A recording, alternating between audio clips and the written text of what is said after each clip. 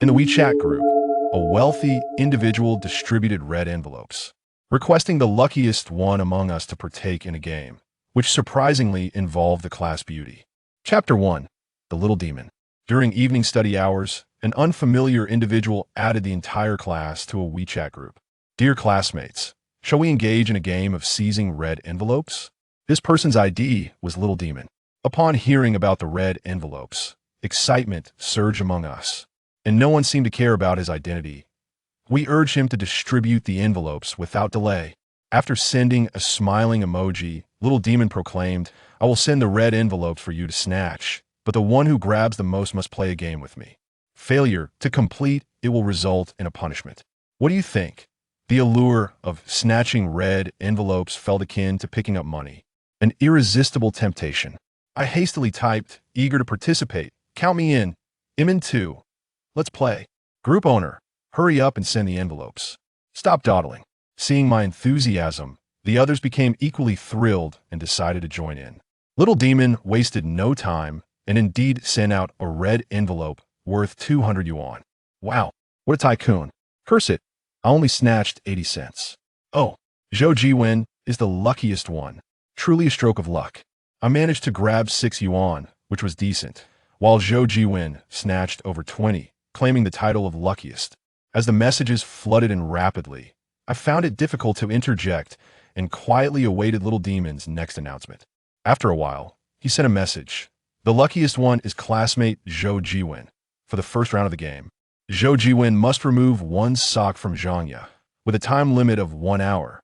Upon hearing this, I nearly burst into laughter. Although Zhanya may not possess the most striking beauty in our class, she excels at presenting herself, boasting an enviable figure and adorning herself with vibrant attire. I often found myself stealing glances at her. In contrast, Zhou Jiwen is unassuming and diligent. Characterized by his glasses and introverted demeanor, I had not exchanged a single word with him throughout the semester. I couldn't help but admire this little imp. She truly knows how to have fun.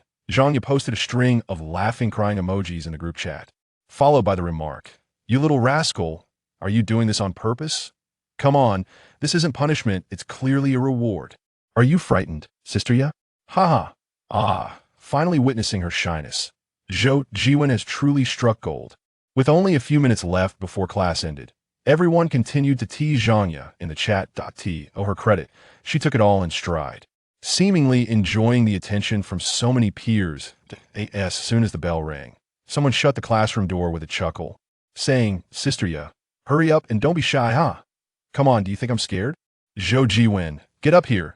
Zhanya and Zhou Jiwen had been coaxed to the front of the classroom. Zhou Jiwen, being shorter and a head below the taller Zhanya, had his entire face flushed crimson, his gaze cast downward, avoiding her eyes. I don't know who pushed Zhou Jiwen from behind, but he stumbled and ended up kneeling before Zhanya. Amidst the playful uproar, someone shouted, "Look, Zhou Jiwen has knelt before you. Sister ya, you should take the initiative too." Haha.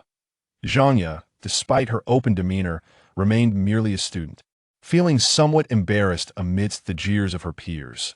Finally, after biting her lip, she bent down, removed her shoes, and extended her leg forward.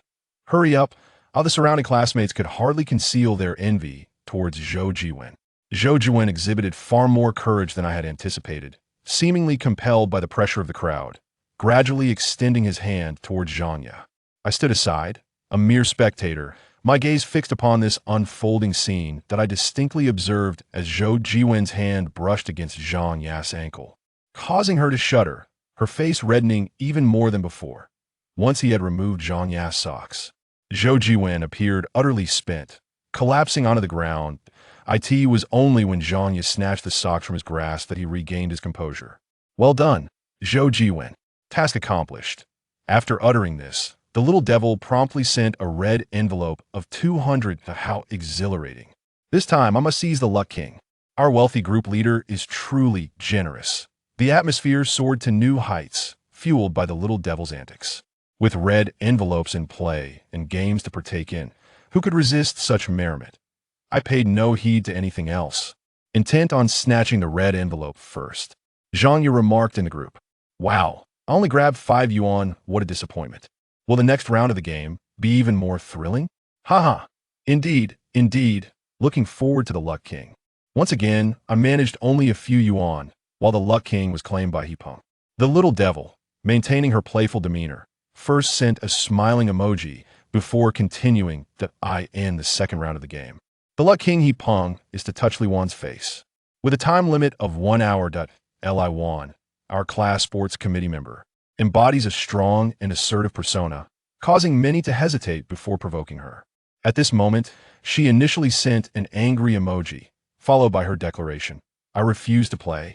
This game is utterly distasteful. Let Hepeng give it a try." What nonsense! The mischievous little devil habitually responded with a smiley face, stating, "The Luck King has failed to complete his task and must face punishment." Seeing Li Wan's displeasure, the group erupted in chatter. "Li Wan, it's not as if you've never snatched a red envelope, just endure it a little." "Oh dear, how dull."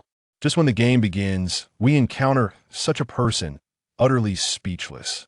Poor Hepeng is innocent. If you refuse to play, he will bear the consequences.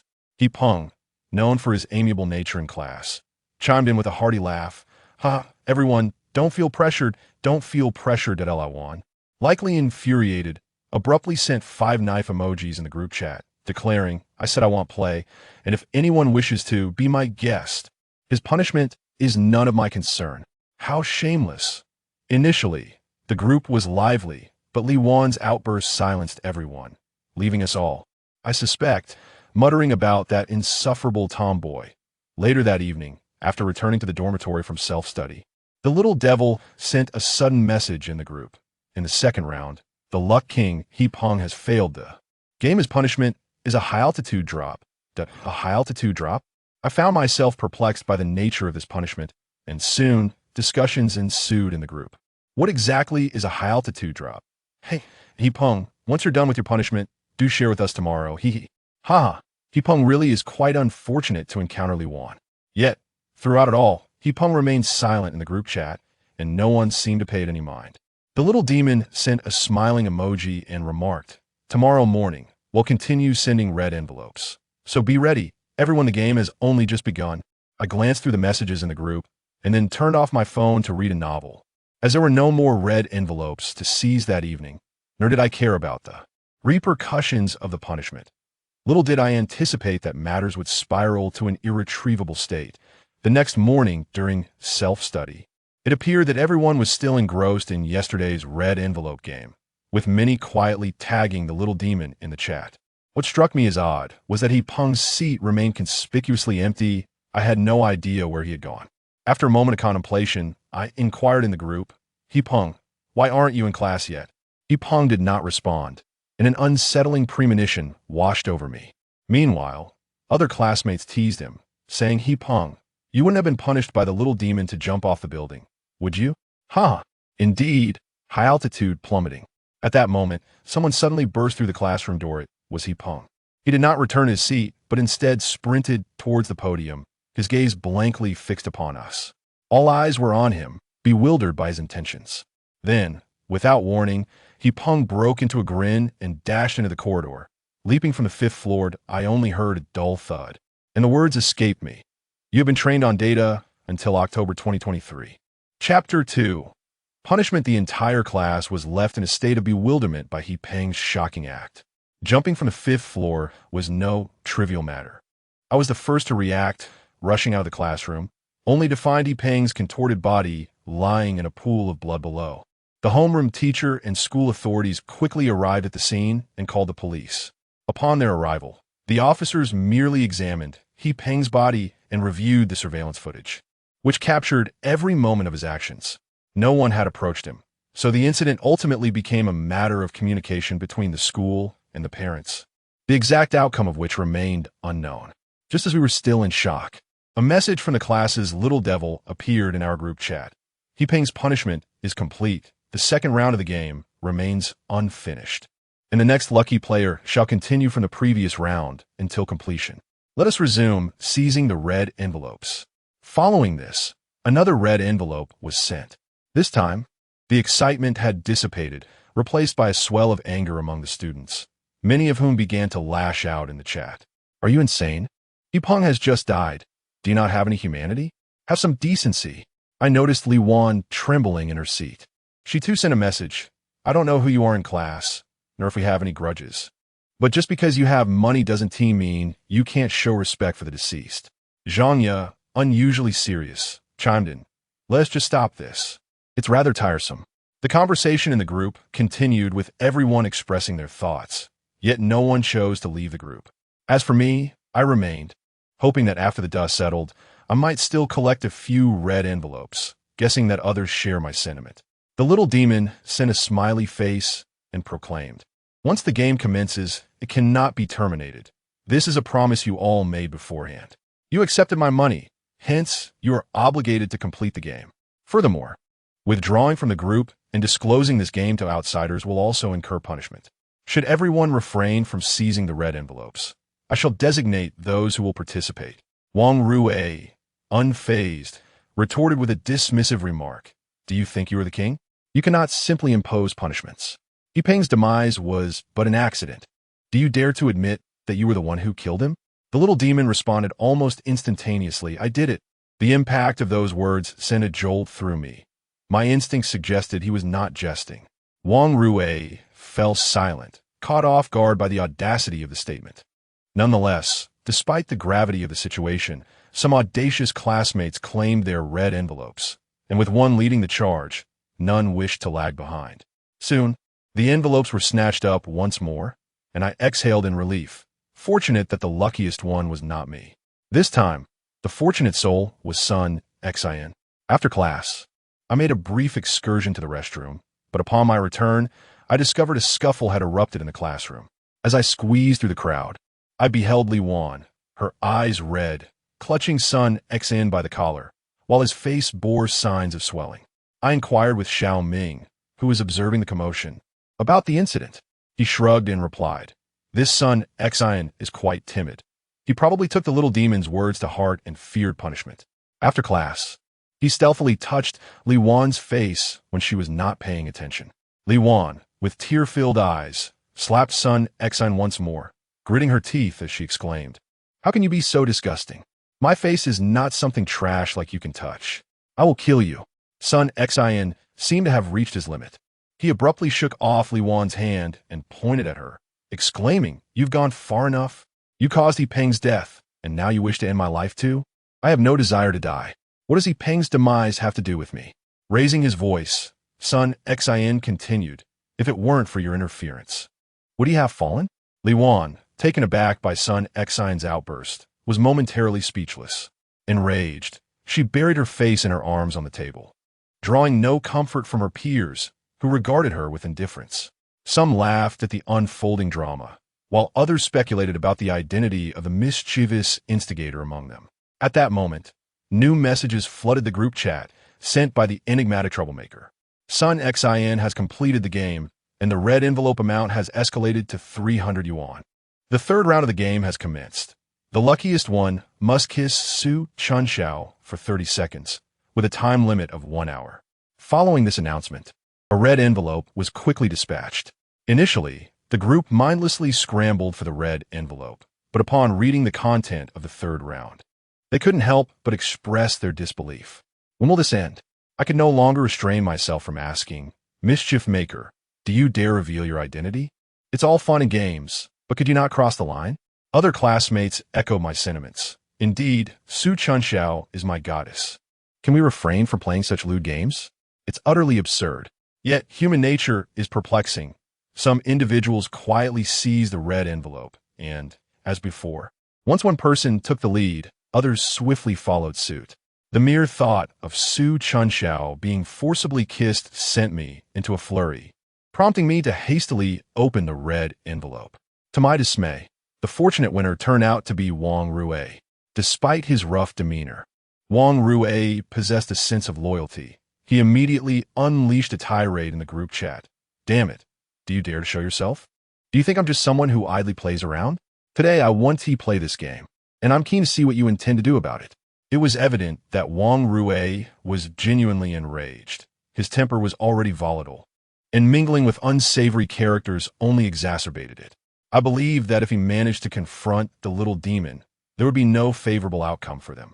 Su Chunxiao, The belle of our class, possessed a sweet allure and favored wearing white shirts and canvas shoes. I had harbored feelings for her for quite some time, but lacked the courage to confess, as many suitors had been turned away by her insistence on focusing on studies. As a mere underdog, I felt I had no chance and could only cherish my secret admiration from afar. Su Chunxiao sent an awkward emoji and remarked, "Everyone, let us stop playing and focus on our studies."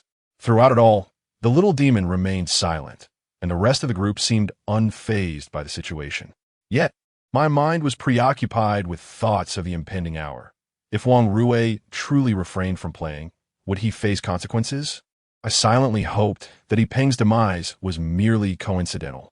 If Wang Rui remained unscathed after an hour, I would promptly leave the group. As time trickled by, for reasons unbeknownst to me, my anxiety began to intensify. I noticed that Su Chunxiao, who was seated in front of me, occasionally turned around to glance at Wang Rui, who appeared restless and fidgety, scanning the room. It became evident to me that, despite their bravado, everyone harbored a semblance of fear akin to mine. Midway through the mathematics class, a mischievous imp in our group unexpectedly sent a message. There are 5 minutes remaining until the conclusion of the third game. I quickly lifted my gaze to survey my classmates, attempting to discern who was discreetly using their phone to send messages. But alas, I found no trace. My peers remained silent, partly due to the ongoing lesson and partly because none of us knew what would transpire in 5 minutes. Time flew by swiftly as I fixated on my phone. When the 5 minutes elapsed, the imp sent another message. "Game time is up. Wang Rui has failed to complete the game, and the penalty is chillingly severe." Like my fellow students, I gasped in astonishment, and we all turned our eyes towards Wang Rui. Would he truly face punishment? Wang Rui, however, appeared indifferent, shaking his body with a disdainful expression. The mathematics teacher abruptly slammed the desk, admonishing us loudly. "What on earth are you all staring at?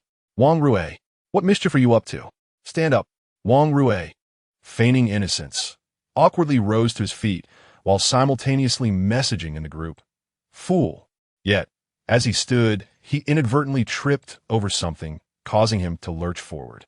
A pen had been placed upright on his desk, its tip pointing upwards, a pen I had seen him insert there himself. I heard him emit a muffled groan before he fell silent, motionless thereafter. Alas, a life has been lost. The classmate seated beside him screamed in terror, leaping to her feet and fleeing the scene. The mathematics teacher hurried over, dialing emergency services while assessing Wang Rui's injuries. Through the narrow gap, I beheld the horrifying sight of an entire pen embedded in Wang Rui's chest, a segment protruding from his back, stained with crimson. The classroom descended into chaos. Yet the mathematics teacher valiantly suppressed his panic, tremblingly instructing everyone to gather on the playground, assuring us that the police would soon arrive to address the situation. Is this what it feels like to be chilled to the core? My legs felt weak beneath me. My fear extended beyond the gruesome sight of Wang Rui's demise. It resonated with the sinister words of that little demon, which now seemed all too real. The classmates trudged toward the playground, each burdened by their own thoughts, and I found myself unable to confide in anyone.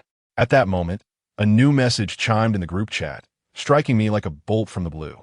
The little demon initiated with a smiling emoji, followed by the message, "Punishment completed. Let us resume the red envelope game." The Luck King must kiss Su Chunxiao for 30 seconds, limited to 1 hour. Everyone stared blankly at their phones, paralyzed with confusion, as many of the girls began to weep. The little demon further added, "By the way, I forgot to mention, anyone who fails to seize a red envelope will take the place of the punisher and endure the punishment. I am but an ordinary student devoid of cunning, fervently wishing that this is merely a game. The only course of action left to me is to observe each individual in the class meticulously, in hopes of unmasking this little demon." Several female classmates, trembling with fear, uttered, "I do not wish to die, I do not wish to die," and thus they opened the red envelope. Subsequently, everyone began to open their envelopes one after another. I noticed Su Chunxiao standing alone at the side, her eyes seemingly glistening with tears. I desired to approach her and offer some comfort, yet her friends hurriedly reached her first. Reluctantly, I turned my attention back to my phone and opened the red envelope, revealing an amount of 74.6 yuan. A chill ran down my spine, and I furrowed my brows as I glanced back at Su Chunxiao. She met my gaze. Someone beside me whispered, "The luckiest one is Xiang Nan. Thankfully, it is not me. I have no desire to partake in this morbid game." I let out a bitter sigh, realizing that I had become the fortunate one this time. What was I to do? Chapter 3. 30 seconds, I picked up my phone only to put it down again, my heart racing tumultuously. Su Chunxiao is the goddess of my heart, as well as the object of adoration for many boys. She blooms like a solitary lotus, and I pondered what right I had to kiss her. Surely, she must be equally reluctant. Was I truly destined to face the little devil's punishment this time? I had witnessed the grim demise of He Peng and Wang Rui with my own eyes, and the mere thought of them sent my heart into a frantic rhythm. At that moment, I noticed a police car entering the school grounds. Memories of the little devil's words echoed in my mind as I glanced around at my classmates, who appeared dazed with fear. I quickly called out, "Classmates, I have something to say. Currently, we are the only class of over 50 students in the playground, with no teachers present." Everyone turned to look at me in unison, and I noticed Su Chunxiao's face turn crimson, realizing she thought I was about to declare my intention to kiss her. Do you all remember what the little devil said? 2 students have already lost their lives, and I do not wish for anyone else to perish. We must take the initiative, but until we ascertain the identity of the little devil, we must comply with his demands and keep our secrets. The police have visited our school for the second time now. They will undoubtedly question us. I urge everyone to maintain their composure and refrain from revealing anything. The matter of the WeChat group must remain confidential for the time being. I was well liked in class, and many nodded in agreement. Xiaoming was the first to stand beside me. However, some boys looked at me with disdain and asked, "What about your game with Su Chunxiao? Are you prepared for sacrifice?" Indeed, do not presume that mere rhetoric cloaked in righteousness will grant you leniency.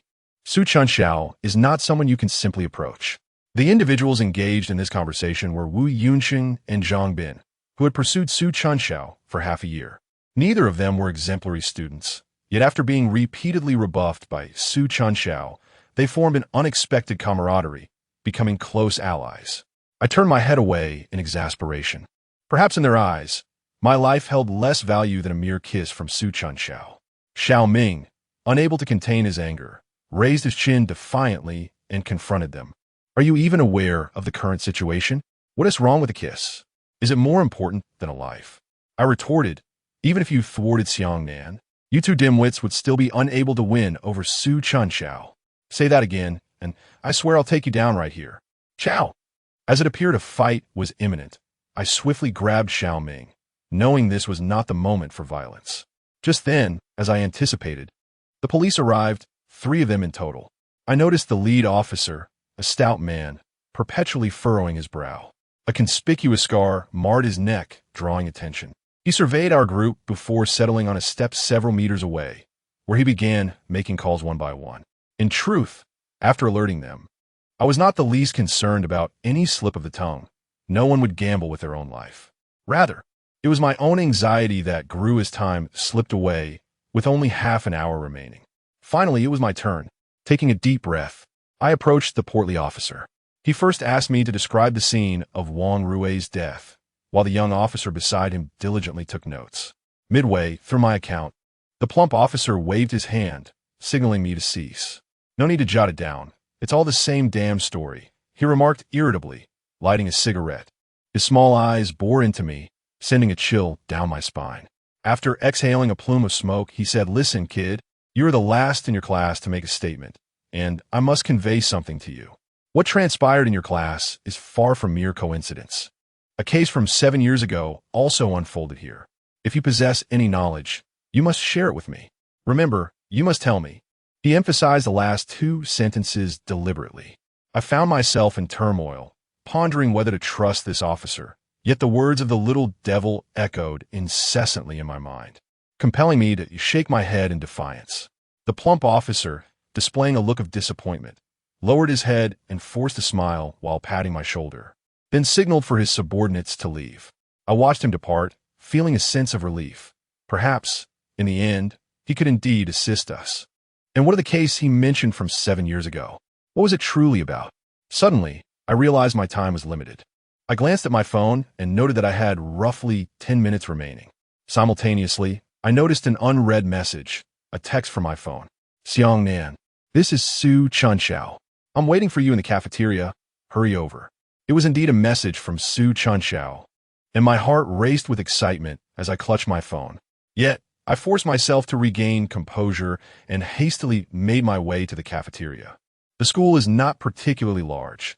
I can reach it in just a minute or two. It is currently class time, and aside from our own class, everyone else is in their classrooms. Soon, I spotted Su Chunxiao standing in the corner, clad in a white shirt. Upon noticing my approach, she lowered her head, her cheeks tinged with a subtle blush. I feigned calmness as I walked towards her, yet with each step, my heart raced ever faster. Chunxiao, did you call for me? Su Chunxiao lifted her delicate face to meet my gaze, biting her lip as she softly inquired, Xiangnan, have you always had feelings for me? Her question was so direct that I momentarily lost my bearings, ultimately managing a nod. Upon reflection, I felt rather timid. Su Chunxiao took a step closer to me, and a waft of her enchanting fragrance enveloped me. Summoning my courage, I dared to look up at her. Her face was now flushed, and she spoke. What you just mentioned in front of our classmates is exactly what I have been hoping for. I too wish for no more classmates to perish. She paused before continuing. Since you have feelings for me, I shall grant you a chance to be my boyfriend, on the condition that you rank within the top 20 of our class by the end of the term. Then you may kiss me. This kiss shall serve as a wager. Should you fulfill my condition, you may reclaim the kiss at that time. Should you fail, that opportunity shall never present itself again. With that, Su Chunxiao suddenly wrapped her arms around my neck, and her soft, warm lips pressed against mine. In that moment, I felt as though the world was spinning around me. This was my first encounter with a girl, and I believed it was hers as well. I can feel the heat radiating from her skin and hear the rapid thumping of her heart. In this moment, it seems I have forgotten everything, until the vibration of my phone in my pocket breaks the spell. Both Su Chunxiao and I shudder, instinctively releasing each other's hands. Su Chunxiao bites her lip and softly inquires, has the 30 seconds passed? I scratch my head and nod, replying, it's about time, I suppose. As long as it's over. After affirming this, Su Chunxiao nods and, with her hands clasped behind her back, turns to leave. Su Chunxiao, I call out to her. Taking a deep breath, I gaze resolutely at Su Chunxiao and declare, I won T let you down in the finals. She suppresses a smile, her lips pursed, and playfully murmurs, who cares? Subsequently, we walk toward the classroom, one after the other. At this moment, I notice the gaze of my classmates has shifted, particularly that of Wu Yunxing and Zhang Bin, whose eyes seem to harbor a murderous intent toward me. It dawns on me that I have likely forged an enmity with them. I wonder if they witnessed my kiss with Su Chunxiao in the cafeteria. Upon returning to my seat, I take out my phone and discover that the little devil in our group chat has already sent a message. Xiangnan has completed the game. The red envelope amount has increased to 400 yuan. Su Chunxiao's face instantly flushes crimson. I must admit, a small sense of triumph swells within me. After all, kissing the goddess is not an achievement everyone can claim. Subsequently, the little imp added another remark. The classmates are to continue the red envelope game, and the luckiest one shall engage in a relationship with Zhao Lily, with a time limit of 2 days. Chapter 4. The provocative little demon. Upon the dissemination of this information, many classmates expressed their outrage. How outrageous! Is this not a means of compelling individuals to face punishment? What a regrettable decision it was to join this group. Alas, Lily is already in a relationship. It seems she is unaware of the game's dynamics, leaving one speechless. Observing the messages within the group, I refrained from responding, as I felt that any commentary would only attract the attention of the little demon. To this day, we remain oblivious to the identity of this entity, with no suspects to consider. Our primary focus should be on discovering a way to dismantle the game, rather than lamenting in the group chat. Jin Xiaofeng slammed his hand on the table, seething with fury as he bellowed at us. None of you dare lay a finger on my woman. Best not even think about it. Whoever draws the luck card must accept their punishment. otherwise. Do not blame me for my lack of courtesy. Jin Xiaofeng and Zhao Lili are a couple, renowned for their public displays of affection, and the entire class is aware of their relationship. Jin Xiaofeng is notorious for his pettiness, often leveraging his affluent background as a wealthy heir to create a scene over trivial matters, with no one daring to intervene. I suspect Zhao Lili is merely drawn to him for his wealth. After Jin Xiaofeng's outburst, a heavy silence enveloped the group, only to be broken by a message from the little demon to enhance the game's enjoyment. Should this game remain incomplete, both participants will face punishment. Jin Xiaofeng exploded in anger, declaring in the group, "Damn it, Zhao Lili is my woman. I command you to cancel this game. I will pay you. Name your price if you dare." In truth, I am aware that many in the class harbor a dislike for Jin Xiaofeng, relishing the spectacle of his misfortune and taking pleasure in the thought of his partner being approached by another. Some, however, seek to curry favor with him, chiming in the group with comments such as, "Indeed, let us switch games. This one has become rather intense." They remind him that he has already offered financial compensation, urging him not to overreach. The little devil has remained unresponsive throughout. It is Friday, and after school, everyone hurries home. I initially intended to wait for Su Chunxiao, but she was picked up by her father in a car, leaving me to find my own way back. Sitting on the bus, I pulled out my phone and noticed that quite a few in the group had begun to seize the red envelopes. I chuckled softly, regardless of what others professed. With so many classmates, there would inevitably be a few audacious individuals leading the charge. The envelopes were snatched up in an instant, and this time, the luckiest was Yi Jin. He sent a facepalm emoji, after which Jin Xiaofeng erupted in a tirade within the group. I was disinclined to witness his rabid outbursts, so I turned off my phone and closed my eyes, reflecting on the events of the past few days. Fortunately, this game lasts 2 days, allowing me ample time to ponder the matter at hand. Yi Jin was once a subordinate of Wang Rui, and with Wang Rui's demise, he lost his protector. Jin Xiaofeng would certainly not allow Yi Jin to approach Zhao Lili. Should a solution to the game remain elusive, both he and Zhao Lili would face repercussions. I recalled the words of the hefty policeman regarding the case from 7 years ago. What truly transpired 7 years ago, and why has no one ever spoken of it? As I contemplated, time seemed to slip away swiftly. Upon returning home, I hastily consumed a meal, poured myself a glass of water, and informed my mother of my intention to study, subsequently locking myself in my room and turning on the computer. Our school, lacking a rich historical background, has scant information available, primarily consisting of news about the school administration. However, during my search for keywords, I stumbled upon a report concerning our county, which recounted a harrowing tale of a small village where over 60 individuals perished in a gruesome manner, leaving only livestock and a single survivor. This survivor was immediately admitted to a psychiatric hospital, and the case was classified as a red case by the state, remaining unresolved to this day. The report resembled an official announcement, devoid of any images or personal accounts, and even the village's name was withheld. I took the initiative to investigate the definition of a red case, which, in essence, pertains to paranormal occurrences, cases that defy human investigation and are thus marked in red. The mere mention of the supernatural sent shivers down my spine, and I could feel the temperature in the room drop significantly. The emergence of a malevolent spirit had already claimed the lives of 2 individuals in our class, each demise mirroring the method designated by this entity. This was no mere coincidence. In other words, if this malevolent spirit were indeed a vengeful apparition, we were perilously close to becoming its next victims. Shaking my head in disbelief, I found the thoughts increasingly terrifying and hastily closed the web page. At that moment, a message from Su Chunxiao illuminated my phone screen. She had sent a crying cat emoji, inquiring, "Xiangnan, what are you up to?" I replied with a mischievous smiley, saying, "Nothing much to do, just thinking of you." Hee hee.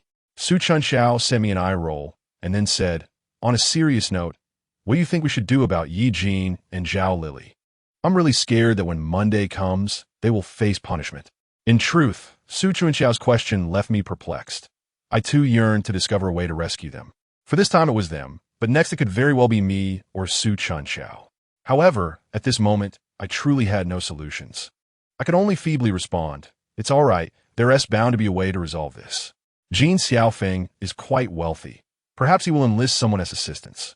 Yet, still, the fear lingered, a dread of being next in line. I found myself reluctant to even open the WeChat group. Don't worry, I will protect you. Su Chunxiao and I engaged in a casual exchange, discussing my promise to safeguard her. But in truth, I felt utterly powerless. I could only do my utmost. At times, I felt incredibly insignificant. The holiday was a mere day, and with classes resuming on Sunday, we set off for school early. Just as we arrived at the school gate, I received a message from the little devil. Yi Jin and Zhao Lily have completed their task. The red envelope has been upgraded to 500. What the heck? They actually did it? The others in the group were as shocked as I was, erupting in chaotic exclamations, seemingly oblivious to the previous punishments. I noticed that Jin Xiaofeng had remained silent throughout. This was uncharacteristic of him, and I understood that it was the calm before the storm. I turned off my phone and hurried towards the classroom. Upon rushing into the classroom, I discovered that quite a few individuals had already arrived. Yi Jin found himself surrounded by several boys, who bombarded him with questions. He lowered his head in embarrassment, feigning indifference. Meanwhile, Zhao Lily sat alone in her seat, her expression betraying a sense of anxious discomfort. Where is Jin Xiaofeng? Just as this thought crossed my mind, a figure suddenly burst through the door, brandishing a watermelon knife, startling me greatly. What the hell? Jin Xiaofeng stormed in, targeting Yi Jin's position as he charged forward.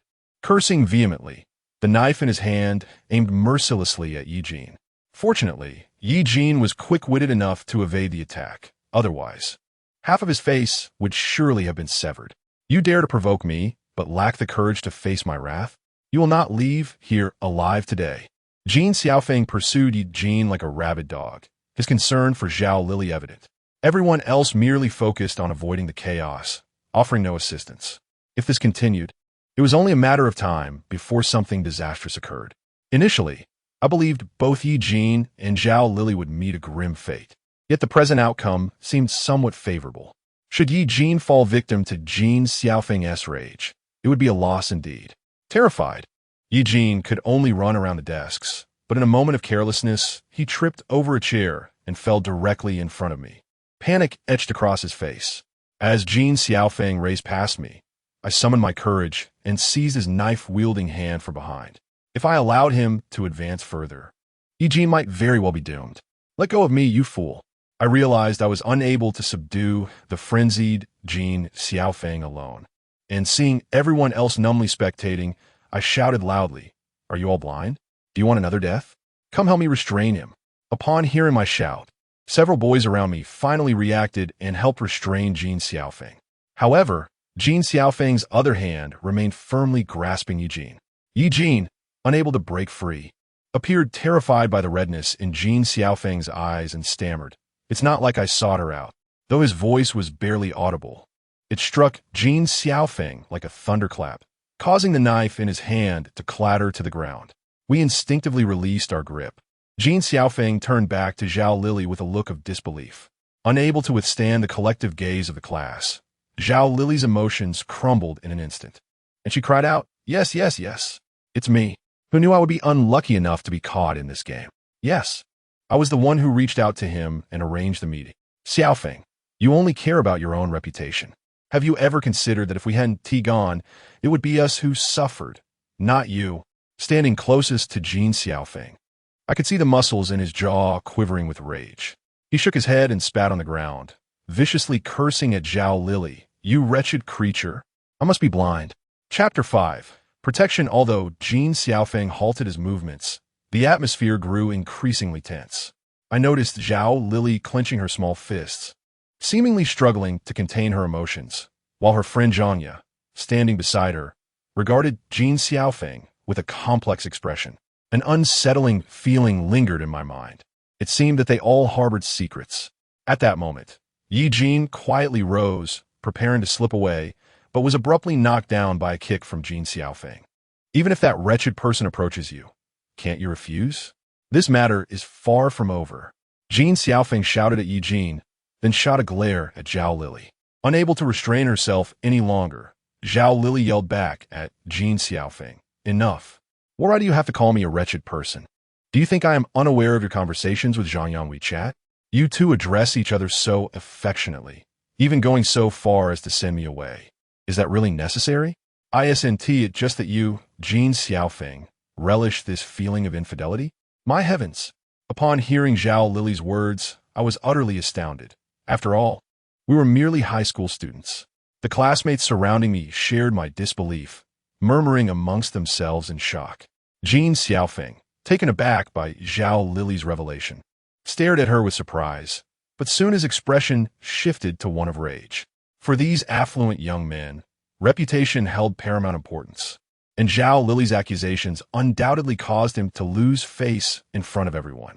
While Zhao Lily had liberated herself with her words, it was Zhanya who stood awkwardly to the side, engulfed in embarrassment. Most of the classmates refrained from discussing Jean Xiaofeng, with the majority of the conversation revolving around Zhanya, who, in their eyes, resembled a mistress in the adult world. Indeed, Zhanya was quite shameless, often behaving in a loose manner, and it was surprising to discover that she had been secretly pursuing Brother Feng. This Zhanya is likely destined to be someone's kept woman in the future, sigh.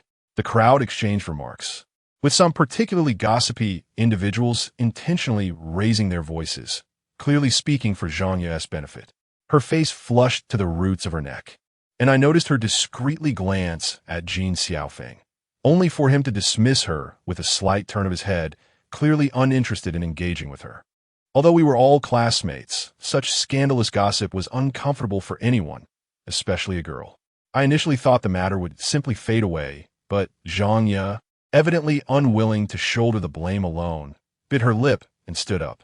I admit my involvement with Xiaofeng, but what about you, Zhao Lily?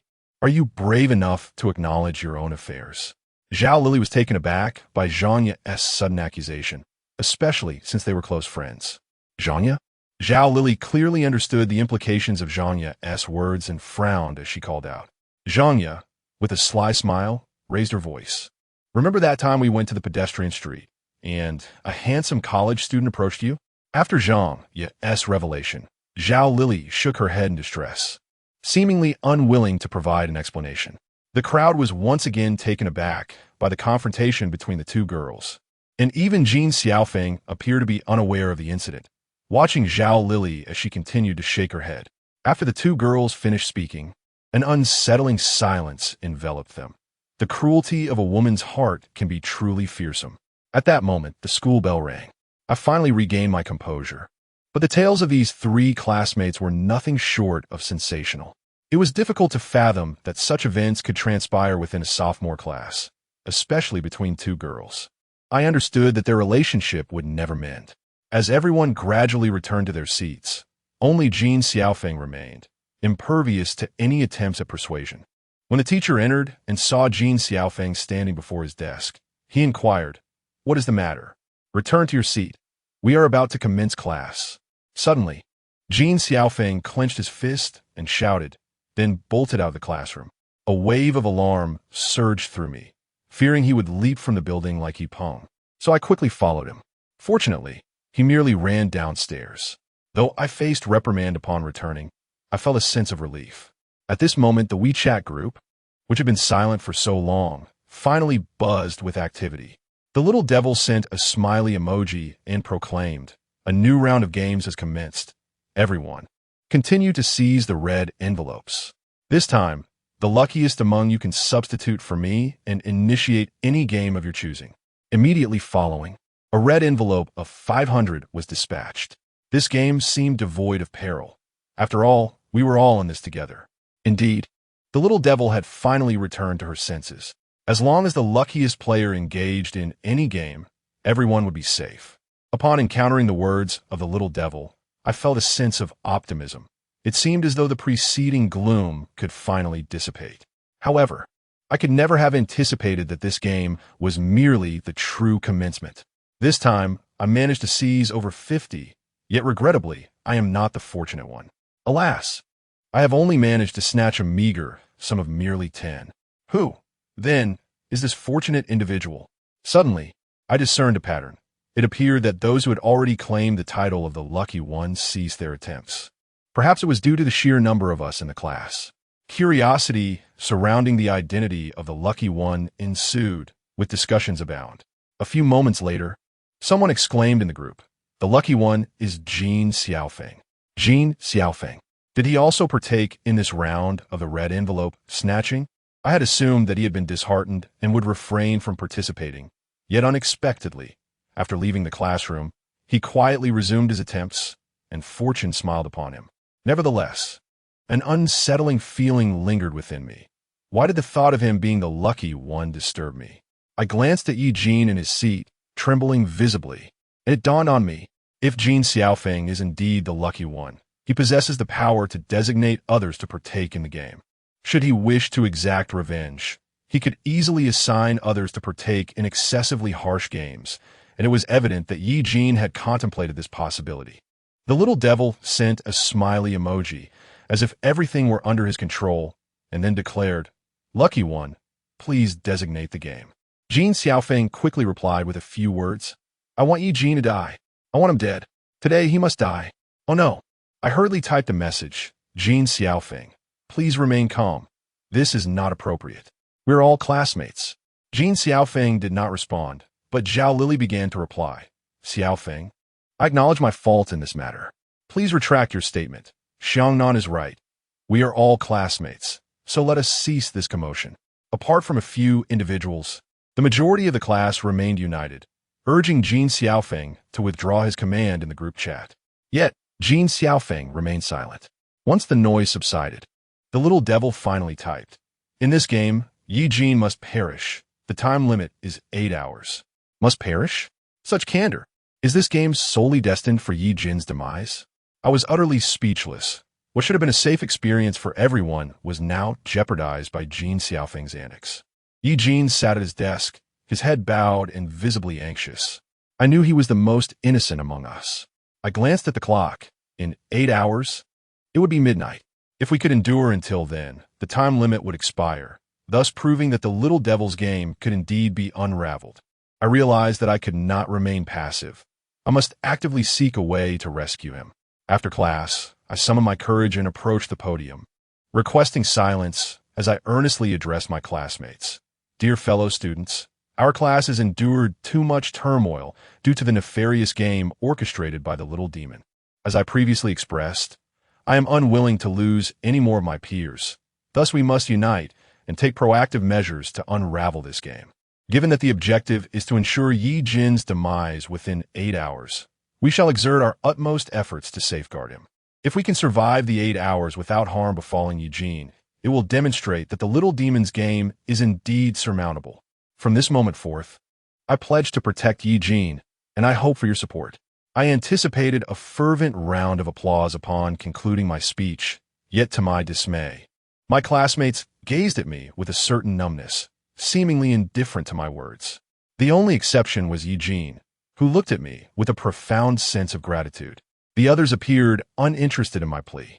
Naturally, Su Chunxiao remained steadfast in her support, albeit too timid to voice her thoughts aloud. At that moment, our class leader, Qin Yong, stepped forward. Renowned for his strong influence within the class, he typically refrained from taking the spotlight, having remained largely silent during this game. Yet, he chose to take a stand now. I find Xiang Nan's argument compelling. Rather than being passive victims, we must fight back. Consider this. The game lacks an end. And what if you're the next target? I will join Xiang Nan in protecting Yi Jin, with Qin Yong leading by example.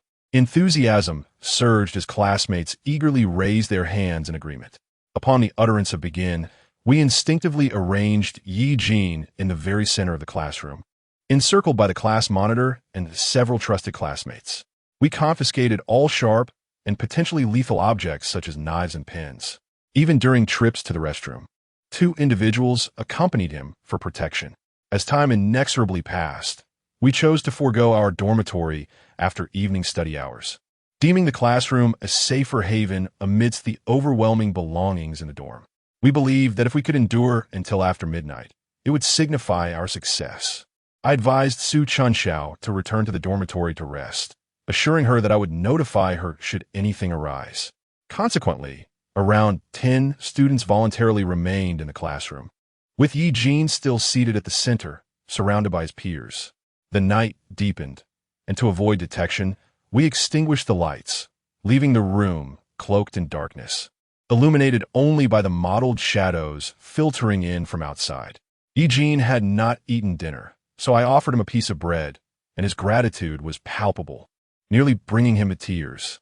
He smiled at me and said, "Thank you, Xiangnan. Without you, I truly would not know what to do." "It's nothing, don't think too." Suddenly, with a resounding crash, the ceiling fan inexplicably plummeted, striking Eugene squarely on the head. With a mouthful of bread, he gaped in shock, collapsing onto the desk. His scalp a gruesome mess. Warm blood splattered across my face. Chapter 6. A change of play. We sat in the classroom, enveloped in an oppressive silence.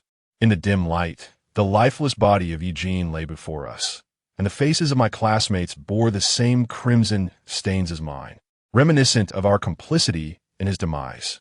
I struggled to catch my breath as the warm, viscous blood trickled down my neck.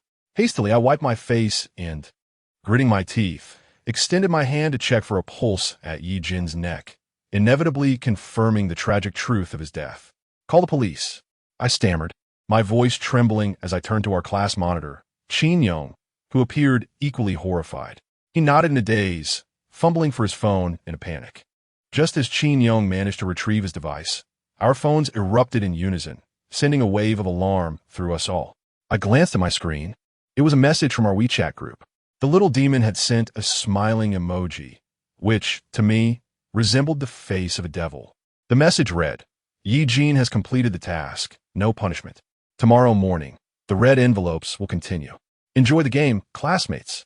The air was thick with the metallic scent of Eugene's blood, and despite this being the third classmate we had lost, I found it almost unbearable to accept that the little demon wielded such power over our lives and deaths, with our very survival hinging upon each game he orchestrated. I checked the time. It was precisely midnight, just a breath away from a new day. Clearly, my classmates had not yet succumbed to slumber. Upon reading the little demon's message, concern washed over them as they inquired about our situation. We exchanged troubled glances, and the guilt was palpable among Qin Yong and the others. I took a deep breath and spoke into my phone. "I'm sorry, we couldn't protect Eugene. He is gone." Everyone was quite curious about the cause of Eugene's demise, and discussions erupted among the crowd. "Ah, he is dead? Goodness. Couldn't the 10 of you prevent his death?" Questions arose regarding whether it was due to negligence in protection or if a little demon had struck him down. After I sent my message, Qin Yong slammed his fist onto the table, overwhelmed with frustration. I too felt a surge of anger, uncertain how to respond to my classmates. Should I say that under the protection of over 10 individuals, Eugene was fatally struck by a fan? Who then was this little demon? The police and teachers arrived swiftly, and to preserve the scene, we remained in place. Fortunately, the school was equipped with surveillance cameras, capturing our every move. Otherwise, the blood on us would have been challenging to explain. Eugene's death was once again classified as an accidental fatality, and we were merely reprimanded by the teachers. After cooperating with the police to document our statements, dawn was approaching. Qin Yong suggested we go out for steamed buns. While on the way, Qin Yong suddenly whispered, "Xiangnan, I think you are the most rational one in our class. Do you believe these recent incidents are mere coincidences?" His question struck a chord with me. I yearned for it to be a coincidence. Yet how often does one encounter such serendipity? With 3 lives lost, I could only shake my head, expressing my uncertainty.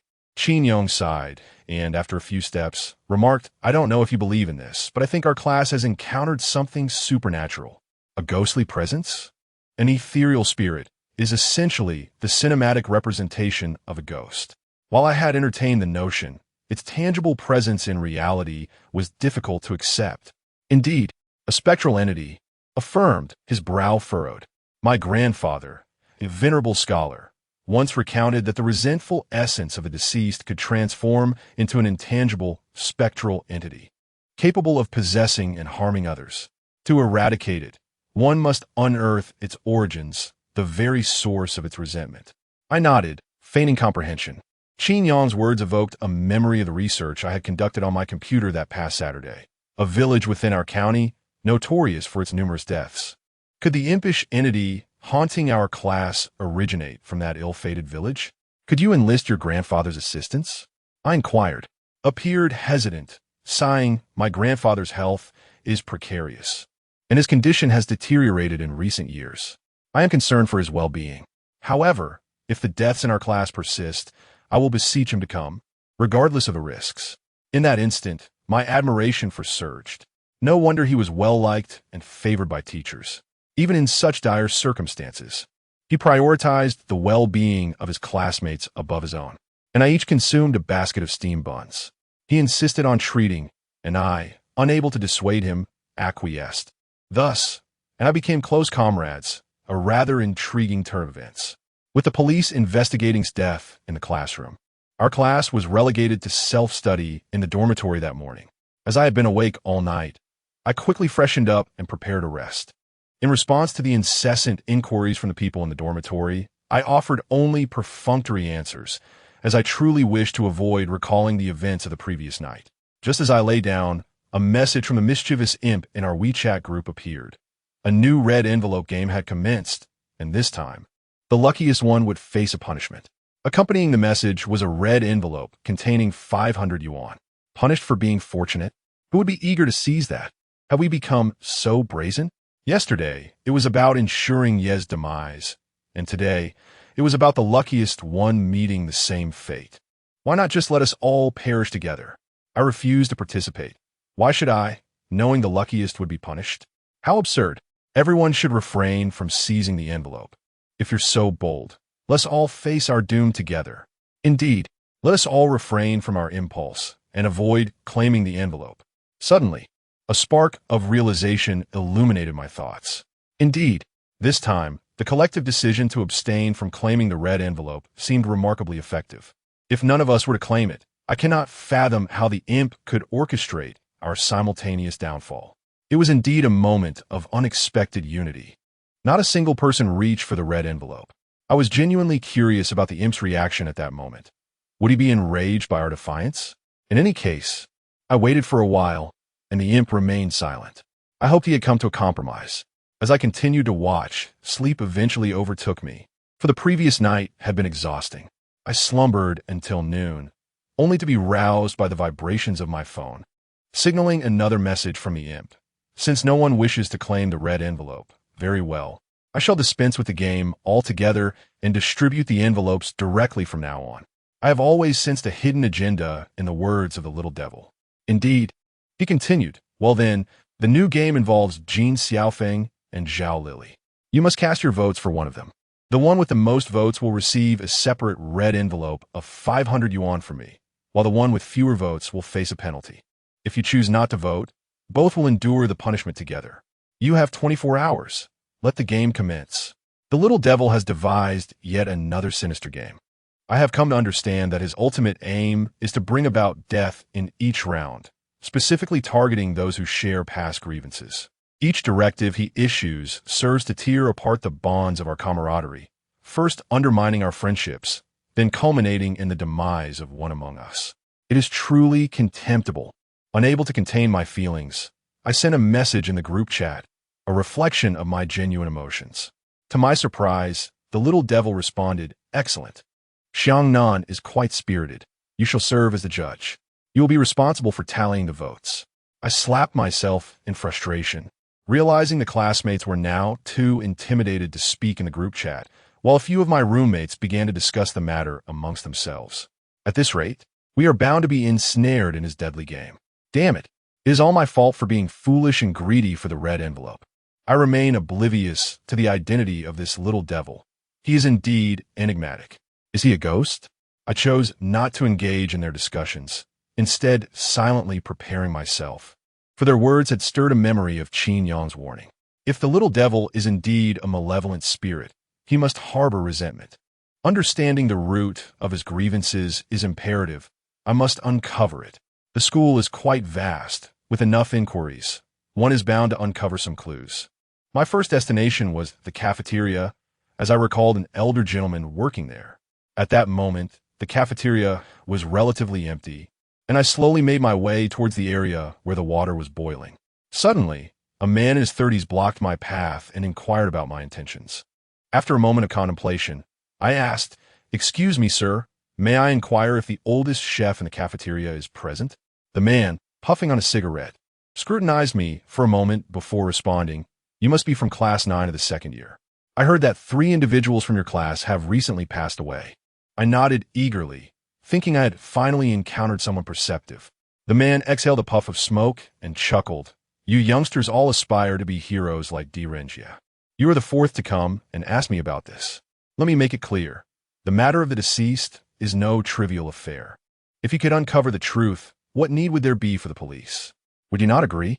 Moreover, I must reiterate, the only elder who had worked here for over 7 years passed away at home last week, which means all the staff here are new. Do you understand?" Upon hearing his words, I felt a tinge of disappointment, but nodded in acknowledgement. Nonetheless, I had gleaned some information.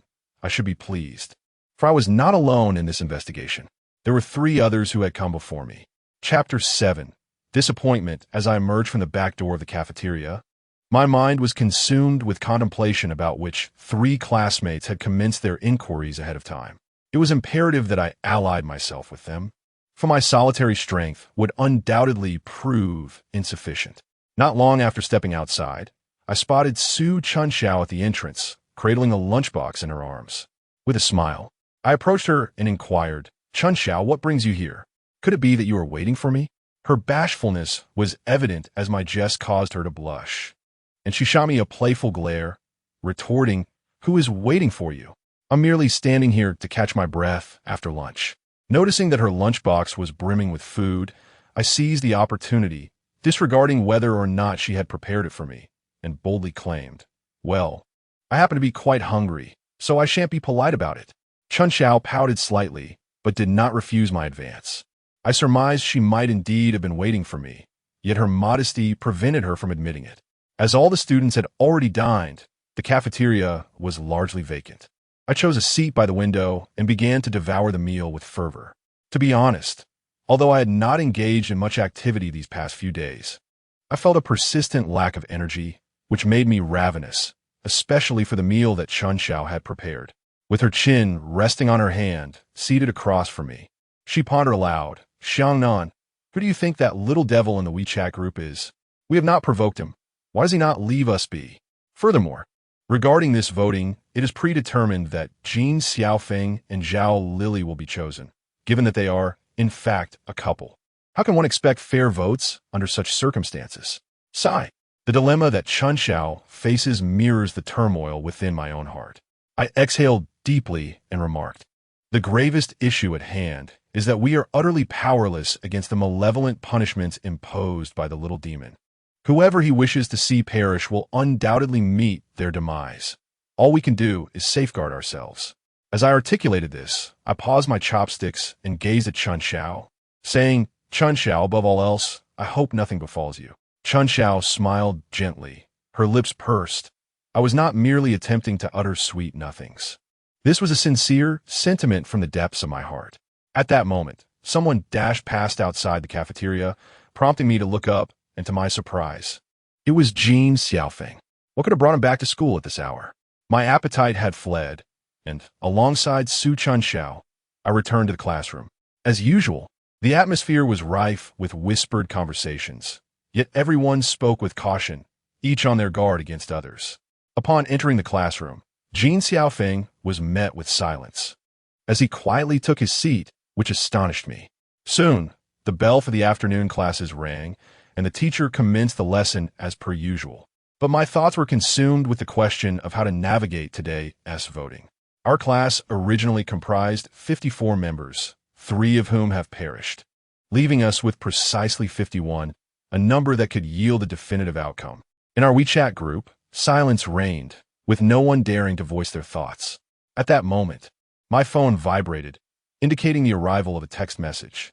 Moreover, I noticed that my deskmate, Xiaoming's phone also vibrated. I lifted my gaze and observed for a moment. Aside from those students diligently paying attention to the lesson, most were engrossed in their phones. I opened a text message. "This is Jin Xiaofeng. Vote for Zhao Lili tonight, and I will reward you with 600 yuan. I furrowed my brow, finally comprehending why Jin Xiaofeng had suddenly returned to school. His impulsiveness had led to Yi Jin's demise, and he must have fully succumbed to the words of that wicked spirit, compelling him to fervently rally votes in class to ensure his own survival. Yet, Zhao Lili was once his girlfriend. Is this what it means to be a man? Xiao Ming leaned over to glance at my phone, shaking his head as he remarked, Jin Xiaofeng truly has the audacity to send mass messages. However, he indeed possesses the means. His father is in real estate, and money is no object for him.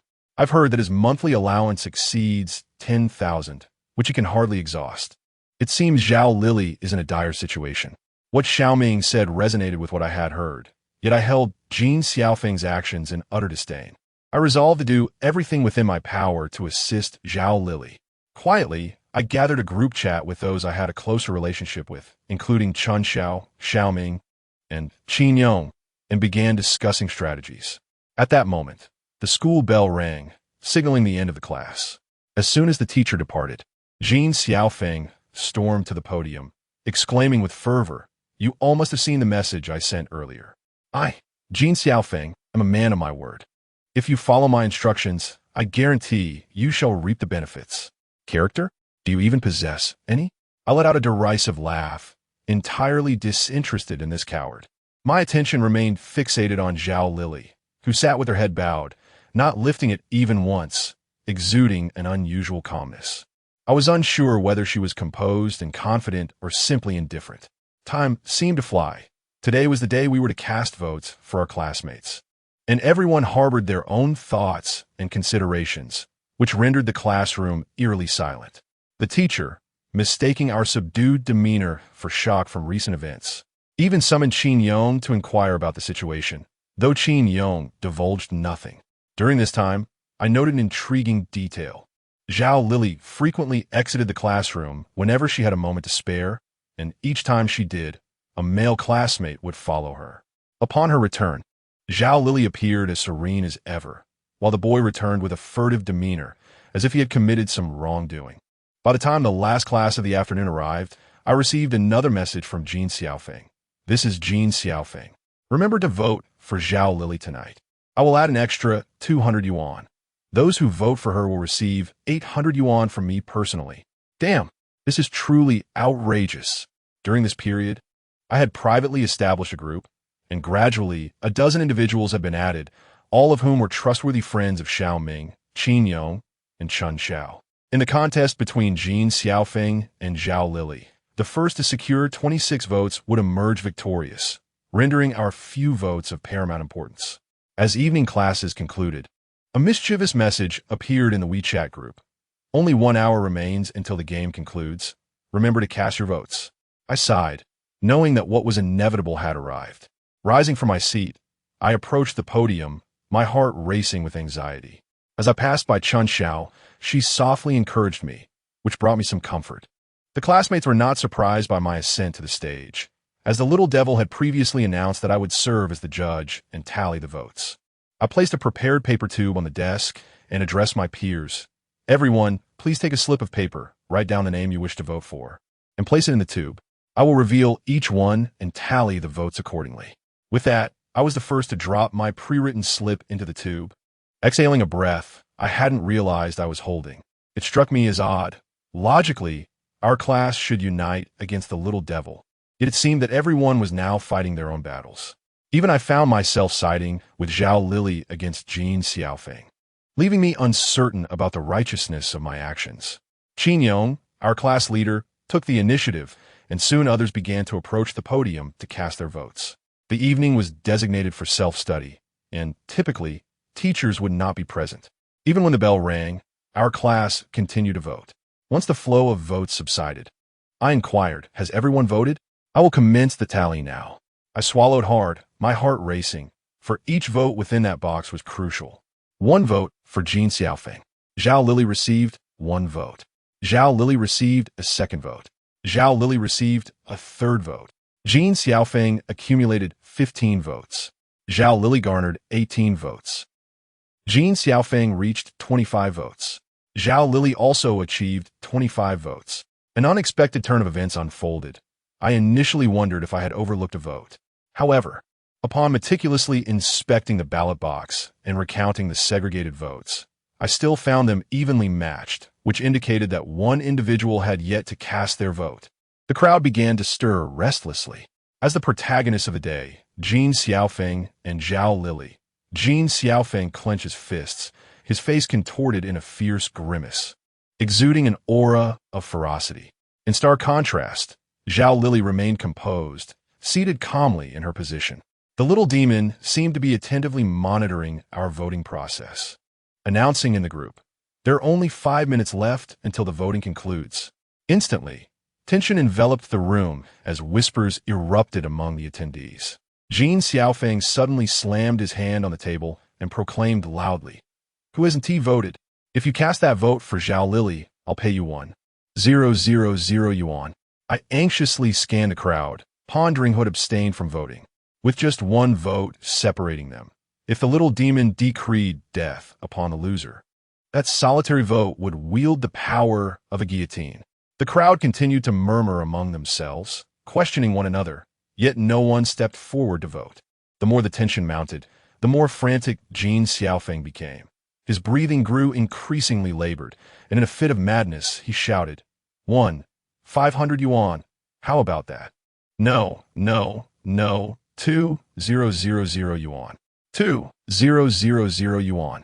Just to ensure Zhao Lili's defeat. I will pay immediately. He even pulled out his wallet, scattering a stack of money onto the floor. The classmates in the room were taken aback. Although they felt envious and covetous, none dared to pick it up.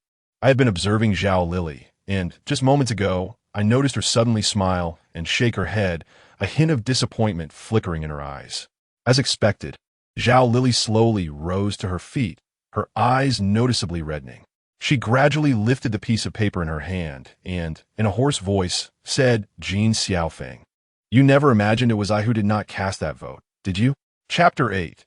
Despair. Zhao Lili spoke with such startling audacity that nearly everyone gasped in astonishment. I couldn't help but ponder the depths of her cunning. How could she have held on her vote until now? Was she truly calculating enough to anticipate a tie? Jin Xiaofeng's expression transformed into one of bewilderment, and I noticed beads of sweat forming on his forehead.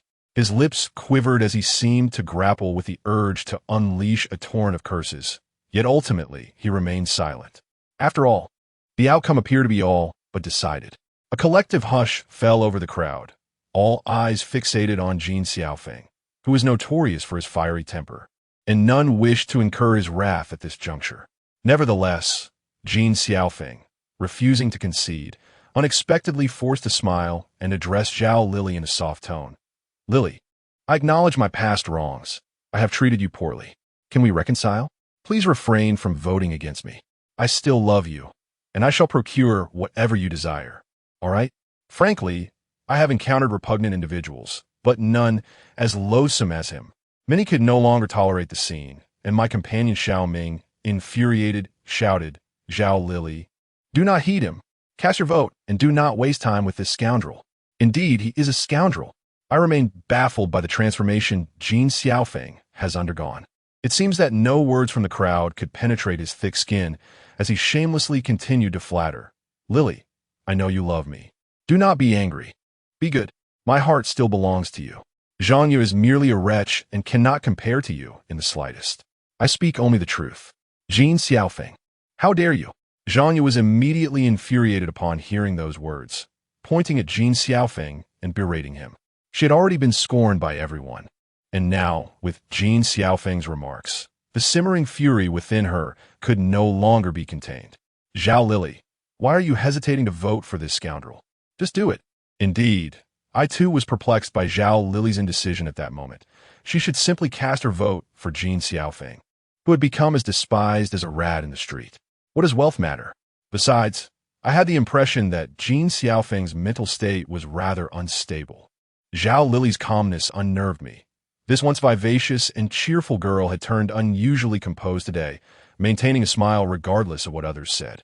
Jin Xiaofeng, in a frenzy, dashed towards Zhao Lili, grasping her shoulders and imploring, "Lili, Lili, look at me. Will you give me another chance?" Witnessing Jin Xiaofeng's desperation, I feared he might do something reckless to Zhao Lili, so I quickly pulled him away along with Xiao Ming. As we separated him, I could distinctly feel his arms trembling violently. At that moment, Zhao Lili finally lifted her head and fixed her gaze on Jin Xiaofeng, her voice hoarse as she asked, "You say you love me, but what if I lose?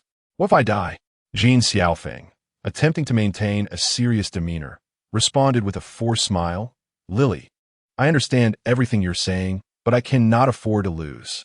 I'm the only son in my family. If I perish, there will be no one to inherit my father's estate. You, on the other hand, live in the countryside.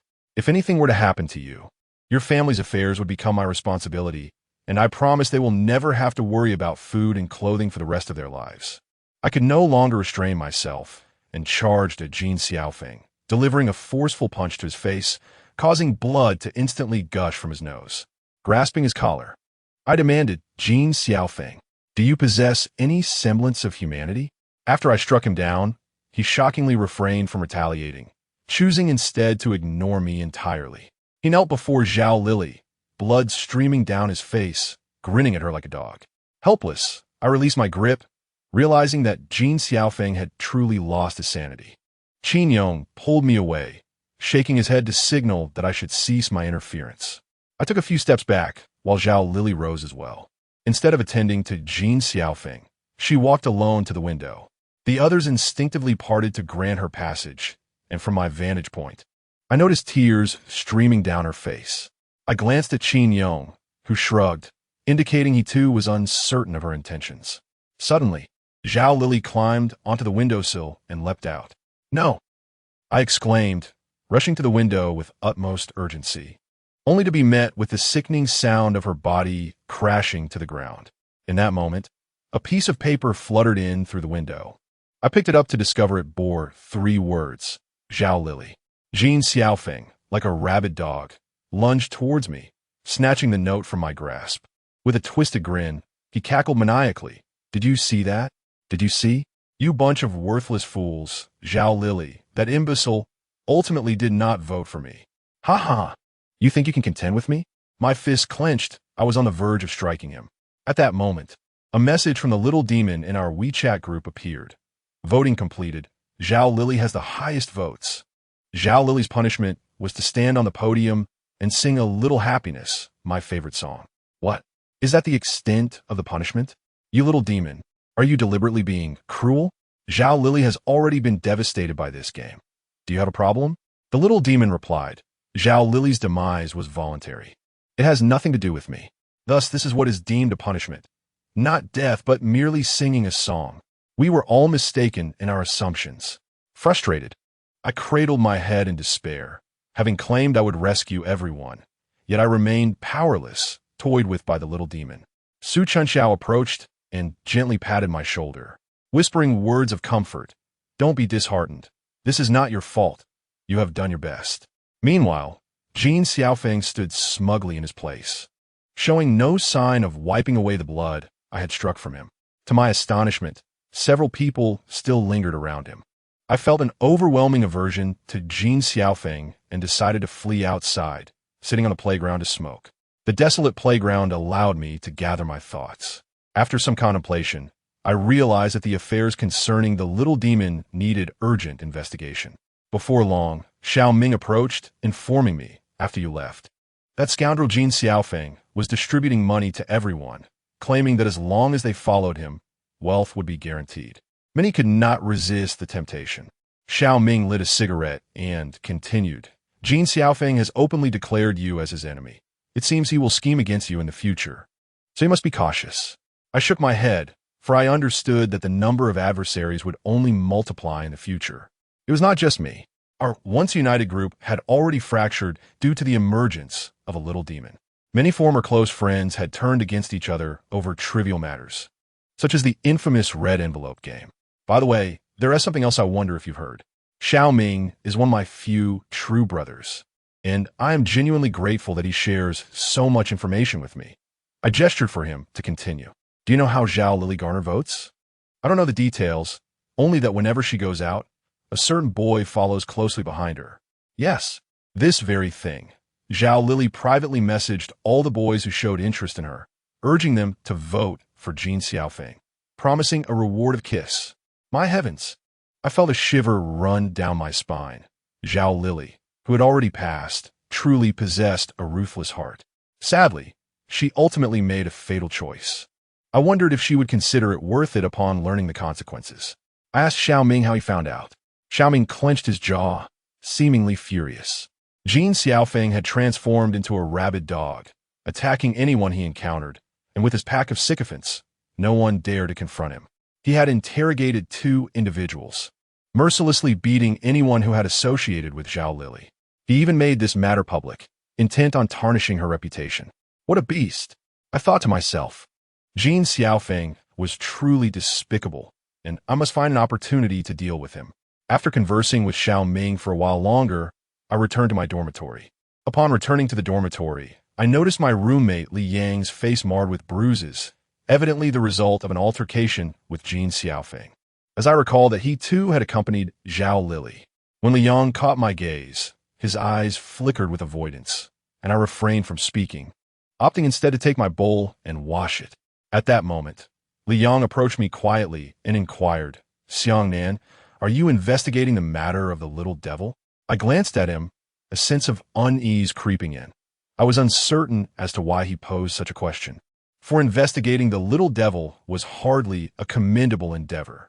Should the little devil become aware, he would undoubtedly devise means to thwart our efforts.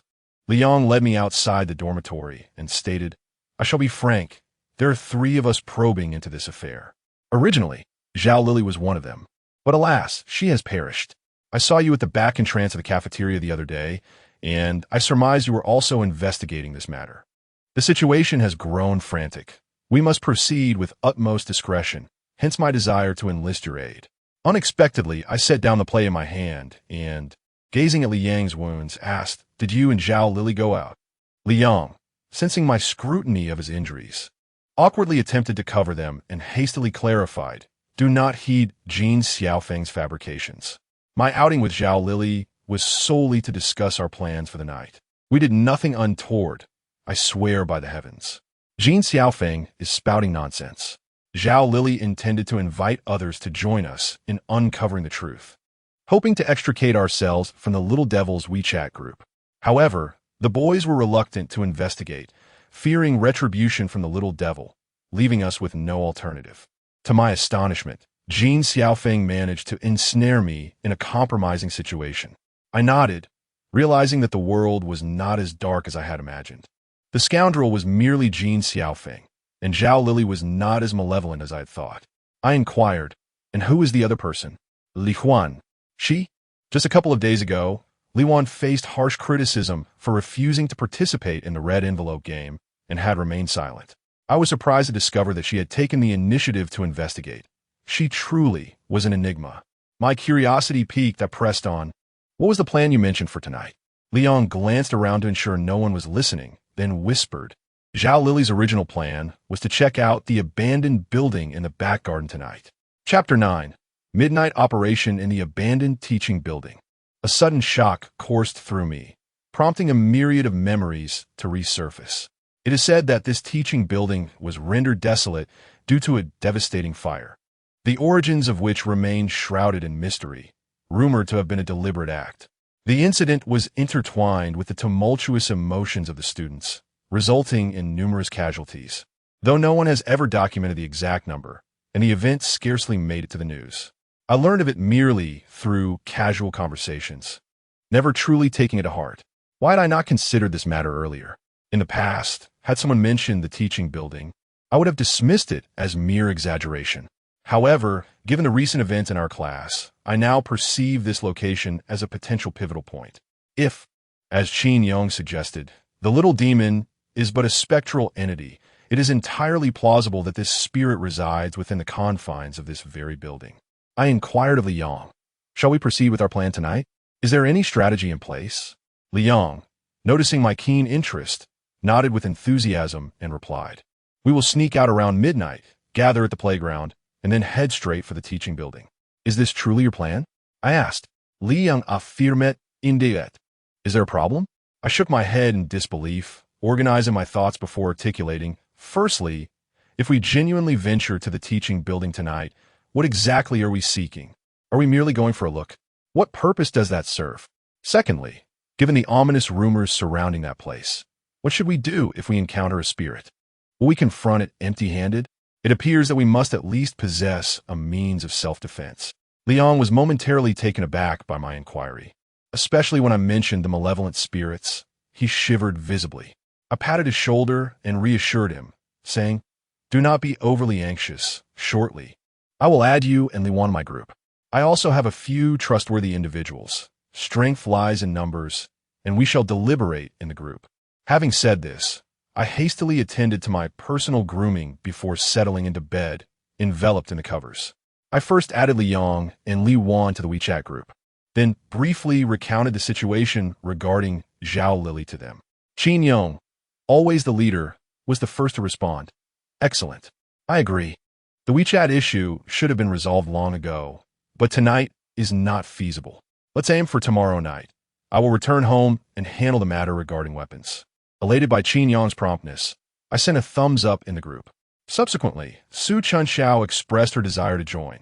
"Xiang Nan, I wish to go as well, but I am somewhat frightened." I replied, "Chunxiao, it would be wise for you to refrain from joining.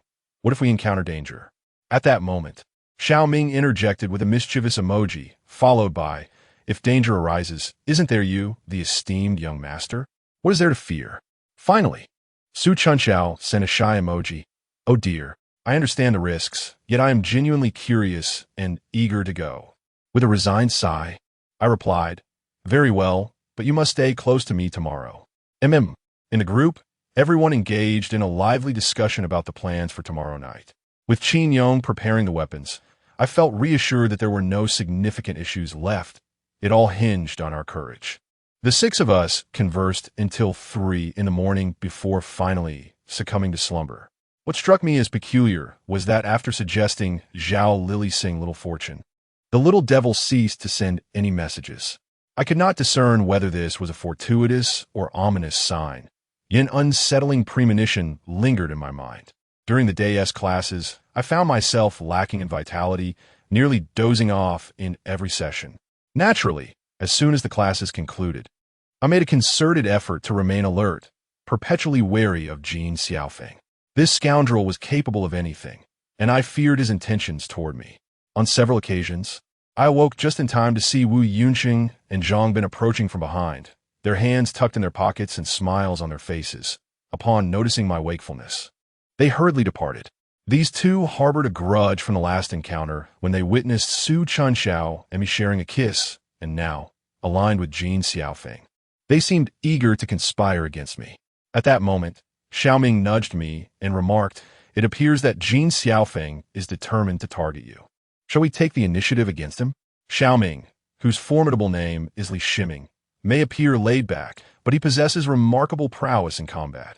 Wang Rue, who dared to provoke him, has already met his demise. To be honest, Xiaoming's words resonated deeply within me. My previous strike against Jin Xiaofeng had left me unsatisfied. Yet this period was not conducive to brawling. I pointed to the police outside and said, "Let us refrain from causing any disturbances during this time. Our class has suffered the loss of so many individuals these past few days, and the officers are practically stationed at our classroom door. They must be eager to apprehend someone to report back." Xiaoming glanced toward the door and indeed spotted a police car parked outside. My mind was too occupied to consider sleep. I had numerous thoughts racing through my head.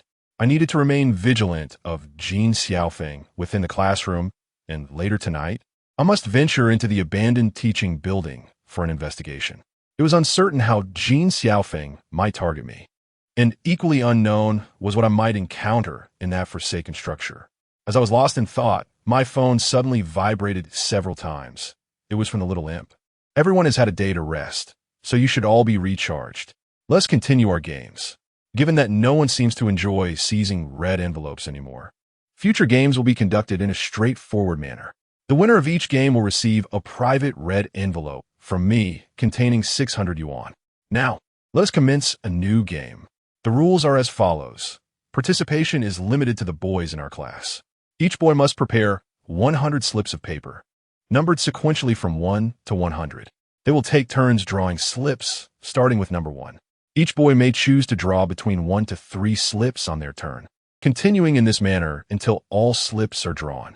Whoever draws the last slip, that is, number 100, will face a punishment. The game will take place during tomorrow's lunch break, once again hosted by Xiangnan.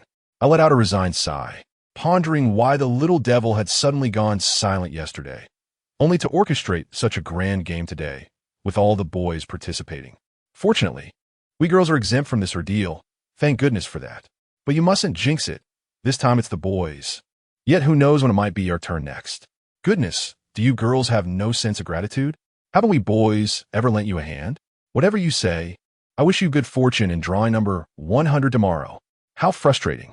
The atmosphere in our class has grown exceedingly tense. The camaraderie we once shared has dissipated, replaced by selfishness and frequent squabbles over trivial matters. This game does indeed seem more ruthless than before. In my view, it's somewhat of a relief that only the boys are involved, with the absence of the girls. At least half of us are spared from the consequences. One could consider it a form of self-comfort. Xiaoming muttered to himself nearby. I hope this round of punishment will be as simple as the last. One can only hope, perhaps after being subjected to the little devil's antics too many times. We have become unexpectedly calm. Luckily, the game does not commence tonight, but rather tomorrow at noon, allowing us to investigate the abandoned teaching building this evening, in hopes of uncovering some answers. After the final class of the afternoon, Qin Yong asked the teacher for leave to return home, claiming he needed to prepare weapons for us.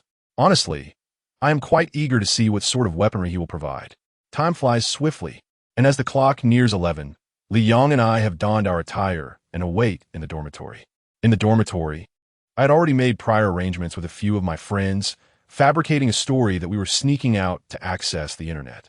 At precisely 11:45, Qin Yong finally sent a message in the group chat. I have arrived. Everyone, please come to the playground. Thus, at the stroke of midnight, Li Yang and I stealthily exited the dormitory. The campus was eerily silent in the dead of night, with the antiquated searchlights atop the building casting a dim, yellowish hue upon the ground, creating an unsettling interplay of shadows that danced incessantly. A chilling breeze caused me to instinctively huddle my shoulders. To avoid detection, Li Yang and I hastily made our way towards the playground, where 4 figures were already stationed at its center. Chapter 10. The Abandoned Teaching Building. Without a doubt, Qin Yong and his companions had arrived ahead of us. From a distance, their silhouettes stood on the empty playground, exuding an inexplicable eeriness. Li Yang, sensing my apprehension, quietly inquired, "Is that them?" I took a deep breath, slightly flustered by his question, for it was the dead of night. Attempting to maintain my composure, I replied, "Don't scare yourself. At this hour, who else could it be?" With that, I tightened my collar and hastened towards them. As I drew nearer, the figures became increasingly distinct, and I allowed myself a sigh of relief. I could hear Su Chunxiao exclaiming that they had arrived, followed by Qin Yong waving at us. Su Chunxiao had tied her hair up tonight and donned a tracksuit, which lent her an air of confidence. I nodded in their direction and then asked class monitor, "How prepared are we?" With a playful smile, Su Chunxiao suddenly produced a wooden stick from behind her, feigning an attack on me. Aware of her jest, I instinctively caught the stick as it came my way.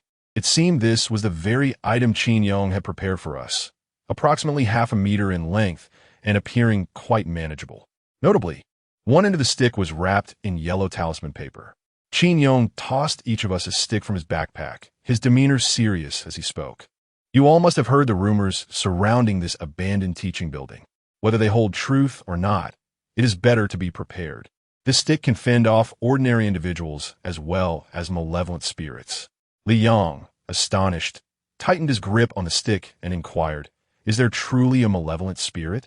Qin Yong shook his head, raising the stick as he replied, "No one has claimed there is for certain. However, the recent occurrences in our class compel one to ponder the existence of such spirits." As Xiangnan deduced, what if the little demon is indeed hiding in the teaching building as a malevolent spirit? Without weapons, we would be a loss. The others nodded in agreement, and I, filled with curiosity, asked, "Qin Yong, where did you acquire all these?" Qin Yong, without a hint of hesitation, responded cheerfully, "I borrowed them from my grandfather." The stick was originally a flagpole, crafted from peachwood branches, and the talismans were taken from the altar my grandfather uses for incense. He has been bettered in these past few days, so I quietly borrowed them. I doubt he would even notice. If he does, well, I might just face a scolding. I patted Qin Yo on the shoulder and said, "Thank you, class leader." He merely shook his head, and we prepared to set off. Since 2 girls were joining us, we had previously agreed to split into 2 teams, moving in a staggered formation. Qin Yong, Li Yang, and Li Wan formed one team, while I, Xiao Ming, and Su Chunxiao comprised the other. This strategy was devised because we were a total of 6 individuals should danger arise in the front or back. We would not panic in a chaotic cluster. By dividing into 2 teams, we effectively turned 6 into 2, allowing us to respond swiftly to any peril that might confront us from any direction. This method was inspired by a military novel I had read, which described how special forces often organize themselves in such a manner during operations. The abandoned teaching building lies in the school's back garden, comprising merely 4 stories. Upon our arrival, we discovered that the entire garden was enveloped in darkness, primarily because the school's floodlights failed to reach this area. Visibility was limited to barely 5 meters ahead. At that moment, Qin Yong retrieved 2 small flashlights from his bag and handed one to me, stating, "I have only prepared 2 flashlights. We shall share one as a team. Stay close and do not wander off." Taking the lead, Qin Yong and I simultaneously raised our flashlights, directing their beams toward the distant teaching building. One might wonder why we did not bring our mobile phones. This was Qin Yong's suggestion. He mentioned that in such ominous places, mobile devices could generate magnetic fields that attract malevolent spirits. Furthermore, the unnecessary sounds emitted by phones could betray our presence. Our school is relatively small, and following its abandonment, there has been no intention to invest in its demolition or reconstruction. As a result, the area has remained untouched for years. The dilapidated building is overrun with ivy and moss, and several windows are shattered or swaying open in the wind. I swallowed hard, feeling a twinge of anxiety at the mere sight of it from afar. Qin Yong nodded at me, and together we approached the forsaken structure.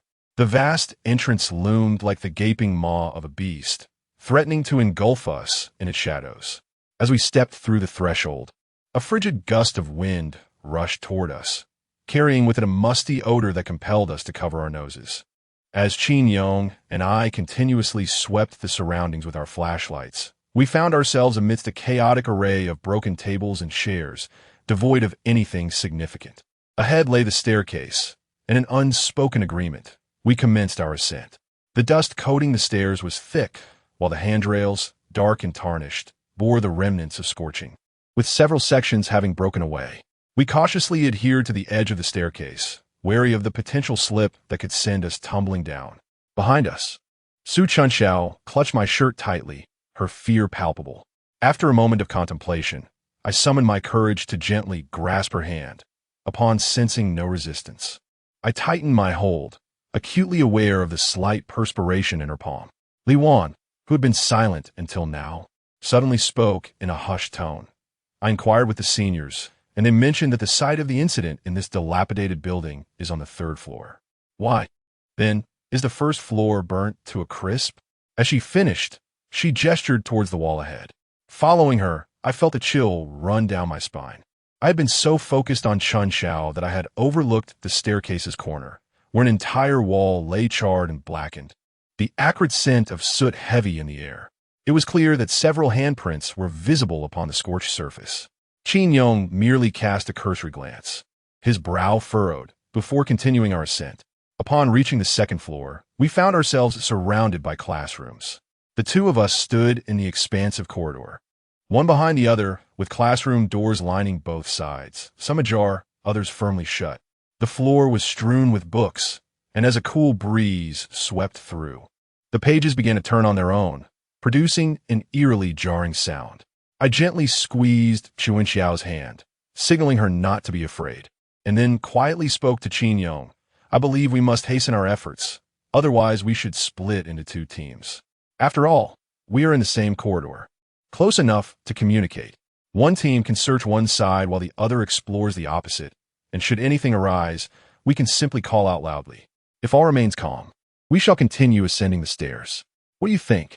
Qin Yong stroked his chin, contemplating for a moment before nodding in agreement. That works, but everyone must prioritize safety. Do not let go of your bat. We all nodded in unison, and then our two teams parted ways, embarking on our respective searches. Li Yong remained closely aligned with my right side.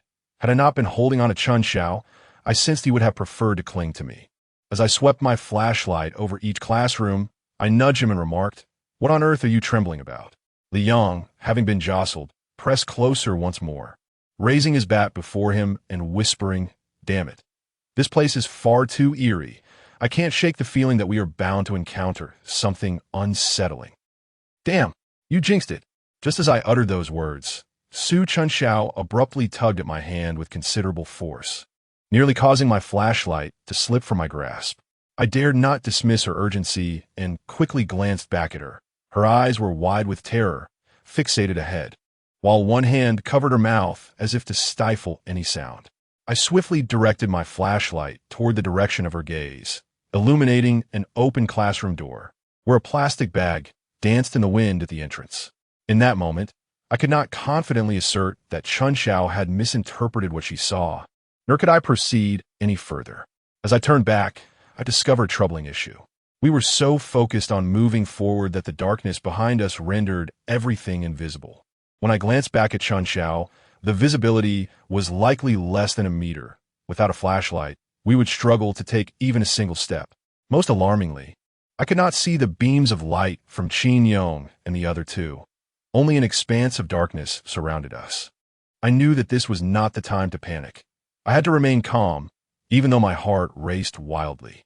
I guided Chun Xiao to lean against the wall, then instructed Li Yong to do the same, saying, "Li Yong, keep an eye on our rear. Let us pause for a moment." Complying obediently, Li Yong positioned himself against the wall, watching our back. I shone the flashlight ahead and then behind us. Despite its limited range, it at least confirmed that we were in a safe vicinity. Slowly, I lowered Su Chunxiao's hand and gestured for silence. In that brief moment, tears threatened to spill from her eyes, though she held them back. I directed the flashlight forward and asked Chun Xiao, "Do not be afraid. I am here." "What did you just see?" Chun Xiao trembled slightly, and I repeatedly patted her shoulder. Finally, she managed to utter a few words. I just saw Zhao Lily. She was wearing a white dress." "What? Zhao Lily?" A chill ran down my spine. Why was Zhao Lily here? Even if she had become a spirit after her tragic demise, wouldn't she seek vengeance on Jin Xiaofeng instead of appearing here? Only 4 or 5 classrooms remained before we reached the end of the corridor. Apart from the classroom with a plastic bag hanging on its door, all others were firmly shut. The beam of my flashlight illuminated the front, causing the windows of the classrooms to glimmer, which perpetuated the unsettling illusion that someone was lurking behind them, observing us. My conversation with Su Chunxiao was clearly audible to Li Yong, who appeared quite frightened. He urged me, "Xiangnan, let us turn back. We shouldn't investigate any further today. I can't even see Qin Yong and the others anymore." The concerns that Li Yong expressed had already crossed my mind, but I refrained from voicing them, fearing it might cause further alarm for both him and Su Chunxiao. In truth, I too was engulfed in fear. My back was drenched in sweat. I attempted to maintain a facade of calmness and suggested, "Let us not rush. Let us wait for 2 minutes. Perhaps Qin Yong and the others have entered a classroom to inspect. If we still don't see any light from their direction after that, we'll head back to find them." Li Yong sniffled and nodded in agreement. After reassuring Li Yong, I placed the flashlight on the ground to illuminate the path ahead. With one hand freed, I removed the jade pendant from around my neck. This piece of purple jade was a keepsake from my grandmother, who had told me that my grandfather had once saved a man in his youth while conducting business. That man, a grave robber, gifted my grandfather this jade in gratitude, claiming it possessed the power to ward off evil and misfortune. I silently prayed, hoping my grandparents could provide us protection from above. I patted Chun Xiao on the shoulder and draped the purple jade around her neck. She cast a grateful glance in my direction, tightly grasping my hand and refusing to let go. Whether it was due to the jade or my words of comfort, Chun Xiao seemed to regain her composure significantly. At that very moment, Li Yong suddenly cried out, his voice echoing throughout the dilapidated building. He brandished a stick and shouted loudly, "Who is it? Who is it? Who the hell is tugging at my hair? I hurriedly pulled up Chun Xiao, picked up the flashlight from the ground, and tightened my grip on the stick as I approached Li Yang's side. Chapter 11. Escaping from the tiger's mouth when fear grips a person. Their voice tends to escalate in an attempt to mask their trepidation. It is evident that Li Yang has truly encountered something unsettling. He had just shouted, questioning who had tugged at his hair, and both Su Chunxiao and I would never indulge in such trivialities. This leaves only one possibility. The malevolent spirit has indeed manifested. I approached Li Yang and directed my flashlight toward the area he was gazing at. The space ahead was desolately empty. Qin Yong and the others were still absent, and it felt as though we three were the sole inhabitants of the corridor. I inquired what just happened. Li Yang was incessantly sniffling. I could not discern whether he was suffering from a cold or on the verge of tears. His voice trembled as he recounted, "Damn it, just as I turned to speak with you, something yanked my hair. What the hell? We should hurry back." As he spoke, he truly appeared on the brink of tears. I shone the flashlight on his face, and a chill ran down my spine upon noticing an unmistakable black handprint on his forehead, a mark that seemed to have appeared from nowhere. Li Yang, already in a state of panic, became agitated at my scrutiny and demanded, "Why are you looking at me like that? What's wrong with me?" I quickly shook my head, forcing a smile as I replied, "It's nothing. You just look like a frightened little girl." After saying this, I playfully ruffled his hair, inadvertently wiping away the ominous handprint. At this juncture, our only recourse was to retrace our steps. The malevolent spirit had undoubtedly made its presence known. Su Chunxiao's sighting of Zhao Lily and the black handprint on Li Yang's forehead served as undeniable evidence that it was lurking nearby. I am uncertain about how to confront the malevolent spirits, yet one thing is clear. They do not wish to harm us at this moment. If they did, Li Yang would have perished by now. With my flashlight held aloft, I took the lead, urging Li Yang to follow closely behind as we began our cautious retreat. I silently prayed to glimpse the beam of Qin Yong's flashlight ahead. The chilling breeze around us intensified, and papers fluttered across the ground incessantly. It felt as though breath was being whispered at my neck and ear. I cannot discern whether it was mere illusion or the spirit's mischief. Their inaction indicated that I was not in immediate danger. All I could do was grit my teeth and mask my trepidation. After traversing a dozen meters, a sudden flash of light from a nearby classroom was accompanied by a piercing scream. Alarmed, I seized Su Chunxiao's hand and surged forward, convinced that Qin Yong and the others were under attack.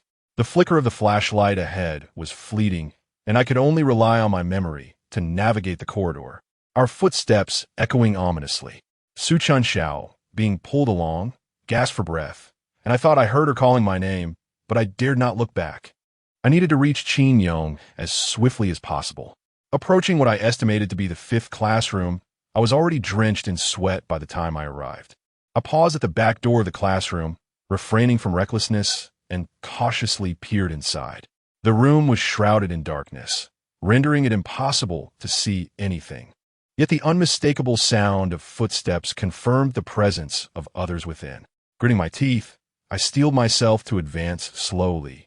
At that moment, Su Chunxiao softly called out to me from behind, prompting me to swiftly gesture for silence.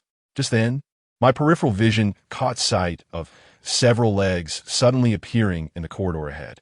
I immediately sprang to my feet, raising my stick, ready to strike. Simultaneously, a beam of light illuminated my face, rendering me momentarily blinded. "Is that you, Xiangnan? Chunxiao, weren't you over there? Lower the flashlight." It was only then that Qin Yong realized, making an apologetic gesture as he lowered the flashlight. I gazed at the three of them with the warmth of seeing family, relieved to find it was indeed them. I exhaled deeply, preparing to inquire about the recent events, when Li Wan interjected with a pressing question. "Where's Li Yang?" I chuckled, ready to tease the lad for being so frightened, but when I turned around, only Su Chunxiao remained behind me. I stood there, momentarily stunned. In a state of confusion, I asked Su Chunxiao, "Where did Li Yang go?" Su Chunxiao glanced back innocently, stating, "When I first called out to you, I noticed Li Yang was missing, just as you were pulling me forward." Upon hearing this, Li Wan's expression darkened. It seemed she had a close relationship with Li Yang. She pointed an accusatory finger at me, exclaiming, "All you care about is dragging along your favorite person, never minding the safety of others. You useless fool."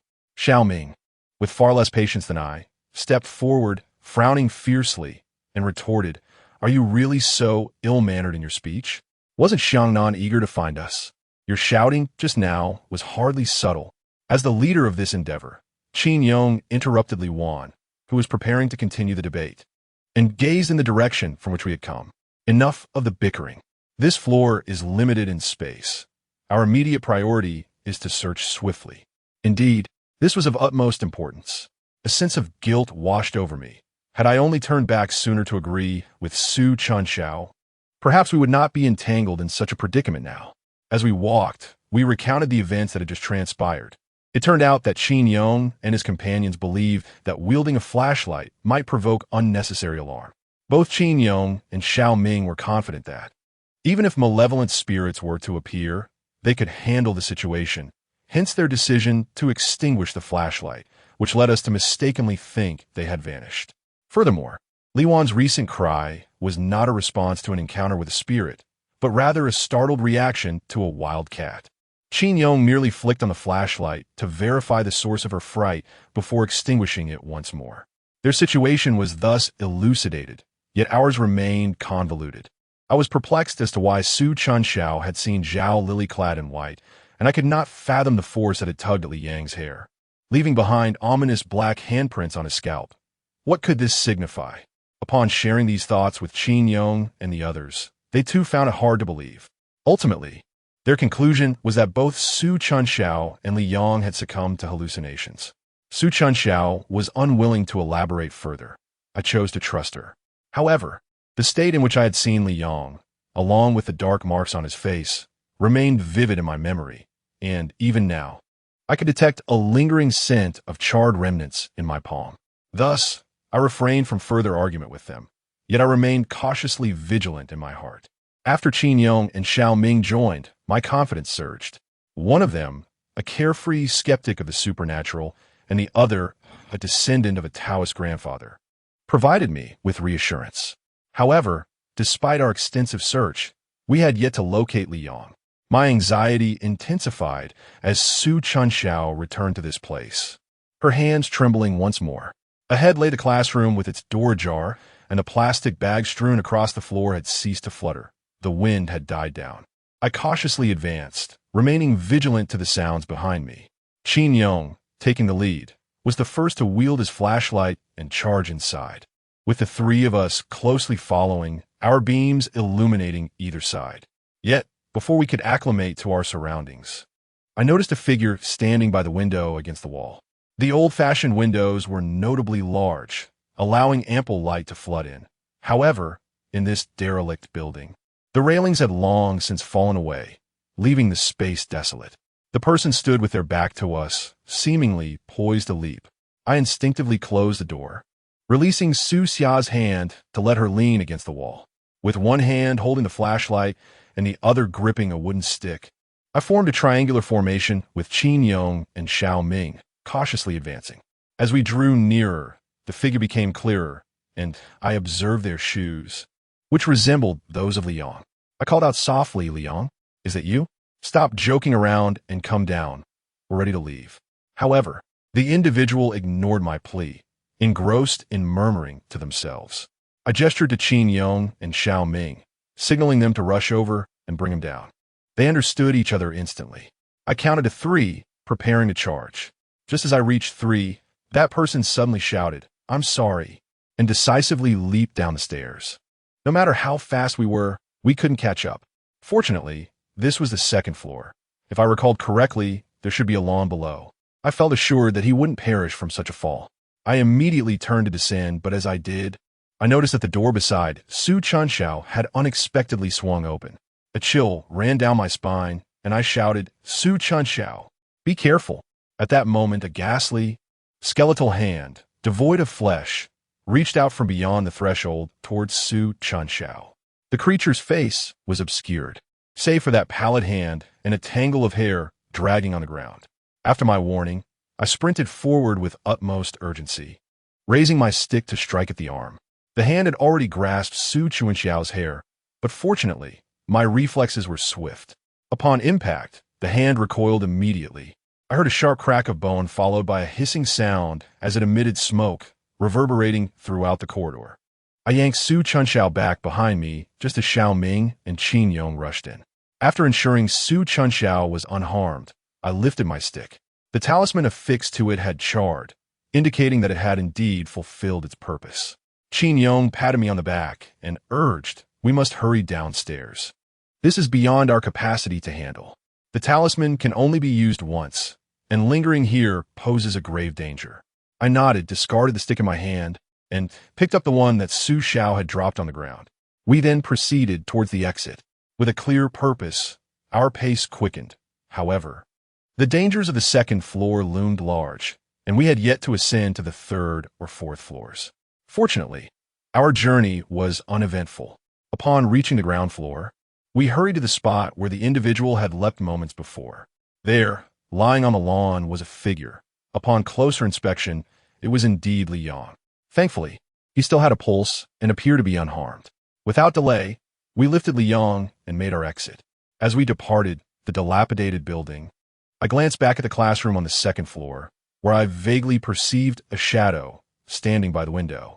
Suddenly, the window slammed shut with a resounding bang. I dared not dwell on it further and hastened towards the dormitory. Halfway through, Li Yang regained consciousness, claiming to remember nothing and astonishingly bore no injuries. After reassuring Su Chunxiao, I finally returned to my dormitory. After a refreshing shower, I lay on my bed, feeling an odd sense of rebirth, the events of the evening vividly replaying in my mind. At that moment, my phone rang. It was already 3 in the morning. Initially, I assumed it was Su Chunxiao, but upon checking, I discovered it was the little devil. The little devil had sent a smiling emoji in our WeChat group and simultaneously tagged the 6 of us: Xiangnan, Su Chunxiao, Qin Yong, Li Shiming, Li Yang, and Li Wan. I've changed my mind for tomorrow. You 6 will partake in a game. The details will be revealed at noon. Good night. Chapter 12. The dark mist. Upon receiving the message from the little demon, sleep instantly eluded me. He had specifically named the 6 of us, indicating that he was aware of our plans to venture into the abandoned building tonight. Yet, I remained uncertain whether someone had betrayed us or if, as I suspected, he was merely a lurking spirit residing within that forsaken edifice. Reflecting on our previous escapades, it struck me that our group had often emerged unscathed, even during perilous moments, such as when Li Yang leapt from the second-floor window, clearly possessed by a malevolent force, leaving him oblivious to his own actions upon regaining consciousness. I seemed to grasp a crucial insight. The little demon's intention was not to confront us within the abandoned building, but rather to ensnare us in a web of discord, compelling all our classmates to participate and relish in the spectacle of our mutual betrayal and destruction. At 3 in the morning, while my classmates had long surrendered to slumber, there was naturally no response in our WeChat group. I could not recall the hour at which I finally succumbed to sleep, but upon awakening, the group chat was ablaze with activity. Had the game changed? Did this imply that, aside from the 6 individuals named, we were no longer involved in this ordeal? Fortunately, it seemed we had narrowly escaped a calamity. Yet, what could the new game entail? I found myself harboring a flicker of anticipation. As I gazed at the myriad of responses flooding the WeChat group, a tumult of emotions swirled within me. My classmates had undergone a profound transformation, revealing their selfish natures. The game had shifted to include us, while they remained detached, reveling in our predicament. But what of the future? What of subsequent iterations of this game? We had been singled out, and rather than express concern, they appeared to take delight in our plight. None of us 6 responded in the little devil's group when suddenly, Jin Xiaofeng appeared. He first sent a thumbs up and then remarked, "The little devil truly has an eye for talent. My classmates here are quite remarkable. Their gaming will surely be exhilarating. Ha ha ha. Indeed, it's like a gathering of mice, a heap of foulness. Ha! Today, I must settle in comfortably to watch them play." As soon as Jin Xiaofeng spoke, his 2 lackeys, Zhang Bin and Wu Yunxing, quickly chimed in, but I could hardly be bothered with them. In my own group, I advised everyone stay calm and refrain from chatter in the group. It seems we have drawn the little devil's attention. Su Chunxiao sent a crying emoji, exclaiming, "What is wrong with our classmates? We are all from the same class." Yet upon being named, they mock us. It's infuriating. I quickly sent a comforting hug and reassured her. This is precisely the effect the little devil seeks. It delights in our mutual harm. The more our bonds fray, the happier it becomes. At that moment, Qin Yong also replied, "Xiangnan is right. The little devil's punitive measures are merely a tactic. It yearns to witness our conflict." Xiao Ming, who generally spoke little, calmly sent some emojis. I actually admire him. Perhaps it is his optimistic demeanor that has kept him from being targeted by the little devil in the past. I sat up and cast a glance at the still, slumbering Li Yang, and in our group chat I urged everyone, let us refrain from checking the little devil's group for now. We must unite, lest we fall victim to his schemes. Since we are six playing this game, we ought to devise a strategy that minimizes our losses. It now depends on what the little devil intends to play. They all expressed their agreement, and I hurried to awaken Li Yang. He seemed as though he hadn't slept for 3 days and nights, turning over only after I called him numerous times. As I brushed my teeth, I urged him, "Hurry up and get ready. We're almost late for the first class with our homeroom teacher." Li Yang responded with a lazy acknowledgement and joined me at the sink. In front of us was a mirror, and inadvertently, I glanced up, only to be taken aback. There, on Li Yang's forehead, was a patch of dark mist the size of a palm, nearly obscuring his eye and occasionally emitting wisps of black smoke. Fearing I was hallucinating, I quickly rubbed my eyes and looked up again. My heavens, how could this be? Li Yang noticed my unease and, being timid, anxiously glanced behind him, asking, "Xiangnan, don't scare me. Do you see something behind me?" Furrowing my brow in confusion, I pointed to the mirror and questioned, "Can you not see it?" Li Yang stared intently at his reflection for a few seconds before shaking his head in resignation. I pondered for a moment and then asked him, "Do you feel unwell? Perhaps a heavy or painful sensation in your head?" Li Yang scratched his head and, with a sorrowful expression, said, "No, not at all. I was a bit drowsy, but now, thanks to you, I'm quite alert." I pondered internally, wondering if I alone could perceive the dark cloud hovering above his head while he remained oblivious to it. What could this ominous cloud possibly signify? Contemplating this, I opted not to pursue the topic further and urged Li Yang to hasten his preparations for class. As we made our way, I frequently glanced at Li Yang to reassure myself that I was not hallucinating. Yet, the dark cloud persistently lingered, releasing tendrils of black smoke into the air, confirming my observations were accurate. Approaching the classroom, Xiao Ming ambled over, cheerfully greeting us. I quickly pulled Xiao Ming aside and said, "Xiao Ming, take a look at Li Yang."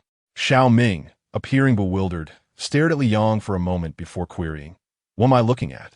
Growing increasingly anxious, I pointed to Li Yang's forehead and insisted, Here. Do you see it?" Noticing my urgency, Xiao Ming wiped the smile from his face, leaning closer to scrutinize Li Yang's forehead for a few seconds, and then replied, "Ah, yes, I see it." A surge of joy coursed through me as I excitedly exclaimed to Xiao Ming, "Thank goodness you can see it too. I thought I was the only one perceiving this strange phenomenon. But what on earth is it?"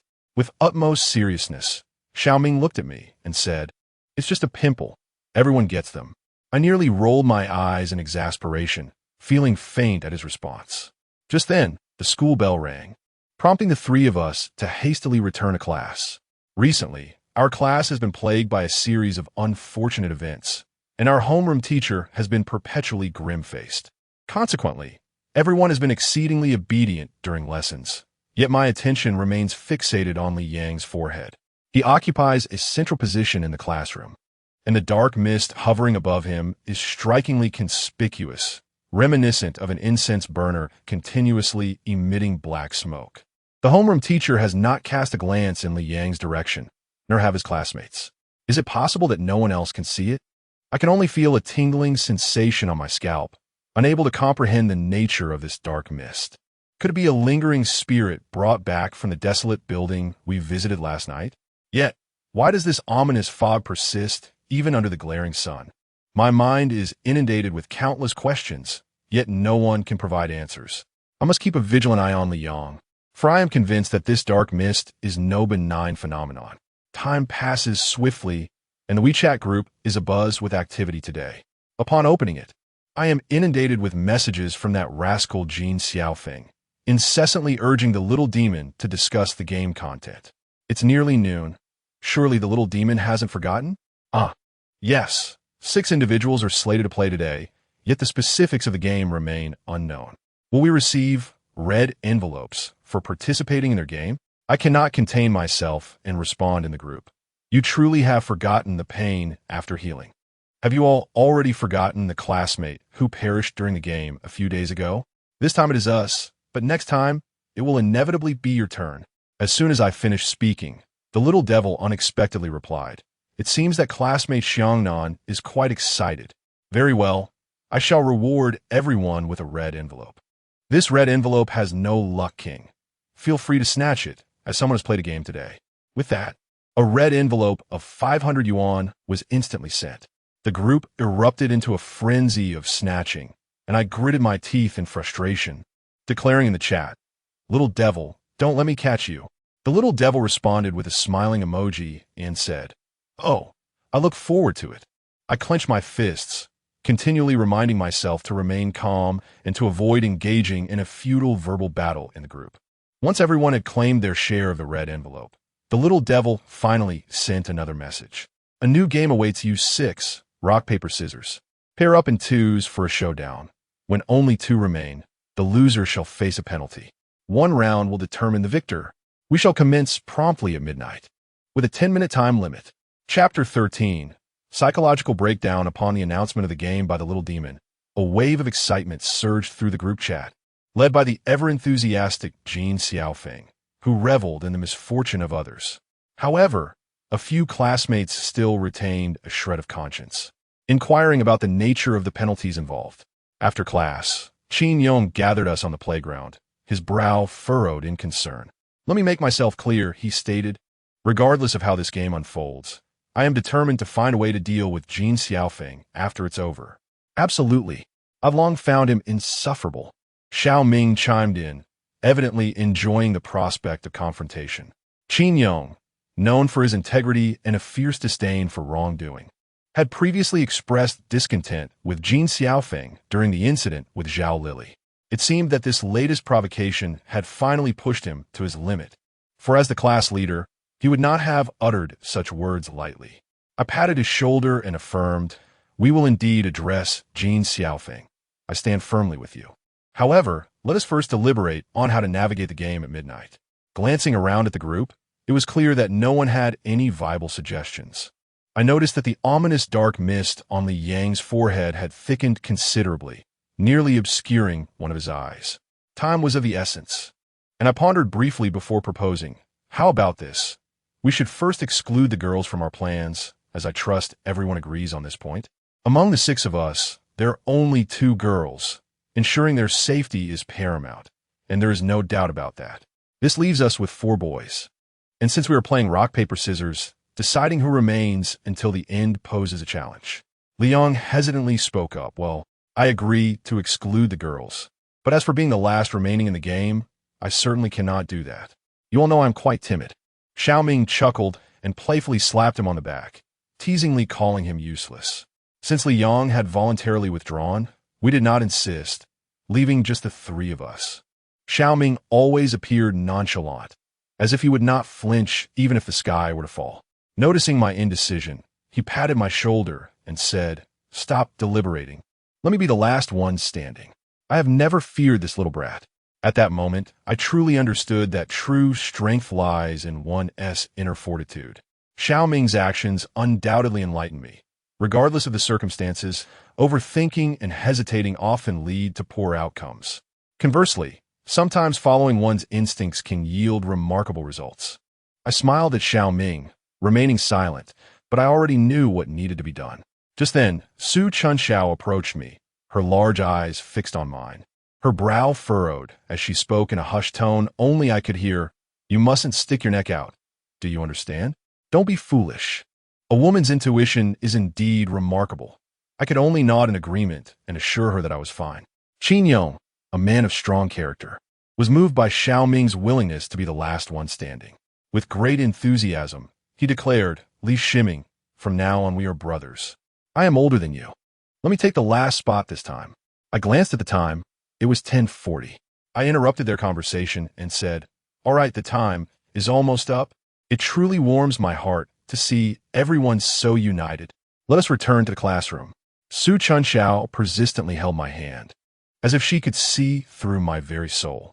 Upon our return to the classroom, that scoundrel Jin Xiaofeng actually took the initiative to clear a space in the center, allowing our classmates to encircle us and witness the unfolding spectacle. Jin Xiaofeng, in his audacity, stood on his desk and upon our entrance, clapped his hands, exclaiming, "Ah, the warriors have arrived." I gritted my teeth and shot him a glance, choosing to ignore him, all the while contemplating how to deal with him once this affair was concluded. With the center of the classroom vacated, we had no choice but to step in, bracing ourselves. At precisely 12 o'clock, the little demon in our group sent a message. "Time's up, the game begins. Remember, you only have 10 minutes. Jin Xiaofeng led the charge, howling with enthusiasm, instantly igniting the classroom's energy. I let out a long sigh. What must come will come. As previously agreed, we divided ourselves into 3 groups: Su Chunxiao, Li Yong, and I, Li Wan, and Xiao Ming with Qin Yong. In the first round, I deliberately lost to Su Chunxiao, while Li Yong intentionally lost to Li Wan. Surprisingly, between Xiao Ming and Qin Yong, it was Qin Yong who faltered. "Goodness, Qin Yong, you're not sticking to the script." Qin Yong looked up with a grin, pointing at Xiao Ming, and said, "You just love to play the hero, so I want to let you have your way, ha." Perhaps the classmates now have utterly lost the essence of what friendship truly means.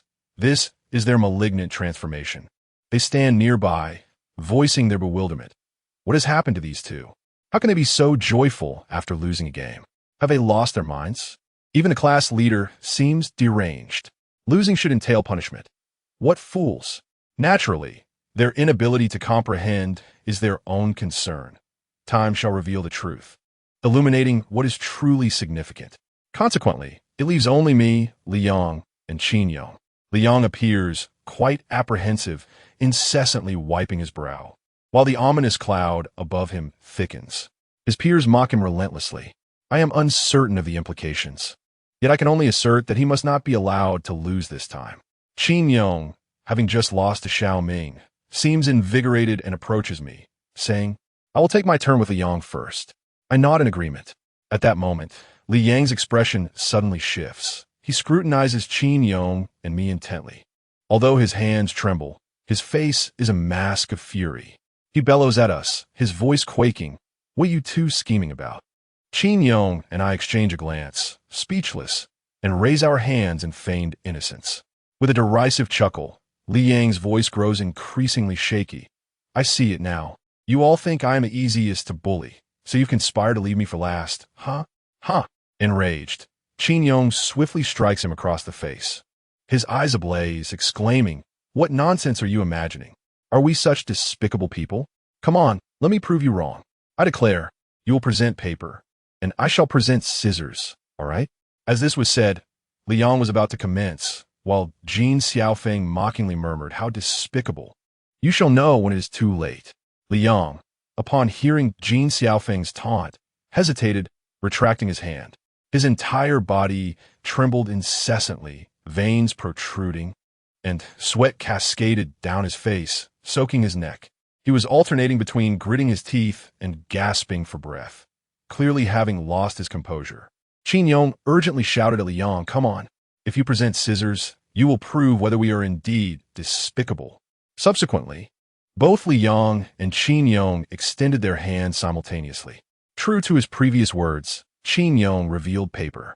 However, to everyone's astonishment, Li Yong presented stone. Li Yong had lost. Jin Xiaofeng and the others erupted in laughter, berating Li Yong for his foolishness, mocking him for his mistake.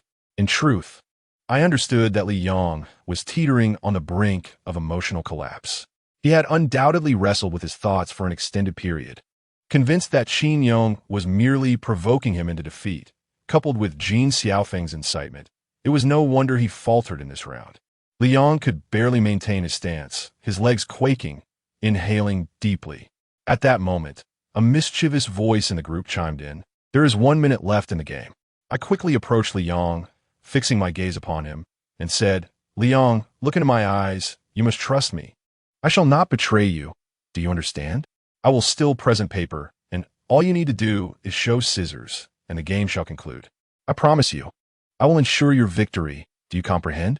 Time was limited to merely a minute, leaving no room for further discussion. Liang remained somewhat disoriented, yet the gaze he directed towards me suggested a flicker of belief.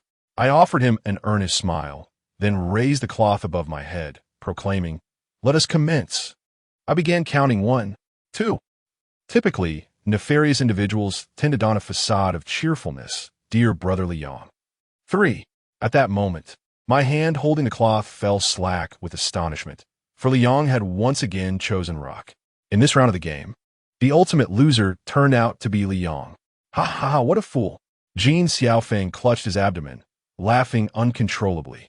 Just as I reached the count of 2, he had uttered a phrase beside Liang, a statement that likely swayed Li Yang's judgment once more.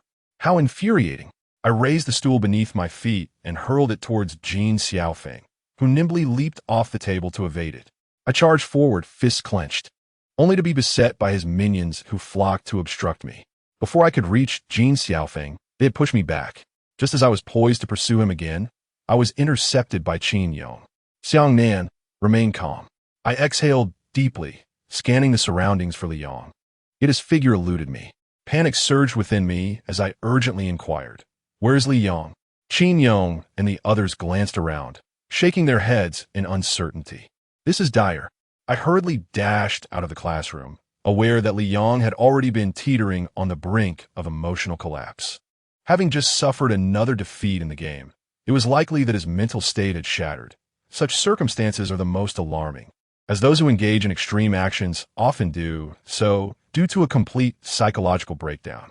As I reached the corridor, I spotted Liang standing precariously on the railing, pacing back and forth, an image that made one's legs tremble. 2 teachers had already noticed him, attempting to counsel him from a distance, yet he seemed utterly oblivious, muttering incessantly to himself. The dark fog enveloping his forehead had thickened to the point of shrouding half of his body. I quickly approached and shouted, Liang, the results aren't out yet. Don't act impulsively. Upon hearing my words, he shivered violently, tilted his head back, and, in a tragic turn of events, leapt from the 5th floor. Chapter 14. Revealing the truth, another student has jumped from here. During this period, I have witnessed 3 classmates take their own lives. In my perspective, apart from the first, He Peng, both Zhao Lili and Li Yang were salvable. The demise of the latter two can be attributed not only to the little demon, but also to the true instigator, Jin Xiaofeng. The 2 teachers who attempted to persuade Li Yang earlier appeared utterly pale, their faces drained of color. They craned their necks to glance downstairs, only to retract hastily. One of them pointed at me, scolding, "What were you shouting about just now?" He was clearly unstable, and you chose to provoke him. To be honest, I found myself at a loss for words. How could they possibly grasp the truth? How could they comprehend the trials our class has endured? I bowed my head silently as Su Chunxiao and Qin Yong approached, patting my shoulder, saying, "This is not your fault. Do not overthink it." Liang had already lost his sanity in the classroom. It was his own choice to reject our support, and thus, no one else could be blamed. Ultimately, he opted for suicide due to his fragile mental fortitude. Truthfully, after being singled out by the little demon, I sensed an ominous premonition. I had initially planned to lose the game, yet circumstances unfolded beyond my anticipation. Moreover, I finally understood the meaning of the dark mist on Li Yang's forehead. It signified death. I stood by the corridor, struggling to regain my composure for quite some time. The homeroom teacher rushed into the classroom, drenched in sweat, urging us to remain inside and forbidding us from leaving. I sat in my seat, the expression of despair on Li Yang's face lingering in my mind. At that moment, a message from the little demon arrived. The game has concluded. Li Yang has lost, and he shall face punishment. The consequence is to tell a story to everyone on stage. I couldn't help but smile wryly. Perhaps this was precisely what the little demon delighted in, manipulating us as if we were mere puppets, reveling in our mutual destruction. He didn't even need to issue commands to inflict torment that could drive others to take their own lives. For the first time, I felt the true essence of fear emanating from the little demon, an intrinsic terror. In the group chat, someone could no longer hold back and exclaimed, "Here we go again. Now that someone is dead, you can say anything." Indeed, had this punishment been revealed earlier, I am convinced Li Yong would not have chosen to end his life. Sigh. I gazed at the others in the group, perceiving them as mere jesters. What purpose does it serve to speak now when a life has already been lost? When we, 6 in total, were singled out to play the game, what did you all say then? Now, with a life extinguished, you don the guise of saints. A bunch of hypocrites. I banged out that message and promptly exited the WeChat group, laying my head down on my desk, momentarily at a loss for words. Due to Li Yang's tragic demise, our afternoon classes proceeded without a teacher, devolving into silent study. By the time the second period arrived, I noticed a familiar figure entering our classroom. Squinting slightly, I recognized him as the little mustached man who had interrogated us last time. He approached the classroom briskly, dressed in a police uniform, his piercing gaze sweeping over each of us, inducing an unsettling anxiety. I remained oblivious to the purpose of his visit, yet I was certain that no answers would emerge. Firstly, the school was equipped with surveillance cameras, and 2 teachers could attest that Li Yong had indeed taken his own life. Secondly, after enduring these harrowing events, none among us would be foolish enough to expose the little demon's actions, unless one were to court death itself. The mustached officer paced back and forth at the podium, while outside stood the homeroom teacher and several authoritative figures. After a deep sigh, he paused, leaning against the podium, and stated, "Several lives have already been lost in your class. I need not elaborate. However, I implore you to trust in my capabilities. Should you possess any clues or knowledge, please share it with me. I vow upon my own life that if the information is significant, your safety will be ensured." His words were poignant and imbued with emotion, even convincing me of their sincerity. Yet, reason whispered that the little demon was beyond the grasp of a mere policeman. Moreover, after the tragic demise of Eugene, I could no longer believe in anyone's assurances of safety. Following the officer's remarks, the room fell into silence. Heads bowed as each contemplated their own thoughts. At that moment, the homeroom teacher interjected, "Students, you must trust the police. Do not conceal anything. Such actions will only exacerbate the situation. You are young and may not fully grasp the gravity of these matters." Little Mustache continued the homeroom teacher's words. "It's not about placing your trust in the police. I've always felt that you harbor secrets within. If you still wish to resolve this on your own, have you considered when it will finally come to an end? Will it be like 7 years ago, where it concludes with a clean slate?" Upon finishing, a police officer at the door hastily cleared his throat twice, signaling him to refrain from saying too much. Yet, his words had already reached our ears. The phrase "a clean slate" detonated in my mind like a bomb. This dilemma had crossed my thoughts long ago. If the little devil continued to play games, our class would eventually be left in ruins. Back then, I believed that if I conducted a thorough investigation, I would surely uncover the little devil's identity. However, reality has proven that the little devil possesses far more power than we had anticipated. Nevertheless, despite this acknowledgement, I still would not take the risk of confiding in Little Mustache about this matter. At that moment, Li Wan unexpectedly stood up. "I say." I felt a jolt of alarm and shouted at him, "Li Wan, sit down." Simultaneously, Su Chunxiao and Qin Yong were also calling out to him. Li Wan seemed resolute, ignoring us entirely as he took several deep breaths. Little Mustache glared fiercely at us, his face hardening, and barked, "What are you doing?" Silence. After preparing herself, Li Wan lifted her head and spoke to Little Beard. "Everything is orchestrated by a being known as the Little Demon. He lured us into a WeChat group, deceiving us with promises of red envelopes, only to compel us into playing games. Those who lost had to endure his punishments.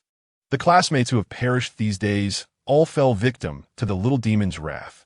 Little Beard swiftly removed his hat and rushed to Li Wan, gazing intently at her as he continued to inquire, "Who is the little demon?" Li Wan chuckled softly, replying, "The little demon is akin to a ghost, a devil. No one knows his identity, nor can anyone find him. We cannot locate him, and neither can you." Little Beard appeared somewhat skeptical of Li Wan's assertions. His expression shifted from earnestness to doubt as he quietly suggested, "Surely you have chat records? Could you show me this WeChat group?" Li Wan nodded in affirmation. She then fished her phone from her pocket, frantically searching through it. Just as I began to worry about the potential repercussions Li Wan might face from the little demon, she exclaimed in a panic, "Oh, where's my group? Where's my red envelope group? Where's the money I seized? It's all gone." I hurriedly opened my phone. The little demon's WeChat group still existed, yet Li Wan was conspicuously absent from it. I realized that Li Wan was now in grave danger. Little Beard looked at Li Wan with disappointment before turning and walking back to the podium. Li Wan exclaimed in desperation, "I speak the truth. Everything I say is genuine. Once I reveal this, the little demon will surely punish me. You must believe me. If you doubt me, just look at the phones of the other students. They too belong to this WeChat group." Little Mustache furrowed his brow and shook his head, addressing the rest of US. "Does anyone else possess significant information? If not, I shall take my leave and not impede your studies." Goodness, it is clear that these officers lack responsibility. Extracting the truth from Li Wan, yet dismissing her on mere speculation, Li Wan rushed towards the door, crying out, "You promised we could trust you officers. Will you dispatch someone to protect us?" Little Mustache chuckled lightly and returned to the classroom, confidently stating to Li Wan, "You claimed that by revealing the truth, the so-called little demon will punish you. Yet here I stand. Why not let this little demon try to punish you?" Li Wan was rendered speechless by his words. Helpless, she squatted on the floor, beginning to sob quietly. Little Mustache, with a dismissive flick of his face, uttered, "Nonsense." I could no longer bear to watch and felt compelled to assist her, but just as I rose, another female teacher helped Li Wan to her feet.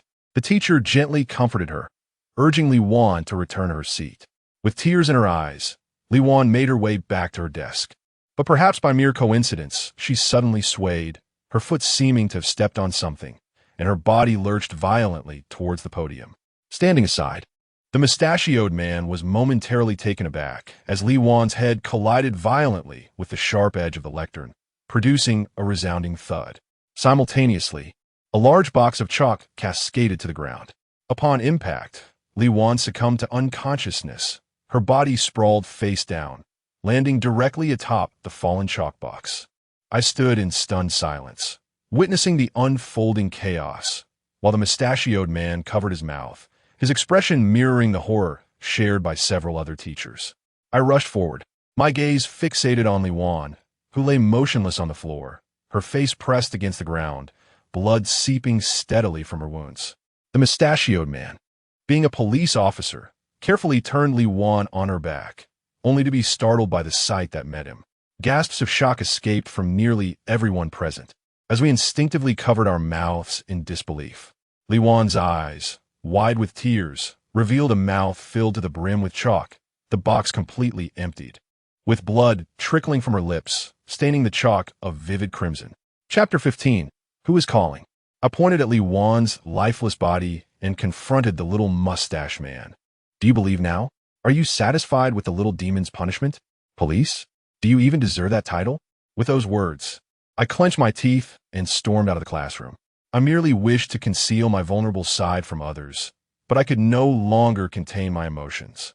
I sought refuge in a corner of the playground and wept openly. The events I had endured during this period were the most harrowing of my life.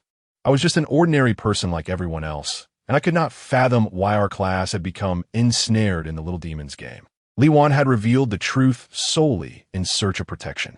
If the mustached policeman had taken her seriously, might the outcome have been different? I despised my own inadequacy, feeling powerless to protect even my friends. In a single day, our group of 6 had tragically dwindled to 4. At that moment, my phone buzzed. I opened it to find a message from the little demon. As usual, he began with a smiling emoji, then proceeded to say, Li Wan violated the game rules. Punishment, death. I watched in horror as my hands trembled uncontrollably. Why did this little demon treat me so cruelly? I questioned him. What exactly have we done? Why must you torment us like this?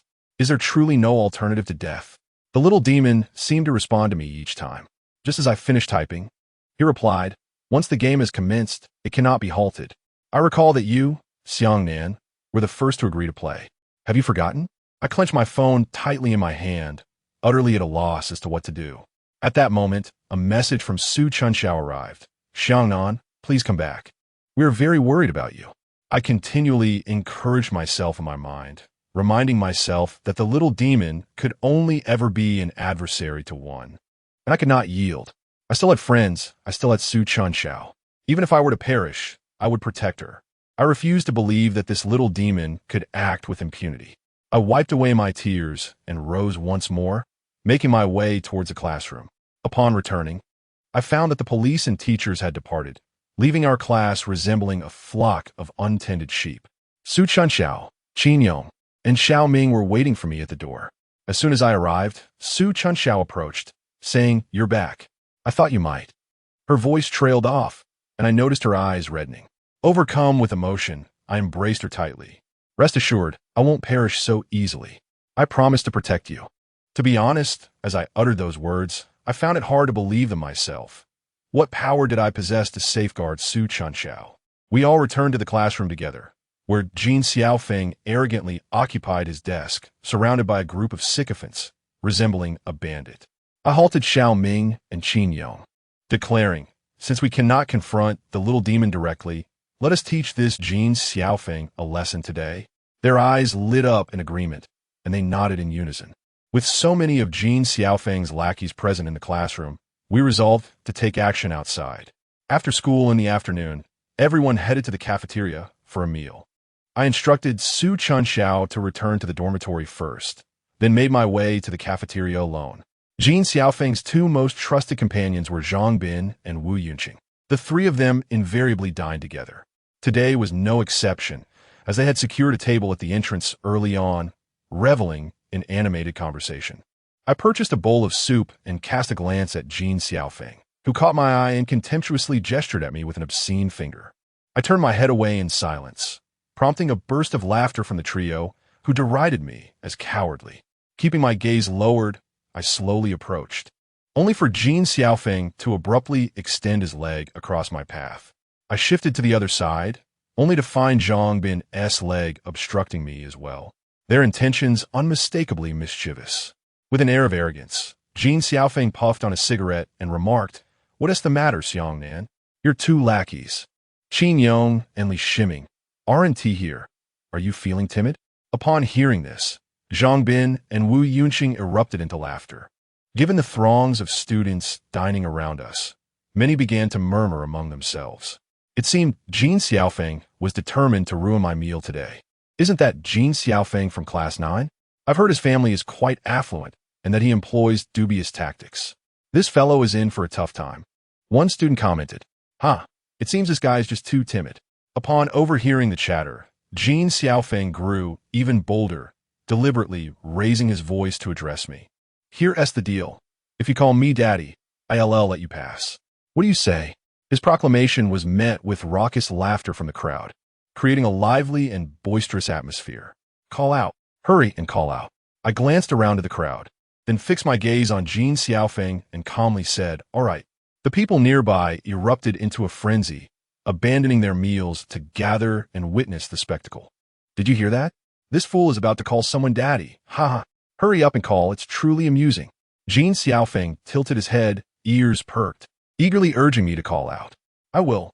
I'll call your mother," I exclaimed, brandishing the scalding soup in my hand, and hurled it at Jin Xiaofeng's head. The lunchbox struck him with a resounding thud, sending soup splattering everywhere, drenching many who couldn't evade it. After the act, I bolted. To linger after striking someone is not the mark of a hero, but of a fool. I didn't even retrieve my lunchbox, but dashed out of the cafeteria, hearing Jin Xiaofeng shout behind me, "Chow! Catch him, hurry!"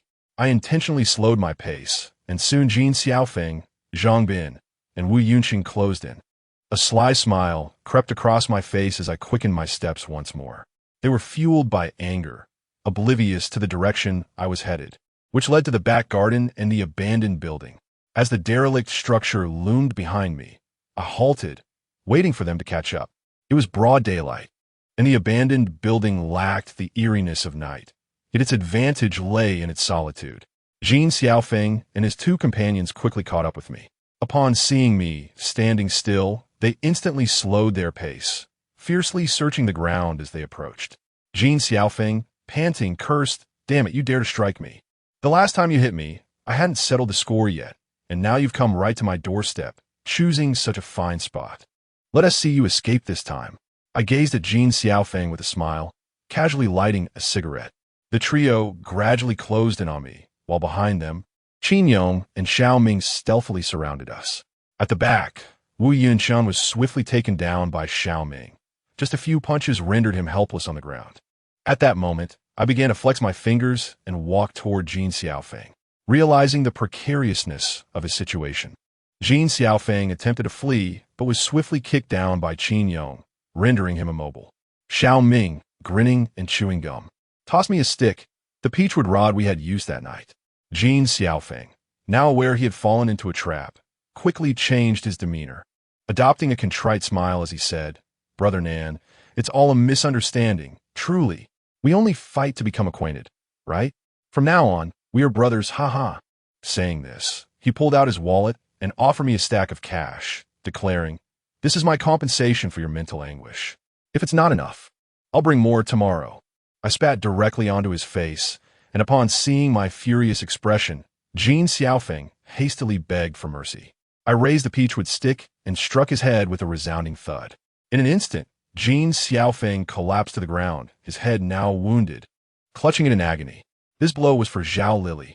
With that, I lifted the stick once more, aiming for his back, and delivered a fierce strike. Jin Xiaofeng writhed on the ground like a floundering fish, howling in pain. This blow was for Liang. Subsequently, I lifted one of his legs, and Jin Xiaofeng, in a state of panic, begged for mercy, exclaiming, "Please, no. Nangu, I will listen to you from now on. I won't dare to defy you again." Without hesitation, I brought the stick crashing down on his knee, the sound of a bone cracking echoing in the air. Even Qin Yong turned his head away, unable to bear the sight. This blow was for me, Xiangnan. Chapter 16. The dormitory manager. I find myself perplexed by the sudden ferocity that has overtaken me.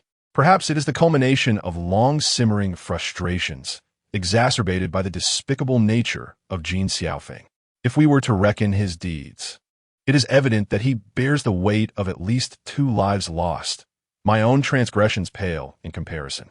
Indeed, the moment I embraced Su Chunxiao today, I resolved to adopt a more ruthless stance henceforth. The adage from the films rings true. Mercy towards one's enemies is the greatest cruelty one can inflict upon oneself. After delivering 3 strikes, Xiaoming grasped my arm and shook his head. I understood the wisdom in moderation. Having vented my anger, I felt significantly lighter. Before departing, I cast a glance at the nowadays Zhang Bin and instructed, "Take them to the hospital." Of course, Zhang Bin quickly acquiesced, rising to assist Jin Xiaofeng. Qin Yong collected our bats, advising us to conceal them to prevent any unforeseen complications. I sensed that the matter concerning Jin Xiaofeng would not conclude so easily. Given his temperament, he would undoubtedly seek vengeance once his wounds had healed. With the little demon not active in the group chat, we seized a rare opportunity for leisure. The 3 of us, fueled by adrenaline, made our way to the basketball court for a brief game, and later scaled the wall to indulge in a drink. We even skipped evening study sessions, as our class had no teacher to lead us. The bonds among us grew increasingly steadfast, and it was not until past 11 at night that we returned. Qin Yong lived close to the school and headed straight home. Xiaoming's dormitory was on the 3rd floor, while mine was on the 4th. After bidding Xiaoming farewell, I ascended the stairs alone, enveloped in a haze. It must be said that the dormitory building, upon the extinguishing of lights in the evening, becomes unbearably dark. The last time I ventured out, I was accompanied by Liang, but this time I find myself alone. The thought of Li Yang's suicide sends a chill through me, and the cool breeze causes goosebumps to rise on my skin. Fueled by the remnants of alcohol, I stride purposefully towards my dormitory, located at the end of the corridor. As I gaze inward from my position, the corridor appears to be adorned with garments hanging like a row of specters, an unsettling sight indeed. I shake my head and take a deep breath to regain my composure, continuing forward. With each step, an inexplicable sense of unease washes over me, for it seems I perceive a figure standing ahead. Alarmed, I halt abruptly, the effects of the alcohol rendering my footing unsteady, nearly causing me to stumble.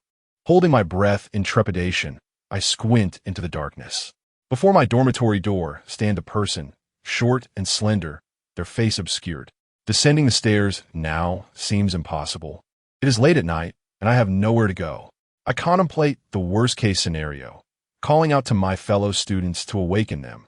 For this is a male dormitory after all. Nevertheless, I muster my courage and, while advancing cautiously, softly inquire, "Who are you?" The figure, seemingly having heard my query, turns and approaches me. Instantly, I freeze, my heart racing with fear, the effects of several bottles of alcohol vanishing in an instant. "You must return earlier from now on. It is unsafe at night," I hear a familiar voice say. Although I cannot quite place it, a wave of relief washes over me. It is indeed a person, not a specter. As he approached, I realized it was the building supervisor. Speaking of the supervisor, we seldom encounter him. In my memory, he is primarily responsible for turning the lights on and off, as well as opening and closing the doors. Typically, during these moments, we are either still asleep or have already turned in for the night. Our few interactions have been when we attempted to sneak out to use the internet, only to be caught by him. Nonetheless, the supervisor is rather affable. Despite his perpetually stern demeanor, a single cigarette can silence his grumbles. Upon recognizing him as an acquaintance, I quickly retrieved a cigarette from my pocket and offered him one, lighting it for him as I attempted to engage him in conversation, saying, "You're working late, supervisor. It must be quite taxing." The supervisor, a slender man clad in a traditional Zhongshan suit that appears somewhat oversized, bears a scar on one side of his face, rumored to be a burn. He maintained his glum expression and, with an emotionless tone, replied, "There have been incidents at the school these past few days. The administration has instructed us to be vigilant. I was merely patrolling when I noticed you and another fellow heading upstairs, so I decided to wait for you. I hope I didn't startle you." I quickly shook my head with a smile, assuring him, "Not at all, supervisor. You're just doing your job." It seemed the supervisor was inclined to continue the conversation, showing no urgency to depart. After finishing one cigarette, I reluctantly offered him another, despite my own heavy eyelids. Alas, what good is responsibility? This wretched school, poorly situated, is always embroiled in trouble, and the administration is unwilling to allocate funds for repairs. After years at this institution, it truly is the supervisor appeared to have more to say but hesitated, while I was nearly overcome by fatigue, yawning repeatedly. At last, the building manager glanced at me, nodded, and said, "It's getting late. You should return to your rest." Upon hearing his mention of rest, I promptly nodded in agreement. As the manager departed, he continued to mutter something under his breath. Just as I was about to enter the dormitory, an alarming thought struck me. I hurriedly turned back and called out to the manager, offering him a cigarette while earnestly inquiring, "Manager, how many years have you been at this school?" He took a drag of the cigarette, giving the impression that he hadn't smoked in months, and replied, "Aren't you feeling tired now?" Embarrassed, I scratched my head. The manager was perceptive and wasted no words, simply gesturing with his fingers to indicate 7. Elation surged within me, and I nearly leaped with excitement. Yet I restrained my joy, knowing that diligence would ultimately lead to clues. The manager observed the flicker of emotions on my face, but remained silent, seemingly waiting for me to pose another question. Seizing the moment, I earnestly asked, "Manager, do you remember what happened at the school 7 years ago?" Suddenly, he halted his smoking, his dim eyes fixated on my scalp, a chill running down my spine. After a prolonged silence, he managed to utter a few words. "Are you referring to the incident involving the deceased?" I nodded vigorously, realizing that indeed, something had transpired at this school 7 years prior. Little Hoosie had not lied, and the tale of the deceased in the dilapidated building was true. However, to my dismay, the manager's expression darkened in an instant, his brow furrowing as he discarded the cigarette and turned to leave. I hurriedly approached the building supervisor and, with utmost sincerity, implored, "Supervisor, I beseech you to share some information with me. Our class has recently encountered events that may bear a striking resemblance to those from 7 years ago. I must uncover the truth, for I fear that my classmates may come to grave harm." Upon my interruption, the supervisor reluctantly closed his eyes, biting down on his firm jawline. The half of his face, marred by burns, appeared strikingly prominent under the moonlight. Ultimately, he seemed to arrive at a significant decision. "Juan Hooken," he declared, forcefully pushing my hand aside before swiftly descending the stairs and departing. "Juan Hooken? What could this signify? It is a geographical location, a village. Could this matter be intertwined with that village? Nevertheless, armed with this lead, I at least had a direction to pursue. I resolved to search for information about Juan Hooken online. I gazed gratefully at the supervisor's retreating figure. His pace was brisk, as though he feared my pursuit. In a moment of distraction, I noticed that he had already dashed down the stairs, fleeing the dormitory with remarkable haste. Was there an urgent matter at hand? I remained puzzled by the circumstances, shrugged it off, and hurried back to my dormitory to freshen up. The day had been particularly exhausting, yet I felt a sense of achievement. As I lay in bed, I found myself drifting into slumber almost instantaneously. The following morning, I was awakened by the alarm clock, feeling utterly drained, with a severe headache throbbing in my temples. After a brief tidying up, I made my way downstairs. Upon reaching the second floor, I discovered a throng of classmates crowding the staircase, engaged in animated discussions, blocking the passage entirely. To whom had the supervisor offended? Indeed, he was a commendable individual, truly unfortunate. The building manager? A shiver ran down my spine as I hastily squeezed my way through the crowd, struggling to reach the ground floor. Upon finally arriving at the first level, I was so terrified that I could hardly close my mouth, my body covered in goosebumps. Before the dormitory, the building manager was ensnared by an electric wire around his neck, suspended at the entrance, his legs extended straight. His eyes were wide open, reflecting fear, helplessness, and regret. At first glance, it appeared as though he was staring directly at me. Chapter 17. The Search for the Little Demon. I vividly recall that the dormitory supervisor rushed out of the dormitory last night at that moment. I assumed he had some urgent matter to attend to. Could it be that he returned in the dead of night, only to meet his untimely demise? As I found myself pressed within the crowd, a sense of unease settled in my heart. Was it possible that the supervisor's revelation about the events from 7 years ago led to his tragic fate?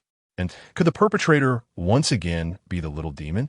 This reminded me of my recent inquiries in the cafeteria, where a middle-aged man mentioned that the only master who had worked for 7 years perished shortly after returning home. Might this also be linked to the incidents from 7 years prior? Reflecting on the details from last night, I realized that the supervisor had been reluctant to divulge information regarding Juan Hooken. He spoke only due to my insistence. It was those 3 words that ultimately cost him his life. At this juncture, there seemed to be no alternative. The school had no remaining staff from 7 years ago, rendering this lead nearly impossible to pursue. My sole hope rested in uncovering the truth about Juan Hooken. The series of homicides at the school should, in theory, constitute a sensational event. Yet, I found it perplexing that aside from the police and medical personnel handling the bodies, the school had intensified its management efforts, and the entire affair seemed to dissipate without a trace. There was not a single news report. If even a homicide could be suppressed, it is not difficult to surmise that the school's upper management wielded considerable power. Of course, such matters are beyond my immediate concerns. What is pressing now is to investigate the situation surrounding Juan Hooken before the little demon makes a new move.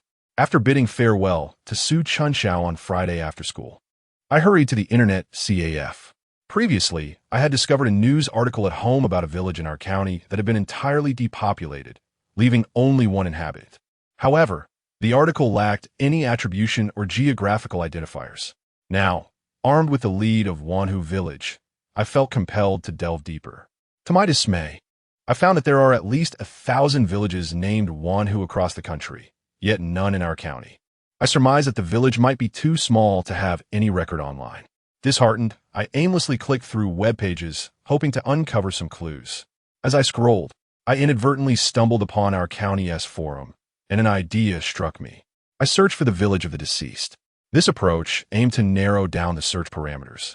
And indeed, it yielded over 100 posts regarding fatalities in villages within our county. I meticulously examined each entry, which recounted tales of accidental deaths or homicides leading to imprisonment. Just as I was about to abandon my search, I suddenly encountered a post that piqued my interest, a mysterious village cursed by spirits for 1,000 years. I quickly clicked on it, and the forum administrator wrote, "In our county lies an ancient village whose inhabitants are said to be cursed. Generation after generation, they meet untimely ends. Yet new villagers continue to inhabit the place, perpetuating this cycle. From the earliest curse of 700 years to subsequent ones of 70 and then 7 years. This village has ultimately vanished from our sight. Nevertheless, it exists in another form. This village is known as Wanhu Village. Indeed, there exists a village known as Wanhu, steeped in a history spanning a millennium." As I scrolled down to peruse the responses from fellow forum members, I was met with a plethora of dismissive remarks and incredulity. A phrase came to mind: fire tongs looming. The original poster ought to retire for the night, having merely contributed another inconsequential post. The thread bore only a scant dozen replies, and upon noting the timestamp, I realized it had been initiated the previous year. Its lack of engagement caused it to quickly fade into obscurity. Reluctantly, I clicked on the poster's profile, discovering that they were a novice account, devoid of any information or even a profile picture. After a moment's contemplation, I decided to follow the poster and send a private message. "Greetings, friend. I wish to discuss the matter of Wanhu Village with you. Could you share your insights?" Having dispatched my message, I waited for half an hour, yet received no reply, likely due to their absence online. I consoled myself with the thought that at least someone knew of Wanhu Village, as long as the poster was alive. It was merely a matter of time before I could locate them. Upon returning home, my parents had already prepared dinner. Their expressions a blend of concern and reproach as they inquired, "Where have you been? Why are you so late?" I fabricated a casual excuse to evade their scrutiny and took my seat at the table. Midway through the meal, my father suddenly adopted a serious demeanor, saying, "Xiang Nan, there have been troubling incidents at your school lately. You must exercise caution. If necessary, consider taking a few days off and staying home." To be candid, had this suggestion been made in the past, I would have wholeheartedly endorsed the idea of abstaining from school. However, the situation has changed. It seems that the fate of our entire class has become entwined with that of the little demon. Whenever he announces a game, we are compelled to devise a means to complete it. I believe that by now, no one harbors doubts regarding the little demon's methods. There is, in fact, another reason: Su Chunxiao. I have vowed to protect her. I set down my utensils and earnestly addressed my father. "Dad, the incidents at school are merely unfortunate accidents. Nothing significant has transpired. Besides, with the end of the term approaching, I need to prepare for my exams." I felt my cheeks flush with embarrassment after speaking, yet my mother appeared quite pleased, offering me a piece of meat and saying, "Ah, that's wonderful. My son is becoming more responsible." Later that evening, as I reclined in bed, I remained constantly attentive to my phone. On one hand, I was engaged in conversation with Su Chunxiao, while on the other, I awaited messages from the little demon. The frequency of deaths was escalating, and I genuinely feared that the forthcoming games would be insurmountable. Indeed, my apprehensions materialized. The little demon always initiated with a smiling emoji before stating, "I trust everyone had a restful Saturday. Tomorrow, we shall gather at school to embark on a new game. Let us start with a red envelope." Following this proclamation, he sent a red envelope containing 600 yuan. I gazed at the envelope, feeling utterly paralyzed. I was certain my classmates share my reluctance to seize it. After a moment of contemplation, I typed in the group chat, "Little demon, could you kindly reveal the nature of the game? Is it yet another dreadful death game? Who would dare to claim the envelope, only to weep? We are willing to participate in your games. Why are you hesitant to disclose the rules?" Since I took the lead, everyone began to eagerly press the little demon for details about the game. After a while, the little demon sent a smiling emoji. All conversation ceased. I must admit, his expression was indeed quite imposing. The little demon announced, "All right, the new game is that the Luck King must touch the little demon's hair in class. If you succeed in touching it, the game is won." What? Touch the little demon's hair? I instantly straightened my posture. Was this a slip of the tongue from the little demon, or yet another trap? His meaning was clear. The little demon was present in the class, and as long as the Luck King managed to touch him, the game would conclude. Did this imply that the objective of the game was to locate the little demon? Others in the group share my thoughts, all asking, "Touch you?" So the little demon is indeed in class. Is he finally going to reveal himself? Hey, aren't you afraid we'll find you and do you in? Stop talking nonsense. Many were concerned that the little demon might change his mind, silencing those who mocked. However, throughout it all, the little demon remained silent. I don't know who in the group shouted, "What are you waiting for? Hurry up and grab the red envelope." Once the red envelope is taken, the little demon won't be able to back out. Yes, yes, grab the red envelope. After all this time, I finally feel like I want to snatch the Luck King. Haha, the new game orchestrated by the little demon seems to have brought joy to everyone. After all, if the little demon is to be believed, Sunday is destined to be the day of its appearance. Given the current state of my classmates, it would not be an exaggeration to say that they might even vanquish it on the spot. However, I find myself pondering, could the little demon truly be so foolish? Might this be yet another trap, or perhaps a cunning ploy to punish the fortunate one? My inclination leans towards the latter. I suspect the little demon simply wishes to play tricks. Everyone has snatched up their red envelopes, and I had no choice but to join in. Fortunately, our quartet did not fall prey to the luckiest individual this time, which at least ensures our safety. Alas, not claiming the title of the luckiest person means I have missed the chance to confront the little demon myself. I too was left empty-handed. Oh dear, the luckiest one is Luinen. At last, the luckiest individual has been revealed. Luinen. In our class, she is rather unremarkable, with average academic performance appearance. In physique, a typical student whom one might forget after graduation, were it not for her recent distinction. Yet, she does linger in my memory.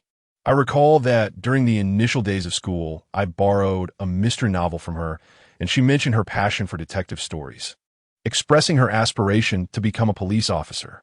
I suspect that after witnessing the antics of the mustachioed officer, her ambitions may have shifted.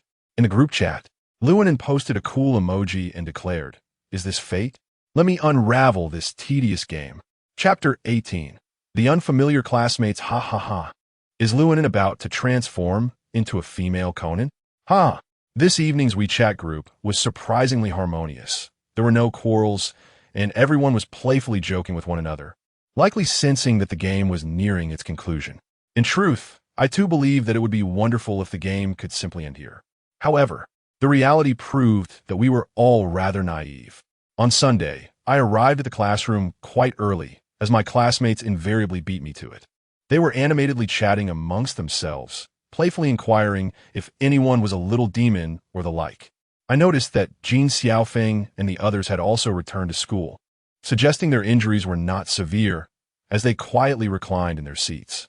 After greeting Su Chunxiao, I returned to my own desk, where Xiao Ming languidly lay sprawled over the table, engrossed in a novel. I asked him, "Xiao Ming, do you think we can trust what the little demon says?" Without even glancing at me, he replied nonchalantly, focused on his phone, of course.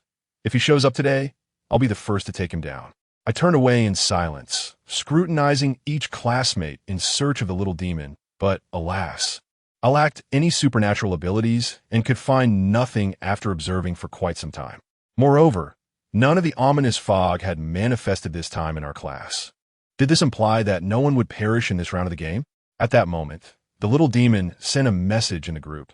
The game now begins, and luck is in the hands of Luinen, who shall touch the little demon's hair. Wow, is it finally starting? I was exhilarated. The little demon was about to make an appearance. I perceive certain inconsistencies in this matter, and after contemplating, I inquired, "How can we ascertain if we have encountered the little demon?" The little demon flashed a smile and replied, "As long as you touch the little demon, I will notify the group, and the game will be complete." I nodded. This response seemed undeniably sound. As long as Luinen approached each person one by one, she would inevitably locate the little demon.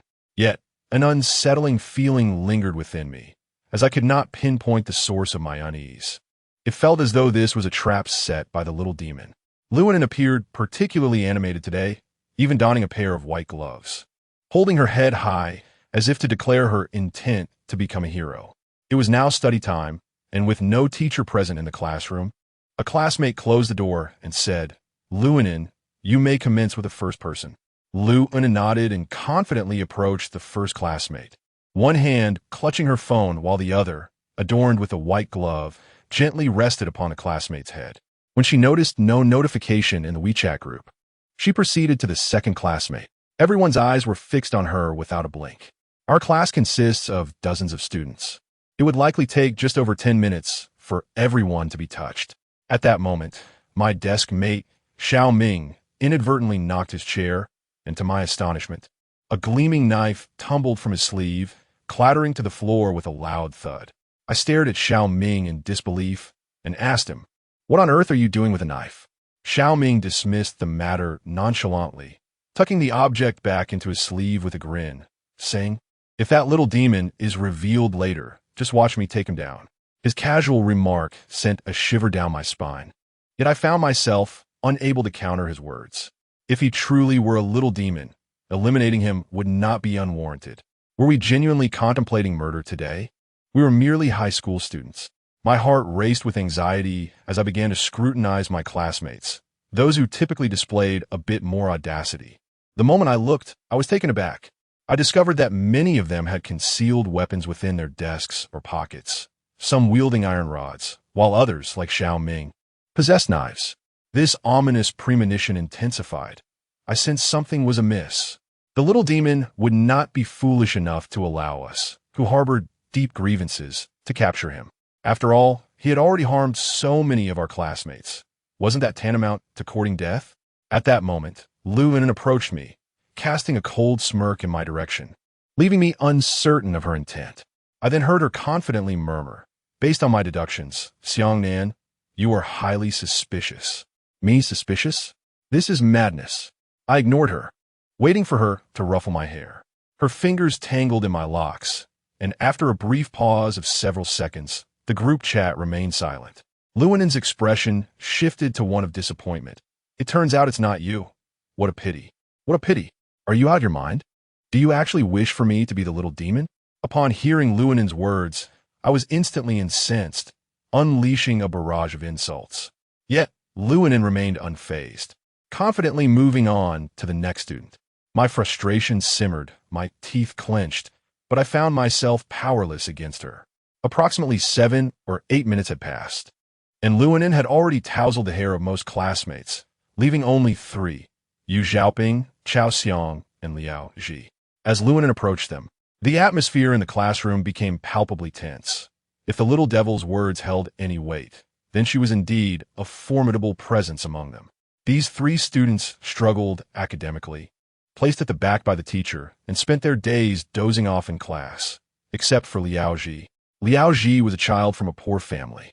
His parents had perished in an accident, and he was raised by his grandfather. Initially, his family could scarcely afford tuition, yet the county funded his enrollment. It is a misconception that students receiving county assistance enjoy special privileges. Liao Ji, being timid and self-conscious, lagged behind academically. Anyone who has attended school knows that no parent wishes to see their child seated in the last row.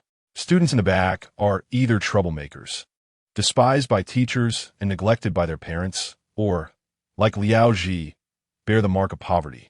Yu Xiaoping, with a playful grin, leaned forward and said, "Come on, little detective, give it a few more touches, it feels great." Naturally, he was not the target, leaving only Chao Xiang and Liao Ji.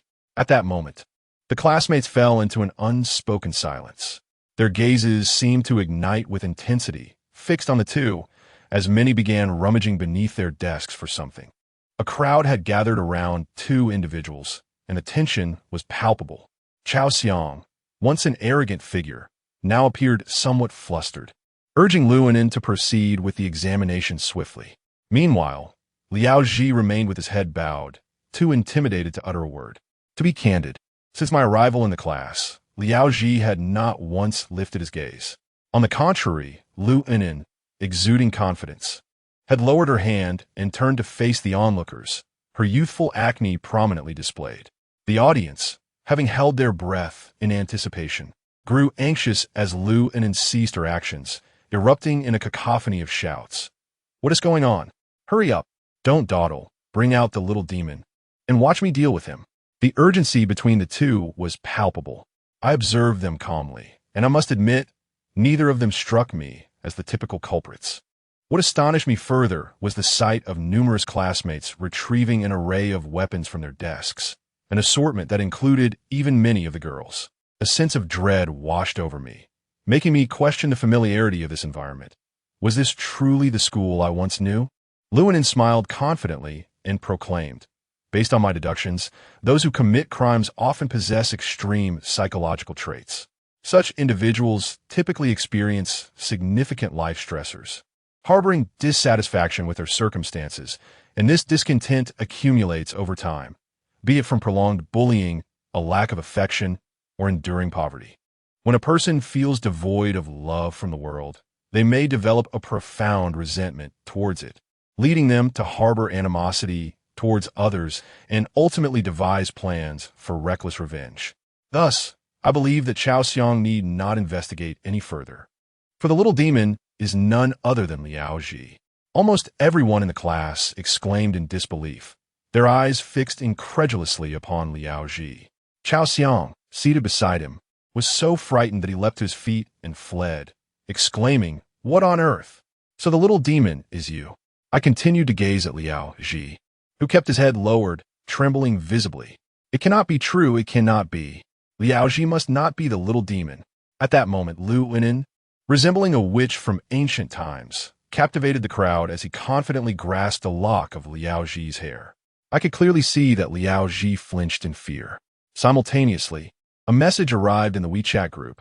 Task completed. Chapter 19. Rescue. I gazed in disbelief at the message sent by the little devil on my phone. What could it possibly mean? Could Liao Ji truly be the little devil? It seemed utterly implausible. Yet, the classmates erupted with fervor, brandishing their weapons and shouting at Liao Ji, "You little devil, I finally found you. You won't escape this classroom alive today. After tormenting us for so long, even if I end up in prison, I will ensure your demise. Indeed, we shall not let you off the hook. Let us all unite and eliminate him. Thereafter, there will be no more WeChat groups for red envelopes." As the fervor of the crowd intensified, Liao Ji's fear mounted, prompting him to retreat into a corner. His head bowed, trembling uncontrollably, tears of injustice welling in his eyes. Suddenly, someone from behind hurled a bottle at Liao Ji, igniting the situation like a fuse. The classmates transforming into a volatile explosion of rage. "Kill him! Kill him!" Wai Xiaoping, who had previously shared a desk with Liao Ji, raised his leg and kicked Liao Ji. With tears brimming, Liao Ji attempted to explain himself, but the ferocity of his peers silenced him before he could utter a word. A blow to his head sent him crumpling to the ground, clutching his head and sobbing pitifully. The crowd surged forward, a relentless tide, while I stood frozen in shock. Xiaoming, chewing gum, swiftly drew a knife and maneuvered around me. Upon seeing the gleaming knife in Xiaoming's hand, I was momentarily taken aback. I swiftly seized him and shouted, "Xiaoming, what on earth are you doing?" Xiaoming looked at me with confusion, innocently replying, "I'm just going to cut him." "What is the problem?" I forcefully snatched the knife from his grasp and quickly admonished, "Have you lost your mind? Liao Ji is like a little demon." With that, I disregarded Xiaoming and hurriedly pushed my way into the crowd. At that moment, Liao Ji was already covered in blood, curled up on the ground, cradling his head with his hands. His arms and legs bore numerous wounds, and fortunately, most of those nearby were unarmed. The confined space allowed only 3 or 4 individuals to strike at him. Even with just those few, Liao Ji had been reduced to such a state. It was unimaginable what would have happened had there been more room. He would likely have perished. Just then, I noticed Zhang Bin squeezing in from his side, brandishing a decorative knife with a fierce expression. I urgently yelled at them, "Stop it right now," aware that my shout alone would not halt their madness. I grabbed a cup from my seat and hurled it against the glass of the nearby window with all my might. Crash! Enough! Are you all devoid of common sense? With the sharp sound of breaking glass accompanying my shout, the frenzied classmates finally ceased their assault. Seizing the opportunity, I pushed my way to the front, shoving aside Yu Xiaoping to shield Liao Ji. Yu Xiaoping, clearly displeased by my actions, pointed at me and cursed, "Xiangnan, you must be the one lacking sense. Behind you lies the little demon. Only his demise will grant us peace. Do you not comprehend this truth? Indeed, Xiangnan, Do not recklessly expose yourself. If the little demon lives, we shall perish. Today, he must be vanquished. Xiangnan, step aside. The surrounding classmates exchanged heated words, dismissing my pleas, brandishing their weapons as they prepared to charge once more. I had no choice but to raise my hands in a defensive gesture and proclaim loudly, "You claim that Liao Ji is the little demon. Does he truly resemble one? Can a mere demon allow a life to be extinguished at will, yet permit you to strike him down so freely? Furthermore, if Liao Ji embodies this little demon, then who, pray tell, initiated the task in our WeChat group when Liao Ji's hands were devoid of a mobile phone while Anan Lu brushed his hair?" I felt my eyes redden with urgency as I nearly cried out these words from the depths of my throat. The surrounding students appeared either intimidated by my fervor or convinced by my reasoning, as many lowered their weapons, pondering my words. However, none could bring themselves to release Liao Ji, encircling him with unwavering resolve. In truth, I understood that their reluctance stemmed from not wanting to be outwitted by the little demon once more. Seizing the moment, I hastily retrieved my phone and shouted into the WeChat group, "Little demon, I once believed you to be despicable, yet I had not fathomed the depths of your treachery. To ensnare others in such a manner is truly vile. If you possess any true skill, then demonstrate it. Xiangnan, I am the first to look down upon you for this." With that, I gasped for breath, drenched in perspiration. For addressing my classmates in such a manner was no small feat. My sole intention was to rescue one individual from the clutches of the little demon, remaining steadfast to my original resolve. Indeed, the little devil soon flashed a smile and remarked, "Not bad, not bad. Xiangnan, I am growing increasingly fond of you." However, I did not betray anyone. In this game, my designated target is Liao Ji. Is there anything wrong with my choice? I don't recall claiming to be a member of your class. Furthermore, I merely directed you to locate my chosen little devil. I never instructed you to harm him. What is it to me if your classmates are so foolish? Gritting my teeth, I raised my phone and shouted at the group of classmates who had their heads bowed. "Do you see it now? Do you see it?" Only then did the surrounding students cast a guilty glance at Liao Ji before retreating with their weapons and slowly returning to their seats. My outburst left them speechless. The most awkward of all was Luanen. Her face flushed, she stood to the side, at a loss, her earlier pride and self-satisfaction completely vanished.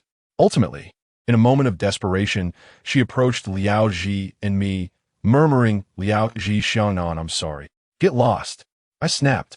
I had no desire to be polite to someone like her. Had I not taken the risk to intervene, she would have incited the others to harm Liao Ji long ago, all while pretending to analyze and reason. How ridiculous. Once I saw everyone disperse, I turned back to help Liao Ji. In just that brief interval, he had been beaten to the point of being unable to stand, sustaining multiple cuts to his legs. Enraged, I hoisted him onto my shoulder and shouted at the bewildered Xiao Ming, "What are you staring at? Come and help." It was only then that Xiao Ming realized. Discarding the knife in his hand, he lifted Liao Ji. The classmates in the classroom watched as I carried Liao Ji outside. In my heart, alongside my fury, there was a flicker of joy, for this was the singular occasion I had rescued someone from the clutches of the little demon. Just as I reached the doorway, I spotted the bearded policeman standing there, smoking. Upon seeing me emerge, he offered an awkward smile. Anger surged within me, and I confronted him, demanding, "Did you merely stand by and watch us fight inside? Why did you not intervene?" The bearded officer chuckled sheepishly, exhaling a puff of smoke, and replied, "Young man, we police officers aren't omnipotent. In such a situation, even if I had entered, I would have been unable to stop them. Moreover, I came to apologize for the incident involving Li Wan." I shook my head, offering a wry smile as I asked, "What good is your apology when the person is already dead?" Having said that, I had no desire to continue the conversation with him, and I was determined to leave with Liao Ji. Just then, Qin Yong approached, took my hand, and said, "Why don't you have a proper conversation with him? Xiao Ming, and I will take care of things." Given Qin Yong's insistence, I felt it inappropriate to refuse. After all, he was a policeman, and I was merely a student, venting my frustrations. The bearded officer led me to sit on the steps of the playground and offered me a cigarette. Suspecting he intended to extract information from me, I asked, "What exactly do you wish to inquire about?" Speak plainly. The little mustache man removed his police cap, sighed, and with a somewhat helpless expression, remarked, I acknowledge that you perceive my failure to fulfill my responsibilities as a police officer, and I concede this point. However, one must consider that many circumstances are beyond my control. I trust you have recently experienced a similar sentiment. I have come to terms with the issues concerning your class. Perhaps I truly lack the capacity to intervene. I do not intend to press you further. Regarding the deceased building manager, there were no fingerprints found on his body. I am utterly perplexed as to who could have hanged him. Since you wish to handle this matter independently, I shall refrain from further involvement. The little mustached man gazed at me with a complex expression.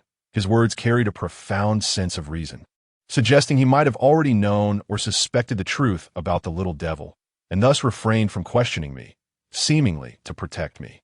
He then handed me a transparent bag. This is a newspaper found in your building manager's pocket. I hope it may prove useful to you. With that, he donned his police cap and departed. Chapter 20. The heart stops beating. I received the transparent bag left to me by Little Mustache, and a profound weight settled in my heart. This was the legacy of the building supervisor, and I felt an overwhelming connection to his death. Alone, I sat on the playground, taking a considerable amount of time to gather my emotions before finally opening the bag. As Little Mustache had indicated, it contained a newspaper. I cautiously extracted it, for the paper appeared quite aged, its surface yellowing, rendering many of the words nearly illegible. Why had the building's supervisor been in possession of such an old newspaper prior to his demise? As I carefully unfolded the paper, my eyes were immediately drawn to several striking headlines. Campus fire claims 50 lives. A jolt of shock coursed through me, prompting me to gingerly spread the entire newspaper open. The article revealed that a high school classroom had caught fire, resulting in the tragic loss of over 50 lives. According to police investigations, all of the deceased were from the same class, and there was one survivor. Authorities suspected that this lone survivor might indeed be the perpetrator. After several days of inquiry, the police traced the suspect to Wanhu Village and initiated an investigation. It turned out that the incident from 7 years ago involving the abandoned building was connected to this tragedy. A whole class had perished in the flames, leaving only one suspected culprit, residing in Wanhu Village. I meticulously pieced together the information in my mind. The building supervisor had revealed Wanhu Village to me, intending to convey that it harbored a murderer, the very individual responsible for the massacre of an entire classroom 7 years prior. We, too, are a group of over 50 individuals, and one by one, we have begun to perish. Could it be that the building manager implies that the little demon is the very murderer from 7 years ago? To locate this little demon, we must first uncover the whereabouts of Wanhu Village. But why, after all these years, has the police failed to reach a conclusion? Is it possible that they have not discovered Wanhu Village? I glanced at the date on the newspaper. March 27th, 2009. Indeed, 7 years ago? Thus, the most pressing matter now is to find Wanhu Village, this cursed ancient village with a millennium of history. After contemplating these matters, I felt a surge of optimism. At least I had a direction and no longer felt lost. At that moment, the little demon sent a message. All right, a new game is about to commence. Everyone, be prepared. I sighed as I held my phone, aware that even with the knowledge of Wanhu Village, I must first manage the present. I rose and returned to the classroom, where upon entering, I found my classmates gazing at me in silence. I realized that my earlier act of rescuing Liao Ji had left them in awe. Under the collective gaze, I took my seat. Xiaoming nudged my arm and chuckled. You were quite impressive today. Get lost. At that moment, the little demon sent another message. I wonder if everyone remembers that we had a game we never played. Let us take the opportunity this afternoon to engage in it. What game? I thought, knowing it would surely involve some cunning schemes. Damn it. The little demon flashed a smile and then remarked, since everyone seems to have forgotten, let me remind you of the new game. It is restricted to all boys, and every male must participate. Prepare 100 slips of paper, numbered sequentially from 1 to 100. The boys will draw in order, starting from number 1. Each boy may choose to draw between 1 to 3 slips at a time, continuing this way until all slips are drawn. The one who draws the last slip, specifically the one number 100, will face a punishment. Is everyone clear? We will commence after school, with a time limit of 20 minutes, hosted by Xiangnan. In the group chat, complaints surged, while some expressed their displeasure vocally. Hasn't this game already been played? Why bring it back after changing the rules? Queried one.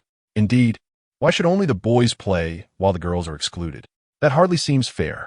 Another chimed in, Chow, are you even a man? I found myself calculating in my mind. It appeared that no matter how the game was played, someone would inevitably face punishment, with the most crucial aspect being who would draw the last 10 slips. At this moment, I had no better strategy, and the only solace was that Su Chunxiao would not have to partake in this game. After class, Xiao Ming discreetly stepped outside for a smoke, and Su Chunxiao approached.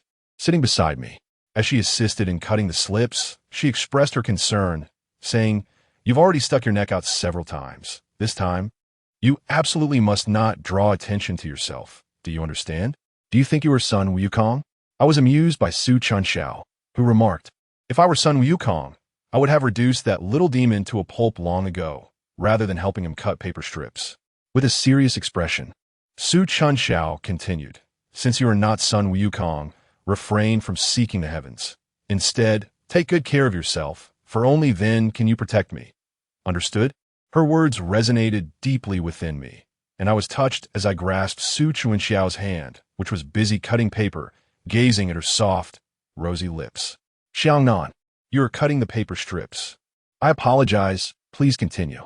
At that pivotal moment, Qin Yong entered the classroom, causing both Su Chunxiao and me to blush furiously. Noticing his intention to leave, I quickly called out, "Come back, speak your mind." With a mischievous grin, Qin Yong approached, prompting Su Chunxiao to shyly drop the paper and excuse herself to go to the restroom. "What about this game?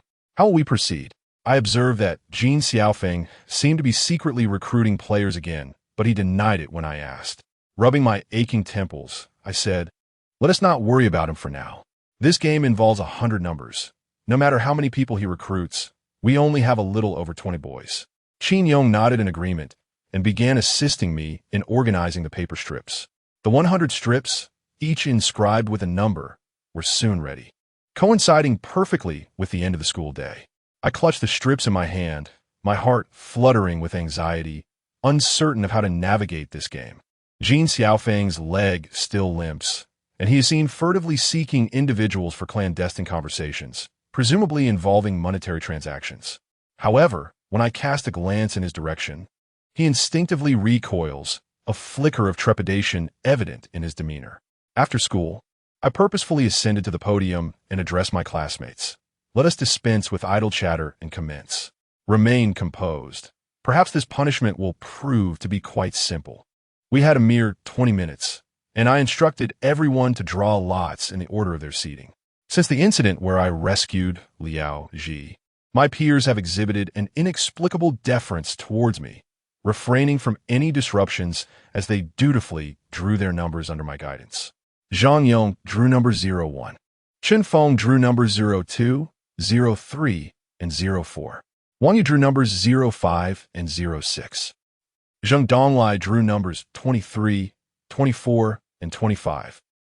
Jin Xiaofeng drew numbers 56, 57, and 58. Xiao Ming drew numbers 87, 88, and 89.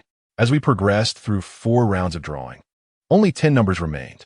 I observed Jin Xiaofeng beginning to scheme, whispering to others with a sinister expression on his face. I was acutely aware of his nefarious intentions.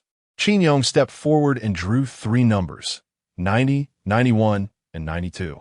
Subsequently, another individual drew 3 more, leaving only 5 slips of paper, following the established order. The next to draw were Zhang Bin, Jin Xiaofeng, Liao Ji, and myself. At this juncture, Jin Xiaofeng began to reveal his true nature, caressing his injured leg and sarcastically remarking, "It seems Liao Ji will not be joining us. It's just the 3 of us, so let us hasten to draw." With that, he exchanged a knowing glance with Zhang Bin, who understood and drew only 1 slip, leaving 4 remaining. Jin Xiaofeng limped towards me with a cheerful grin, exclaiming, "Didn't he expect this, did you, Nan? Once again, I've outsmarted you. Don't hold it against me. In games, there are always winners and losers." With that, he reached for the slip of paper in my hand. If he drew 3 slips, it would be I who faced the consequences today. Earlier, Qin Yong had cautioned me, but in my headache-induced haze, I had dismissed his warning. I closed my eyes and sighed. Although a sense of reluctance welled within me, I had no choice. Games are fair, and I could only blame my own carelessness. Just as Jean Xiaofeng was about to seize the paper, Su Chunxiao suddenly stepped forward, tears streaming down her face as she implored him, "Jean Xiaofeng, I beg you, please don't draw 3 slips." Jean Xiaofeng regarded her with amused curiosity, asking, "Oh, begging me? What will you offer in return?" Su Chunxiao's crystalline tears fell incessantly as she stood frail and solitary before him.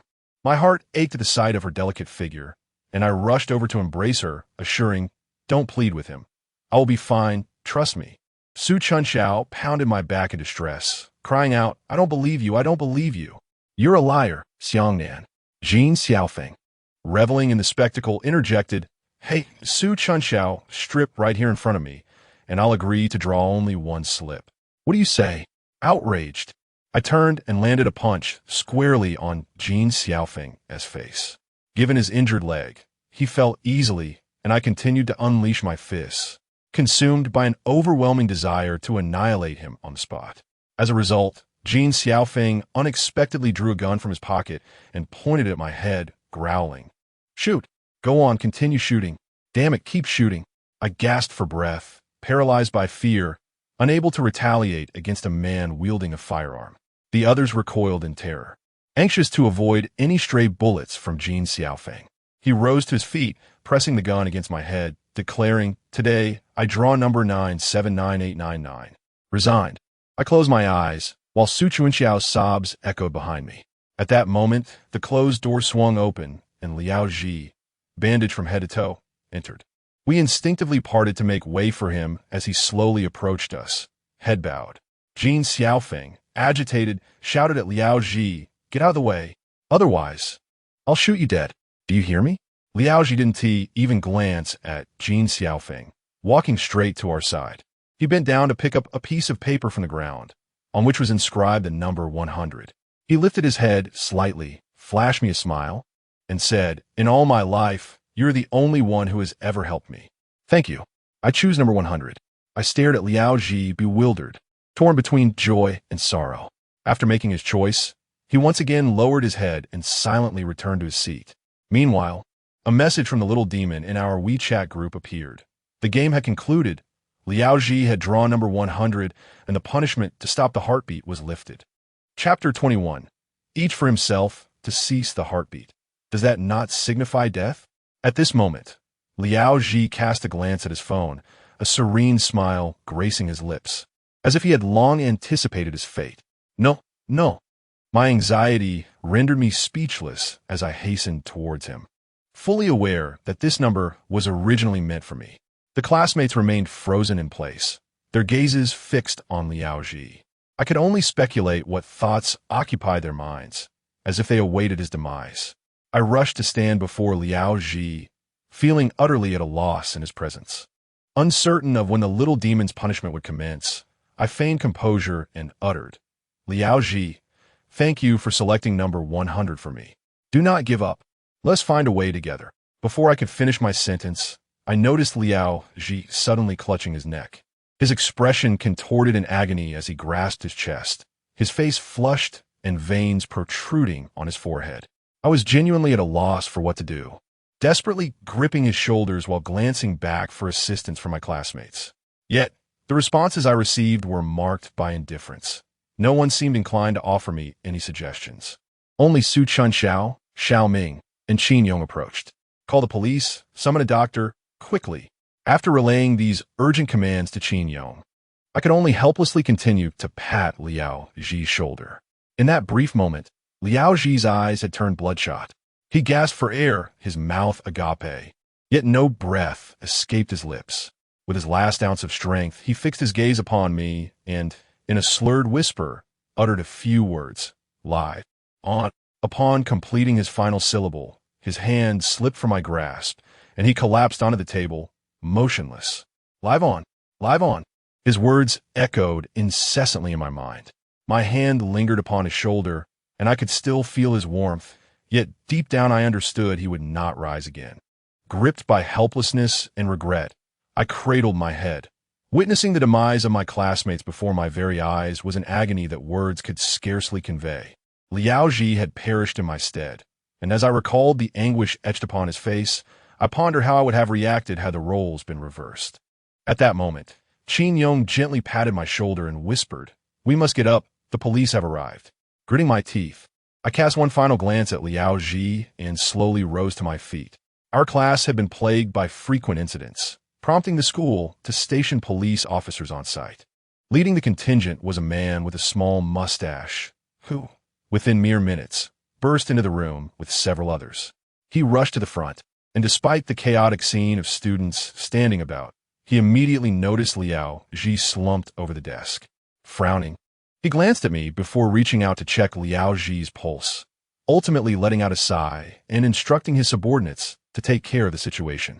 I helplessly gazed at the little mustached man, yearning to confide in him about everything, desperately in need of assistance. The little demon seemed almost omnipotent, while we were merely defenseless ordinary students. Was it not a grand jest for mere mortals to contend with malevolent spirits? Yet, the horrifying fate of Li Wan lingered in my mind, compelling me to stifle my fears. Since our last conversation, the little mustached man seemed to grasp our predicament. Without uttering a single inquiry, he turned and walked away. Upon reaching Jin Xiaofeng, he suddenly executed a swift maneuver, tripping him with such finesse that within mere seconds, Jin Xiaofeng was subdued. I could hear Jin Xiaofeng wailing, "What are you doing? That idiot's demise has nothing to do with me. Why not question those closer to him instead of attacking me? Do you still wish to maintain your position at the police station?" The little mustached man raised his hand and struck Jin Xiaofeng on the head, seizing the gun from him while sternly admonishing, "Silence. You are unlawfully carrying a firearm. Come with me to the station." With that, he produced handcuffs from his waist and led Jin Xiaofeng out of the classroom. The follow-up regarding Liao Ji was left to the little mustached man's subordinates, who completed a brief statement before erasing the surveillance footage. Liao Ji was subsequently declared to have succumbed to sudden cardiac arrest. Once again, a life was lost in our class, leading to our isolation by the school. To avoid disrupting other students, our class's schedule was staggered by 20 minutes from that of other classes. This meant that while others were concluding their lessons, we remained in class, and when we finally finished, others commenced theirs. This was the sole measure the school had taken in response to the events that had unfolded. In my perspective, it serves no purpose whatsoever. During this period, the teacher merely comes to stand for 5 minutes after class, assigning study tasks and homework before hastily departing. The classmates have become increasingly insular, forming numerous cliques, and the phenomenon of indifference and selfishness has intensified. As soon as the class ends, the several small groups engage in hushed conversations, deliberating amongst themselves, devoid of any meaningful interaction. We have transformed from classmates into unfamiliar adversaries. Occasionally, two factions erupt into verbal disputes over trivial matters, and in severe cases, physical altercations ensue. Lu Yinin belongs to this category of individuals. The death of Liao Ji seems to have profoundly affected her. I initially believed that after her apology to us, she would attain a complete epiphany, but I was mistaken. Ever since Lu Yinin analyzed Liao Ji's words, she unexpectedly garnered a considerable following, with many perceiving her as a wise and dependable ally. If the male troublemaker is Jin Xiaofeng, then the female equivalent is Lu Yinin. Liao Ji's demise was warranted. Such individuals deserve their fate, as living is suffering, while death offers liberation. Lu Yinin vocally commented on Liao Ji's death in the presence of those around her, and nearly everyone in the class heard her. On several occasions, I contemplated confronting her, but I was restrained by Su Chun Xiao. In truth, I am not alone in my disdain for Lu Yinin. A group of girls, led by Xia Lu, shares similar sentiments. Xia Lu serves as the cultural committee member of our class, possessing a remarkable talent for both singing and dancing, and with an appealing appearance and commendable figure. She frequently represents our class at various events, yet her relationships with classmates are rather strained. The reason for this lies in her arrogance. She often regards herself as superior, looking down upon her peers. Consequently, the number of boys who pursue her is surprisingly scant. The individuals who gravitate towards her are predominantly somewhat artistic yet reclusive girls. To Xiaolu, Lu Anen's words are undoubtedly grating. Why do you constantly criticize others? What kind of person are you yourself? Have you ever looked in the mirror? Your face is full of toxicity, and it's utterly repulsive. I analyzed my own circumstances. What business is it of Xiaolu's? Do not presume you are so exceptional. The games of the little demon are not merely about singing and dancing. Sooner or later, you will find yourself in need of my assistance. Seek your help? Are you going to advise me on how to eliminate acne? Xiaolu, confident in her flawless complexion and superior beauty compared to Lu Anen, ruthlessly exploited the latter's struggle with acne. In that moment, Lu Anen found herself unable to contend with Xiaolu. The atmosphere between the two factions was charged with tension, suggesting that a confrontation was inevitable. Previously, Qin Yong had intervened to mediate, but eventually, everyone ceased to heed the class monitor's authority, and Qin Yong grew disinterested in the matter. The only solace amidst this turmoil was that, following Liao Zhi's passing, the little demon remained silent for 3 days. Even now, there are those in the class who believe that Liao Zhi was the embodiment of the little demon, and with his demise, the little demon has also perished. In response to such sentiments, I can merely chuckle. I am aware that calm often precedes the storm. Sure enough, on Friday, the long quiet group finally erupted with activity once more. The little devil sent a smiling emoji and remarked, having rested for so long, everyone should be brimming with energy. Let us commence a new round of games. The forthcoming contest would involve Lu Anen and Xiaolu, who would compete to see who could consume the most bread. The victor would emerge triumphant. The duration of the game was set for a strict 3 hours. Let the games begin. With those words, the little devil promptly distributed a red envelope containing 500 yuan in the group chat, tagging Lu Anen and Xiaolu, stating, "This is the game fund. Go ahead and indulge in purchasing bread." Despite the generous 500 yuan red envelope available in the group, not a single soul dared to seize it. An unsettling chill coursed through me. What appeared to be a tranquil game of eating bread could swiftly transform into something sinister with the introduction of penalties and fierce competition. The palpable tension between Lu Anen and Xiaolu was on the verge of eruption. It was evident that the little devil had orchestrated this situation with intent. Chapter 22. Eating bread. At this juncture, no one in the group dared to speak up any longer. All were silently fixated on their phones. Ultimately, Lu Anen could no longer contain herself and remarked in the group chat, "Why must it be me and Xiaolu? Little demon, since you are playing a game, fairness and rules should be adhered to." The little demon responded with a smiling emoji and boldly declared, "In this group, I am the rule." That seemingly innocuous statement rendered Lu Anen speechless in an instant. Indeed, in this desolate WeChat group, when had there ever been a discussion of rules? The fates of each of us lay firmly in the hands of this enigmatic little demon. To this day, I remain uncertain whether he is human or ghost. Upon seeing Lu Anen's message, her rival, Xiaolu, appeared unwilling to back down and began to voice her thoughts in the group. "Little demon, I agree to play this game, but could you perhaps assign me a different opponent? I find her repulsive. Do you think I wish to compete with you? Are you afraid of losing to Lu Anen? In terms of eating, I truly cannot compare to you, Lu Anen." "Haha, exactly, you are merely suited to show off. Why don't you drop out of school and sell yourself? Even if I were to sell, there would be buyers for me. But you, my dear, would likely end up in the trash."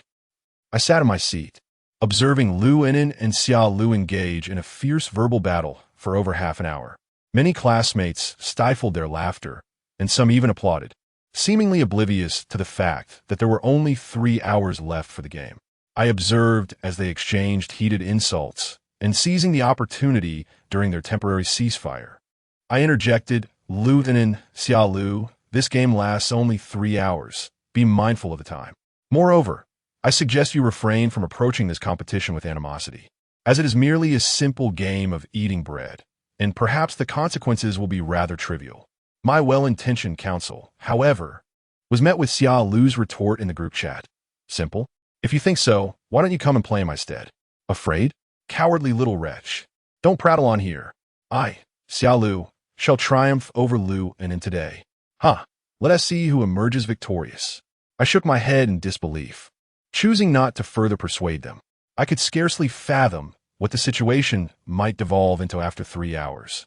All I knew was that if they failed to collaborate in this game of eating bread, they would undoubtedly fall into the clutches of the mischievous little demon. Xiao Ming nudged my arm and whispered, "Ignore these two fools. None of them are worth it. If they end up being outsmarted by the little demon, they will have brought it upon themselves." I cast a glance at Xiao Ming, but remained silent, contemplating how our class had transformed into a battleground. As time ticked away, Luonin and Xia Lu sat in a standoff, neither willing to make the first move to buy bread, fearful of losing their momentum. With only an hour remaining, Luonin finally composed herself and whispered a few words to her accomplice beside her. After receiving a nod, her follower dashed out of the classroom, evidently to procure some bread. Xiao Lu tilted her head back, curling her lips in a dismissive smile, and gestured for a girl beside her to step outside. In this initial round between the two young women, it was evident that Xiao Lu emerged victorious. Luonin remained seated, fists clenched, silent. It was Huang Pei, a companion of Xiao Lu, who broke the tension. "Oh, is our esteemed Detective Lu afraid of losing to our Xiao Lu, hastening away like that? Between me and Xiao Lu, what concern is it of a mere servant?" As the words hung in the air, both sides rose, the atmosphere crackling with potential conflict. I was taken aback by how quickly these groups of girls could become so aggressive, akin to the ruffians in our class. Fortunately, their followers rushed in simultaneously, each cradling a dozen loaves of bread, which they piled onto the tables of Lu Inin and Xia Lu. It was common knowledge that bread could satiate hunger. Typically, even 2 loaves would suffice to fill a normal boy, let alone girls. The onlookers in the class rose to witness the spectacle, and Xiao Ming and I joined them. As Lu Inin tore open a bag of bread and began to eat, Xiao Lu followed suit.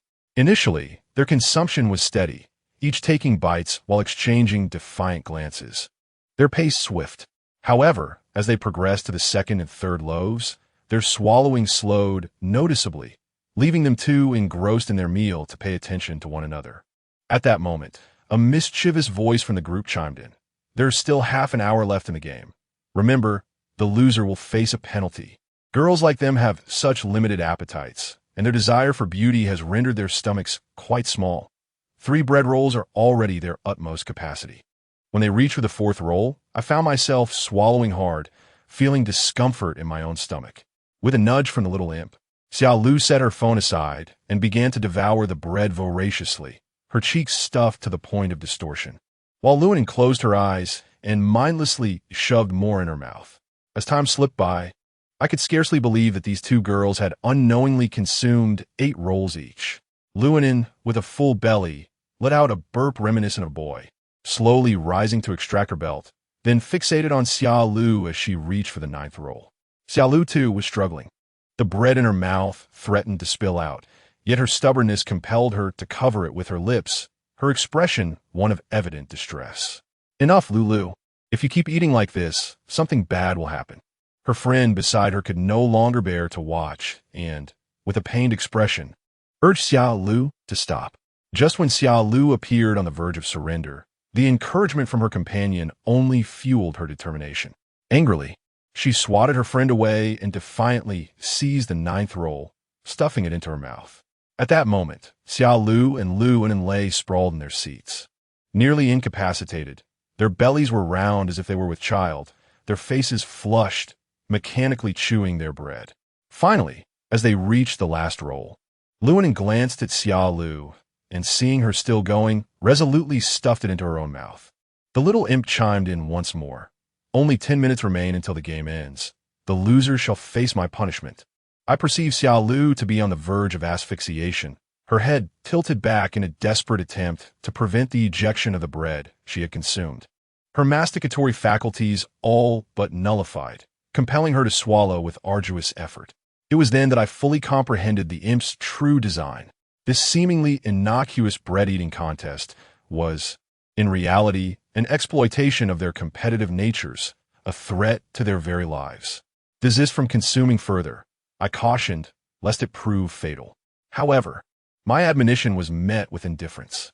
Lu Inin, gesturing towards the table now devoid of bread, implored her confidant with labored breath. Procure more. Despite their empathy, their sense of urgency prevailed, as the game's conclusion was imminent, and their rivalry remained unresolved. The Emporium was proximal, and soon they returned with an augmented cache of bread. The sight of this bounty filled me with revulsion, yet I was impotent to intervene. I had issued my warning, but it had been disregarded. 1 minute remains. The imp proclaimed via the group forum. In a frenzy, Lu Inen and Xia Lu seized the remaining loaves, cramming them into their mouths with reckless abandon. Alas, their capacity had been exceeded, and their distended abdomens appeared on the cusp of rupture. Each had ingested an excess of 15 loaves. It was this final exhortation from the imp that precipitated Xia Lu's undoing. She could no longer endure, the bread forced into her mouth meeting insurmountable resistance. Her oral cavity was engorged to the point of deformation. I scrutinized Xia Lu's throat, noting her valiant yet futile attempts to swallow, her face flushed crimson, her swollen belly rendering her limbs bereft of strength. As I witnessed Xiao Lu's gaze begin to fade, I swiftly pushed through the crowd and shouted, "Quickly! Remove the bread from her mouth. She cannot breathe." Xiao Lu's friends, startled by my outburst, finally reacted, frantically attempting to extract the bread from her gaping mouth. The scene was utterly grotesque, prompting many classmates to step away and vomit. It may sound incredulous, but Xiao Lu's friend managed to retrieve nearly an entire loaf of bread from her mouth. However, her throat was completely obstructed, rendering any further attempts futile.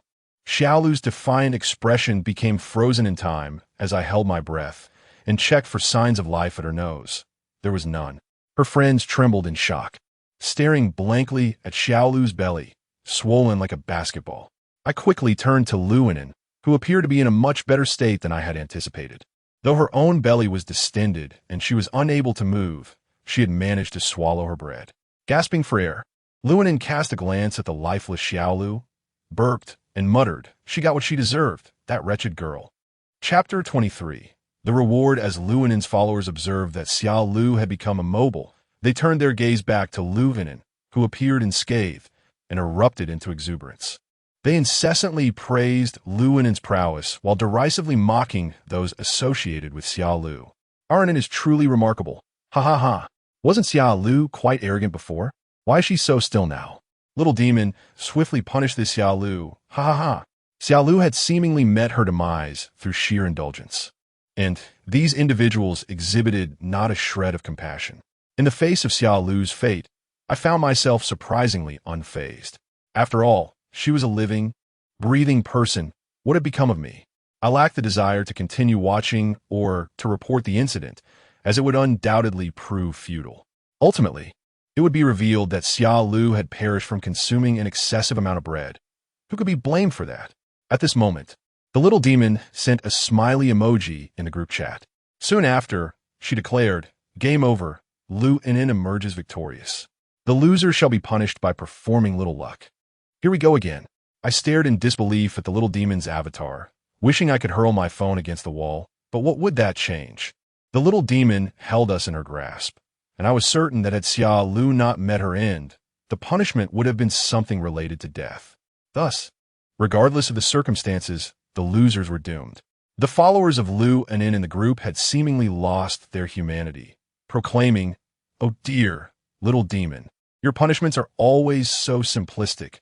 How uninteresting. Yes, look at our Inen, who worked so hard to win the game, yet receives no reward. Regardless, that wretched Summer Lu is already deceased. You cannot punish the dead. Why not instead reward our dear Inen?" I could no longer contain my anger and exclaimed to the group, "Are you even human? No matter what, Summer Lu was one of you, a fellow being. Her lifeless body still lies in the classroom, and yet you speak so callously. Do you not fear that she might rise as a vengeful spirit to haunt you? What is there to fear? I am not afraid." I continued, with an by our side. What have we to fear from a mere corpse? Ah, how I laughed.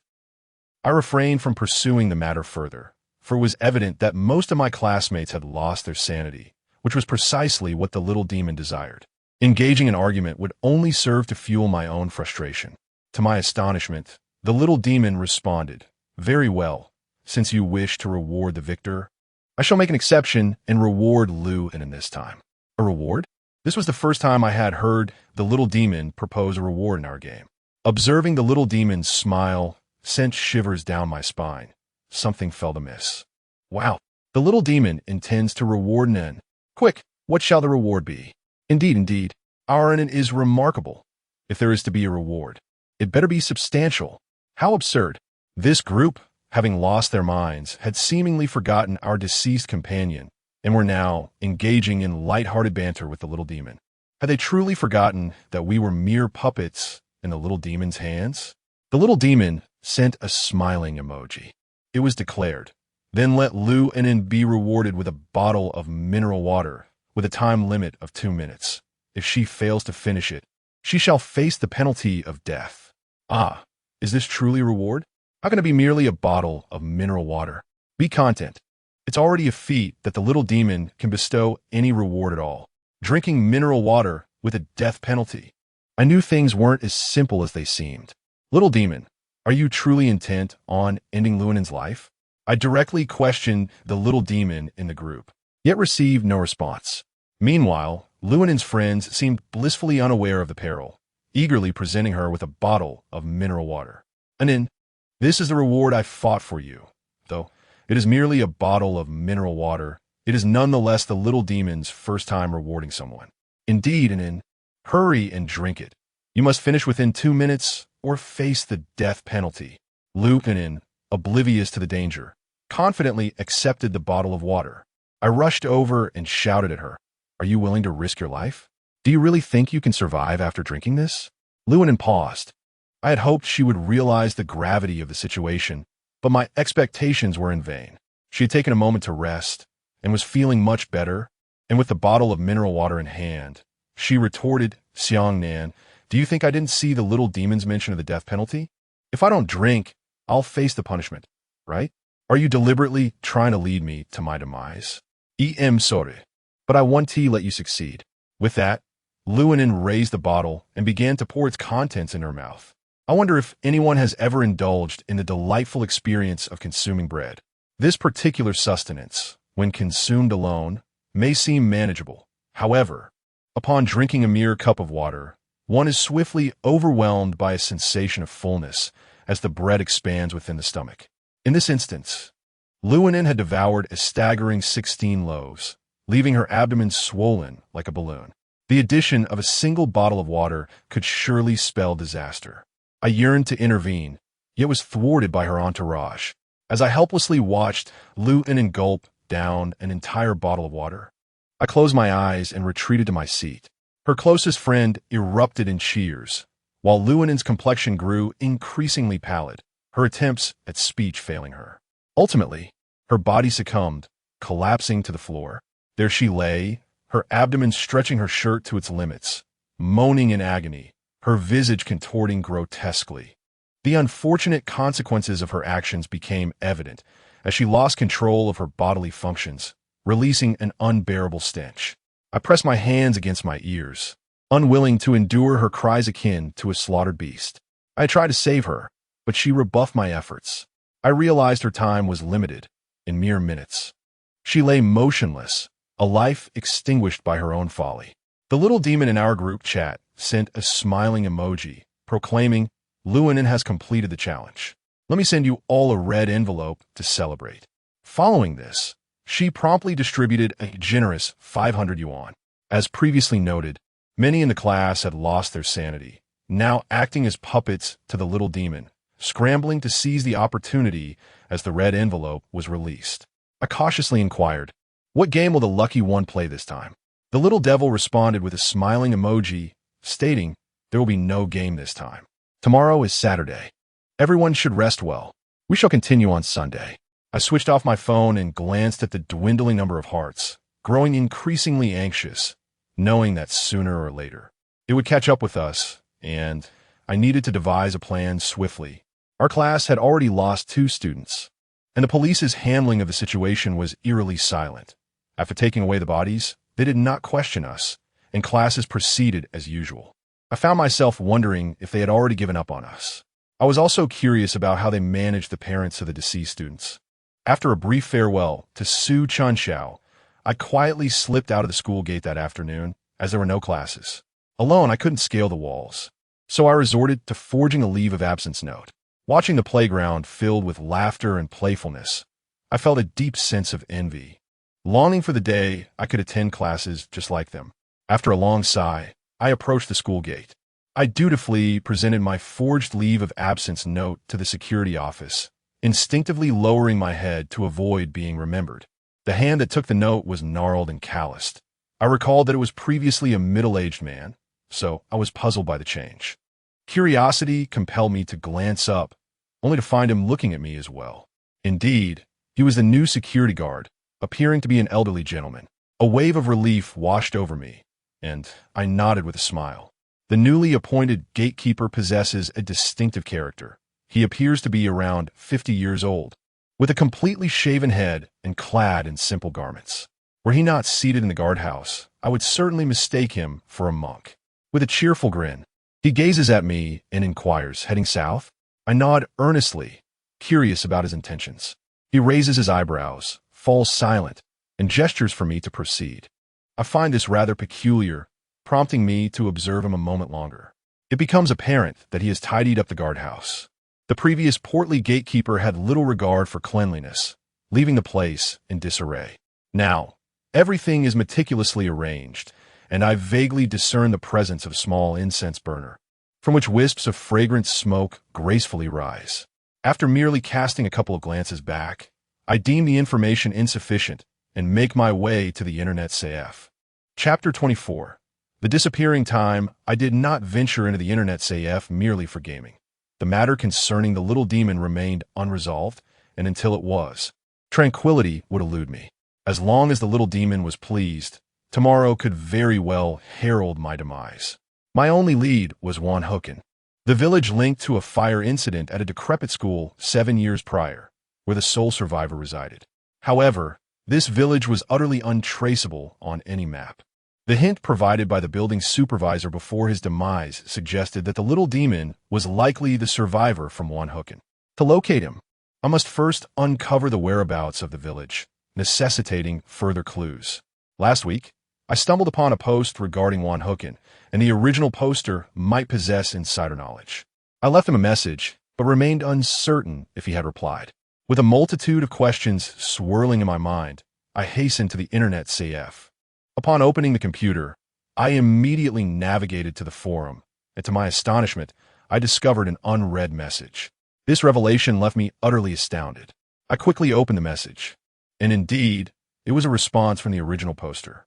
He had not agreed to add me as a friend, but had replied with 3 words, "Siedishing."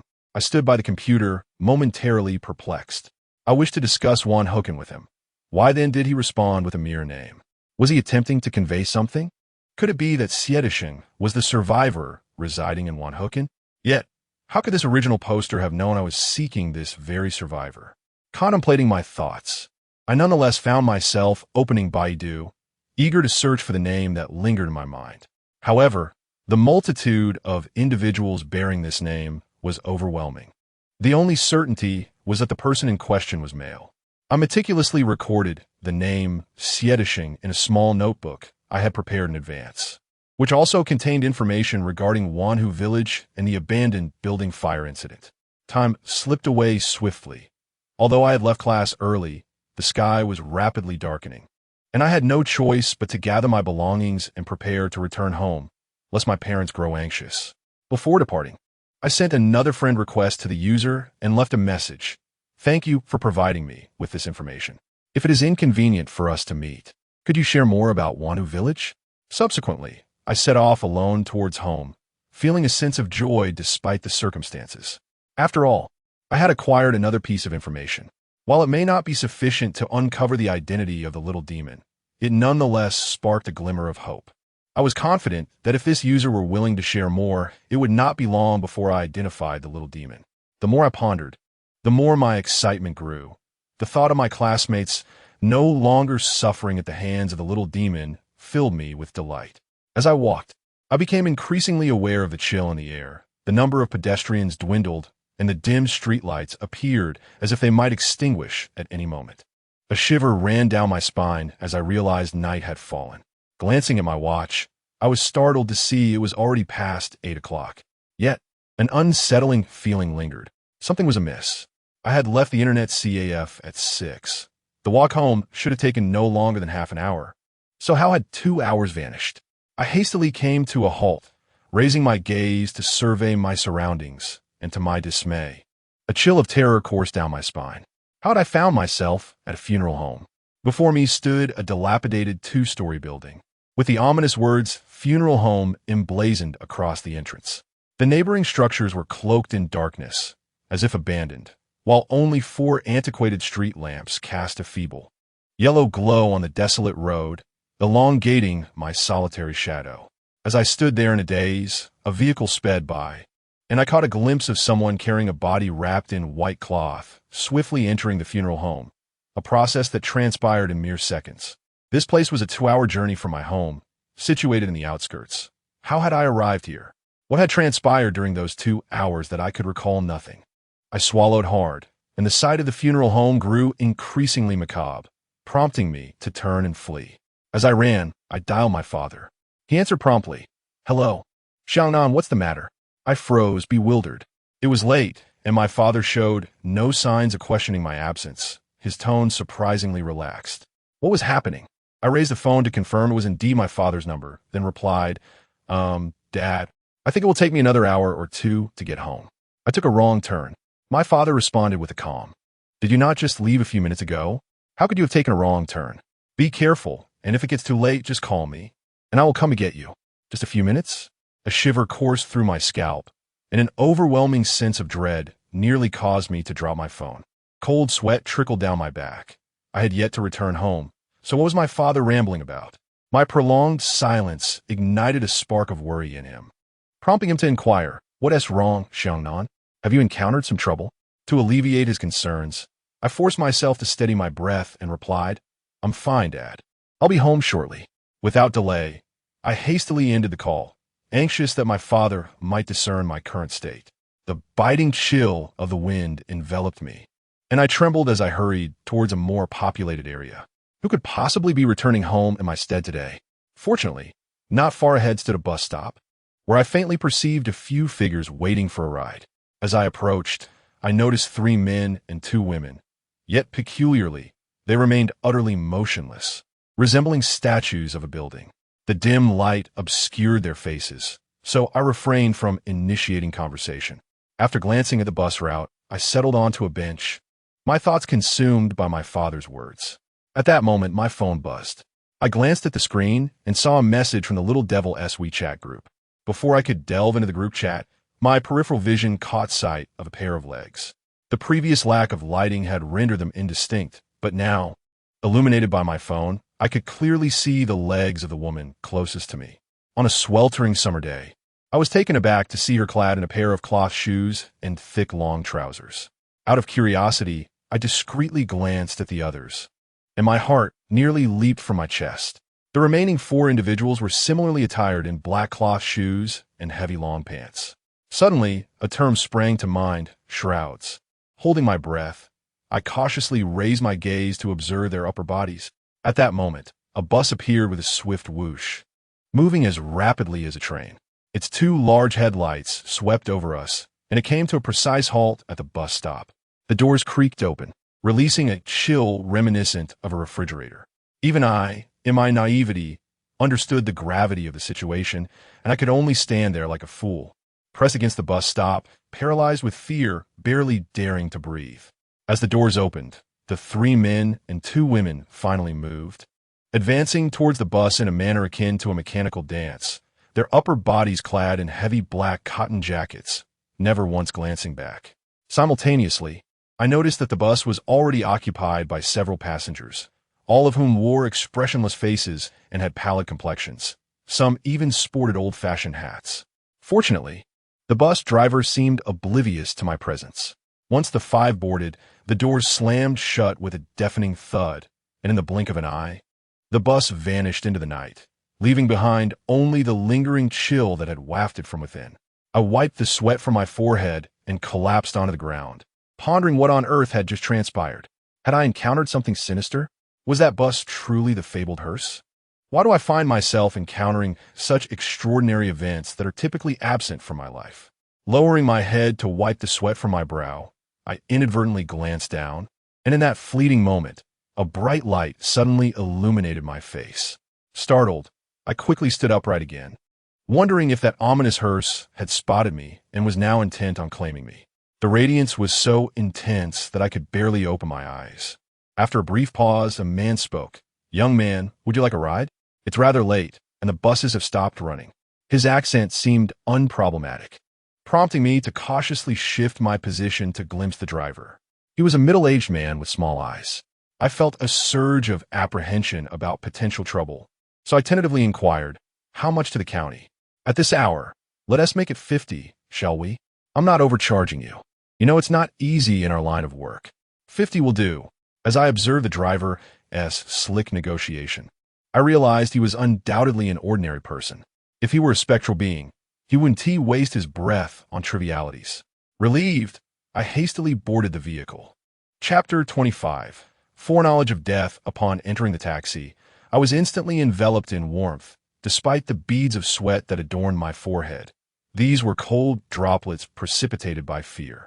Moments ago, I had stood by the roadside, exposed to the biting chill of the wind. A statue of Buddha graced the dashboard, perhaps a talisman that ensured the driver's safe passage. The driver, a gregarious man, noticed my pallor and cheerfully inquired, "You must be a student? Venturing out to the suburbs at this hour, for what purpose?" After a moment's hesitation, I chose not to divulge the bewildering truth behind my presence here. Instead, I fabricated a tale, saying, "Yes, I am in high school, visiting a friend, but I lost track of time while having fun." The driver chuckled and replied, "Ah, you students are always so reckless with your time. This area can be quite perilous at night. Most taxi drivers avoid picking up fares here. Only I, blessed by fate, dare to do so." His words momentarily caught me off guard, igniting a flicker of anxiety within me as I recalled the mortuary, the 5 deceased at the bus stop, and the hurried procession of hearses. Had it not been for this taxi, I truly would have been a loss tonight. Overwhelmed with gratitude, I sincerely expressed, "I owe you much, sir." The driver, buoyed by my appreciation, became even more loquacious, sharing various anecdotes. Initially, I listened passively, but my interest peaked when he began recounting the peculiar occurrences in this area. "Young man, that street where you just stood was once a renowned village. I heard from my father that during its peak, the village boasted a population of around 10,000. Its history spans a millennium, but alas." As the driver paused, seemingly a loss for words, I anxiously inquired, "What is so unfortunate?" Just as I posed my question, the taxi came to a sudden halt, and I nearly collided my head against the windshield. Confused, I turned to see what had transpired ahead, only to discover that we had arrived at the entrance of my residential community. My parents were there, blocking the taxi, their faces etched with concern. My anxiety surged.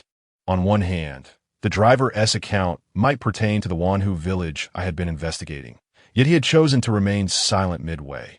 On the other hand, my parents were worried about me and were attempting to open the car door. If I persisted in questioning the driver, my secret investigation would inevitably be revealed to them, and I had no desire to involve my parents in this matter. Caught in a dilemma in the passenger seat, I cast a glance at the cheerful middle-aged man driving, while my father had already swung open the door. "Xiangnan, why aren't you getting out? Your mother is nearly in a panic. Hurry up." Reluctantly, I gathered my composure and stepped out of the vehicle, while my parents, with worried expressions, bombarded me with questions, claiming they were about to call the police if I didn't return soon. I pondered how my parents had known I was taking a taxi back and why they were waiting for me at the entrance. I refrained from inquiring further, for since someone was returning home in my stead, it was only natural that this individual could also impersonate me to inform my parents. My heart raced as I cast a furtive glance at the house behind my parents, discreetly clenching my fists. At that moment, the taxi driver beside me chuckled heartily, exclaiming, "Ha! The child has been returned to you. Please settle the fare, as I have more rides to attend to." My father finally grasped the situation and promptly expressed his heartfelt gratitude to the driver, then handed me 100 yuan, instructing me to personally give it to him. This suited me perfectly, as I was already contemplating requesting his business card, eager to engage in a conversation about that village at a later time. I bent down to pass the money through the front passenger window, smiling as I began, "Sir, here, as your payment," and just as I was about to mention the matter of his contact information, I was struck dumb upon seeing the driver's face. To my astonishment, I noticed a swirling mass of black mist hovering above his forehead, identical to the one surrounding Leon. The ominous black mist had reappeared. Perceiving my sudden pallor, the driver inquired, "Young man, what's wrong? Do you need to say something?" Regaining my composure, I shook my head, since my parents were present. I felt it inappropriate to discuss the black mist. Instead, I urged him, "Sir, it's quite late. Please avoid any dangers and do take care to rest at home soon." The driver let out a hearty laugh, seemingly unfazed by my words, and handed me 50 yuan, stating, as we agreed, "It's 50. A 1T charge more." "No need. Dear uncle, you keep it. Just ensure your safety." As we were both in the car, refusing the offer, my arm inadvertently struck the statue of Buddha on the dashboard, which fell to the ground with a resounding thud. Despite the softness of the car's interior, the statue shattered into several pieces. Could this be fate? I gazed in disbelief at the fragmented statue, then turned my attention to the increasingly ominous expression of the driver, filled with guilt and helplessness. The driver stared at the broken statue in shock, then chuckled twice, saying, "This indeed proves that cheap goods are of poor quality. Well, I'm off now, young man." With that, he swiftly turned the car around, and in an instant, it vanished as if engulfed by the night. The only detail I retained was his license plate number, 1422. My parents, concerned that I was unwell, showered me with inquiries and warmth. Overwhelmed, I feigned a cold and retreated to my room to isolate myself. Today's events have once again confirmed a troubling reality. I've been ensnared by a malevolent spirit, one that may not be merely a mischievous imp. This spirit first led me to the vicinity of the funeral home, then returned home in my stead, informing my parents of my whereabouts. Furthermore, the area near the funeral home, as described by the driver, bore a striking resemblance to the ruins of Wanhu village. This series of fragmented clues suggests that the spirit's primary intent was to guide me to a specific location, or rather, to Wanhu village. And its return to my home serves as a warning, a reminder that my family is perpetually under threat. Anyone who divulges information about Wanhuken is likely to face life-threatening dangers. This is merely my conjecture, aside from the driver with the ominous black mist on his forehead. There is also the enigmatic poster from the forum. I sincerely hope they are both safe. So many events transpired that I drifted off to sleep without realizing it. The following morning, my mother called me to rise for breakfast, while my father switched the remote to the morning news channel. Just as the channel changed, the three of us simultaneously paused our chopsticks. The announcer's clear voice resonated.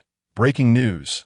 Last night, a taxi with the license plate number 1422 was involved in a rollover accident on the overpass. The driver, aged 38, could not be saved despite efforts of the hospital. The police are currently investigating and have contacted the driver's family." My mother pointed at the television and asked, "Xiaonan, wasn't that the taxi that took you home yesterday?" I sighed and nodded in silence. My parents lamented the fragility of life and the loss of good souls.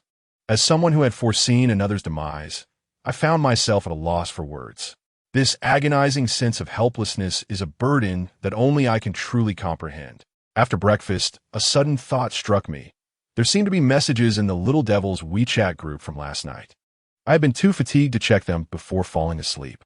Upon opening the app today, I discovered a plethora of unread messages, including a private message from Su Chanxiao. I clicked on her message first, which read, "Xiangnan, have you fallen asleep? What should I do?" This time, it has fallen upon Qin Yong, and I genuinely wish to assist him, yet I am engulfed by fear of everyone in the class. Upon seeing Su Chuanxiao's private message, I surmise the nature of the situation. It must be that the little demon has singled out Qin Yong. I hastily opened the WeChat group, sifting through the clutter of trivial chatter, and directly sought the little demon's message. After much searching, I finally found it. The little demon stated, "In the game on Sunday, I will randomly select one person to complete a task. Upon successful completion, I shall distribute a red envelope of 800 yuan. This time, The task is assigned to Qin Yong. The nature of the game is to relinquish the most cherished thing in your heart. The deadline for completion is by midnight on Sunday. Chapter 26. Grandfather Qin Yong arrives. The narrative surrounding the game Little Demon is indeed peculiar. It compels Qin Yong to relinquish that which he holds most dear. Could it be that this little demon possesses the uncanny ability to discern the thoughts of others? Qin Yong is among the few steadfast friends I have in class, and his selection by the little demon has stirred my anxiety more than anyone else's. I found myself disinterested in the trivial messages flooding our WeChat group, and instead, I promptly reached out to Su Chunxiao. The moment the call connected, her voice, tinged with concern, reached my ears.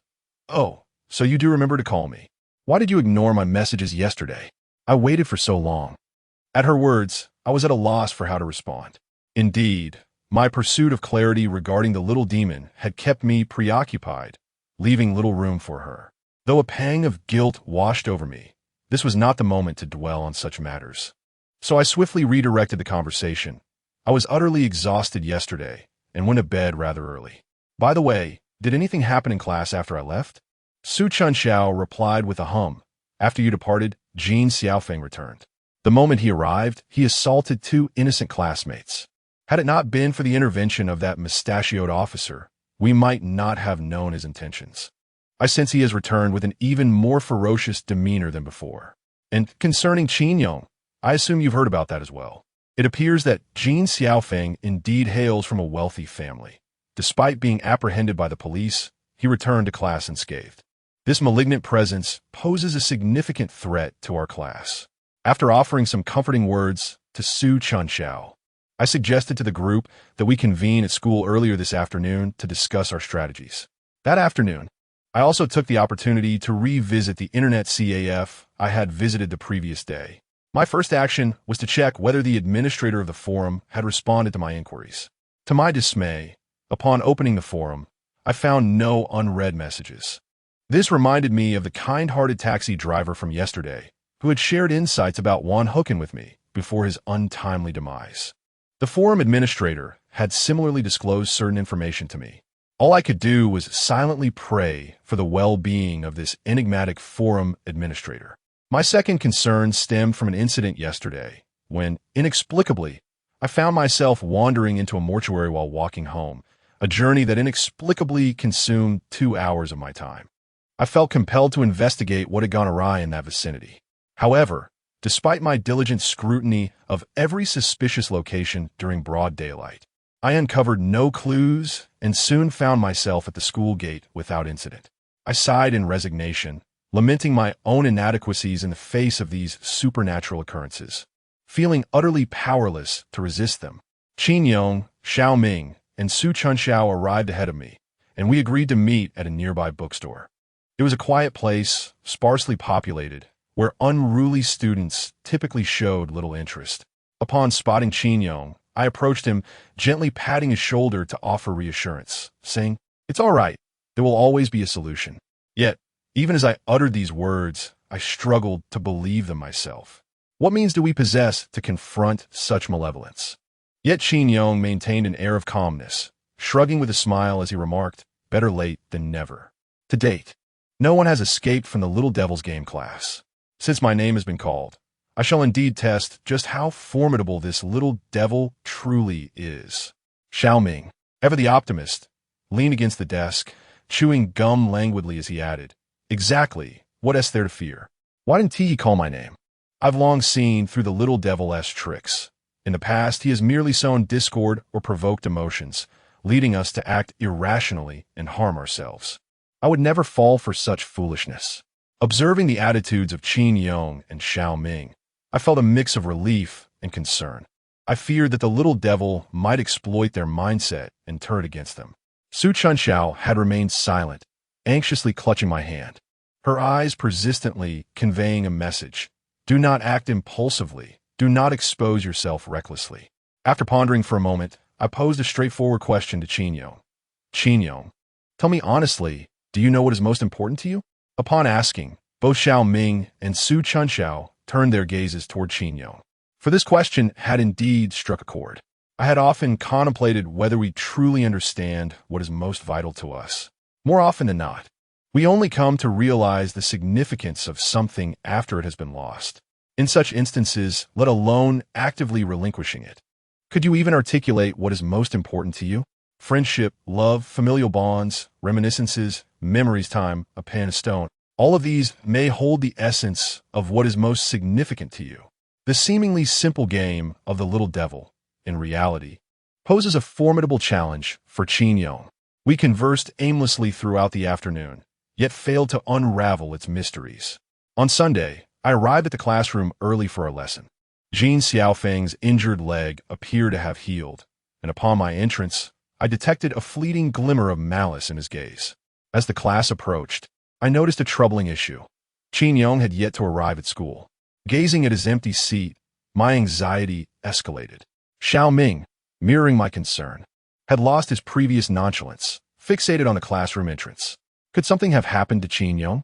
However, the little devil's game was not scheduled to conclude until midnight. Logically, he should still have time. I hastily inquired in our WeChat group. Qin Yong, why haven't you come to school yet? Following my message, Su Chunxiao and Xiao Ming echoed my concern. Yet after more than 10 minutes, my phone remained silent. The recent spate of deaths surrounding us weighed heavily on my mind, and I endeavored to steer clear of such morbid thoughts. Affecting a facade of composure, I dialed Qin Yong's number. I'm sorry, the number you have dialed is switched off. Please try again later. My hand began to tremble, and Xiao Ming incessantly queried whether I had connected, yet I found myself speechless, clutching my phone tightly.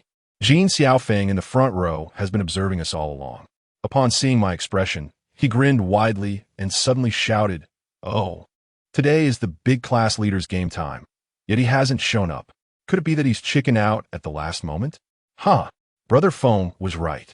This Qin Yong only pretends to be impressive under normal circumstances, but when a true little demon confronts him, he loses his bravado. I couldn't shake the feeling that perhaps Qin Yong had already, unable to contain my emotions any longer. I disregarded all notions of reason and grabbed the stool beneath me, charging towards Jean Xiaofeng. Qin Yong is my brother from Xiangnan. While I may lack the ability to protect him, at the very least, I can silence this group of brutes. At the moment I took action, Xiao Ming leaped onto a table, his eyes reddened with fury, and rushed towards Jean Xiaofeng. Jean Xiaofeng had many lackeys, and before we could reach him, we were intercepted by his minions. I paid no heed to my classmates anymore, swinging the stool forward indiscriminately, driven by an overwhelming need to release my pent-up anger. Just as we were embroiled in this chaotic struggle, I heard Su Chunxiao shout, "Xiangnan, stop fighting. Qin Yong is here." Initially dismissive of his words, I froze at the mention of Qin Yong. Simultaneously, Jean Xiaofeng and his entourage also halted, their curiosity piqued as they turned to gaze towards the classroom entrance. I pushed past the two individuals in front of me and rushed to the forefront to peer outside the classroom. I observed Qin Yong the lad, confidently striding towards the classroom. To my surprise, he donned a plain outfit today, with a burlap sack slung across his shoulder, a triumphant expression gracing his face as he winked at me. I comprehended Qin Yong's intentions, for an elderly gentleman walked ahead of him. This venerable figure, with flowing silver hair tied neatly in a bun, bore a slight hunch. Clad in a yellow Taoist robe adorned with the 5 elements and 8 trigrams, he carried a peachwood sword at his side. As he walked, he exuded an aura of remarkable vigor. Without a doubt, this was the grandfather Qin Yong had mentioned. Not just me, but several classmates gasped in astonishment, exclaiming that a master had finally arrived and we were saved. Upon reaching our classroom, Qin Yong's grandfather did not rush inside. Instead, he narrowed his eyes and surveyed the surroundings, a glimmer of intelligence shining in their depths. He then stroked his white beard and rasped, "Dare to lay a hand on my grandson? Today, I shall confront you." Chapter 27. Intense battle. Previously, I had heard Qin Yong mention that his grandfather was an esteemed Taoist priest with remarkable abilities, as evidenced by the talismanic wooden staff he had stealthily acquired during our last excursion to the abandoned building. Observing the aura exuded by his grandfather now only reinforced my belief in his prowess. The classmates were abuzz with excitement, exclaiming that we had finally found our savior, recognizing the old man as a formidable figure. Indeed, this was Qin Yong's grandfather, and, as a fellow villager, I had heard tales of his youth spent in Shaanxi, where he was reputed to have dealt with the dead, possessing extraordinary skills. To be honest, the arrival of Qin Yong's grandfather filled my heart with joy. After all, he had experience contending with malevolent spirits, and perhaps he could indeed confront the little demon. However, I couldn't shake the thought that the little demon's methods were unlike those of ordinary spirits, a fact we had all personally encountered. Nevertheless, I took the initiative to approach. First, I greeted Qin Yong, then respectfully addressed the elder. I have heard much about you from Qin Yong. I humbly seek your assistance. The old man cast a sidelong glance at me, nodding slightly but remaining silent. This left me feeling somewhat awkward, prompting Qin Yong to step closer and whisper, "My grandfather is quite proud. He often looks down on others. The fact that he acknowledged you with a nod indicates he holds a favorable impression of you." At that moment, Su Chunxiao and Xiao Ming also joined us. Knowing that the four of us were close friends, the other classmates kept their distance, watching from afar to see what techniques the old man would employ. Su Chunxiao, with her usual politeness, smiled and greeted him. "Hello, Grandpa Qin." The old gentleman initially had no intention of paying attention to Chunxiao, but upon a fleeting glance, he suddenly turned around and fixated his gaze on Su Chunxiao, his eyes shimmering with excitement. Su Chunxiao's face instantly flushed crimson as she hurriedly hid behind me. I exchanged an awkward glance with Qin Yong and whispered, "You never mentioned that your grandfather is such a rascal." Qin Yong, equally embarrassed, scratched his head, evidently unaware of the situation, while the boys in the class erupted in laughter at the old man's antics. Nonetheless, the old gentleman remained unfazed, striding towards me with a serious expression, addressing Su Chunxiao behind me. "Little girl, who gifted you that purple jade?" Both Qin Yong and I breathed a sigh of relief, realizing he was merely inquiring about the jade. This purple jade was a gift I had bestowed upon Chunxiao during my last visit to the abandoned building. Observing that Su Chunxiao still seemed somewhat shy, I took the initiative to respond, "Grandfather Qin, this is a gift I gave to Chunxiao." The old gentleman furrowed his brow, his discerning gaze scrutinizing me, before he continued, "Is the owner of this purple jade your father?" I promptly shook my head and succinctly relayed the origin of the jade to the old man. After listening, he let out a long sigh and remarked, "What a pity." He then patted my shoulder and cast another glance at Su Chunxiao, saying, "This purple jade is a treasure. You must take good care of it, little girl." Once Su Chunxiao nodded obediently, the old gentleman finally turned and made his way back towards the classroom. I pulled Su Chunxiao along, only to hear the old man gently admonish those in the classroom. "Except for my grandson and this couple, all irrelevant individuals, please exit the classroom." The couple he referred to, of course, was Su Chunxiao and me. Qin Yong began to organize everyone swiftly to leave the classroom, but at that moment, Jin Xiaofeng chose to create a disturbance. He stood at the classroom door with 4 or 5 lackeys, arrogantly declaring, "I have seen Taoists before. You old fool think that just because you are advanced in age, you can command others at will? I have 1,000 yuan here, and I command you to perform a ghost-catching act before me. I want to see a live show, and, if I am amused, I shall reward you generously." As he spoke, Jin Xiaofeng pulled out a stack of money from his pocket and presented it to the old man, just as Qin Yong and I prepared to intervene. The old man raised his hand and delivered a resounding slap to Jin Xiaofeng's face, sending him and his money flying, crashing into the door and losing consciousness. "Take this little wretch far away," commanded the old man. Jin Xiaofeng's lackeys, witnessing this display of authority, hurriedly lifted him and carried him away. Thus, the classroom was left with only myself, Qin Yong, Su Chunxiao, and the old man. The old man stood at the doorway, his feet planted firmly, as he cast a discerning glance around every corner of the room. After surveying the space, he slammed the door shut with a resounding thud. No sooner had the door closed than a gust of wind swept in from nowhere, sending the papers in the classroom fluttering in chaos. I quickly led Su Chunxiao to a corner to take cover, while Qin Yong, tasked with assisting the old man, remained positioned behind him. As the papers danced chaotically through the air, the elder furrowed his brow, swiftly drawing a peachwood sword from behind him. He made a decisive slash towards the lectern, and, curiously, the winds within the classroom ceased abruptly, allowing the papers to drift gently to the ground, restoring an eerie silence. Initially, only the hilt of the sword had been visible, but now it was revealed that the blade had been stained a deep crimson, exuding an inexplicable aura. Xiao Yong, take out the 7-star command flags and place one at each cardinal point of the classroom. One at the front door and another at the back, commanded the elder. Qin Yong responded affirmatively, retrieving 7 flags from his burlap sack. He nodded at me and tossed 3 flags in my direction for assistance. Once Qin Yong and I had arranged the flags as instructed, we stepped aside. The elder began to mutter incantations, presumably casting a spell.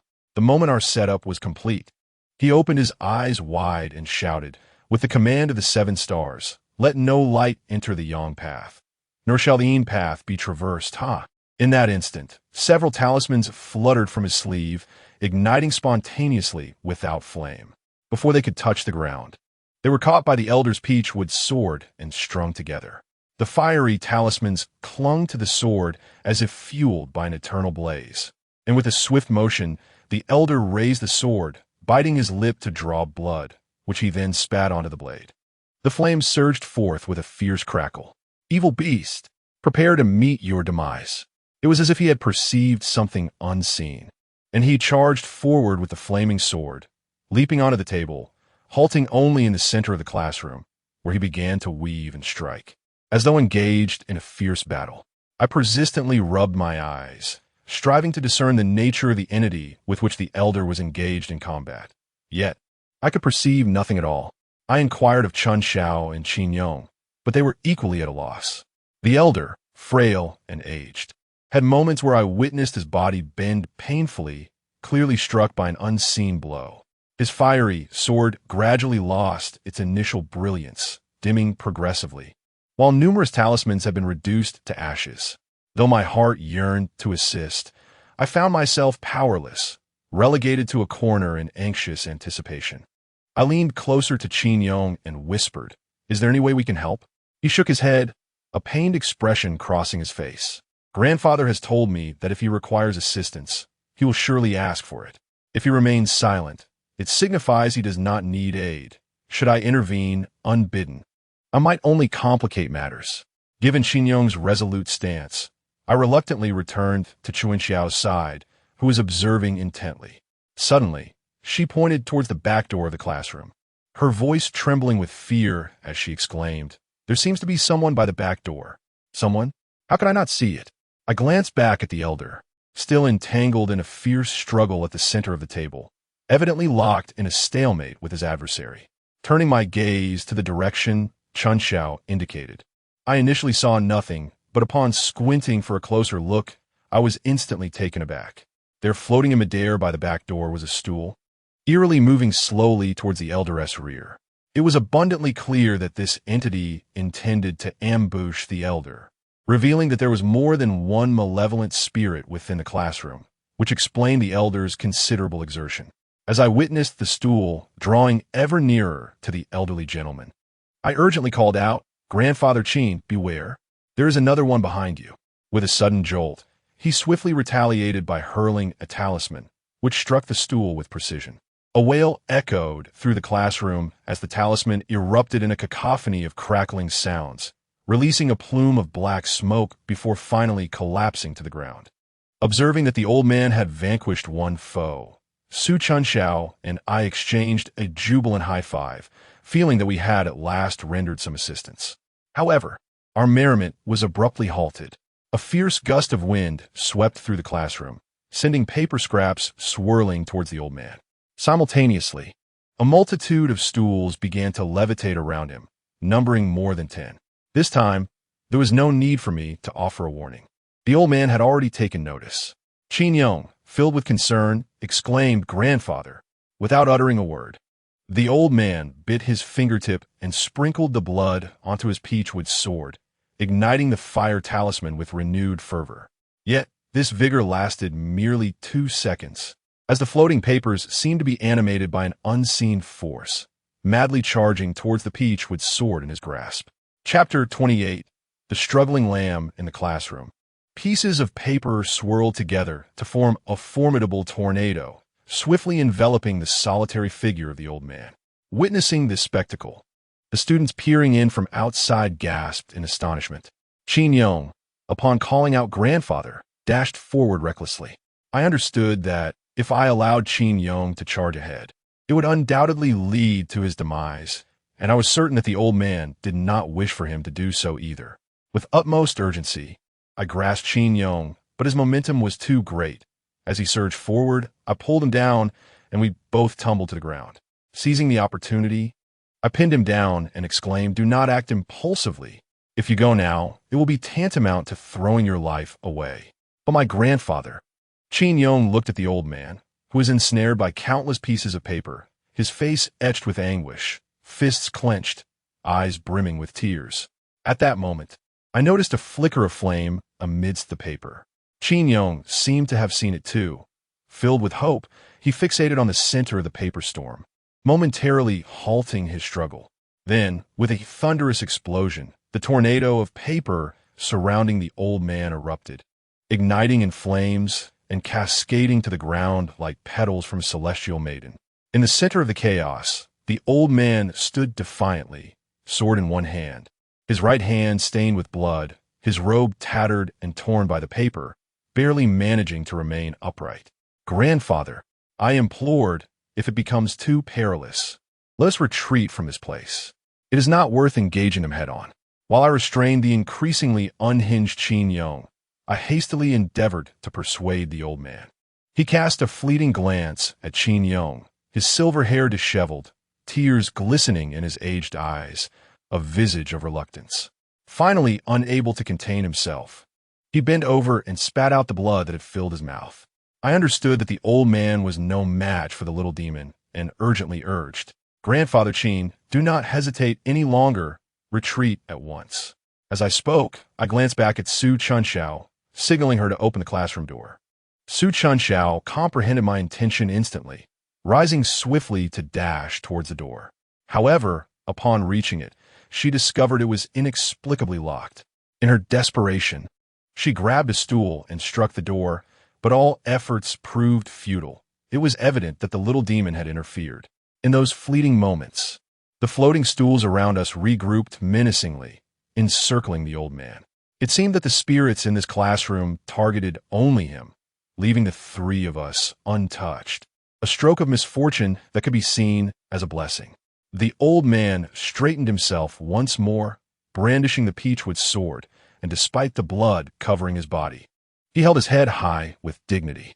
As a gust of cold wind swept through, a dozen stools suddenly soared towards him with astonishing speed, too swift for me to react. The old man, skillfully wielding his sword in a fluid motion, evaded and countered with grace. Yet, alas, the sheer number of adversaries proved overwhelming, and soon a stool struck him squarely in the chest, accompanied by fluttering pieces of paper that sliced through his Taoist robes like flying daggers. "Grandfather, let us cease this struggle and return home." As I observed Qin Yong's escalating agitation, I seized a nearby stool and struck him decisively, rendering him unconscious. With considerable effort, I began to drag him toward the classroom door. Su Chunxiao, drenched in sweat, was equally exhausted, yet the door remained obstinately shut. I struck it forcefully several times, but to no avail. Turning to the elderly gentleman, I was met with a harrowing sight. He resembled a lamb still writhing before slaughter. Gradually sapped of energy by the surrounding paper knives and furniture, the classroom floor awash with blood. As I became momentarily lost in thought, the old man suddenly pivoted, brandishing the peachwood sword high above his head before hurling it toward me with great ferocity. The sword soared through the air like an arrow released from a bow, and instinctively I ducked. It struck the classroom door with a resounding thud, creating a large hole.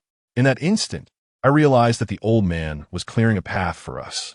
I urged Su Chunxiao to exit through the newly formed opening, and after dragging the unconscious Qin Yong out, a troubling thought dawned upon me. The old man had managed to endure thus far solely because of the sword in his grasp. Now that it was gone, his survival seemed grim. As I searched for the lost peachwood sword, I called out urgently to the elder, Grandfather Chin. Let us flee. We are safe now. The old man cast a glance at me, his bloodied face reflecting a sense of relief. After evading a paper knife, he shouted, Today, I cannot leave. From now on, you and Chin Yong are sworn brothers. Before he could finish his words, a paper knife glided gently across his neck, blood gushing forth, and in an instant, the old man lay motionless. Simultaneously, countless paper knives soared towards him, and his towering figure collapsed with a resounding thud. Clutching the peachwood sword I had just discovered, I trembled, having witnessed the old man's demise. I was at a loss for how to convey this to Chin Yong. Surveying the blood-soaked classroom, I could only grit my teeth and wipe away my tears, carrying the sole remnant left by the old man, the peachwood sword. As I slipped out through the door, outside, the sun blazed brightly, its glare rendering me unable to open my eyes, while my classmates stood aside, whispering and pointing at us. A few were still commenting on the fierce battle that had just transpired. I glanced back at the now tranquil classroom and hoisted Chin Yong onto my back, knowing I had to get him to the hospital. The image of the old man's last moments weighed heavily on my heart. It felt unjust that such a sinister force would prey upon us, defenseless students. Sitting in the hospital corridor, we remained silent. Xiaoming arrived, and, upon hearing Su Chunxiao's brief account, grasped the situation, descending into silence himself. Just then, our phones chimed simultaneously. Undoubtedly, it was a notification from the Little Demon's WeChat group. Congratulations, Chin Yong, for completing the game's objective. You have lost something of great importance. Thus, I adhered to the game and promptly issued a red envelope containing 800 yuan.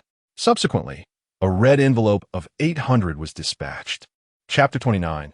The classmates who did not snatch the red envelopes, the other students in the group, had begun to frenzy over the red envelopes, with many exclaiming, Wow, 800 yuan, and I only managed to grab 20. My luck is truly abysmal. I'm faring better, having snatched over 90.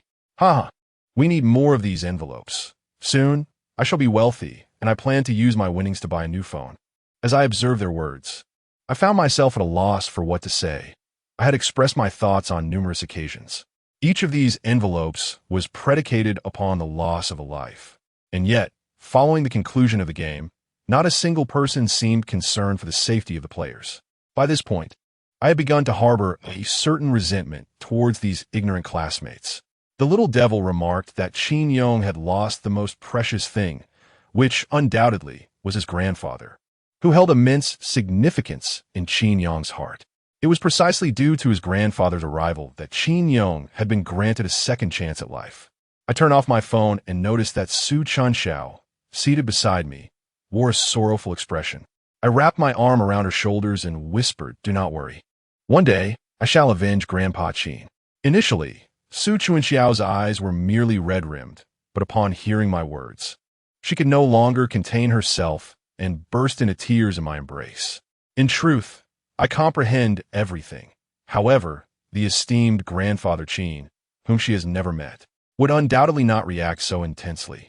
The crux of the matter lies in the invisible torment and pressure she has endured for so many days.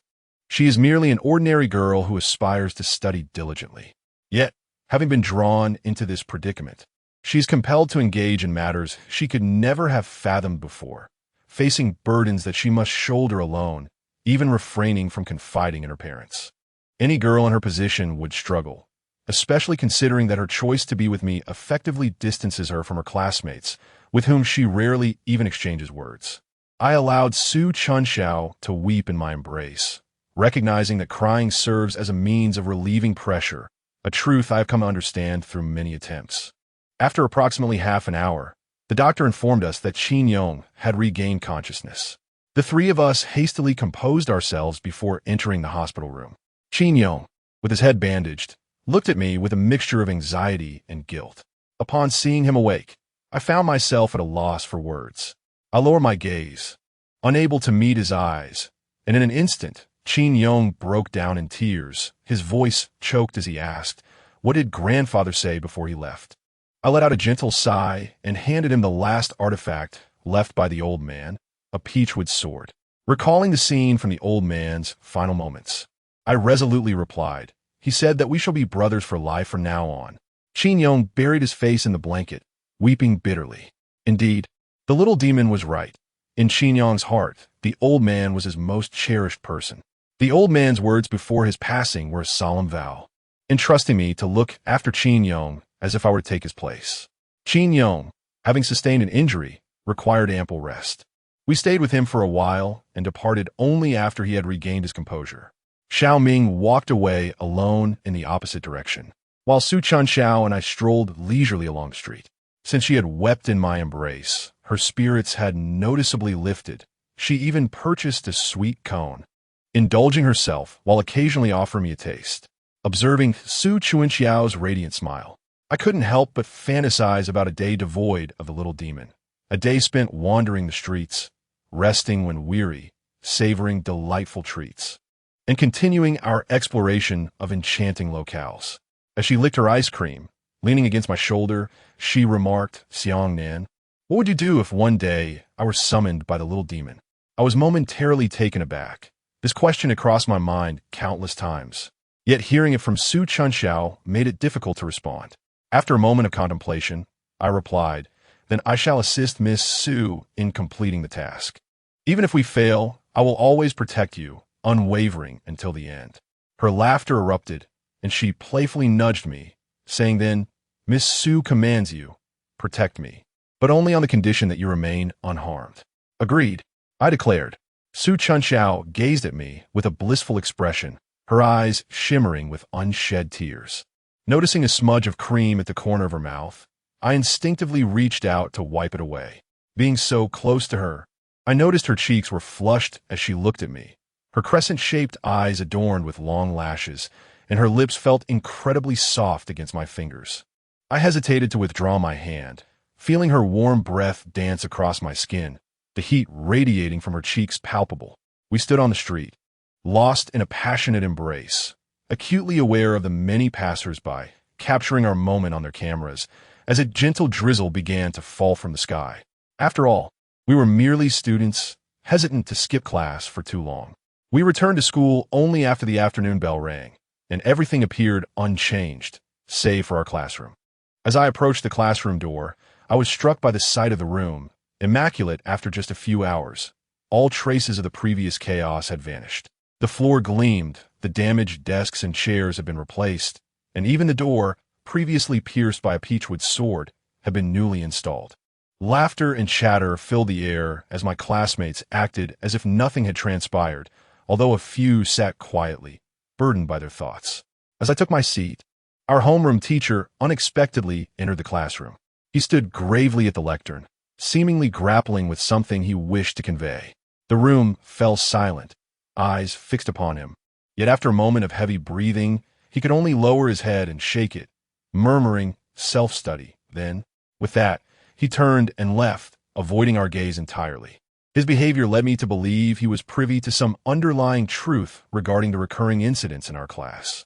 Why were the school and the police addressing these matters so superficially? Surely, there were unseen forces at play behind the scenes. Furthermore, I noticed that the group of officers, including the one with the mustache, had been withdrawn in recent days. This effectively signaled that our class had been thoroughly abandoned. With so many classes in the school, did they not fear the repercussions for other students or classes? It is difficult for me to fathom that this bright and clean, ordinary classroom was once graced by an elderly Taoist priest, unless I had witnessed it with my own eyes. At this moment, a message echoed through the WeChat group of the mischievous little demon. Unwavering. The little demon first sent a smiling emoji, then proclaimed, "The time for snatching red envelopes has now ended.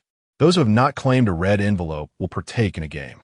We are about to commence a new round, with participants including Xiang Nan, Qin Yong, Li Shiming, Su Chunxiao, Jin Xiaofeng, Zhang Bin, Lu Jichao, and Su Fei. The objective of the game is as follows. At midnight tonight, you 8 must search the abandoned teaching building of the school for name tags bearing your own names. Once you find your name tag, you must remain stationary until I give the command. Failure to comply will result in immediate death." Good heavens! It is indeed the unfortunate souls who fail to snatch a red envelope that are subjected to this game, and that detestable little demon is truly insidious. This time, we four have been ensnared altogether, and among them are Jin Xiaofeng and others, clearly chosen by the little demon to form two opposing factions. The rest of the classmates instantly began to chatter in the group. Wow, I'm fortunate to have been obedient and claimed a red envelope at the first opportunity. Otherwise, I would be in dire straits. They can call it cleverness, but now they have been caught. The abandoned teaching building of the school is rumored to be haunted, and this game indeed poses a grave danger. I was unwilling to accept that the four of us would be ensnared by the little demon. So I typed in the group chat, "Little demon, Qin Yong was unable to seize the red envelope due to his previous injury and is currently recuperating in the hospital. Can we consider an alternative?" The little demon responded with a smiling emoji and replied, "Why not ask your classmates if they're willing?" Her words acted like a spark igniting a powder keg. Naturally, no one was inclined to agree. Damn it, change it yourself. Who else can be blamed for not seizing the red envelope? Xiangnan, stop your incessant chatter and mind your own business. You might not even return tonight. The group was overwhelmingly filled with dissenting voices, and I felt a twinge of disappointment as I glanced at my classmates in the classroom. I couldn't entirely fault them. I had been to the derelict building before, and I understood the perils within far better than my classmates. The prospect of venturing into that forsaken place for a game was undeniably fraught with danger. Who would willingly gamble with their life? After a moment of contemplation, I inquired, "Given that Qin Yong is gravely ill and certainly cannot attend, can't we reduce the number?" The little demon replied, "He can choose not to come, but the punishment is immediate death." I stared at my phone in silence, feeling utterly helpless. Su Chunxiao glanced back at me, and I quickly returned a reassuring smile, encouraging her to remain calm. After class, Jin Xiaofeng glared at me menacingly several times and summoned the other four for a meeting, clearly plotting my reprisal. Xiao Ming nudged my arm and whispered, "Should we bring some protection? With that scoundrel Jin Xiaofeng involved, we can't be too careful." Xiao Ming speaks with reason. However, the recollection of the last incident where he wielded a knife fills me with unease. Such behavior is unbecoming of a high school student. Yet, upon reflection, the matter pertains to our safety, and it is wise to be prepared. I acquiesced to Xiao Ming's suggestion and promptly sent a WeChat message to Qin Yong. "Qin Yong, the little demon has issued a new task. You must arrive at school before midnight tonight." As soon as my message was dispatched, the classroom door was forcefully kicked open, revealing Qin Yong, his head wrapped in bandages, entering with a large bag slung over his shoulder, his eyes slightly reddened. He hurled the contents of his bag towards me, then strode to the center of the classroom, demanding that seated classmates make way. Some were reluctant, prompting him to raise his fist in confrontation. Once the area was cleared, he kicked aside the desks and stood there, tilting his head back with eyes closed. After half a minute, he slowly knelt down and solemnly bowed 3 times. Witnessing Qin Yong in such a state stirred my own sorrow. I understood that his actions were a gesture of respect towards his grandfather. Having completed this, he gradually rose and returned to his seat, falling silent. I opened the bag that Qin Yong had given me, finding familiar items inside. For peachwood sticks, each adorned with freshly affixed talismans, along with a few spare talismans neatly prepared. I secured the bag and cast a determined glance at Xiao Ming, stating resolutely, "In addition to these, you must still bring your weapon. The peachwood staff is effective against malevolent spirits, yet it proves futile against the treacherous Jin Xiaofeng. I have an unsettling premonition that tonight harbors a threat to our lives, compelling me to insist that Xiao Ming arm himself with a blade." After the evening study session, the 4 of us did not return to our dormitory. Instead, we convened on the school playground to make our final preparations. Chapter 30. Preparation tonight. Qin Yong is markedly different from before. Although he still leads us, there is an unmistakable chill and ferocity in his gaze. I am acutely aware that the demise of old Master Qin has profoundly impacted him. My greatest concern now is for his well-being. I fear that upon entering the derelict building, he may impulsively engage in actions that are unnecessary. Reflecting on this, I turned to Qin Yong and said, "Qin Yong, this little demon has deliberately placed us alongside Jin Xiaofeng, intending to incite us to mutual destruction. If we encounter peril, I implore you to remain composed. Grandpa Qin once said that we are now brothers bound by fate. The last thing I wish for is your harm. Do you understand? After I finished speaking, Qin Yong paused in his activities, lifted his gaze to meet mine, and managed a strained smile as he replied, "Rest assured, my brother, I know my limits." Seeing him respond in this manner, I felt it unnecessary to press further. After all, he has just lost his most cherished family member. Expecting him to emerge from his grief so abruptly is utterly unrealistic. Furthermore, I had not previously heard Qin Yong speak of his past. It was later revealed by a classmate that his parents had long since passed, leaving him to be raised solely by his grandfather. With old Master Qin's tragic demise, he has become a solitary orphan, utterly devoid of support. I believe that a person unmoored by attachments is capable of anything. Speaking of which, this time the little demon has instructed us to convene at the abandoned building at midnight, undoubtedly a trap. Although he merely mentioned that we should ascend to locate our name tags without any mention of competitive elements, I am convinced that, given the little demon's nature, he would not simply let us off the hook. Qin Yong meticulously examined the 4 peachwood sticks in his bag, subsequently handing each of us one. Upon closer inspection, I noticed that he had wrapped talismans around both ends of the sticks. Observing my interest in the talismans, he casually remarked, "The peachwood sticks I brought last time only had a single talisman, which permitted only one use. This time, for safety's sake, I have wrapped both ends. In the event of danger, you can use one end, and upon flipping it, you can use the other. If both ends have been employed, I have prepared additional talismans that you can apply once the surroundings are secure." After he finished speaking, he retrieved a stack of talismans from his bag and distributed 4 to each of us. These talismans were crafted by the late Elder Qin, and thus, they could be considered his legacy. I distinctly observed Qin Yong's hand tremble slightly, and his eyes glisten with moisture as he produced the talismans. Once we had all secured our talismans, Qin Yong bowed his head in contemplation and added, "Remember, we currently lack spiritual power. The talismans can only be affixed to the peachwood sticks. The peach wood is of yin nature, while the talismans possess a strong yang essence. When the two converge, the talisman's power will be activated automatically." We 3 nodded in unison, acknowledging the gravity of the matter at hand. If outsiders were to witness our peculiar gathering, they would undoubtedly mock us as lunatics. However, the 4 of us, seasoned visitors of abandoned buildings, fully comprehend the significance of this peachwood staff.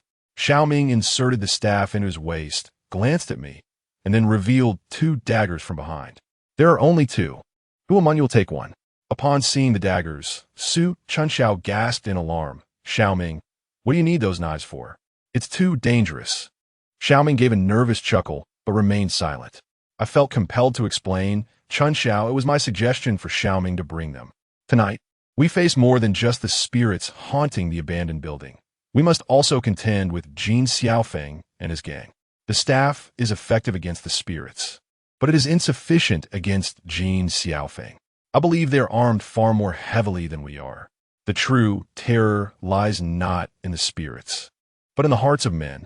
I gently pressed Su Chunxiao's head into my embrace, whispering, "Rest assured, we shall be safe tonight." Reluctantly, Su Chunxiao nodded in silence, though her face remained etched with worry. I meticulously observed the foreheads of Su Chunxiao, Qin Yong, and Xiaoming. None displayed the ominous black mist, indicating that, at least for now, we were safe.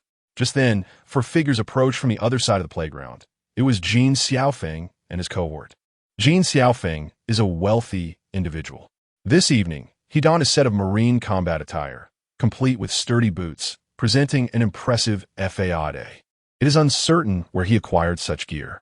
Not only him, but also Zhang Bin, Su Fei, and Lu Jichao were similarly attired. Should an outsider glance at them without recognizing their faces, they might easily mistake them for a quartet of elite commandos. Jin Xiaofeng, however, did not carry a firearm, for such weapons are not readily available for purchase. The gun he possessed previously had undoubtedly been confiscated by the mustache man. Nevertheless, he was equipped with an array of other gear, a Nepali military knife at his waist, spikes on his boots, and a small military pack slung across his back, each item a potential weapon of lethality. As the 4 of them approached with an imposing demeanor, I hurriedly pulled Su Chunxiao behind me, remaining vigilant. Jin Xiaofeng swaggered forward, hands resting on his hips, and mockingly addressed me. Brother Nan, what a coincidence we meet again.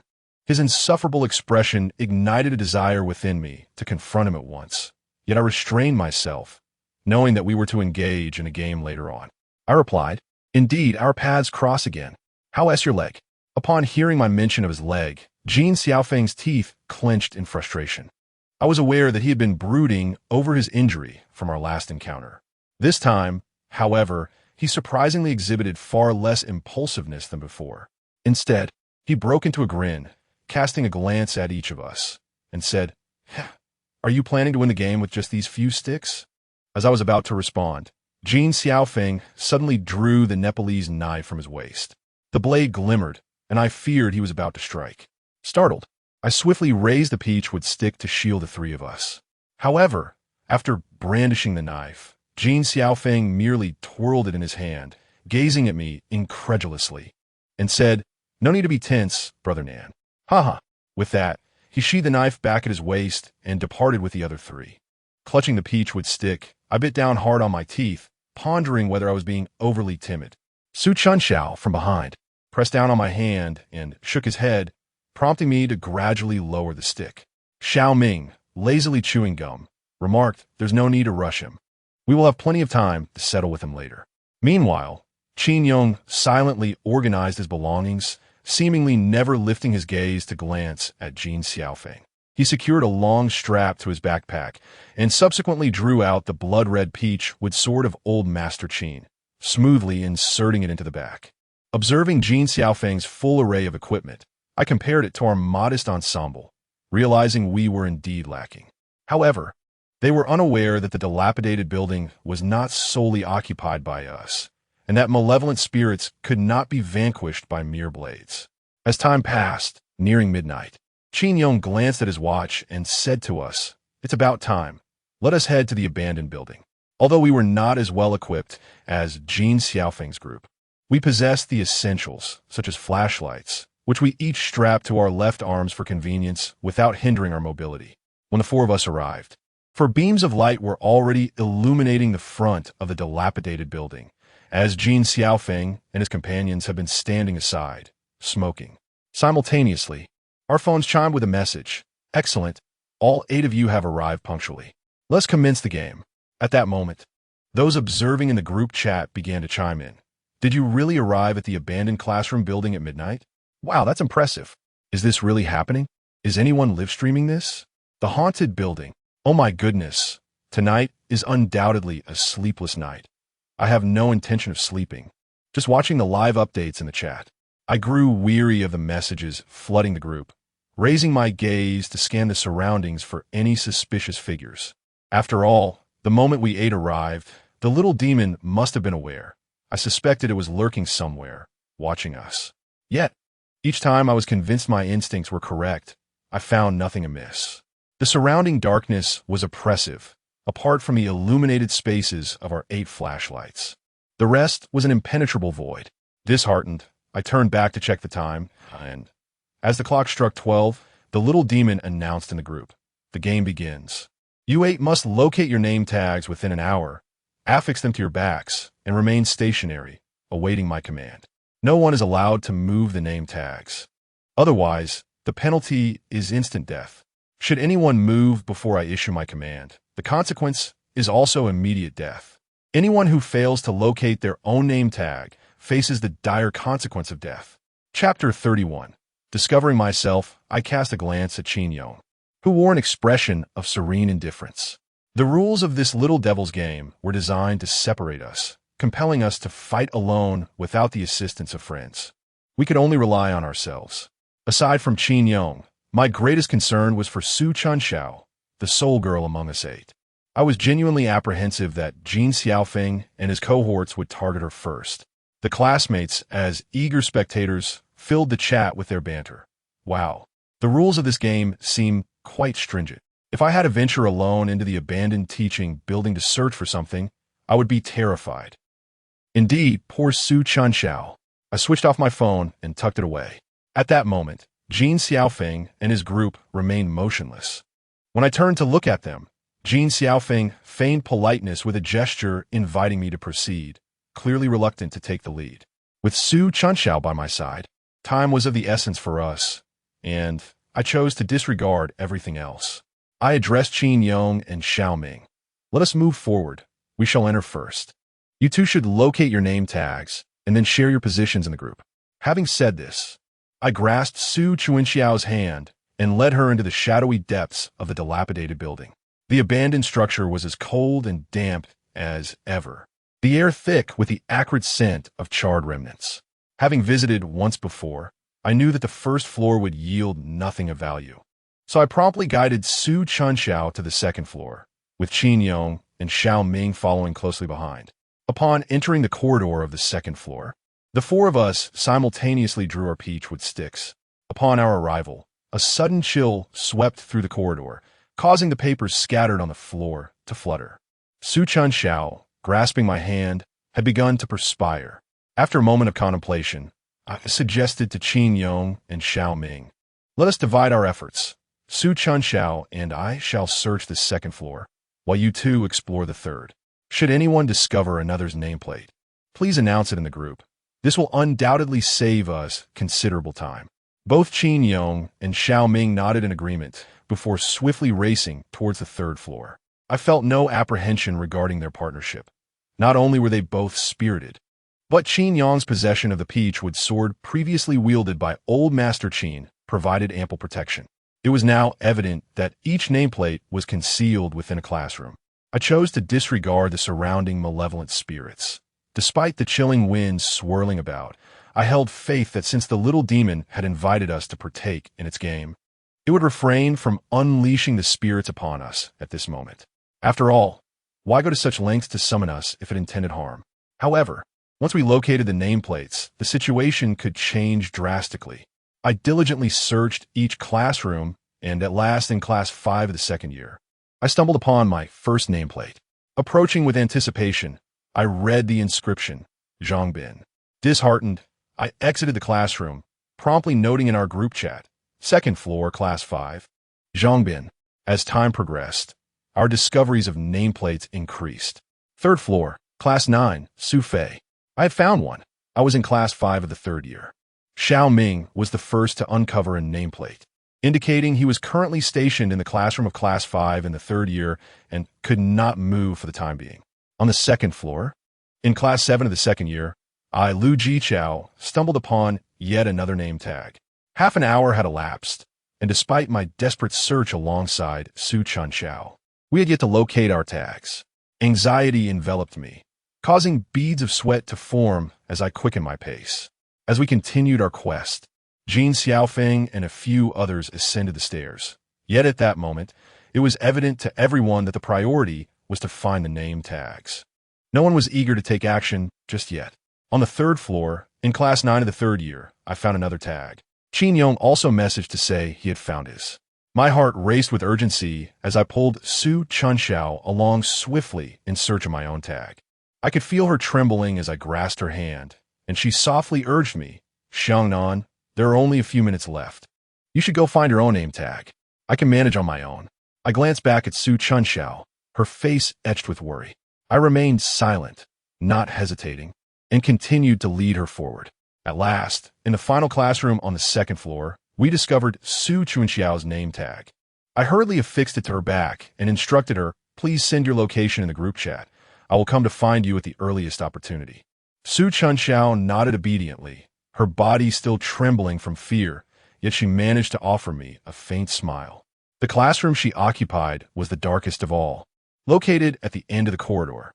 The view of the school was obscured by a large tree outside, its branches intruding into the room like the grasping hand of a malevolent spirit. As I approached the doorway, I glanced back at the delicate and petite Su Chunxiao, then turned around and walked back. I understood the fear a girl must feel when left alone in a dark classroom. As I departed, I could see tears welling in Su Chunxiao's eyes, yet she held them back, anxious not to burden me. She pressed her voice low and urged, what are you doing? You should hurry. There isn't much time left. I picked up the purple jade hanging around her neck, gazing sincerely in her eyes, and said, Chunxiao, Hold this purple jade tightly. I can feel its protection. It has safeguarded me for over a decade and will protect you too. Trust me, if you find yourself in danger, I will be by your side at the earliest moment. With that, I placed the jade in her hand before finally turning to leave. Indeed, time was scarce. Glancing at my phone revealed only 8 minutes remained. I immediately began to sprint. I had already searched the second floor, leaving only the third.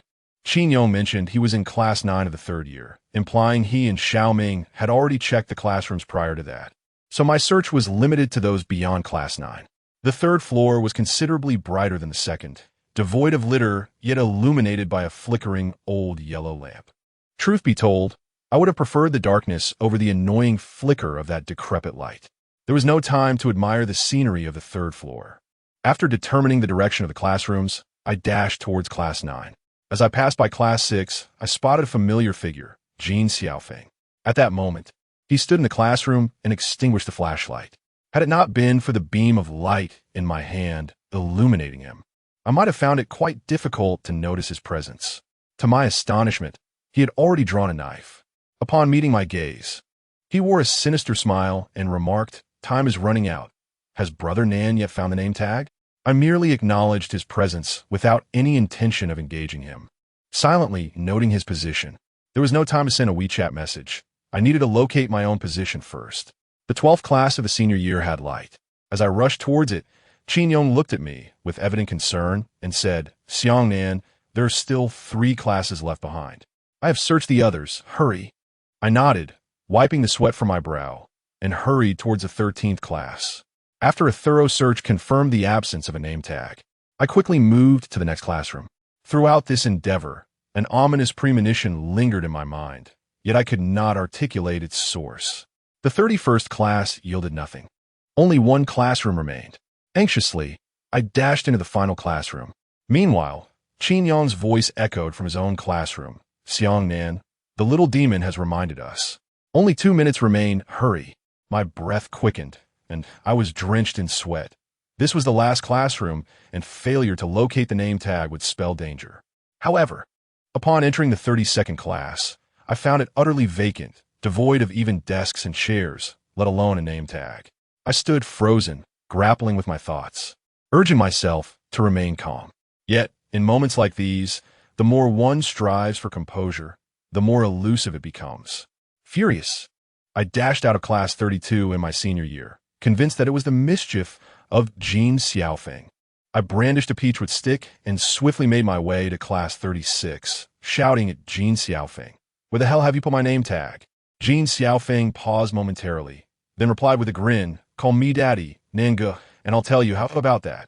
Meanwhile, Qin Yong's voice thundered from Class 39, "Xiang Nan, there's only 1 minute left. What are you doing running out?" Hearing the strain in Qin Yong's voice, I bit down on my teeth. Beads of sweat cascading from my forehead like rain. Unable to restrain myself any longer upon seeing Jin Xiaofeng's expression, I raised my stick and charged forward, while he maintained a sinister smile, slowly raising his knife in response. As I sprinted halfway, the aged yellow light in the corridor flickered to life, and my peripheral vision caught sight of a crucial detail: the staircase in the middle of the corridor. A sudden realization struck me. Indeed, I had previously seen in the documents that the abandoned building had 4 floors, and the 4th floor contained a small room. Moreover, the little devil had mentioned that no one could move the name tag's position unless Jin Xiaofeng was willing to wager his life against mine, or he was deliberately stalling for time. With no time to contemplate further, I turned and ran. I could not afford to lose this game. As Su Chunxiao was still waiting for me downstairs, I exerted every ounce of strength to ascend to the 4th floor, and indeed, there was a room awaiting me. I forcefully kicked open the door, revealing a placard inscribed with the word South, quietly resting upon the table within. Chapter 32. The life strip card without a moment to spare to observe the room's appearance. I darted to the table and affixed the name tag to my back with utmost haste. In that instant, my phone buzzed. Upon glancing at the screen, I found a message from the little imp. "Game time is up." Excellent. Everyone has located their name tags. After a 5-minute break, we shall elevate the game. I exhaled deeply and collapsed onto the floor, my entire being drenched in sweat. After wiping the perspiration from my brow, I communicated in our group chat. I'm in the small room on the fourth floor. All is well. Xiangnan, you nearly gave me a heart attack. Thank goodness. When you bolted from class 32, I was utterly stunned. It was quite perilous. Xiao Ming, who was not fond of typing, simply sent a cool emoji. Feeling the warmth of my classmates' concern, my heart swelled with gratitude. Indeed, it had been a close call. Had I not swiftly noticed the staircase in the corridor, I would have fallen prey to Jin Xiaofeng's cunning. Reflecting on it now, he must have been oblivious to the location of my name tag on the fourth floor. Had he known and deliberately misled me into believing it was on the second floor, no amount of skill would have allowed me to find it. The thought sends shivers down my spine. As anticipated, my classmates were wide awake. Zhangbin shared several short videos, instantly elevating the atmosphere within the group to a fever pitch. Wow, the atmosphere is truly captivating. Brother Bin, you should capture more videos. Is this indeed the fabled abandoned teaching building? It is far more terrifying than I had imagined. Are you not afraid at all? Have you encountered any spirits within those walls? It appears rather eerie. Observing this group of students, I can only shake my head in resignation. I decided to mute the group chat and privately message Su Chunxiao, asking, Chunxiao, how are you feeling? Are you all right? Su Chunxiao responded with a hugging emoji and then said, Yes, following your advice, I feel much better now. Please hurry over. I assured her, just wait for me, sending a kiss emoji and a giggle. I smiled quietly as I put away my phone, relieved to see Su Chunxiao in good spirits. I had been so engrossed in my phone that I completely neglected to observe my surroundings. I raised my flashlight and directed it around the room. It appeared to be a storage space. Inside lay an assortment of old basketballs, footballs, sneakers, and various sports equipment on different racks. As I scanned the room with my flashlight, I had examined everything in front of me, but when I turned around, I was instantly petrified, nearly collapsing to the ground in terror. I let out a scream, wanting to flee, but the little demon had imposed a rule against movement, and fresh beads of sweat began to form anew. To my astonishment, a woman stood before me, her presence commanding. In my rush to enter the room and grab a name tag, I had entirely overlooked her. She was clad in a flowing crimson robe, which seemed to float rather than drag upon the ground. Her complexion was as pale as death, long hair cascading down to her shoulders, with phoenix-like eyes and crimson lips. Her body was positioned at a 45-degree angle, merely half a meter away from me, and those featureless eyes gazed intently into mine. Fear rendered me speechless, trembling. I raised the peachwood staff in my hand and stammered, Who are you? The room was spacious, and my words echoed, allowing me to distinctly hear the rapid beating of my heart, which felt as if it were about to leap into my throat. Noticing that the female specter remained motionless yet continued to fixate on me, I swallowed hard and confessed. I was summoned by the little demon. The little demon, your leader. I was uncertain if my words were appropriate. Yet I believed that since the little demon had invited us to this abandoned building for a game, the spirits here must surely be under its control. I hoped that upon hearing the name of the little demon, this red-robed specter would grant me mercy. However, the red-robed specter remained utterly still, her gaze unwavering. I pondered her intentions. What did she desire? Why did she neither speak nor attempt to harm me? Could it be that she sought to marry me in the afterlife, as often portrayed in novels? Standing there, clutching the peachwood staff, my mind wandered amidst these thoughts, though my eyes never strayed from the specter's every movement. At that moment, I suddenly noticed a rope behind the red-robed specter. Could it be that someone had bound her? I feigned nonchalance, subtly shifting my arm as my flashlight illuminated the specter's form. To my astonishment, I discovered that her body was utterly transparent. The crimson robe she wore was penetrated by the beam of my flashlight, rendering her form invisible. Perplexed, I cautiously tilted my body to gain a better view of the rope behind the woman in red. To my dismay, I realized that she lacked even a neck. Upon further inspection, I discerned that her entire visage was merely a mask. To avoid any unforeseen consequences, I boldly swept my gaze across her face and, with a tentative finger, waved it before the mask's eye holes and prodded her nose, ensuring she remained immobile. Only then did I exhale a sigh of relief. Goodness, had I truly frightened myself? It was merely a fade. Nonetheless, in this dilapidated building, the sudden appearance of such a masked figure would have sent anyone else into a state of sheer terror. After a moment's contemplation, I climbed onto the table and removed the mask entirely. Beneath it lay an empty head connected to an intricately realistic crimson robe. The angle at which it had been positioned, tilted at 45 degrees, was simply due to the rope that had suspended it in this manner. As I gazed at the mask, an unsettling feeling washed over me. It felt as though the mask bore a genuine face, silently observing me. Yet, I hesitated to discard it, believing that in this forsaken building, this lifelike mask might prove to be unexpectedly advantageous. I procured a bag, carefully stowed the mask within, and secured it to my belt. At that moment, the mischievous sprite in our group spoke up. "Break time is over. It's time to level up the game. The game has now escalated to a life-or-death challenge. 8 of you must engage in a deadly contest within this academic building, and before dawn, 3 must perish. Tear off the name tags from your backs, and that individual shall meet their demise. Or you may choose to take matters into your own hands and eliminate one another to claim victory in this game. Should 3 not fall before the break of day, all 8 of you shall face death. All right, the game begins. Tear off the name tags." Upon reading the words of the imp in our group chat, I sprang to my feet, urgency coursing through me. I had never anticipated that the imp would so brazenly incite us to slaughter one another. I had assumed we would merely be tearing off name tags, yet the reality was far more intricate than I had envisioned. Since direct murder also counted, this played right into Jin Xiaofeng's hands. Currently, I found myself on the 4th floor, while Su Chunxiao was in the last classroom on the 2nd floor, where Zhang Bin and Lu Jichao were present. Su Chunxiao was in grave danger. My heart raced uncontrollably as I hastily typed in our group chat. "Chunxiao, hide in the corner of the classroom, silence your phone, turn off the flashlight, and make no sound. I will be there shortly. Qinyong, Xiaoming. You two distract Jin Xiaofeng and the others on the 3rd floor. They are unaware of Chunxiao's and my locations. I must reach the 2nd floor." Having spoken these words, I realized time was of the essence. I switched off my flashlight and stealthily descended the stairs. The 3rd floor was eerily silent, with only the sound of the wind echoing through the corridor, the dim, archaic lights flickering ominously.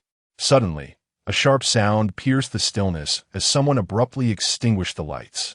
The entire 3rd floor was suddenly engulfed in darkness. It seemed that everyone, as I had anticipated, had turned off their flashlights. Turning on the lights now would undoubtedly reveal our positions and invite peril. I could only hear the chilling wind sweeping through the air as I crouched at the staircase. Refraining from making a sound, my eyes fixed on the situation on the 3rd floor, my grip on the peach would stick, causing my palms to sweat profusely. At present, I was the sole occupant of the 4th floor, alleviating any concerns from behind. My vantage point was one of oversight, yet the surrounding darkness rendered visibility nearly non-existent, akin to reaching out and not being able to see one's own fingers. I recalled that the old yellow lamp was situated on the right side of the corridor, a position closest to Jin Xiaofeng, which meant he was likely the one who had just extinguished the light. Moments ago, the 3rd floor had been eerily silent. One could almost hear a pin drop. After Jin Xiaofeng extinguished the light, the sound of footsteps ceased entirely, indicating that he was still standing in the corridor. Chapter 33.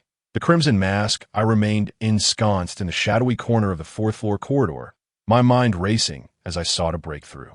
It was imperative that I rendezvous with Su Chunxiao. I dared not retrieve my phone to peruse our chat history, relying solely on my recollections to analyze the current predicament. Earlier, while searching for name tag alongside Su Chunxiao, I had meticulously scanned from beginning to end.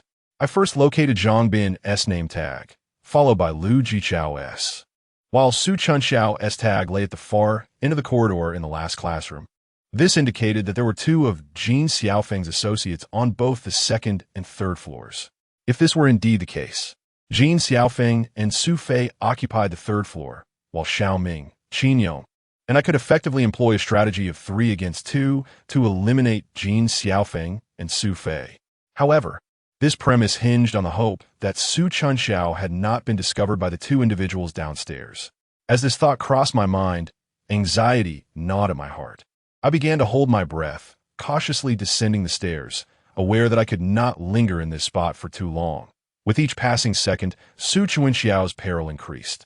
Just as I took my first step, the sound of footsteps echoed from the staircase above. Instantly, I froze, pressing myself closer to the stairwell's edge. The footsteps were ascending from the second floor. Despite the individual's cautious approach, the quietude of the environment rendered their movements audible to me. Having spent an extended period in the darkness, I found myself gradually acclimated to the dim surroundings. A sliver of moonlight, reflected through the window, illuminated the corridor just enough for me to discern some of its features. The staircase was not long, and soon the individual ascended with great caution, hunched over and scanning the surroundings. The glinting knife was concealed behind his back, exuding an air of lethal intent.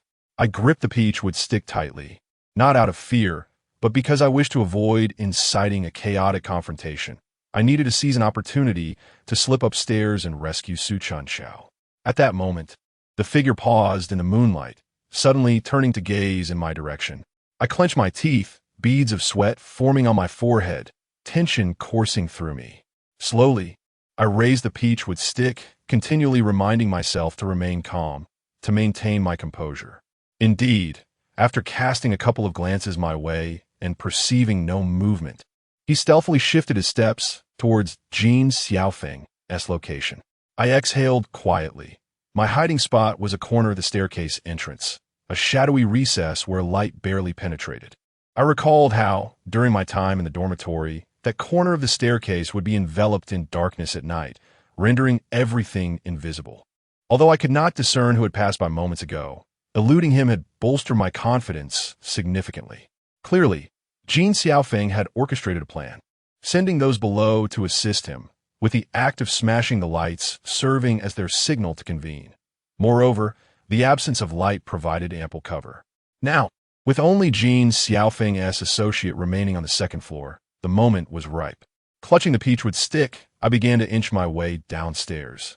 Acutely aware that the stairwell between the third and second floors was the most perilous spot, for once my body was exposed in the corridor, discovery was all but inevitable. I had already resolved in my mind that if I were discovered, I would abandon all caution and flee, first to rendezvous with Su Chuanxiao. As I reached the stairway, I suddenly heard a commotion from the corridor. Damn you! The air was thick with fierce insults exchanged, followed by the sounds of a physical altercation. Among the voices, I distinctly recognized Jin Xiaofeng, but the other was unclear. My heart raced with anxiety as I contemplated rushing to their aid. Yet the thought of Su Chuanxiao still being downstairs compelled me to grit my teeth and turn away. The struggle on the third floor was intense. The cacophony of impacts and muffled thuds echoed in my ears.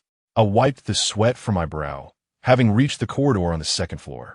Now, 3 had already joined Jin Xiaofeng on the third floor, leaving only Qin Yong and Xiao Ming to contend with the situation. I knew I had to hasten to find Su Chuanxiao and then ascend to offer assistance. With a decisive snap, I activated my flashlight, confident that only one adversary remained on the second floor. I stood in the corridor, scanning the area, only to find it deserted. A chill ran through me. Could it be that this individual had already located Su Chuanxiao? I took off in a sprint toward her location. The cool breeze slapping against my face as I passed each classroom, ever vigilant against a potential ambush. At last, I arrived at the final room in the corridor. I raised my peachwood staff and charged in without hesitation. Chuanxiao, I called out, one hand clutching the staff and the other holding the flashlight aloft. However, the only sound reverberating in the classroom was my own echo. I illuminated the corners with my flashlight, and a sudden chill ran down my spine. The classroom was cluttered with numerous desks and chairs in disarray. Outside, although it was pitch dark, I could faintly discern the silhouettes of our school. Yet, the classroom where Su Chuanxiao had previously been was not like this at all. I had taken a wrong turn. Frustrated, I slapped myself and cursed my own foolishness.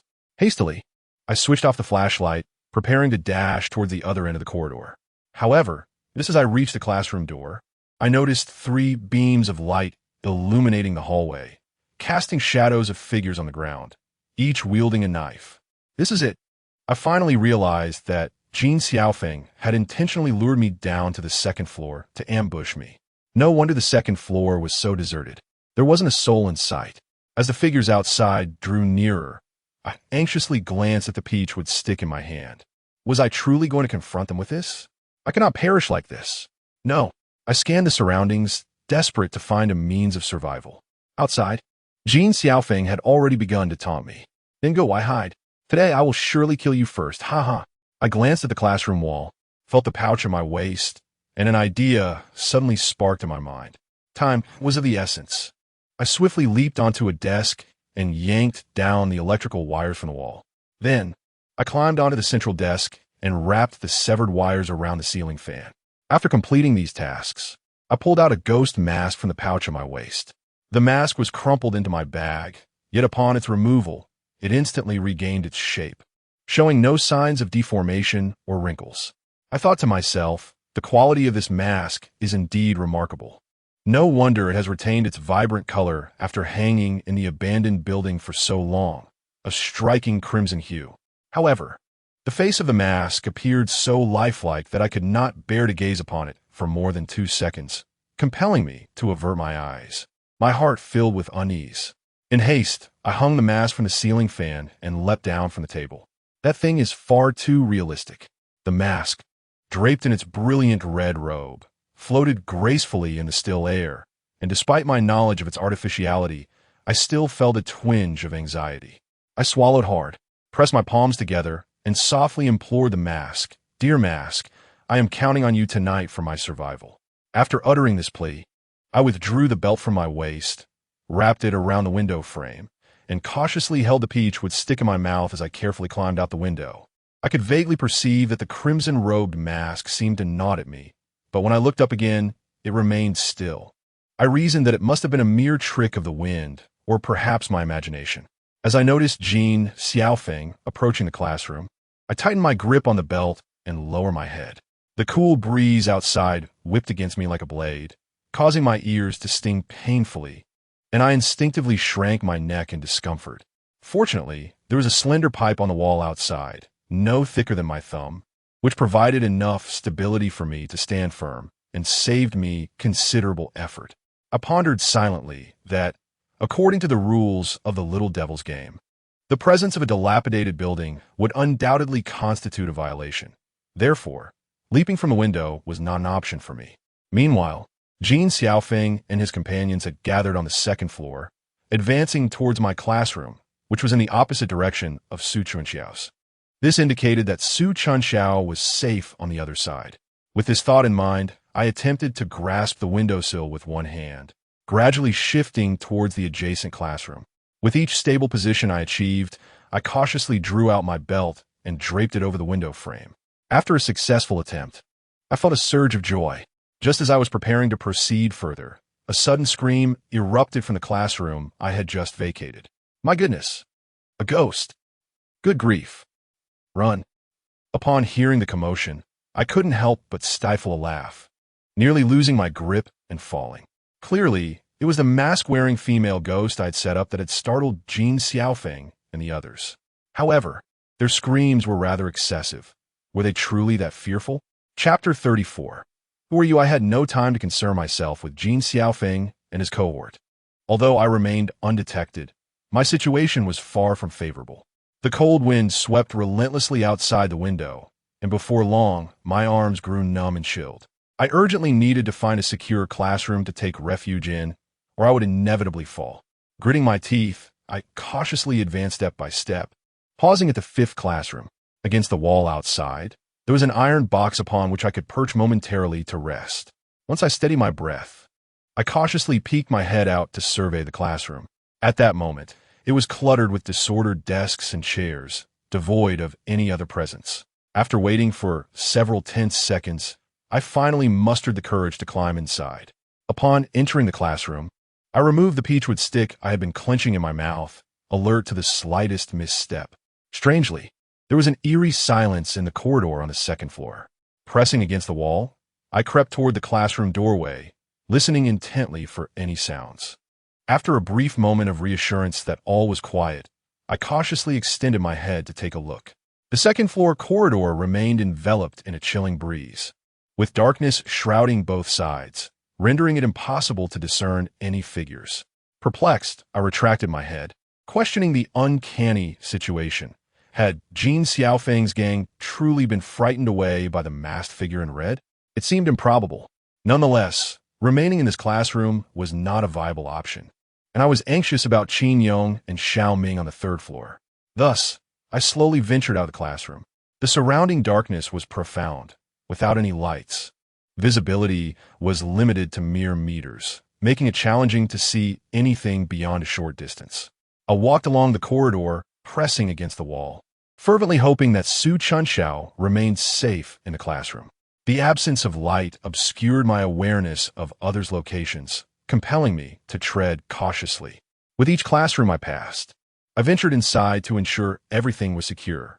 After approximately 10 minutes of this careful exploration, I had encountered no one. Could it be that Jin Xiaofeng and the others had ascended to the third floor? With only 3 classrooms left, my anxiety intensified, and that familiar sense of foreboding resurfaced within me. As I sought forward, I remained vigilant, glancing back occasionally, yet my feet never faltered. However, when I finally turned around, I was startled into a shiver. Standing at the doorway of one classroom was a figure, so close that I failed to immediately comprehend the situation. Alarmed, I instinctively took a step back, raising the peach-wood stick in my hand, ready to strike. Upon closer inspection, I realized it was Su Chunxiao. She stood at the entrance, motionless, her face illuminated by the moonlight streaming through the window, appearing somewhat pallid. Relieved, I lowered the stick and whispered excitedly, "Chunxiao, I finally found you." She seemed to have been frightened, her tone rigid as she replied, "Yes, I've been waiting for you for a long time." Instantly overcome with guilt at her words, I embraced her tightly. Her body was icy to the touch. I continuously rubbed her shoulders and softly reassured her, "It's all right. I'm here now, and I will not leave your side again." Su Chunxiao fell silent, gently raising her hand to embrace me, her fingers moving upward as if to caress my head. At that moment, a loud shout echoed from the third floor. "Li Shiming is here. Kill him." It was unmistakably Xiao Ming's voice, clear and resonant as it descended from above. I felt a surge of dread and quickly pushed Su Chunxiao away, saying, "Chunxiao, I must go up to assist. Jin Xiaofeng has 4 men, while there are only Qin Yong and Xiao Ming upstairs. Will you stay here or accompany me?" Reluctantly, Su Chunxiao, her head bowed, murmured, "Did you not just say you wouldn't leave me?" Grasping her hand firmly, I replied with a smile, "Very well. We shall ascend together. I will exert every effort to protect you." With that, I dashed toward the staircase, feeling her hand cold as ice. My heart ached, and I squeezed her thumb gently while my feet did not falter. In my haste, the surrounding darkness enveloped me, and as I reached the corner of the staircase, a sudden shock sent cold sweat down my back. This time, it was not just me. Su Chunxiao, terrified, cowered against the wall, trembling and clutching her head. I flicked on the flashlight, and a wave of relief washed over me.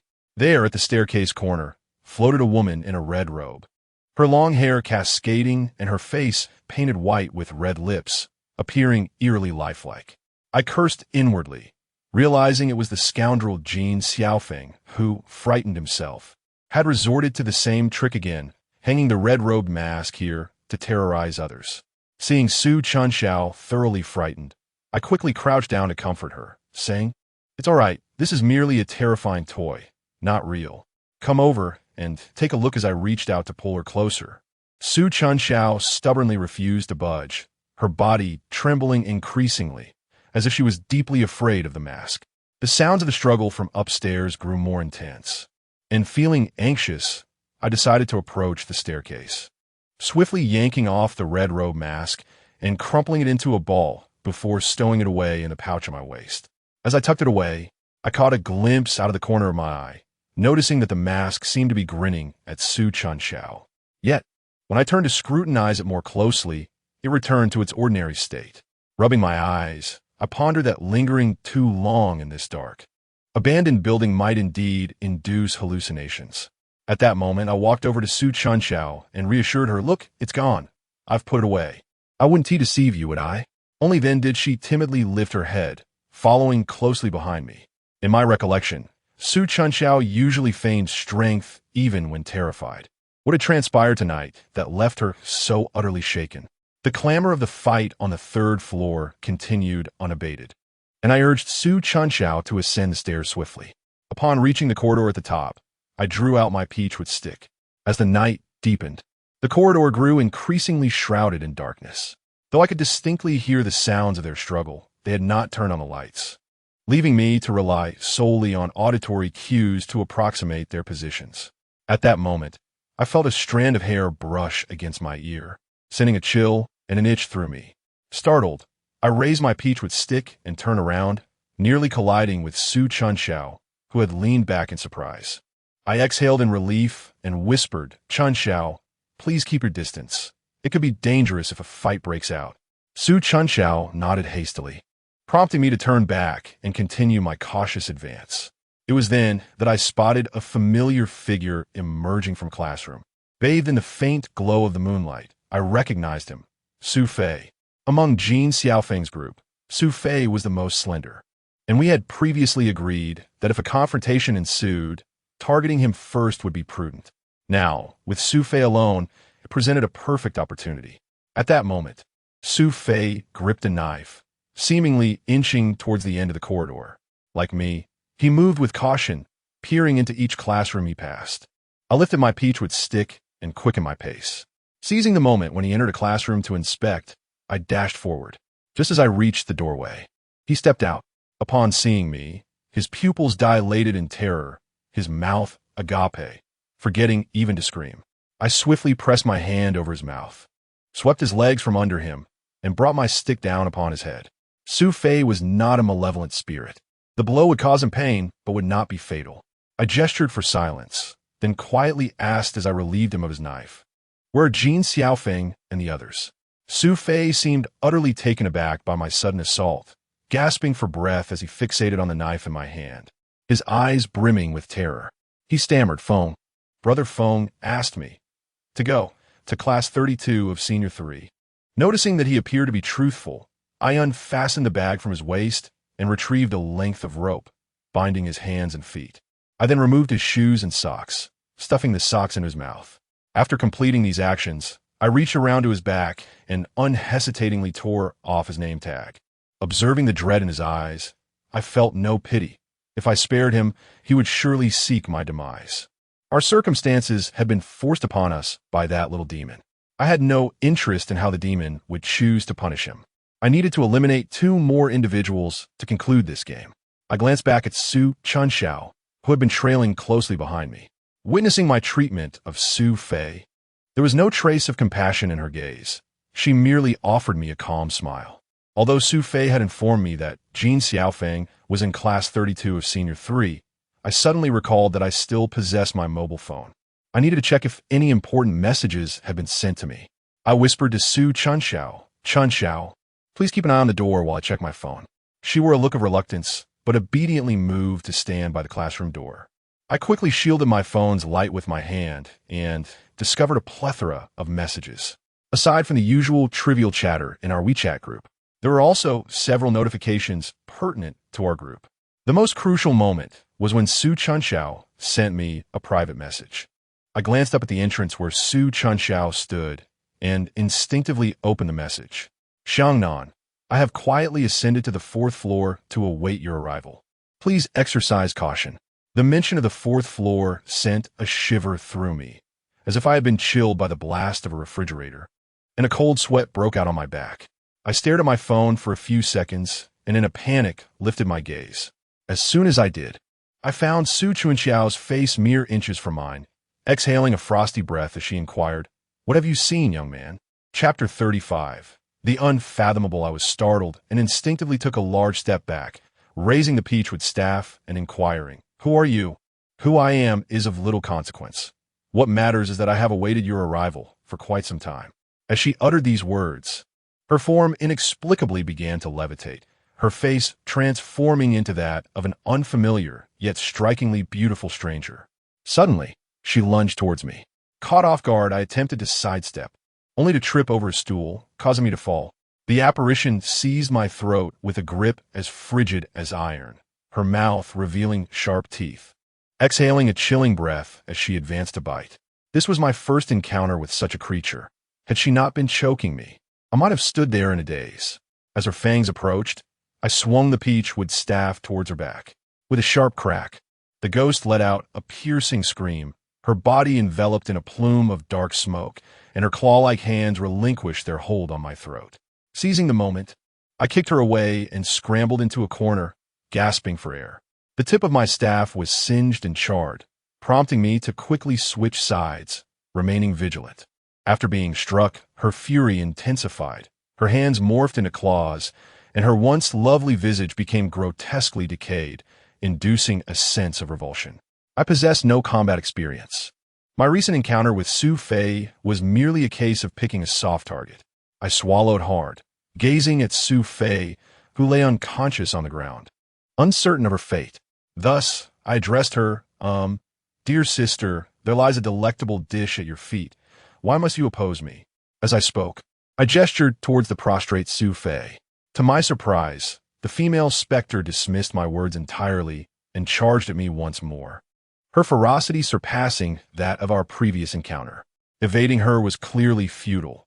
As she rushed towards me, I instinctively crouched down, feeling a frigid breeze sweep overhead. In an instant, two hands seized my shoulders, lifting and hurling me against the wall with tremendous force, leaving me with the sensation of several bones fracturing. I understood that engaging her directly would be tantamount to courting death. Gritting my teeth against the pain, I rose and picked up a chair from the ground, flinging it at her before making a hasty retreat. As I ran, I activated my flashlight. Su Fei had mentioned that Jin Xiaofeng was in class 32 of the senior year. If I was destined to perish, I would ensure that she accompanied me in this fate. The chilling winds howled behind me, indicating that the female ghost was in pursuit. Curiosity struck me. Wasn't this supposed to be a game involving 8 players? How was it that I had encountered only one thus far?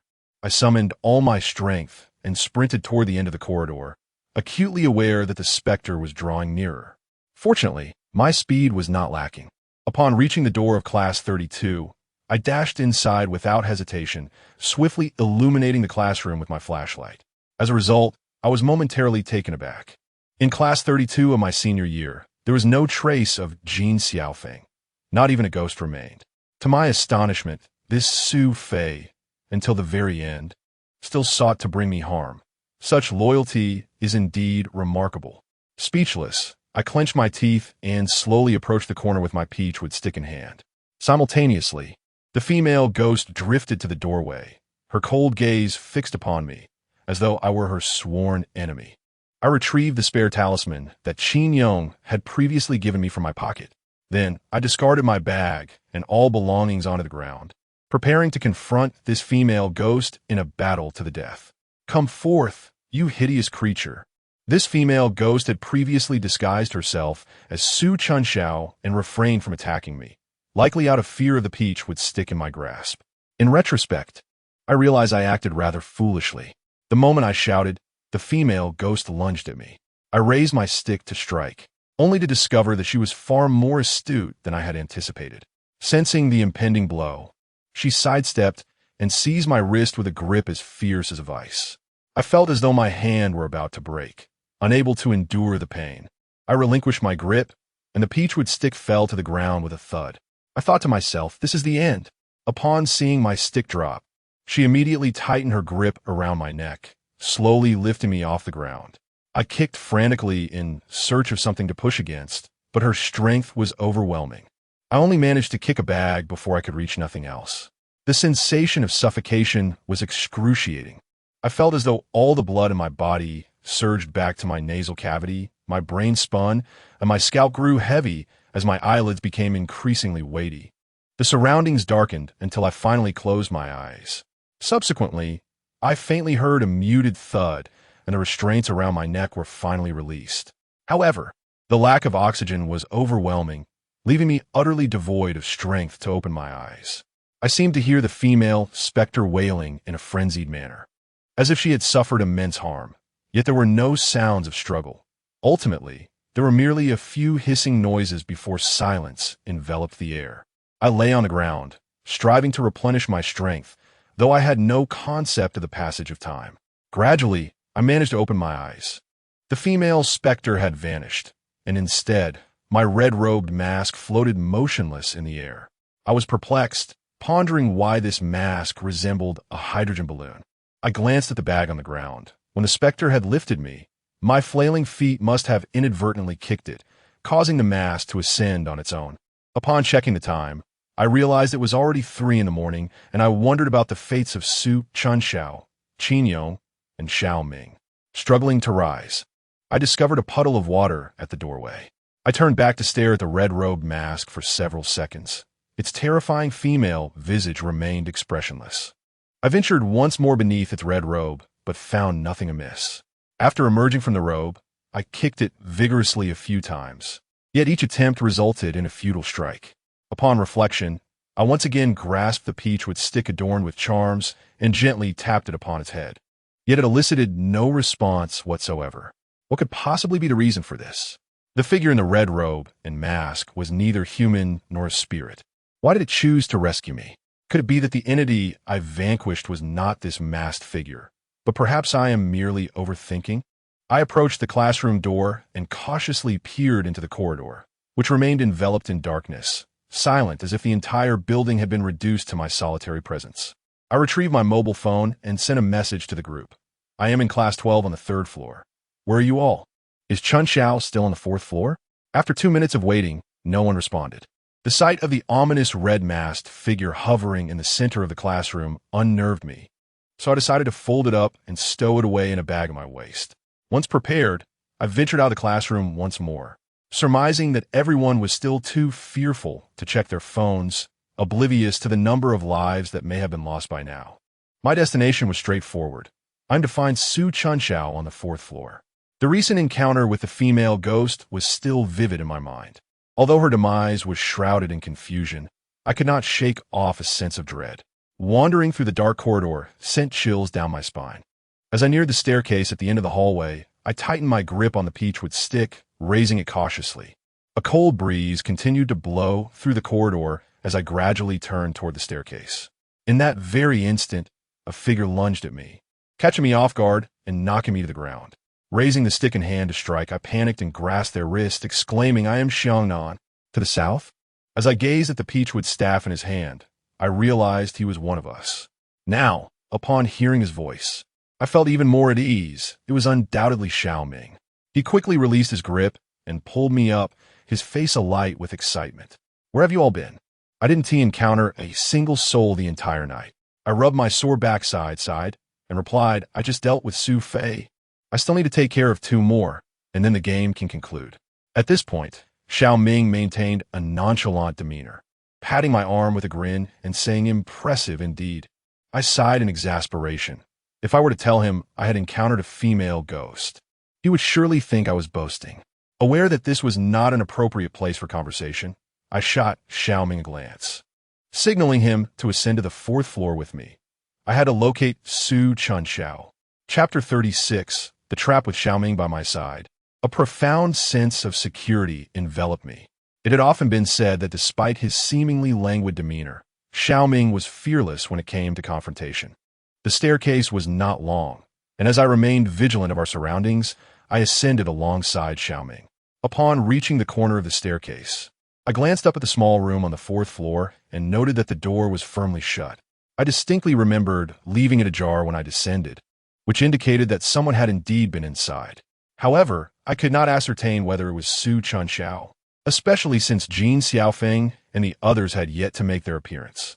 Besides Su Fei, whose name tag I had torn off, 3 remained unaccounted for.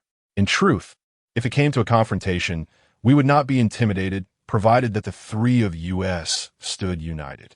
Yet, Qin Yong had not communicated any information thus far. Pushing aside my concerns, I exchanged a glance with Xiao Ming and took the lead towards the 4th floor. As we approached the door, I signaled to Xiao Ming with my fingers. 1, 2, 3. Upon reaching 3, I forcefully kicked the door open, and we surged into the room, activating our flashlights in unison as we swept the area. After a thorough scan, I noticed a figure seemingly concealed by the corner shelf. The individual, seated on the ground, recoiled as my flashlight beam fell upon them. Gripping my peachwood stick, I advanced cautiously, heightening my alertness. Yet, the person exhibited no intention of resistance. I could only see her slender legs trembling. She was a girl. Overwhelmed with excitement, I lowered my stick and softly called out, "Chun Xiao, is it you?" As I posed my question, the girl cautiously emerged. Her bright eyes filled with tears of fright, her lips trembling uncontrollably. Upon recognizing me, her tears could no longer be restrained. I cast aside the peachwood stick and rushed toward her, enveloping her in my arms. Her frail body quivered incessantly in my embrace, clearly terrified. "I am so sorry." I pressed Su Chunxiao's head against my chest, overwhelmed with guilt. She sobbed continuously, clutching my sleeve tightly as if fearing my departure. In a muffled voice, she murmured, "I thought I would perish here tonight." I gently stroked Su Chunxiao's head, relieved to have found her. The greatest fear was solitude. Now that we were together, we could face any danger as one, avoiding the agony of isolation. Yet this thought led me to worry about Qin. The dilapidated building consisted of only 4 floors, and the 8 of us were scattered across the 2nd and 3rd floors by the little demon. I had just searched both levels, and, aside from Su Fei, I had only heard the voices of the others without seeing them, including the shout from Zhang Bin upon discovering Xiao Ming, which could very well have been a bluff or, like myself, a confrontation with a deceptive spirit. I boldly speculated. Could it be that Qin Yong was hiding on the 1st floor? Xiao Ming had already closed the door to the room, and the 3 of us sat on the ground, communicating to help Su Chunxiao calm her nerves, for the peril of the night had yet to be surmounted. Even if Jin Xiaofeng does not seek us out, we must proactively find them and eliminate the 2 individuals. For only then can we partake in the game of the little demon without incurring punishment. Observing that everyone was adequately prepared, I glanced at the time, stood up, and proclaimed, "It is nearly 4 o'clock. Before dawn breaks, we must ascend and locate Qin Yong, then deal with Jin Xiaofeng and his companion." Naturally, there were no objections. Upon reaching a consensus, I grasped Su Chunxiao's hand and pushed open the door, stepping out of the room. The cozy shelter we had just left was abruptly replaced by the sharp, biting cold of the outside air. Xiao Ming led the way, while Su Chunxiao and I followed closely behind. Before descending, I paused at the staircase railing for a moment, ensuring that all was quiet before we cautiously made our way down. The dilapidated building remained enveloped in darkness, rendering visibility nearly impossible. During our time on the 4th floor, it was conceivable that the positions of others had shifted, leaving us uncertain of the presence of anyone on the 3rd floor. Just as we were about to descend the stairs into the corridor, an individual suddenly emerged from the 3rd floor hallway, swiftly raising a flashlight to illuminate our path. The blinding beam was momentary. Within a second, the person switched off the light and darted towards the end of the corridor. In that fleeting instant when the light was extinguished, I recognized the figure and exclaimed, "It's Lu Jiqiao. Damn it, don't run." Noticing the individual attempting to flee, Xiao Ming cursed under his breath and instantly leapt into the corridor, pursuing swiftly. The corridor was shrouded in darkness, with classrooms on either side harboring unknown fates. As I watched Xiao Ming dash further ahead, concern gripped my heart, prompting me to urge Su Chunxiao to follow suit while calling out, "Xiao Ming, do not act rashly. Be wary of traps." In truth, I had not anticipated it would be a trap. The words had merely slipped from my lips. Yet, as I hastened to catch up, my words materialized into reality. I saw Xiao Ming, flashlight in hand, sprinting ahead, when suddenly Lu Jiqiao jumped out in front of him, yet Xiao Ming remained oblivious. Consequently, as Xiao Ming rushed past, his momentum caused him to trip over a wire, crashing to the ground with a thud, sending the flashlight flying from his grasp. Witnessing the flashlight tumble through the air, a sense of dread welled up within me, compelling me to switch on my own flashlight and quicken my pace. Upon seeing Xiao Ming fall, Lu Jiqiao decisively halted and turned, brandishing a wicked glint in his eyes as he drew a long knife from his waist. As I ran, I shouted, "Lu Jiqiao, if you value your life, stand still." After a brief moment on the ground, Xiaoming regained his footing, rubbed his arm, and confidently addressed Lu Jiqiao. "Oh, you can set traps too." He then bent down to retrieve a peach with stick from the floor. Relieved to see Xiaoming upright, I felt a slight sense of calm. However, an ominous premonition flooded my mind.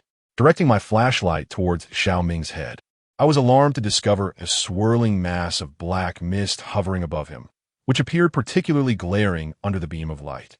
I held my breath, urging Su Chunxiao to remain still as I rushed forward, brandishing the peach with stick and shouting, "Xiaoming, be careful."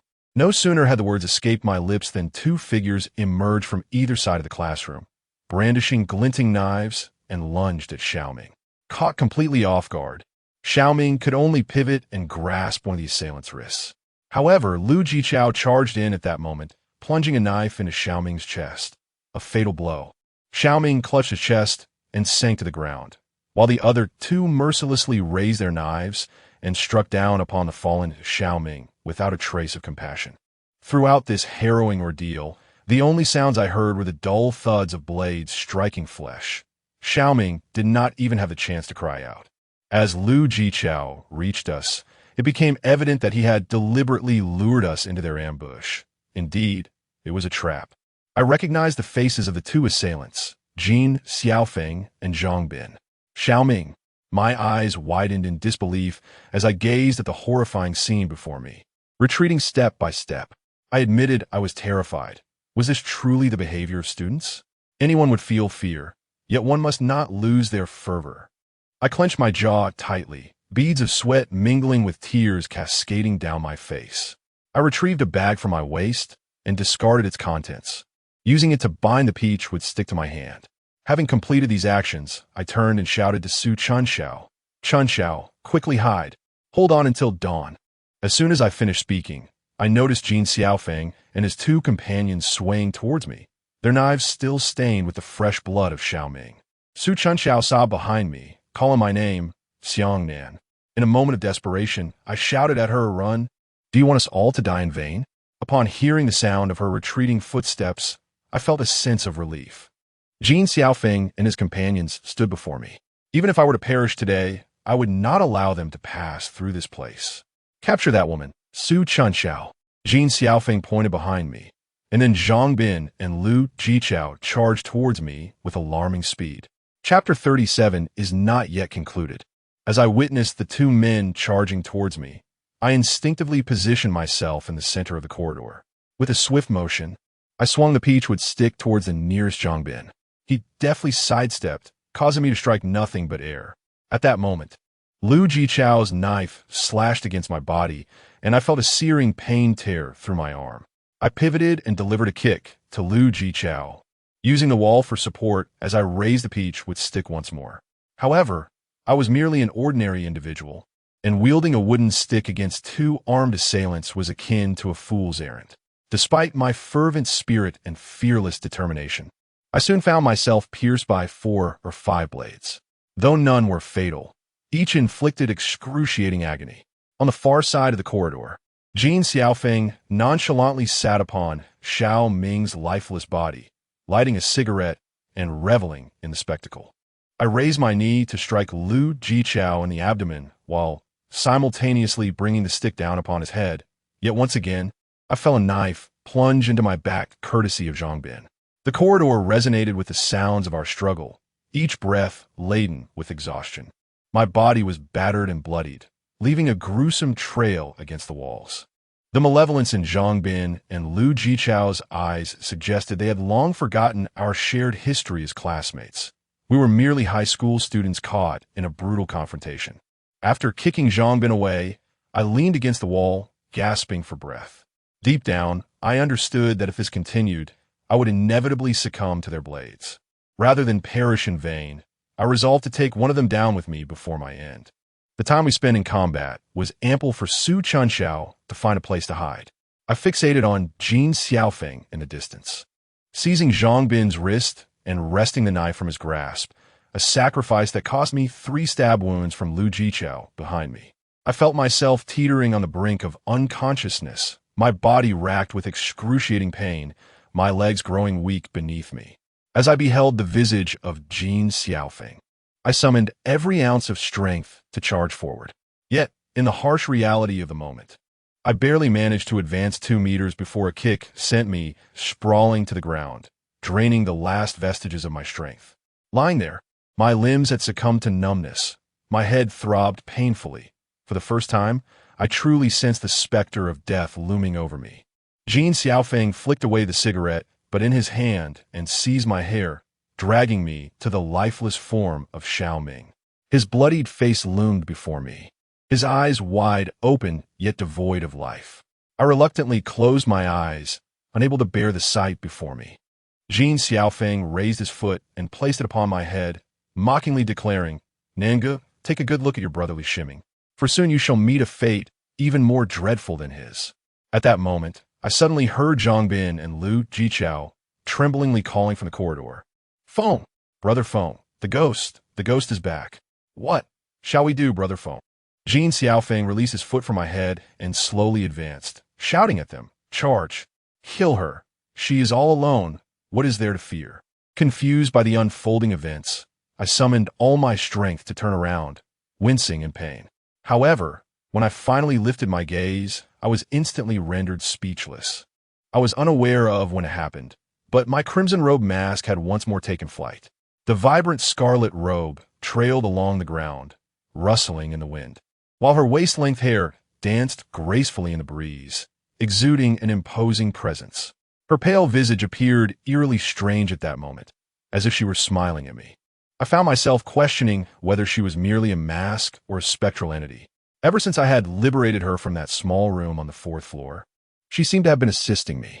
I now firmly believe that the ghost impersonating Su Chunxiao was indeed the result of her intervention.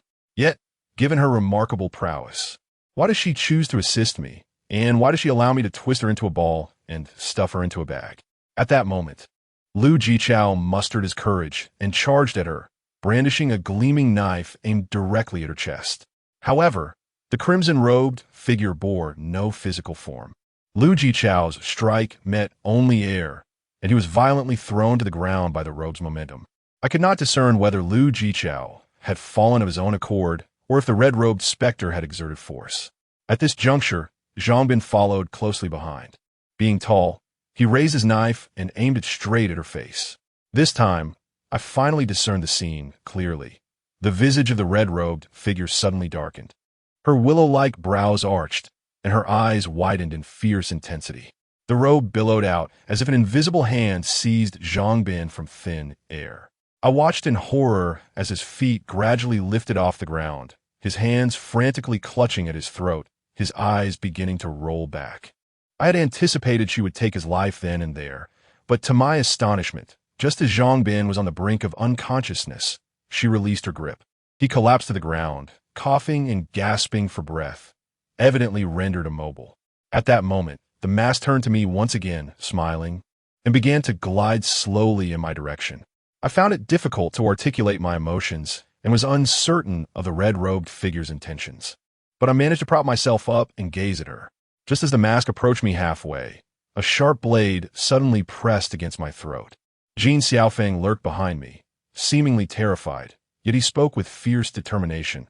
"Get out of my way, or I swear I will slay him right now."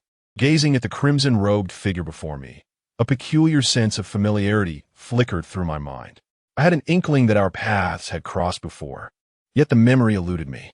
The crimson-robed specter hovered in the corridor's heart, its robes and tresses dancing in the ethereal breeze. Observing Jin Xiaofeng brandishing his blade against me, it halted its advance. Growing impatient due to the lack of movement from both the crimson-robed figure and myself, Jin Xiaofeng pressed his blade against my neck, causing a laceration to appear. Although not fatal, blood streamed forth. "Does this masked apparition heed only your commands?" Jin Xiaofeng questioned. "Bid it to move aside and grant me passage, and I shall release you." I found myself in a predicament, for I was uncertain whether the crimson-robed figure would obey my will. I was aware that it would protect me, but whether it would heed my commands was beyond my knowledge. Nevertheless, coerced by Jin Xiaofeng's threat, I gazed intently at the crimson-robed figure and tentatively shook my head. To my astonishment, the crimson-robed figure responded to my subtle gesture, retreating to the wall and clearing a path. Jin Xiaofeng chuckled with delight and hoisted me to my feet. My body felt as though it were on the verge of collapse, but with the blade pressed against my neck. I had no choice but to endure the pain and proceed forward. Jin Xiaofeng advanced cautiously, particularly as we passed the crimson-robed figure, his blade's tip nearly piercing my neck. The crimson-masked figure persistently lingered behind us, allowing Jin Xiaofeng to pass, yet maintaining its ominous presence in our wake. As we crossed paths with the crimson mask, I gazed into its hollow eyes, an unsettling sense of concern washing over me. The figure's long hair danced through the air, brushing against my face, wafting a delicate fragrance. It bore no resemblance to a mere mask, but rather embodied a living being. Jin Xiaofeng, consumed by fear, trembled uncontrollably, positioning me in front of the crimson mask while he slowly retreated. The crimson mask followed us closely until we reached the staircase, where Jin Xiaofeng suddenly shouted in a menacing tone, "Die, you fools!" Ha ha ha! My pupils constricted in an instant. Was he truly about to strike? I felt a sharp pain in my neck, yet the blade seemed to lose its strength abruptly. Then I heard a sickening thud. A torrent of scalding blood splattered across my face, and simultaneously, Jin Xiaofeng's hand went limp, his body collapsing like a marionette devoid of strings into the dark abyss of the stairwell. In a state of shock, I quickly turned around to see Qin Yong, his brow furrowed, gripping a knife drenched in Jin Xiaofeng's blood, while Su Chunxiao trembled behind him. "Are you all right?" I gasped, casting a glance at Su Chunxiao, then at Qin Yong. Utterly devoid of strength to speak, I could only shake my head in reassurance. The loss of blood left me weak, my legs quaking beneath me, threatening to give way. Just as I felt myself teetering on the brink of collapse, Su Chunxiao and Qin Yong each took hold of me, steadying my faltering frame. Suddenly, I recalled the crimson-masked figure that had been trailing me. I hastily pushed them aside and peered into the corridor. To my dismay, the only motionless entities present were the lifeless body of Xiaoming and the unconscious forms of Zhang Bin and Lu Jichao. I anxiously switched on my flashlight, searching frantically. Had it not been for the red-masked figure tonight, I might have perished long ago. Yet, there was no sign of her in the corridor. As I approached the doorway of a classroom, my foot seemed to kick against something. I took a step back and lowered my gaze, discovering a crumpled mask lying on the ground. However, its visage had lost its once vivid semblance, and the robe it wore appeared quite antiquated. I chose not to disclose the truth to Qin Yong and Su Chunxiao. Instead, I carefully stowed the mask away in a bag, holding it tightly, while instructing Qin Yong to carry Xiaoming's body as we prepared to vacate the dilapidated building. Before long, a message from the little demon popped up on WeChat. Game over. Su Fei, Li Shiming, and Jin Xiaofeng are the losing team, while Nan, Qin Yong, Su Chunxiao, Zhang Bin, and Lu Jichao are the victors. Congratulations! Simultaneously, the first rays of dawn broke through the remnants of the forsaken structure. Hearing the little demon's words, the division into winning and losing teams indicated that the game was far from over. Chapter 38. Dream. I cast a glance at Qin Yong and Su Chunxiao behind me. Both wore expressions of exhaustion, their eyes filled with despair. How could I be any different? Faced with the cruel games orchestrated by the little demon, it was unbearable for anyone. Earlier, I had urged Su Chunxiao to flee first, but she did not simply seek a hiding place. Instead, she exhibited greater composure than I had, aware that her assistance was futile. However, she also knew that Qin Yong was alive. The presence of Jin Xiaofeng and the others before me confirmed that this building was currently a sanctuary for her. Consequently, she scoured the floors for Qin Yong and eventually found him on the ground floor, having been rendered unconscious. Only then did she ascend with him, fortuitously encountering Jin Xiaofeng, who had his back turned to them. To this day, Qin Yong remains oblivious to the identity of his assailant. Fortunately, in this round of the game, the three of us survived, albeit at the tragic cost of Xiaoming's life. Perhaps this was precisely the scenario the little demon yearned to witness. Let's depart, for greater challenges await us, I suggested as I supported Su Chunxiao, gradually making our way downstairs. Meanwhile, Zhang Bin and Lu Jichao began to regain consciousness. Their faces contorted with terror as they gazed at us, instinctively retreating in fear. Without Jin Xiaofeng's guidance, they found themselves directionless. I shook my head at Qin Yong, dismissing them entirely, and turned to leave. Logically, they too bore some responsibility for Xiao Ming's demise. Yet, how long would this relentless cycle of mutual slaughter persist? If we were to confront them now in vengeance for Xiao Ming, how would we differ from the butcher? What distinguishes us from the little demon? At this moment, the sunlight has penetrated the derelict building, and I can clearly see the bloodstains in the corridor and on the staircase, reminiscent of a slaughterhouse. Jin Xiaofeng's body lies mangled at the foot of the stairs, a gaping wound in the back of his head, still oozing blood. With the greatest rival in our class now deceased, I find myself questioning whether this is truly the outcome I desired. A multitude of thoughts swirl within me as I descend the stairs. The physical pain I endure pales in comparison to the torment of my mind. Upon exiting the dilapidated structure, a sudden movement catches my eye in the woods to the right. I swiftly turn my head, only to glimpse a vague figure leaping away, vanishing in an instant. I ruminate incessantly. The figure seems familiar, yet I cannot recall from where. I let out a sigh, my mind burdened with an overwhelming amount of thoughts, leaving little room for such concerns. We all need to rest. Turning back, I glance at Qin Yong, who bears the lifeless body of Xiao Ming, and say, Qin Yong, let us leave Xiao Ming's body here for now. The police will come and handle it. Qin Yong's brow furrows in anger as he glares at me. His eyes reddened. Just leave him here? He was my brother. With a heavy heart, I place a hand on Qin Yong's shoulder. I am acutely aware that he was your brother. He was also mine. But if we carry him out now, what will the unfamiliar classmates think? What will the police conclude? How will we justify our actions when questioned? Shall we claim that we were playing a game of mutual slaughter? Are you willing to disclose the truth about the little demon to them, only to meet your own demise? Qin Yong gritted his teeth at my words, ultimately closing his eyes and weeping uncontrollably. I bore the anguish within me, gripping Qin Yong's shoulder as I continued. I've already lost one brother. I cannot bear to lose a second. Only then did Qin Yong wipe away his tears and nod in acknowledgement. After we had tended to Xiao Ming's remains, we walked back with heavy hearts. The hour was still early, and the school was nearly deserted. After escorting Su Chunxiao to the entrance of the dormitory, fatigue washed over me, and my head spun. I swayed for a moment, feeling as though the world around me was spiraling, and then darkness enveloped me as I collapsed. Time passed relentlessly. I could only perceive an unsettling dryness in my mouth. My body felt weak and achy, and a dull thrum echoed in my mind. Flickering images flashed before me, some familiar from recent encounters, others entirely alien, spanning both modern and ancient realms, like slides in a projector, at times vivid, at times obscured. I yearned to open my eyes and rise, yet my body was devoid of strength. Just as despair threatened to overwhelm me, I felt something soft and cool press against my lips, bringing an unexpected comfort.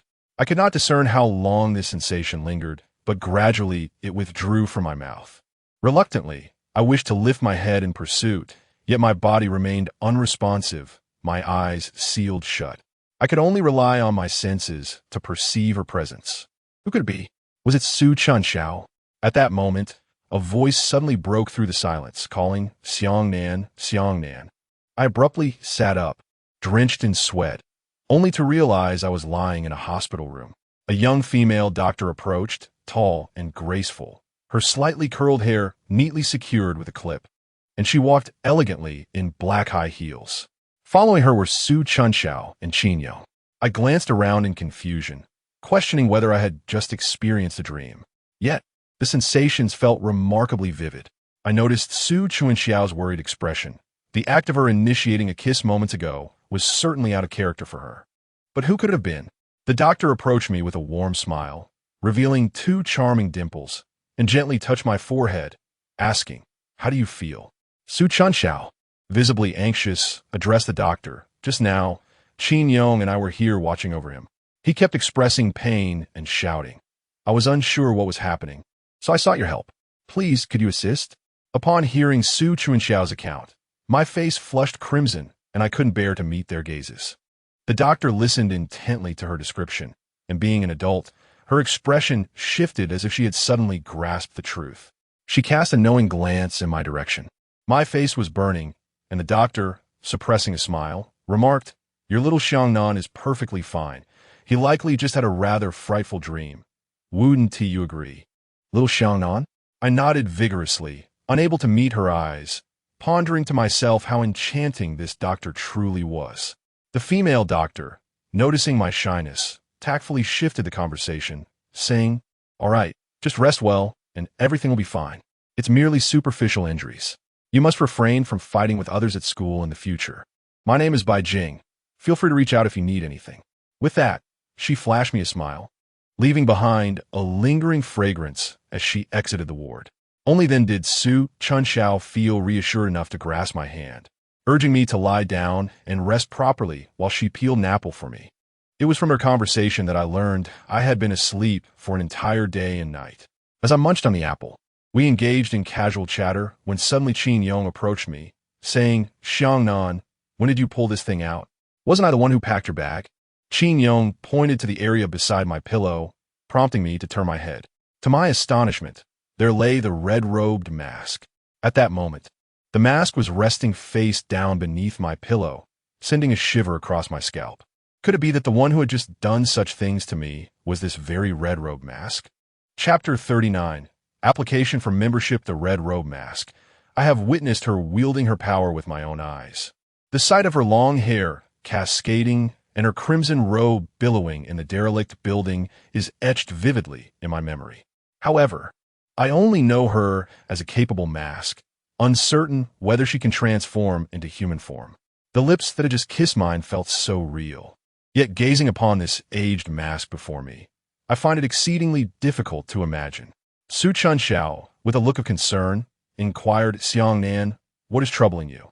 Are you still feeling unwell?" She mimicked a physician, reaching out to touch my forehead before placing her hand against her own. "It's not warm. If you feel discomfort, you must tell me."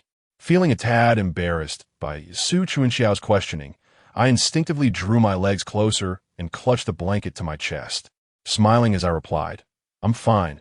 I merely had a dream. A nightmare, to be precise." With Su Chunxiao and Qin Yong standing nearby, I feared they might press me further about the mask, so I swiftly diverted the conversation, asking, by the way, after I fainted, "Did anyone stop you from helping me out of the school?" Qin Yong found a chair and sat down, smiling as he said, "That day, we were fortunate. When I reached the security room, I discovered it was utterly deserted. None of us three were noticed as we slipped away, and as for our class, well, no one seems to be overseeing our class anymore. During these past few days, no one has inquired about us. Meanwhile, our classmates have been spreading rumors, claiming that the three of us were slain by the malevolent spirits in the abandoned building." At this point, the three of us burst into laughter. It seems our classmates have become quite amusing. Instead of genuinely caring when someone meets their end, they eagerly indulge in fabricating absurd tales. Moreover, regarding the absence of the security personnel, I suddenly recalled the silhouette I had glimpsed in the nearby woods when we emerged from the abandoned building. It struck me that the figure seemed familiar. Could it possibly have been the new security guard? Yet, what business could he have had in the abandoned building at such an early hour? Pondering this, I continued to ask. I slept for an entire day and night. Did the little demon not initiate any games? Qin Yong shook his head and replied, "During the time you were in deep slumber, my greatest fear was that the little demon would suddenly launch a game, but it seems we have begun to turn the tide. The little demon hasn't stirred at all these past couple of days." Su Chunxiao interjected, "Indeed, I've noticed many bored classmates deliberately tagging the little demon, urging it to commence a game. In the past, the little demon would have obliged them long ago, but for the last few days, it has completely ignored their pleas. How peculiar this is. Could it be that it is intentionally waiting for my awakening? I cannot possibly have such an esteemed reputation." After conversing for a while, I finally found my mind drifting into silence as I succumbed to slumber. As I propped myself up against the bed, I realized that my body had been entirely enveloped in white bandages. That night, during the fierce confrontation with Zhang Bin and Lu Jichao, although I did not sustain any fatal injuries, I had suffered numerous cuts, dangers of which only I was aware. The mere fact that I survived felt miraculous. At that moment, our phones chimed simultaneously. The three of us were taken aback, and upon checking, I discovered it was that wretched little imp. The imp had sent a smiling emoji. Subsequently, in the group chat, it declared, "Everyone has rested long enough and regained their strength. Let us resume our game." I chuckled in disbelief. I had accurately predicted that this little demon was indeed waiting for my awakening. It seemed that while I was unconscious and unable to partake in the game, the instant I regained consciousness today, it immediately initiated a new game. Was this not directed at me? The little imp continued. Among the 8 players last time, 5 were victorious. I shall reward you with a red envelope of 400 yuan. Reward us with a red envelope. From my perspective, the so-called rewards from the little imp have never been benevolent. They either sought our demise or came at a cost. The group chat erupted into a flurry of discontent. Why do they receive a reward while we do not? In the past, we all shared in the bounty. Another voice chimed in. Moreover, those 3 have been eliminated by the malevolent spirits in the abandoned building. They have not appeared for 2 days. Why send them rewards when no one is left to claim them? Indeed, I too find it unjust to reward them alone. Unfair. The group erupted in a cacophony of voices, clamoring about the inequity, all eager to seize the opportunity of the red envelopes. Having already forgotten how many lives have perished within this group due to the very allure of those envelopes. Observing the commotion, the 3 of us remained silent, merely watching to see how the little demon would manage the situation. After a while, when the uproar subsided, the little demon declared, "Fairness is determined by me. In this group, I am the arbiter of justice." Upon uttering these words, an immediate hush fell over the group, as if to remind the classmates that their fates rested upon her whims, and they were in no position to negotiate with the little demon. I smirked, uncertain of the true nature of the little demon's game. Just as I thought silence reigned, Zhangya, who had been mute until now, suddenly spoke up. "In this group, you may indeed have the final say, but does that mean we cannot participate while they play their game for the red envelopes?" I had hoped that after experiencing Zhao Lily's ordeal, Zhangya would have transformed, at the very least realizing that the little demon's intent was to eliminate us all. Yet, hearing her words now, it seemed her nature remained unchanged, still fixated on the lure of money. The little demon responded with a smiley face, and then said, "Very well." I sensed that such words from the little demon could only herald misfortune for Zhangya, unbeknownst to Zhangya, who appeared utterly oblivious. She sent a shy emoji and remarked, "Does the little devil dad mean that I should join the game too? Remember to send me a red envelope." Hee hee. I shook my head in resignation, realizing that such girls were beyond redemption. The little devil then declared, "Now, I am issuing a reward red envelope, which is only available for Xiangnan, Qin Yong, Su Chunxiao, Zhang Bin, Lu Jichao, and Zhang Yu to seize." Without delay, he dispatched a red envelope containing 400. The moment it was released, Zhang Yu swiftly claimed it. "Wow, I grabbed over 100. Hee, thank you, little devil dad," she exclaimed. "Oh my goodness. I want one too. Little devil dad, include me." "Me too. Why can Zhang Yu participate while we cannot? I desire a red envelope as well." The members of the group appeared to be on the brink of madness, clamoring to join the game.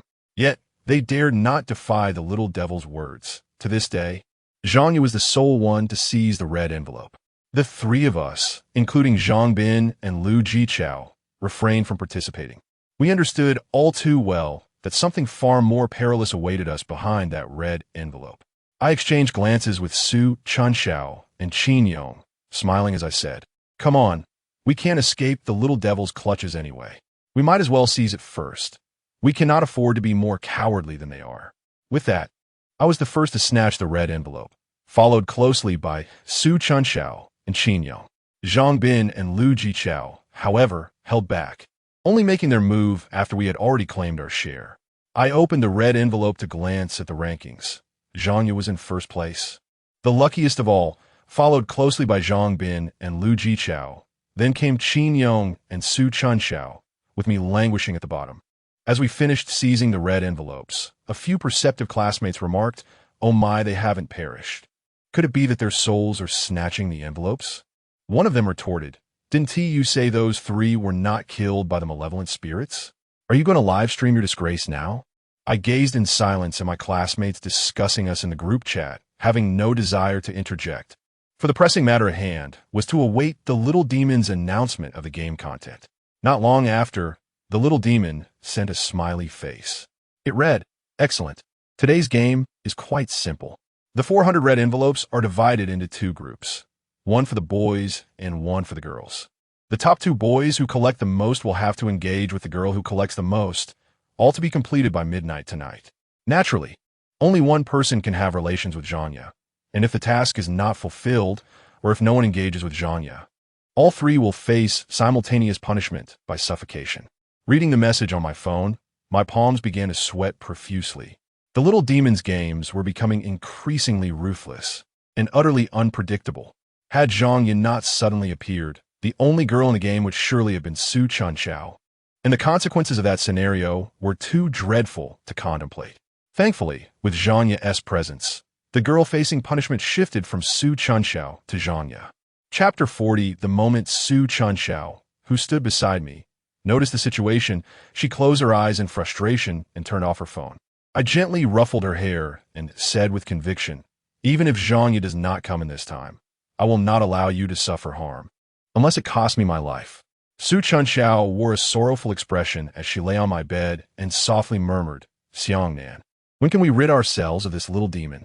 I am so frightened. I fear for my life, and I fear for yours as well." With that, she buried her face and began to weep. I found myself at a loss for words to comfort her, rather than uttering empty reassurances. I thought it best to allow her to cry freely. As a young woman, I believe she had shown great strength, especially when compared to some of our classmates who had lost their sanity. Qin Yong sat awkwardly in a chair, observing her discomfort, and ultimately sought an excuse to leave. I lay on the bed and shared numerous thoughts with Su Chunxiao, both joyful and sorrowful, as she did the same. Through this exchange, we gained a deeper understanding of one another, and our spirits began to lift. In the face of the little demon, if we were to abandon ourselves, we would meet the same fate as our classmates, awaiting death. Strangely, I noticed that my wounds were healing remarkably fast. I vividly recalled the excruciating pain I felt when I emerged from the abandoned building, yet now I felt no discomfort whatsoever. When I mentioned this to Qin Yong and Su Chunxiao, they were skeptical, so I had to get out of bed and leap a few times before they believed me. Since I was feeling well, I thought it would be a waste of time to linger in the hospital, so I decided to visit the school early, hoping to be of some use. Subsequently, I followed Qin Yong to seek the doctor's assistance in processing my discharge. "What? You want to leave now? Don't jest with me, young man. Call your guardians to come and take care of you. All your injuries were personally bandaged by me. There's no way you'll be able to get out of bed in less than 10 days to half a month. Now, lie back down and behave, doctor." Bai Jing scolded me, assuming I was being frivolous. "Oh, dear doctor, I truly am fine. If you don't believe me, just take a look.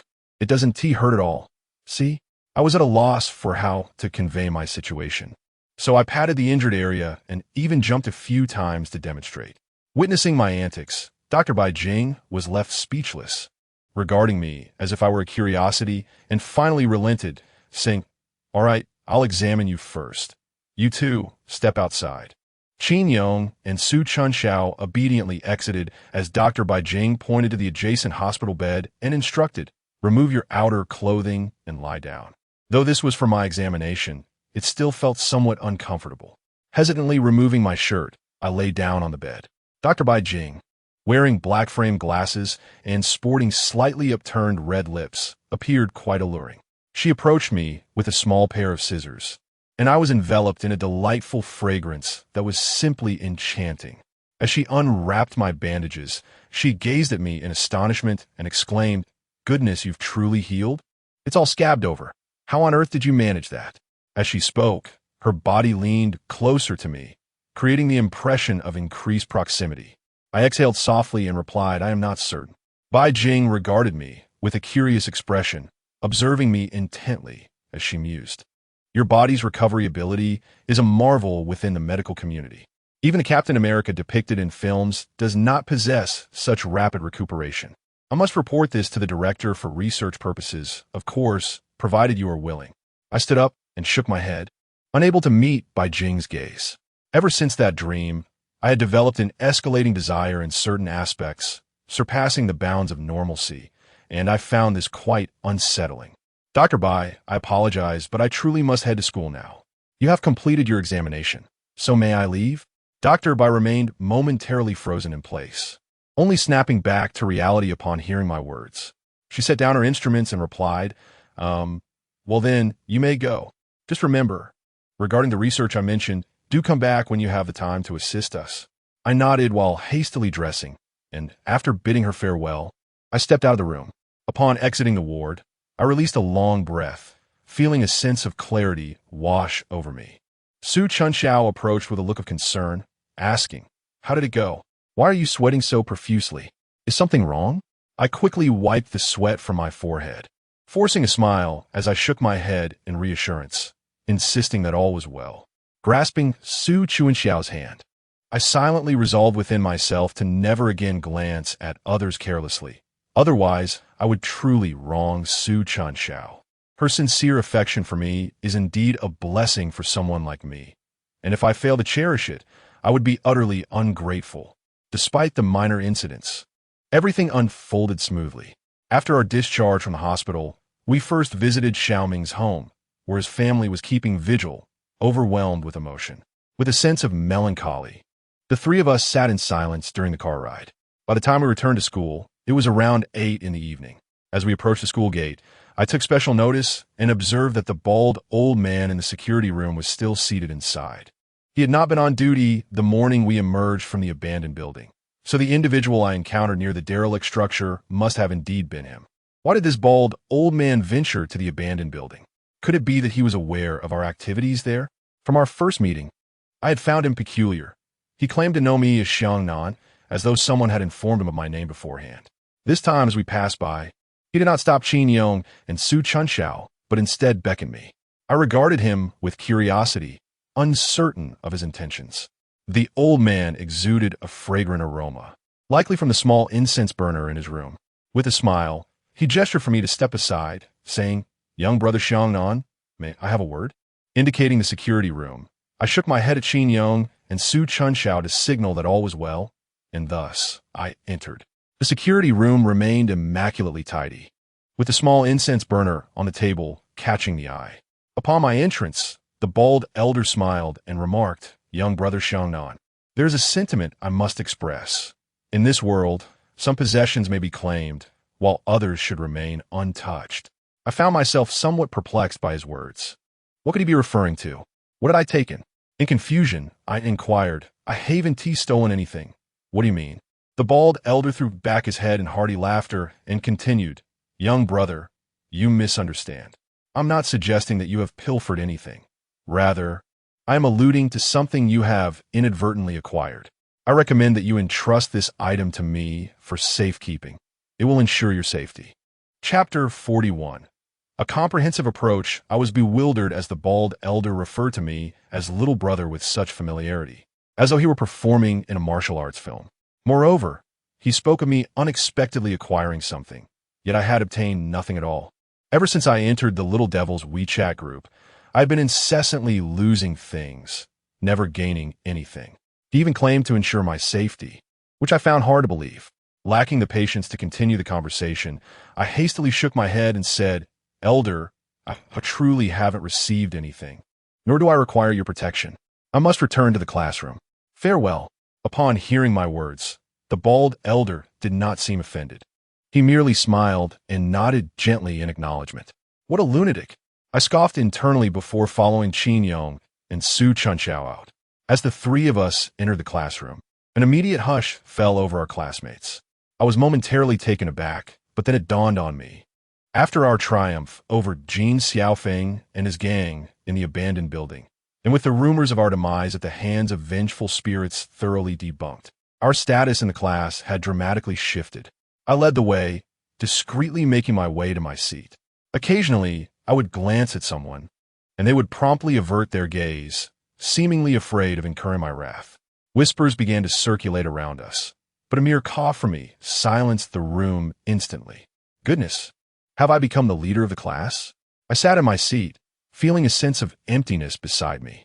My companion, Xiao Ming, would never return, and this realization weighed heavily on my heart. In the past, Xiao Ming would certainly have nudged my arm and exclaimed impressive. However, those moments now reside solely in memories. All we can do is strive to survive. As I wallowed in sorrow, my phone chimed with a message from the little imp. The imp sent a smiley emoji and declared, "The long night is too dreary." I had decided to commence the gaming session early. The new gaming deadline is set for 10 o'clock tonight. Wishing you all a delightful gaming experience. No one in the group dared to speak up anymore. It was precisely because Zhangya had voiced her conditions that the little imp had assigned her to this game, a situation that had previously been non-existent. I glanced up to find that Zhang Bin and Lu Jichao had inexplicably changed their seats. They had once sat together, but now they had distanced themselves significantly, suggesting that their camaraderie had soured due to this game. Zhangya was engrossed in her phone, seemingly messaging someone, while both Zhang Bin and Lu Jichao were similarly absorbed in their devices. It was already 9 o'clock. Were they not anxious? Suddenly, I recalled Zhao Lily's earlier actions. In her quest for survival, she had discreetly slipped away with another to secure a room, thereby preserving her life. Could it be that Zhangya intended to employ the same tactic? If so, the remaining individual would be left blameless. Indeed, shortly thereafter, Zhangya rose stealthily, casting a surreptitious glance at Lu Jichao, all of which did not escape my notice. Lu Jichao quietly vacated his seat, his expression tinged with excitement. Just as the two of them had taken only a few steps, Zhang Bin suddenly stood up and shouted, "Chao, you despicable wretch. You texted me saying you wanted to leave with me, and now you sneak off with this fool? Do you take me for a fool?" In terms of appearance, Lu Jichao indeed surpassed Zhang Bin significantly. Zhangya, who was inherently pragmatic, would undoubtedly choose the more handsome of the two if forced to make a choice. Upon hearing Zhang Bin's words, I began to understand. Zhangya must have messaged both individuals simultaneously, soothing Zhang Bin, and then quietly slipped away with Lu Jichao, all without raising suspicion. After all, if the game were to be lost, Zhang Bin would bear the brunt of the punishment, while she, Zhangya, would emerge as the ultimate victor. However, Zhangya underestimated Zhang Bin's intellect. Now that he had exposed her in front of everyone, she found herself utterly humiliated. In a fit of defiance, Zhangya raised her eyebrows defiantly and declared, "So what if I don't want to leave with you? So what if I think you're ugly? Whom I choose is my business. It's none of your concern." With that, she hastily took refuge behind Lu Jichao. Zhang Bin, incensed, felt his muscles twitch with rage. Suddenly, he withdrew a knife from his waist and slammed it onto the table, declaring fiercely, "You dare to test me. Even if I perish, I'll drag both of you down with me." Witnessing Zhang Bin's ferocity, Zhangya's face fell as she tugged at Lu Jichao's sleeve. Lu Jichao was not one to shy away from confrontation. After all, the knife Zhang Bin wielded had been given to him by Jin Xiaofeng, and he possessed one of his own. He too drew his knife, pointing it at Zhang Bin, declaring, "Don't think for a moment that I fear you. Zhangya is mine today. If you dare to lay a hand on her, I shall take your life first. Come and try me. Do you think I lack the courage?" As their words grew increasingly heated, it seemed they were on the brink of charging at each other with their weapons. I quickly rose to my feet and shouted, "Stop this at once." Fortunately, I am no longer the same person I once was. My elevated status commanded their attention, and my voice indeed brought them to a halt. Lu Jichao turned to me and said, "Brother Nan, I respect you for what you did in the abandoned building. But today, one of us must fall. This is beyond your control." To be honest, I found myself devoid of any viable solutions. Yet witnessing the glint of their knives felt utterly inappropriate. All eyes were upon me, expecting that the one who survived the perils of the dilapidated structure would possess a more prudent course of action. After a moment of contemplation, I spoke. "The little demon's objective is undoubtedly to incite you into mutual slaughter. If you engage in combat with those knives, you will be playing right into the demon's hands." The classroom fell silent, my voice echoing as I suppressed my own anxiety, and continued, "If you trust me, I possess a method that can minimize the sacrifices." Their eyes brightened simultaneously, filled with admiration, while the other classmates remained still, eagerly awaiting my strategy. I gathered my thoughts and said, "First and foremost, you must lay down your knives. Not only will you harm yourselves, but you may also inadvertently injure your fellow classmates. Then, aside from the three of you, the rest of us will exit the classroom. Following that, the two of you will engage in a bare-handed duel, relying solely on your skills. The duel must not result in death. Surrendering or being rendered unconscious suffices. The victor shall have a private encounter with Zhangya in the corner, which is also the reason for our departure from the classroom, to afford you some privacy. Lastly, do not be beguiled by the little devil's words. He mentioned a suffocation punishment, yet did not specify death. It may only last for a brief moment. Therefore, the loser need not despair. Do you remember a little happiness? This arrangement is far more reasonable than a chaotic brawl within the classroom. I have laid out the method. The decision rests with you. Upon finishing my statement, my palms were clammy with sweat. This was the only solution I could conceive. Regardless of its efficacy, I had made my utmost effort. The air seemed to freeze for a few seconds before Lu Jichao was the first to toss his knife to the ground and declared, "I will follow Nangu." The clattering sound of the knife hitting the floor sparked a flurry of discussions, most of which deemed my proposal feasible. Zhangya shrugged, took a seat on a chair, and remarked, "Since I'm the only girl here, do as you please." Zhang Bin, a staunch loyalist of Jin Xiaofeng, had harbored significant prejudice against me. However, with the agreement of the other two, he had no choice but to nod in acquiescence. Once consensus was reached, the situation became manageable. If we could successfully rescue the three of them this time, my words would carry greater weight in class, and, as long as we united, we would surely discover a way to contend with the little devil. Time waits for no one. The little demon, like a mere observer, sent a message after I finished speaking. There is still half an hour until the game ends.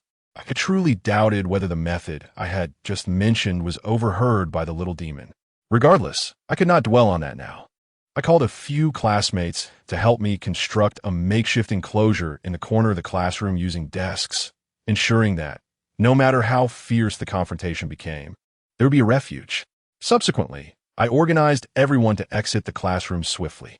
Only Zhang Bin, Lu Jichao, and Zhangya remained inside. Before leaving, I reminded them, "Remember, do not harbor any murderous intent. It is not worth it." Lu Jichao nodded in acknowledgement, but Zhang Bin maintained a solemn expression, lost in thought. As I stepped out of the classroom, a sense of worry crept in. What if Zhang Bin did not adhere to the expected course of action? Lu Jichao could be in peril. Nevertheless, I had done all I could. The rest was in their hands. I stood at the doorway, ushering away the curious onlookers and advising Su Chunxiao to return to the dormitory for rest, leaving only Qin Yong and myself. Once everything was settled, I positioned myself at the back door of the classroom and glanced inside. Zhang Bin and Lu Jichao had begun to advance slowly towards the center, but to my dismay, I observed Zhang Bin drawing a knife from behind his back. Chapter 42. A change of heart. Suddenly, I felt a prickling sensation at the nape of my neck, realizing that I had underestimated the situation. Despite my heartfelt pleas, I found myself powerless against the degradation of human nature. Zhang Bin was never a virtuous individual, and ever since he allied himself with Jin Xiaofeng, his malevolence had only intensified. How could I place my trust in such a person? Frustrated, I slapped my own forehead and prepared to force the door open to intervene. To my astonishment, the classroom door had been locked from the inside, and no matter how hard I slammed against it, it would not budge. I hurried to the back entrance, only to encounter the same impenetrable barrier. Qin Yong rushed over to inquire about my predicament. Disheartened, I kicked the door and gritted my teeth, exclaiming, "Zhang Bin has reneged on our agreement. He claimed he wouldn't use a knife, yet he secretly concealed one. Who stands a chance when unarmed against a blade? How utterly shameless." Upon hearing my words, Qin Yong glanced up at the door, his anger palpable as he began to assist me in battering the entrance. However, the door was secured far too robustly, and our efforts were in vain. Ultimately, I had no choice but to shout from outside, "Zhang Bin, put down the knife. Even if you win, I shall not spare you." Yet, my voice seemed to be swallowed by the classroom, and there was no response from within. It was only when Zhang Bin menacingly brandished the knife that Lu Jichao momentarily paused. Yet, Lu Jichao appeared indifferent, scoffing as he remarked, "What a coward. I have no respect for you." The dialogue within the classroom was crystal clear to us. Yet why could they not hear my calls? Could it be that the little demon had meddled once more? I paced back and forth, cradling my head in despair, my mind nearly reaching a boiling point. My initial intention was to assist them in organizing, yet it had devolved into such an unfair brawl. Qin Yong shouted at me, "They are about to strike." I hurriedly moved to Qin Yong's side to peer inside. There I saw Zhang Bin raising his knife, taking the initiative and charging fiercely towards Lu Jichao.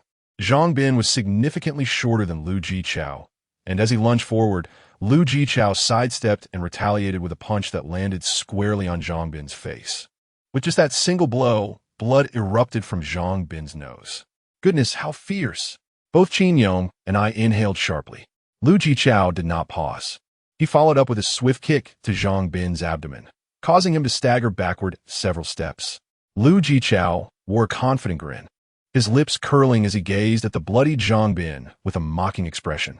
Once Zhang Bin steadied himself, he wiped his nose, smearing the blood across his face, rendering it a rather eerie sight. Subsequently, Zhang Bin charged forward once more, and from my vantage point outside, I clearly observed him snatch a book from the table with his other hand as he rushed ahead. As the two engaged again, Lu Jichao, taking advantage of his height and long reach, deftly dodged the blade and seized Zhang Bin's hand, recognizing that disarming him was the most prudent course of action. However, before Lu Jichao could secure his grip, Zhang Bin suddenly let out a fierce roar, and with a swift motion, the book in his other hand struck Lu Jichao squarely across the face with a resounding crack. Zhang Bin's brutality was evident as he struck Lu Jichao with the pointed end of a book, a blow that seemed to pierce Lu's very eye. The anguished howl of Lu Jichao echoed in the air as he clutched his left eye, blood seeping through his fingers, slowly retreating. Zhang Bin, however, had no intention of granting him respite. Seizing the moment while Lu was still disoriented, he lunged forward with his knife, aiming directly for Lu's abdomen. Despite losing an eye, Lu's fighting spirit remained formidable. As the blade threatened to penetrate his flesh, he astonishingly seized the knife's blade with his hand, blood cascading down incessantly. With a roar of pain, Lu relinquished his grip on his wounded eye, his face now grotesquely swollen, the left eye a horrific mass of blood and flesh. He retaliated by striking Zhang Bin's face with a barrage of punches, each impact causing Zhang's head to recoil like a heavy bag. In a final act of fury, Lu rammed his head into Zhang Bin's. Zhang, clearly in a daze from the blows, tilted his head back, blood streaming down his face, his legs losing strength and gradually giving way beneath him. It was only then that Lu forcefully pushed Zhang away, who fell to the ground with a thud, unconscious. Lu Jichao, too, was far from unscathed. His face was so swollen that his features were indistinguishable, and the hand that had gripped the knife's blade had likely severed a blood vessel, causing blood to drip like a faucet left ajar. The excessive loss of blood rendered his lips devoid of color. Lu Jichao swallowed hard, leaning back against the table to rest. He still retained some semblance of rationality, having removed his shirt to wrap it around his injured hand. At that moment, a message suddenly appeared from the mischievous imp in the group chat. Only 10 minutes remain until the game's conclusion. Students, make haste. Reading the message filled me with a sense of urgency. I rushed to the center of the classroom and pounded against the glass window, but for some inexplicable reason, the glass felt as though it were forged from steel, refusing to shatter no matter how fiercely I struck. Surely, it must be the work of that little demon. As time ticked away, I leaned forward, peering through the window. At that moment, Zhang Ye stood up, her face awash with terror. She glanced anxiously at the motionless Zhang Bin on the floor, then at the bloodied Lu Jichao, tears welling in her eyes as she tremulously spoke. The little demon said there are 10 minutes left. You all. Lu Jichao gasped for breath, lifting his gaze to Zhang Ye with one eye, then nodded, propping himself up. Zhang Ye, frightened, slowly retreated to the small space I had created, her expression a tapestry of emotions. I truly did not know how this game could possibly continue. The two boys had fought to such a degree that even walking was a challenge for them, their bodies drenched in blood. How could there be any semblance of intimacy between Zhanya and either of them now, even if Zhanya wished for it? These two were in no condition to respond. Lu Jichao staggered toward Zhanya, leaving a trail of blood in his wake, his legs trembling uncontrollably. In mere moments, the entire classroom had transformed into a scene of carnage, reminiscent of that fateful day with old Master Qin, as this very space once again became a slaughterhouse. Anxiety coursed through me as I glanced at Lu Jichao, while the little demon in our chat sent another message. 3 minutes remain until the game concludes. With just 3 minutes left, could we possibly complete the game? Inside the classroom, Zhanya was in a state of frantic despair. After a fleeting glance at her phone, panic engulfed her as she dashed towards Lu Jichao without a second thought. Lu Jichao could barely keep his eyes open, swaying unsteadily in place. In a moment of desperation, Zhanya shoved Lu Jichao to the ground, and it was then that I realized he had reached his limit. He lay there without a hint of resistance, his breathing growing increasingly labored. Zhanya cried out in desperation, "Let us begin right now, just a moment longer, I don't want to die. I don't want to die." Yet, Lu Jichao seemed to have succumbed to immobility. His lips parched, and his eyes filled with a profound unwillingness as he stared at Zhanya. However, we all understood that a corpse could achieve nothing. At this juncture, all hope for redemption had vanished, and the grotesque nature of humanity was laid bare, exploited mercilessly by the little demon. I had presumed that the game would conclude here, but I could never have anticipated the brutality that lay ahead. Suddenly, from his position on the ground, Zhangbin coughed, and to my astonishment, he began to raise his head slowly. Zhanya, now utterly deranged, sat beside Lu Jichao, completely oblivious to the fact that Zhangbin had begun to rise behind her. Zhangbin's face was drenched in blood, particularly his nose, which had been brutally smashed by Lu Jichao. He tilted his head at an unnatural angle, resembling a zombie from a film, struggling to maintain his balance. I frantically shouted from the window, "Zhanya, behind you! Be careful of Zhangbin behind you!" Yet, my voice failed to penetrate the chaos, leaving me in a state of helpless anxiety. I watched as Zhangbin slowly picked up a stool from the side and, step by step, advanced toward Zhanya. Meanwhile, she was still writhing frantically over Lu Jichao's lifeless body, muttering in a frenzied tone, "This isn't my fault. This isn't my fault. Little demon, please don't kill me." Unbeknownst to her, Zhangbin had already raised the stool and brought it crashing down onto her head. Once, twice, thrice. Zhanya collapsed into a pool of blood, the classroom resonating with the dull thuds of the stool striking her skull. Chapter 43. A group of people. Zhanya collapsed onto the ground without any resistance, blood splattering in all directions. Yet, Zhangbin showed no signs of stopping. His hand struck down repeatedly, as if he had lost all semblance of rational thought. Witnessing such a gruesome scene made my stomach churn, and I fought the urge to vomit. After more than 10 blows in the classroom, Zhangbin finally exhausted his strength, swaying unsteadily until he could no longer maintain his balance, ultimately falling backward. The back of his head struck the corner of a desk, and blood erupted forth as he lay motionless on the floor. Observing the chaotic scene in the classroom, I pounded on the window in frustration. Was this not the very outcome that the little demon longed to witness? At that moment, the little demon sent a smiling emoji in the group chat and proclaimed, "The game is over." No one engaged with Zhanya. Thus, the punishment for 3 is suffocation.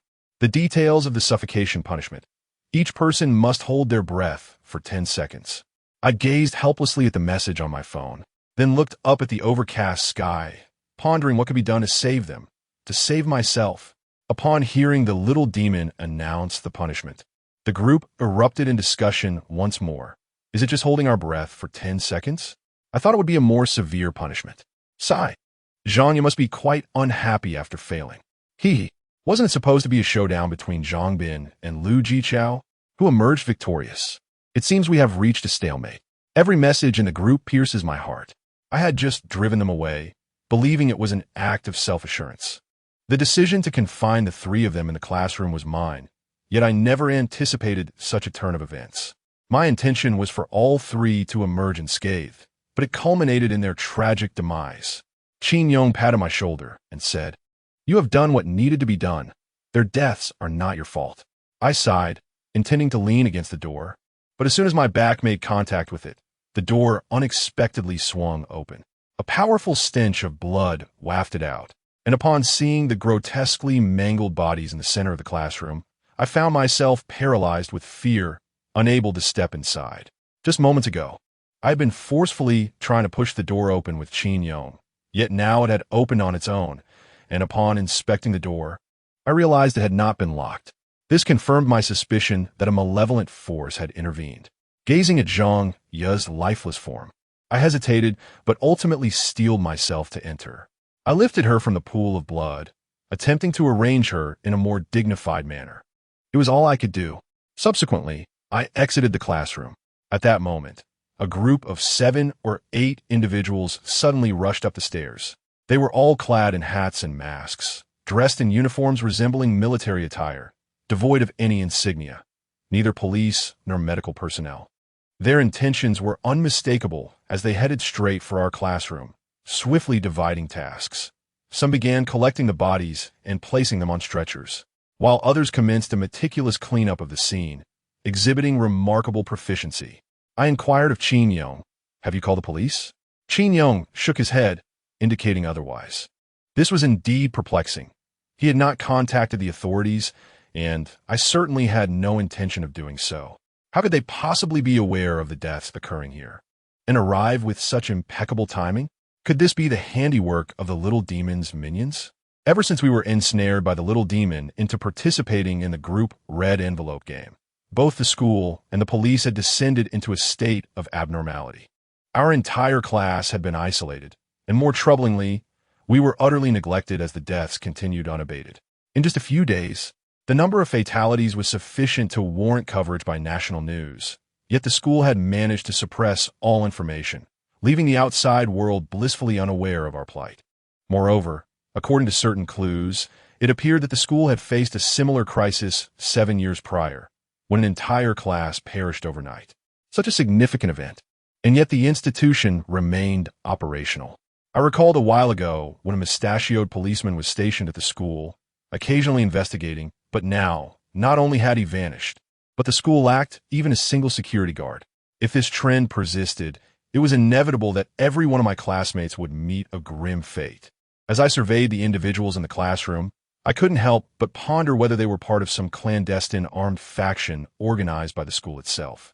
Just as I was lost in thought, the group had efficiently cleaned the classroom, applying disinfectant until it appeared as though nothing had transpired. After completing their task, they lifted 3 corpses and turned to leave with no hesitation. I rushed forward and called out, "Who are you? You are neither police nor medical personnel. By what right do you take their bodies?" Upon finishing my words, I stepped forward and seized the collar of the last individual, intending to remove his mask. However, before my hand could even graze his face, he swiftly sidestepped and delivered a kick directly to my chest. It would not be an exaggeration to say that I was propelled backward for 2 to 3 meters. I was knocked to the ground, and a mouthful of blood gushed forth. Qin Yong hurried over to assist me, and upon seeing my blood, he was ready to rush in retaliation. Yet, I restrained him, fully aware that even should he charge forward, he would meet the same fate as I had. The sheer power of that kick was beyond our capacity to withstand. Watching the silhouettes of that group quickly vanish from our sight, I clutched my chest and rose to my feet. My mind filled with the emotionless gaze of that individual as he turned away, eyes devoid of feeling, brimming with numbness and obedience, resembling that of a lifeless corpse. The situation with the little demon had yielded no progress, and now this new group had emerged, complicating matters further. Remaining in the classroom was not a viable option. As the scene of the recent carnage had been thoroughly cleaned, I was certain that by morning my classmates would sit here as if nothing had occurred. Upon returning to the dormitory, I discovered that I was now the sole occupant. The others had either perished or moved away. Dejected, I paced around the empty room before ultimately lying down on my bed in boredom. After exchanging messages with Su Chunxiao for a while, I unknowingly drifted into slumber. However, shortly after closing my eyes, I suddenly felt a cascade of hair brushing against my face, accompanied by a delicate fragrance that gradually swept across my neck. In the dormitory, I was startled awake, my eyes flying open. The room was desolate, with only my presence lingering within. The moonlight outside was exceptionally bright, casting an ethereal glow upon my bed, instantly solidifying the atmosphere. I was uncertain whether I had merely been dreaming or if something truly existed. If it were real, then that entity had just been before me, hovering over me. I cautiously glanced around, ensuring no one was near before I carefully sat up. Just as I was about to turn on the light, my hand inadvertently pressed against something soft and fuzzy, akin to hair. My arm instinctively recoiled in panic, nearly escaping a scream. As I looked down, I was confronted by a red-robed mask. Though crumpled, the face of the mask was directed toward me, appearing exceedingly eerie in the moonlight. I dared not gaze any longer and resolved to switch on the light. Yet a thought struck me. That day in hospital, a woman had kissed me, and it was highly likely that she was the one behind the red mask. Moreover, Qin Yong had mentioned that he intended to place her in my backpack, only for her to materialize beside my pillow instead. This time, in an effort to conceal her from my fellow students, I had stashed her in my wardrobe, nestled beneath my winter down jacket. Yet she had reappeared before me once more. Could it be that the entity that had just hovered over me was indeed her? Chapter 44. I remain uncertain about the nature of this red-robed mask. Yet one thing is clear. It harbors no intention to harm me, and seems genuinely inclined to protect me. Since it is not human, I shall categorize it as supernatural for the time being. Thus, I do not intend to illuminate the room. I wish to engage in communication with it, for it has lingered in the derelict building for some time. Perhaps it can offer me insights into the little demons. With this thought, I settle back down, surveying the pitch-black dormitory, ensuring no other entities were present before cautiously lifting the red-robed mask. To be honest, holding a mask bearing a woman's visage in the stillness of night evokes an indescribable eeriness. I fixated on its hollow eyes and earnestly inquired, "Mask, mask, can you hear my voice?" My voice reverberated within the dormitory, yet the mask with its crimson lips offered no response. My palms began to sweat as I clutched it. It appeared that it could not perceive my words. I endeavored to recall any method for communication, pondering for an extended period. Ultimately, after consulting Baidu, I discerned a potential approach. I leapt from my bed and rummaged through the dormitory, finally discovering a candle nestled within a box. Elated, I grasped the candle and made my way to the bathroom, never once turning on the light. According to online sources, to summon a ghost, one must do so in the early hours, particularly between 1 and 3 o'clock, with 4 being the most auspicious hour. However, these experts consistently advise against summoning spirits unless absolutely necessary, for the consequences shall be borne by the summoner alone. To be honest, now that I am confronted with this little demon, what is there to fear? Perhaps my life will be extinguished by tomorrow, rendering the notion of consequences moot. Furthermore, I can sense that the lady in the red robe is certainly not an evil spirit. Yet, when I truly stood before the mirror, candle in hand, I cannot suppress a shiver. The flickering candlelight cast eerie shadows upon my face, particularly in front of the mirror, where I feared something might suddenly materialize behind me. I placed the candle before the mirror and, with my hands clasped together, began to mutter softly, "Amit Ba, may the deities of the 4 directions protect me." As I glanced at the time, it was precisely 1:14. I hastily knelt before the mirror, gazing sincerely at my reflection, and earnestly uttered, "I am anxious," as I kneel, awaiting any disturbance around me, cold sweat trickling down my back. A cool breeze swept through. The reflection of myself in the candlelight grew increasingly uncanny. I furtively scanned my surroundings, but the lady in the red robe remained elusive. I pondered whether my sincerity was insufficient. Rising, I glanced at the bathroom, feeling it was too unkempt to summon her. Suddenly, I turned my head sharply, and there she was, a long-haired beauty in a red robe, resting her chin on her hands atop the bed, grinning at me, her delicate feet playfully swaying. She was merely a head's distance away, and it was the first time I had truly seen her visage. Standing so close, her skin appeared flawless, as delicate as porcelain, with not a single blemish. Her oval face was adorned with elegantly arched willow leaf eyebrows and bright, captivating phoenix eyes that sparkled with intelligence. Her long eyelashes were strikingly beautiful, while her petite, pointed nose and vividly red, upturned lips completed her exquisite visage. In summary, a classical beauty. In today's entertainment industry, she would undoubtedly outshine those whose features have been altered by cosmetic procedures. I stood there, utterly speechless, gazing at her in awe. Noticing my stare, she playfully raised her jade-like hand to cover her mouth, laughing softly, her voice flowing like a spring. Hee hee, what do you want from me? Her melodious tone jolted me back to reality. Looking into her enchanting eyes, I nervously inquired, "Are you the Red Row Mask?" She chuckled, playfully nodding her head, and replied, "Yes, the mask is me. My name is Hong Li. Have you forgotten?" Being so close, I could not help but inhale the enchanting fragrance that enveloped her. Fearing I might become overwhelmed, I cautiously took a step back. I was not afraid of her. In fact, she exuded warmth and familiarity.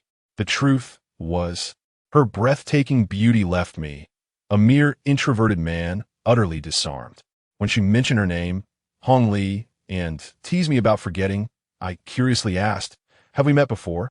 Upon hearing my question, Hong Li seemed to sulk momentarily, pouting as she replied, "Humph. You figured out." I awkwardly scratched my head, feeling that this was quite a predicament. If I had encountered such a beautiful woman, I would surely have sung her praises to the heavens. I could never have forgotten her. Thus, I decided to change the subject and inquired, "Are you acquainted with the little devil?" With a huff, she turned slightly away from me, her red hair swaying, and replied indignantly, "No, I do not." It was evident that this woman was truly capricious. She had been upset since my earlier question. Fortunately, she continued to engage with me, prompting me to ponder further and ask, "Do you know how to deal with the little devil?" She brushed a few strands of hair from her forehead and turned to me with curiosity, asking, "Who is the little devil? Do you have feelings for her?" I found myself at a loss for words and quickly shook my head, insisting, "No, no, no. I do not like her. I hate her." She covered her mouth and laughed, her eyes twinkling as she remarked, "You must have been hurt by her. When feelings run deep, resentment naturally follows. Tell me your story." The truth was, I had no affection for the little devil, yet I found myself defending my stance. I did not wish to linger on such matters any longer. My fondness for this red-haired beauty grew. She resembled a little princess, exuding an innate charm. Just as I prepared to continue my inquiries, she suddenly raised her finger and said, "There is one last question. We can address the others next time." I nodded in agreement. Then, stealing a glance at her graceful figure, I lowered my head, blushing, and asked softly, "That day, in the hospital, the person who kissed me, was it you?" After posing my question, I immediately regretted it, feeling quite foolish for asking in front of others, especially in the presence of a girl. Fortunately, Honley surprisingly did not seem angry. Her delicate face turned slightly rosy as she pouted and softly said, "You figure it out. You fool." Just then, a sudden chill swept through the dormitory, making it difficult for me to keep my eyes open. Yet, it was merely a fleeting moment, and when I finally managed to open my eyes, I discovered that the enchanting Honley had vanished without a trace. After searching for a while, I eventually found the mask beneath my pillow. As I prepared to place it in the cabinet, I noticed a line of elegant script on the pillow. Upon closer inspection, it read, "Do not ever stuff me into that stinky cabinet again. I want to sleep on the bed." Oomph. I was nearly moved to laughter by Honley's playful words. Gazing at the red-robed mask before me, it was hard to fathom that its true form belonged to such a stunning woman with a melodious name. I couldn't help but ponder the mystery of Honley's origins and why she claimed that I had forgotten her. Chapter 45. The disappearing files lying on my bed. I turned onto my side, gently pressing my hand against the hair of the mask, feeling an indescribable sense of tranquility. I fell into a deep slumber until dawn. I must admit, the interaction with Hong Li the previous night significantly lifted my spirits. Upon arriving at school, it was indeed as I had predicted. My classmates behaved as if nothing had occurred, each seated in their places. After all, the traces of blood and the remnants of the altercation had been thoroughly erased. At this moment, I found the classroom to be utterly superfluous. With no teacher present, the students lacked the motivation to study, each lost in their own thoughts, seemingly awaiting the little demon to announce the next game. If everyone remained passive in such a manner, there was truly no hope to be found. After contemplating for a while, I resolutely slipped out through the back door of the classroom.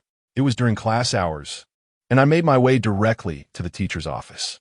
The last time our homeroom teacher visited our classroom, he appeared to be hesitant, as if he knew something.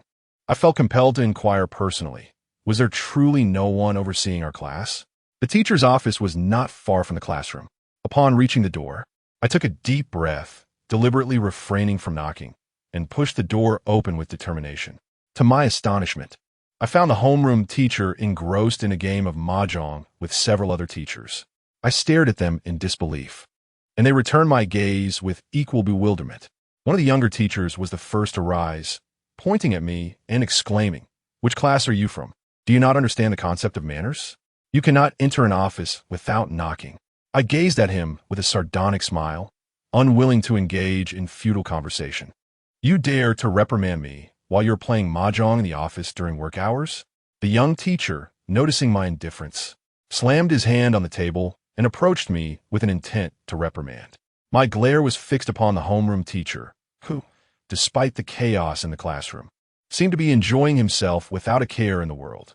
The homeroom teacher, feeling my scrutiny, coughed awkwardly and quickly intervened, whispering something into the young teacher's ear. Immediately, the young teacher withdrew his hand, casting me a few assessing glances before he settled back into his seat. The homeroom teacher smiled at me and gestured towards the corridor, saying, "Xiangnan, let us discuss this outside." At that moment, the students were occupied in class, leaving the corridor empty. I followed the homeroom teacher, who unexpectedly offered me a cigarette. In the past, I would have hesitated to accept, being merely a student. However, after everything that had transpired, I reconsidered and took it. Once he lit the cigarette, he leaned against the corridor railing, gazing into the distance, and inquired, "What do you need to talk to me about?"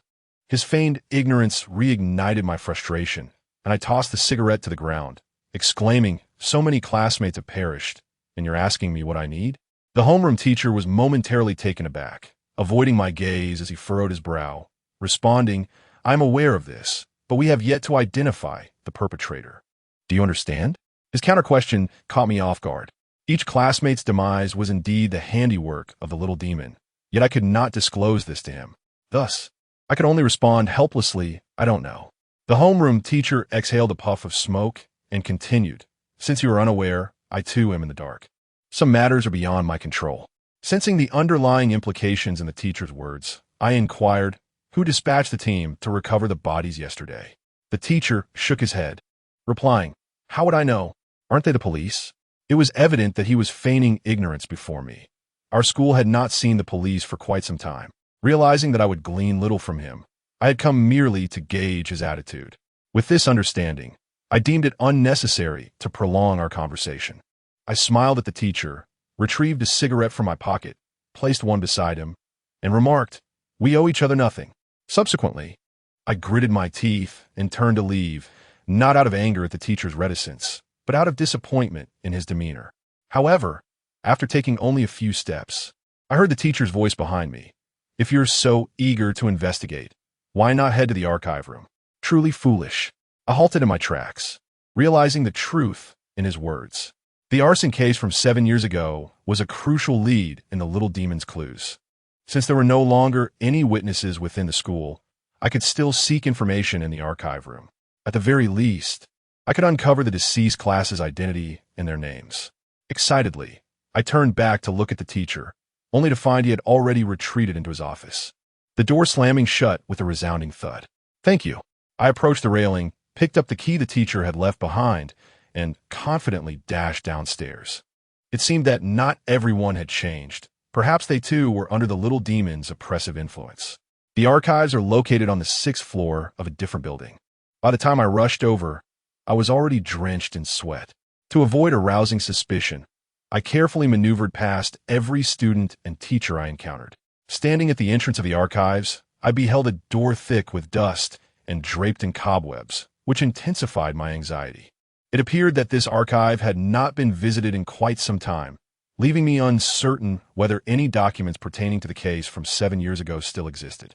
Peering over the railing, I ensured that no one was around before retrieving my key.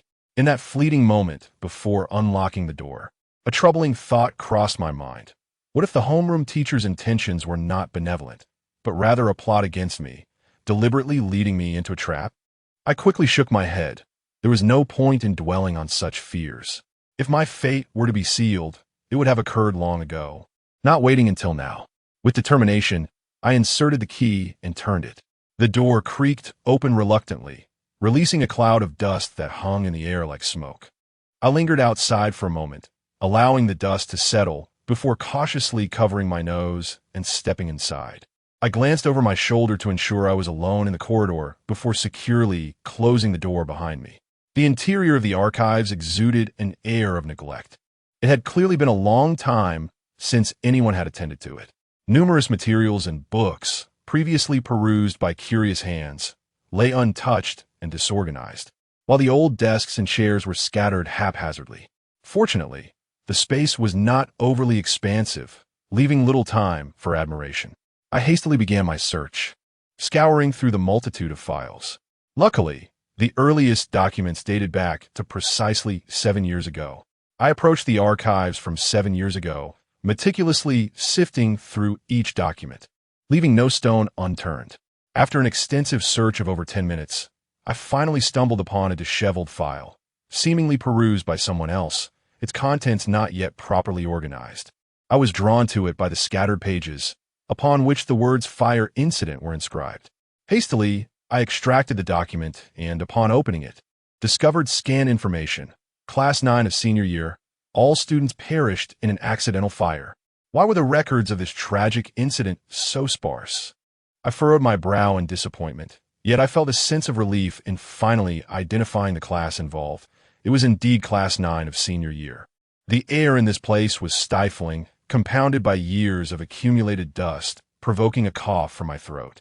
Covering my mouth and nose, I quickened my search. The class files were the most numerous, and with the newfound clarity of the class designation, I managed to locate the pertinent information within a matter of minutes. With excitement, I withdrew a thick dossier, opening it to reveal over 40 individual student records. I settled by the window and began to examine each one carefully. Given that these records were from 7 years past, I was unfamiliar with the names and faces, primarily seeking the individual residing in Wanhooken. According to the information provided by the building manager, this person was likely still alive and could very well be the elusive little demon. After reviewing approximately half of the files, I paused, holding one particular document in my hand. This is the profile of a young woman named Li Jinjin.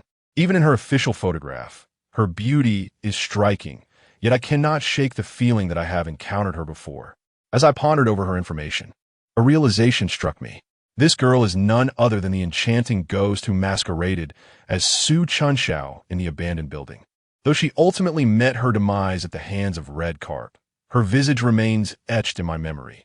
I gaze at her profile with a sense of sorrow. Such a wonderful girl, reduced to a wandering spirit in a derelict structure due to a tragic fire, and now even the semblance of a ghost eludes her. With a sigh, I set her dossier aside and continued my search. I scoured through the documents for an extended period, yet unearthed nothing of significance. Eventually, I focused solely on the addresses until I reached the final file. In an instant, I sprang to my feet upon recognizing the familiar characters of Wanhu Village. I hastily discarded the other files in my hands and scrutinized the details with utmost care. However, just as I was about to absorb the information, the photograph on the profile began to blur inexplicably. I was certain it had been clear just moments before. I dared not blink as I fixated on the document. Yet peculiarly, wherever my gaze fell, the text would begin to fade into obscurity until it vanished entirely. In the end, I was left staring at a blank profile, devoid of any words or information. What could possibly be happening? Why was there an obstruction preventing me from viewing this dossier? Could it be that the individual inscribed within it is indeed the little demon? Clutching the blank file paper, I paced back and forth in desperation. My eyes shut tightly as I endeavored to recall any information I had glimpsed before the words faded away. As I walked, I murmured to myself, I am certain this individual resides in Wanhooken. I am certain he is male. I am certain he is. Yet, despite my fervent efforts, My mind yielded only these two fragments of information, and I could not even discern his name clearly. Frustrated, I gripped the file paper tightly and reluctantly rifled through all the documents I had just extracted. To my utter despair, the entire box of files, upon the slightest touch from my hand, caused the text upon each document to gradually vanish, transforming into blank sheets. Stubbornly, I fought against time, pulling out one file after another, yet always outpaced me. Each time I extracted a document, before I could even comprehend its contents, it would disintegrate completely. Ultimately, when I reached for the last file, the entire box erupted with a resounding crack, disintegrating into powder that began to flutter through the musty archive room like snowflakes. 7 years' worth of record from Class 9 of the senior year had vanished into thin air. Overcome with frustration, I sank to the ground, a torrent of unexpressed grievances swirling within me. At that moment, I suddenly noticed the door of the archive room being pushed open, revealing a figure wielding an axe. Chapter 46. The red-eyed homeroom teacher with a creaking sound, the door to the archive room was pushed open slowly, causing me to instinctively retreat to the side of the cabinet. Fortunately, I had just been standing by the window, rendering me invisible from the entrance. I crouched low, cautiously maneuvering along the cabinet, while seeking a gap through which to observe the doorway. As the individual pushed the door ajar, I distinctly noted from the shadow on the ground that he wielded an axe. Once the door was fully opened, I finally discerned his identity. It was none other than the homeroom teacher. Could it be that my earlier fears were indeed justified, and he intended to lure me into the archive room to do me harm? Yet, I had indeed uncovered some information within the archives. Although I had failed to clearly view the file on one hooken, I had still gained valuable insights. Moreover, I believe that the method of erasing text was beyond the capabilities of our homeroom teacher. As he entered the room, the teacher brandished a hefty axe, dragging it across the floor, creating a jarring noise. He scanned the surroundings aimlessly, his movements appearing sluggish and disjointed. Did he intend to kill me? I held my breath and cautiously shifted my position, peering through the gap to scrutinize his face, only to discover that his eyes had turned a ghastly shade of crimson, devoid of any visible pupils. I realized then that the homeroom teacher was undoubtedly under some form of control, or perhaps he had already succumbed to death. Fortunately, within the confines of the archive room, the deeper I ventured, the dimmer the light became. I cautiously navigated around the cabinets, striving to evade him, for confronting an adult wielding a heavy axe was a gamble I could not afford.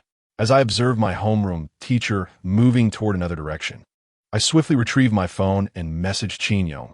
I am in the archive room. There is danger. Having sent the message, I hurriedly stowed my phone away, fearful of being discovered. The archive room had but a single door, and my teacher was positioned directly in the path leading to it, rendering any attempt to escape futile. It appeared that my only recourse was to await Qin Yang's arrival for assistance. My teacher, dragging the axe, trembled intermittently, reminiscent of a zombie. Just then, my foot unintentionally collided with an archive box, causing my entire body to topple against the cabinet, which swayed perilously. The crucial moment had arrived. My teacher had noticed me. Upon hearing the noise, my homeroom teacher let out a feral roar, akin to that of a beast, and lunged toward me with the axe in tow. Remaining stationary was tantamount to courting death, so I seized the archive box from the floor and hurled it vehemently at him before bolting away. Yet it seemed my teacher had become impervious to pain. The box struck his face, and he did not flinch, advancing relentlessly. As I dashed forward, his heavy axe came crashing down behind me.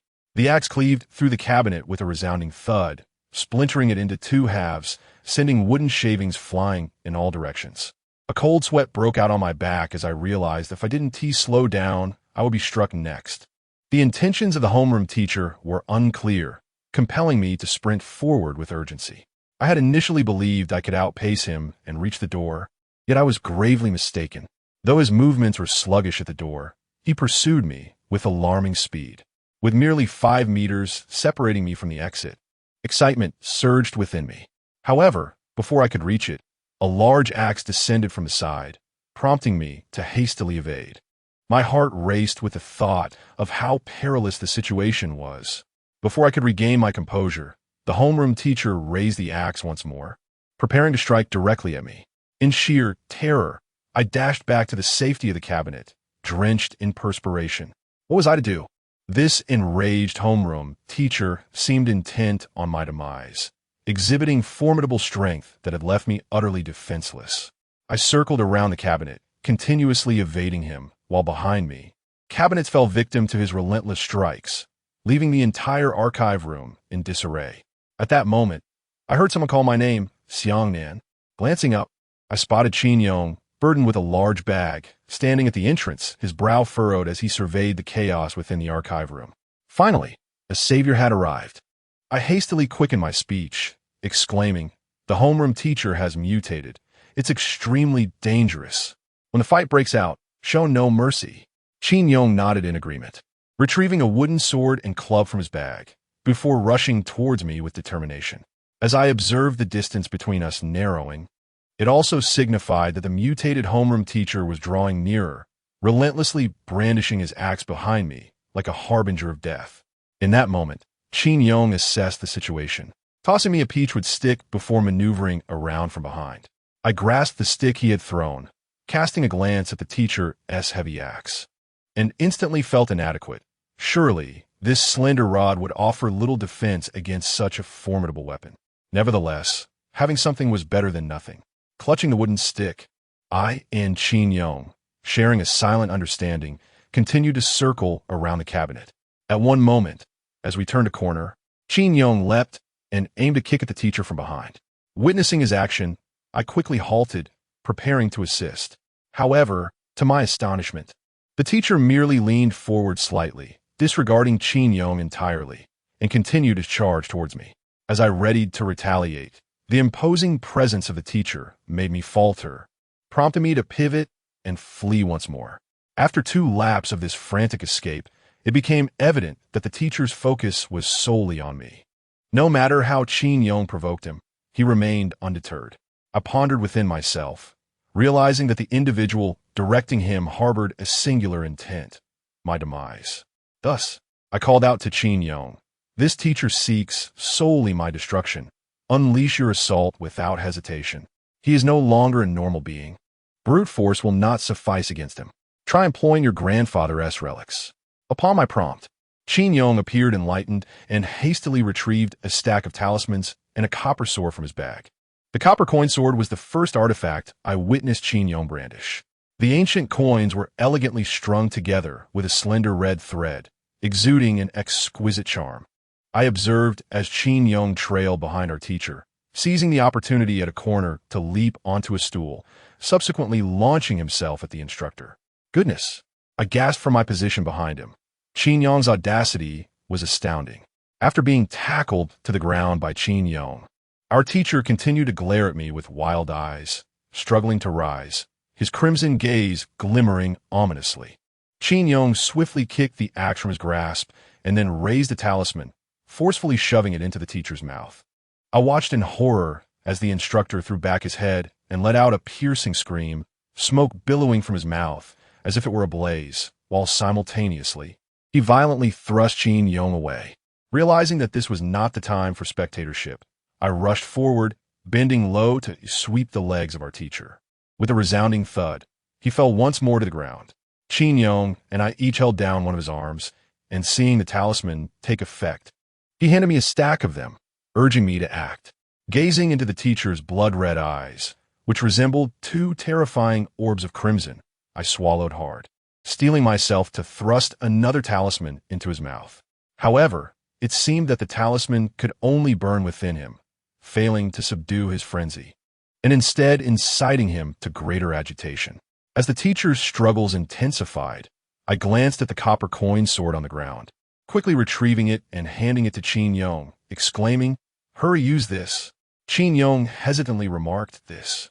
I don't know how to use it." Anxiously, I tightened my grip on the homeroom teacher's hand and quickly urged, "Recall the incantations your grandfather used to chant during his rituals. Just utter any one of them and insert it into his mouth. In the films, they always subdue zombies by doing just that."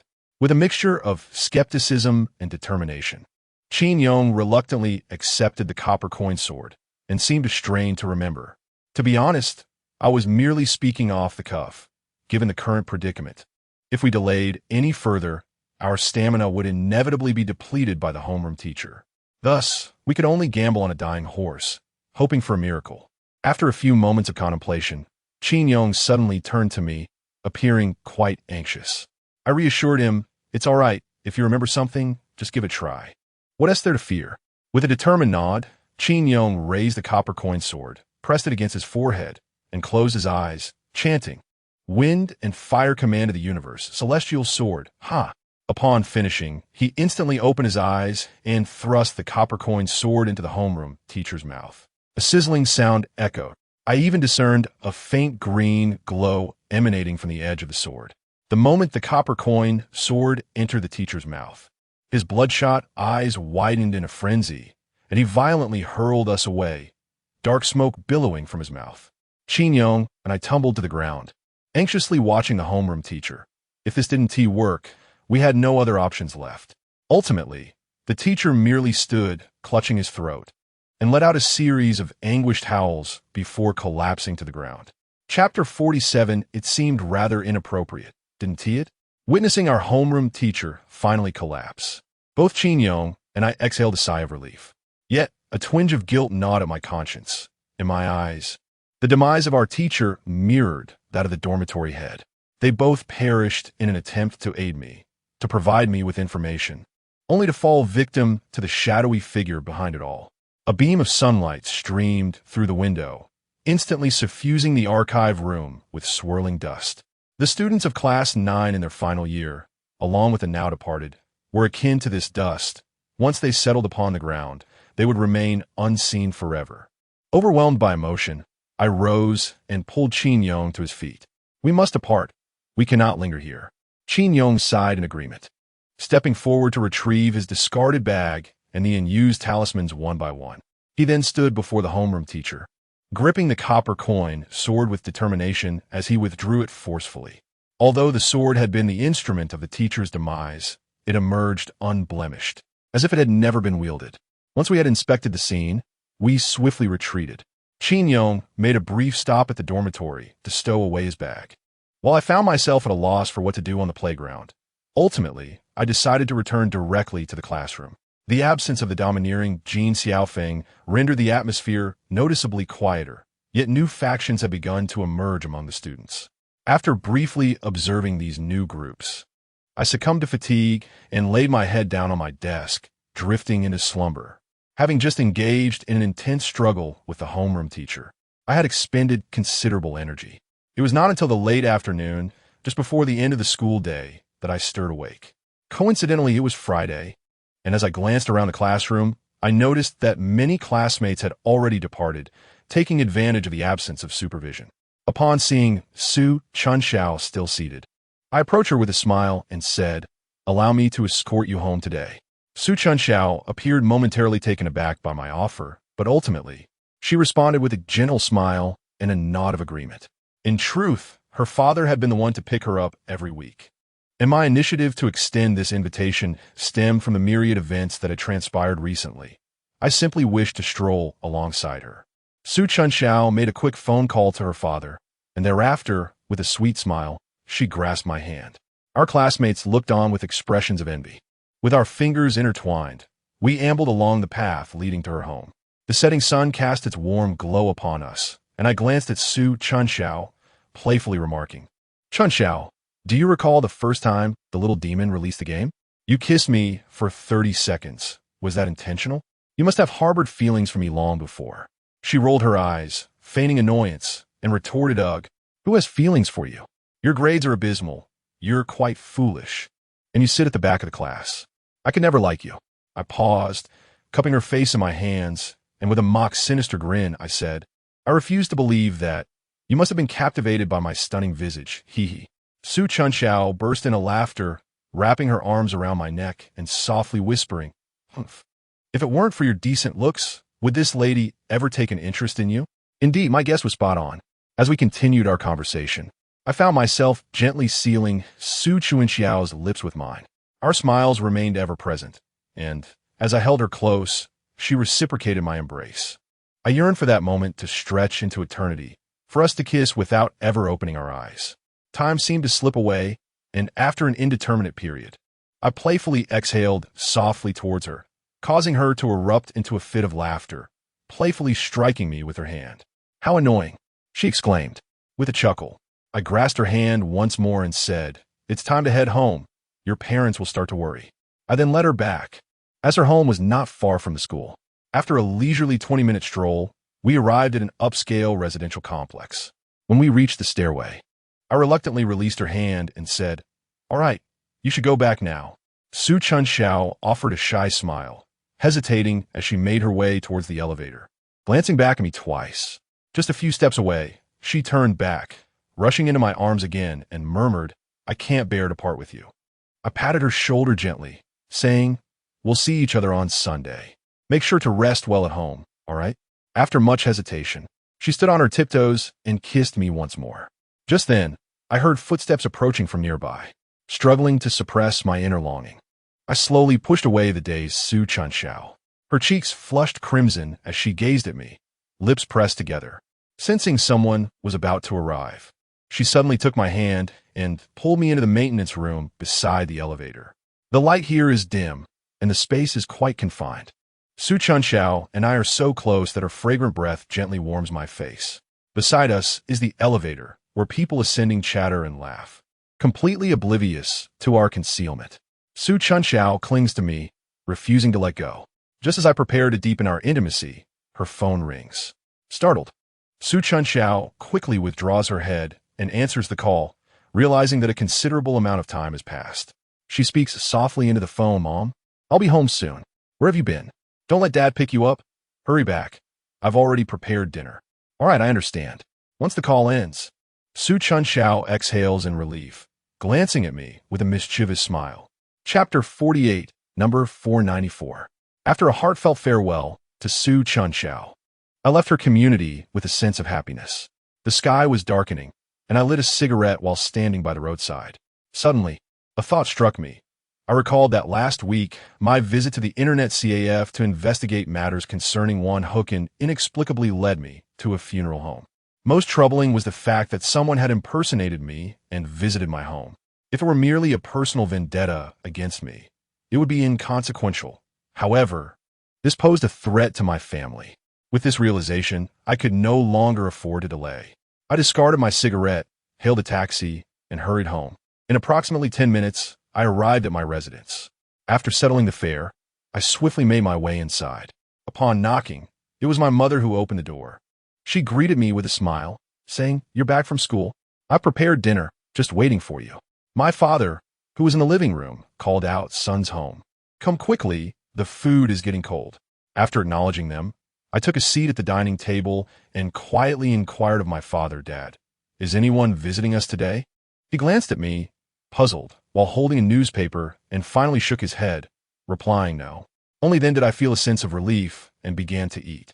Life at home was indeed comfortable. After satisfying my hunger, I retreated to my room. At that moment, I suddenly recalled the forum moderator from last time. He seemed to leave me a message every week. Hence, I hurriedly turned on my computer. The reason I hesitated to turn on my computer at home to investigate this matter was that I truly wished to keep my family uninvolved. I was acutely aware that if my parents were to discover the situation concerning the little demon, the consequences would be dire. Once I locked my bedroom door and accessed the web page, I felt a surge of excitement upon seeing that the forum moderator had indeed left me a message. Previously, he had divulged a name, Xietishing. This time, he provided a specific location, number 494, Zhongxing Street. The sight of this address filled me with exhilaration. I finally had something tangible to pursue. From the information shared in these two messages, it seemed that the moderator was guiding me from the obscure to the obvious, first a name, then a precise address. This indicated that if I ventured to number 494, Zhongxing Street, I stood a considerable chance of finding Xietishing and, consequently, the little demon. I was nearly on the verge of leaping for joy, yet being at home, I restrained my excitement and began to formulate a plan. Tonight was out of the question. I resolved to set off early the following morning to locate number 494, Zhongxing Street. Despite the tumultuous day spent battling the mutated homeroom teacher, I found solace in Su Chun Xiao's comforting presence after school, coupled with the forum moderator's clues. For the first time in a long while, I drifted into slumber with a smile on my face. The next morning, after enjoying breakfast, I set out alone. I had chosen not to inform Su Chunxiao or Qin Yong of my plans, as I felt it prudent to minimize the number of people involved in my investigation of the little demon. I had already consulted the map. Number 494, Zhongxing Road, is quite distant from my home. If I were to take the bus, I would need to transfer 3 times, resulting in a journey exceeding 2 hours.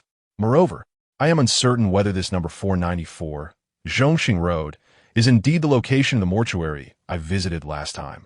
I have prepared numerous items to carry with me, including a small knife and some rope. Anything I could envision might be useful has been packed in my bag. The journey is long and out of boredom. I find myself idly scrolling through my phone. As has become customary in recent days, the little imp has remained silent, seemingly allowing us a weekend of respite. However, on Sunday, the relentless game will undoubtedly commence as scheduled. After a series of transfers, I finally disembarked in a sparsely populated suburban area. I glanced around. Although this place was isolated and devoid of people, it was daylight, thus I could not ascertain whether this was indeed the location I had visited that night. With my bag slung over my shoulder, I began to walk slowly toward the area where the buildings were more numerous. Based on my recollection, I remembered there being a mortuary at the intersection ahead. Yet, as I approached the junction, I found myself momentarily stunned. The road remained the same, but the 2-story building ahead had transformed into a church, with people intermittently entering and exiting. It bore no resemblance to the mortuary from that night. The only constant was the structure itself. I shrugged in disbelief. Could it be that I had mistaken the location that evening? This was not the time to seek out the mortuary. I needed to swiftly locate number 494, Zhongxing Road. According to the map, the intersection where I stood is called Chengyi Road, and turning left would lead me to Zhongxing Road. After discerning my direction, I stowed my phone away and commenced my walk along the left-hand path. The individuals around me hurried along, their heads bowed, as if to avoid interaction with others. As I advanced, the surroundings grew increasingly desolate. The sides of the road were lined with wild grass, sprawling like plains and connecting to the distant mountains. There were few houses, all nestled at the foot of the hills.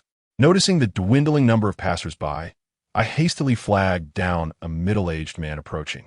"Excuse me, sir. May I ask," I began, only to be cut off by his dismissive wave as he hurried away, almost breaking into a jog, as if to evade my inquiry. I watched in bewilderment as he retreated, feeling utterly helpless. Logically, this path should lead to Zhongxing Road. Yet after such an extensive search, there was not a single sign in sight, let alone a building. Fortunately, as I continued onward, I spotted what appeared to be a village ahead, and my spirits lifted as I quickened my pace. By the time I arrived, I was drenched in sweat, and glancing back, I noticed the long, straight road had become utterly deserted. I swallowed hard. I had exhausted my water supply along the way.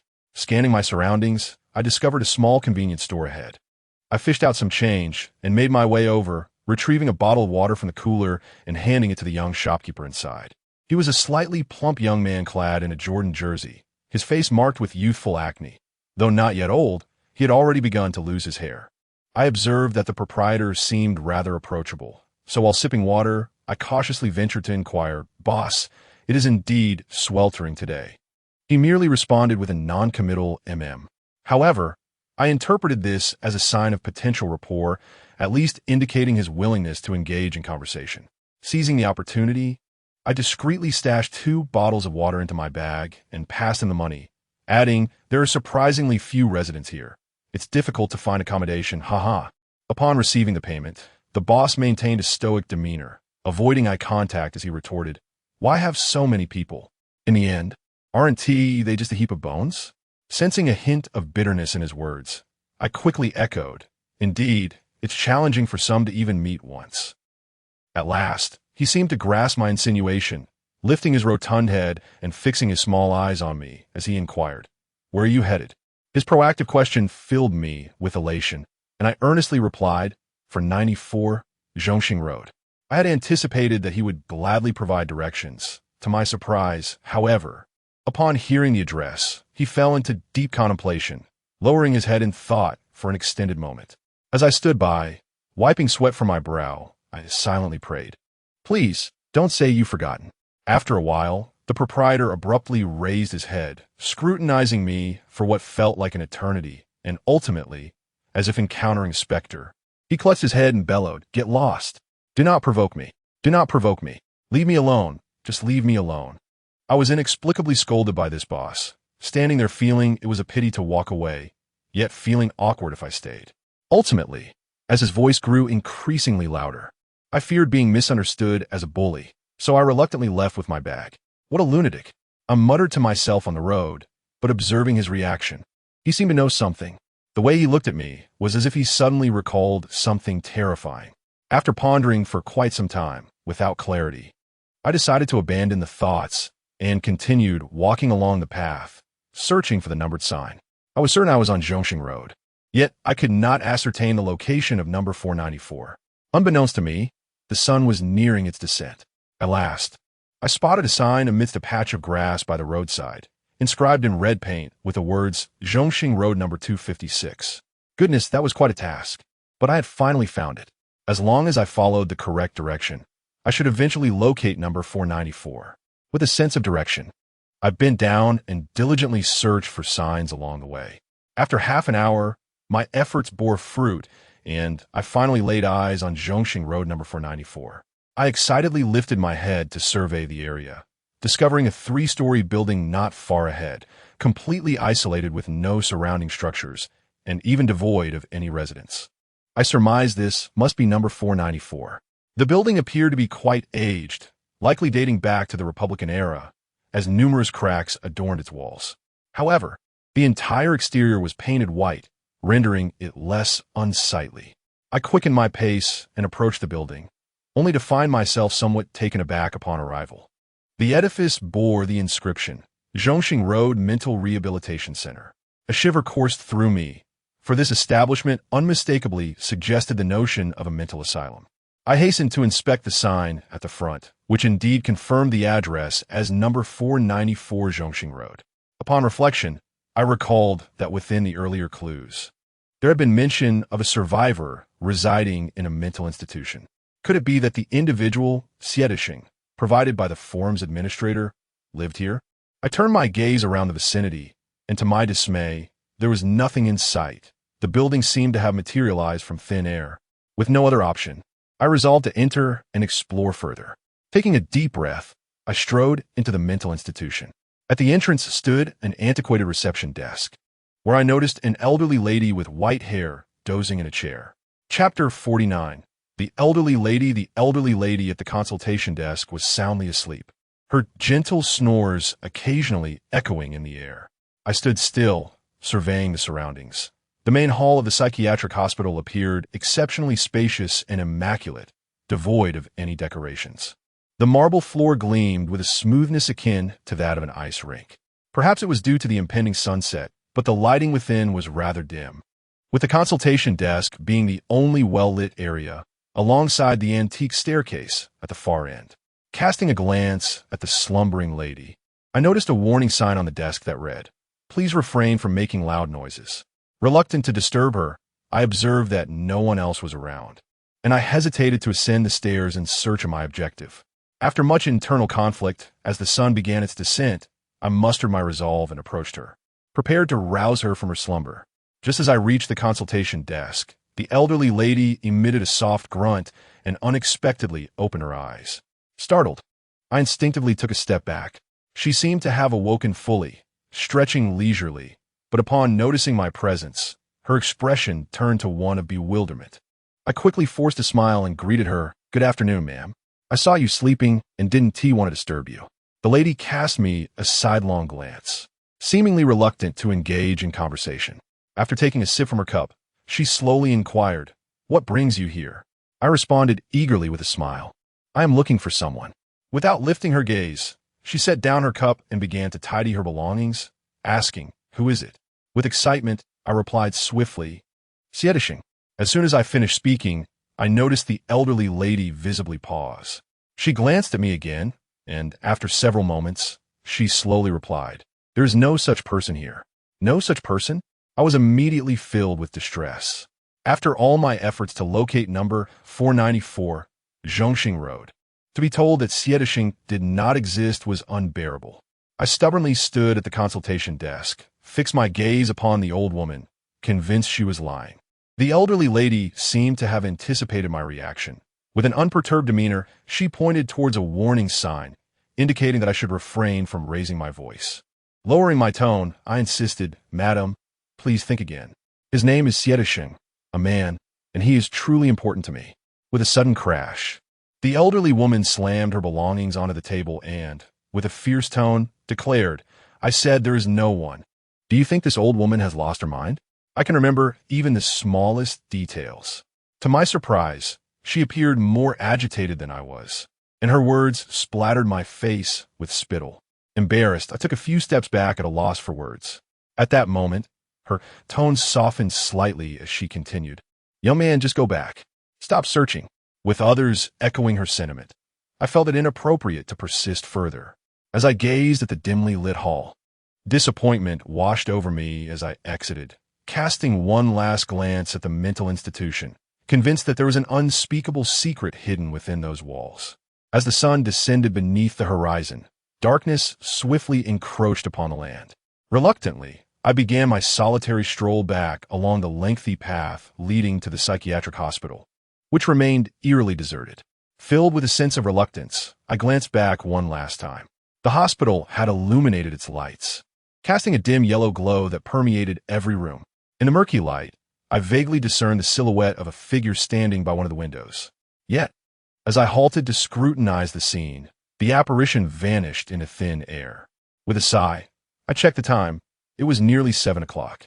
After walking for approximately 5 minutes, an unsettling feeling gnawed at me. Why had the psychiatric ward been so profoundly silent, devoid of even a single passerby? Inside, I could hardly hear a whisper. If there were few patients in the ward, then why were all the lights ablaze at night? Moreover, the elderly woman's reaction to my mere mention of Sietishing was perplexing. If she had no knowledge of him, why had she reacted with such fervor? Something was amiss. I swiftly halted my steps and decisively turned back. The small building of the psychiatric hospital, now a distance away, appeared astonishingly bright against the night sky. As I ran, I retrieved a flashlight from my backpack, the most vital tool for navigating the obscurity of night.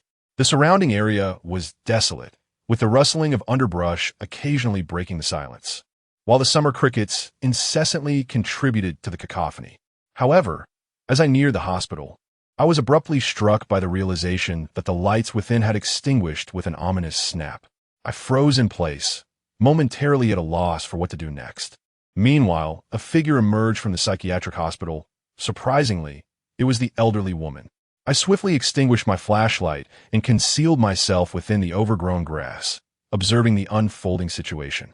The elderly lady carried a small bag and staggered out of the hospital's entrance, clad in heavy attire despite the summer heat.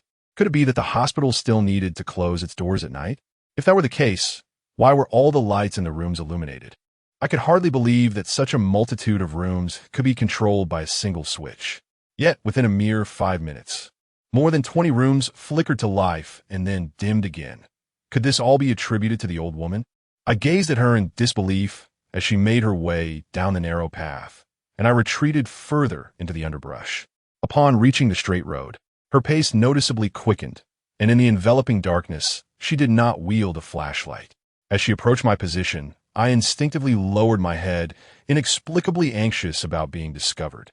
To my astonishment, when she reached my vicinity, she abruptly halted, not turning her head, but slightly tilting her face.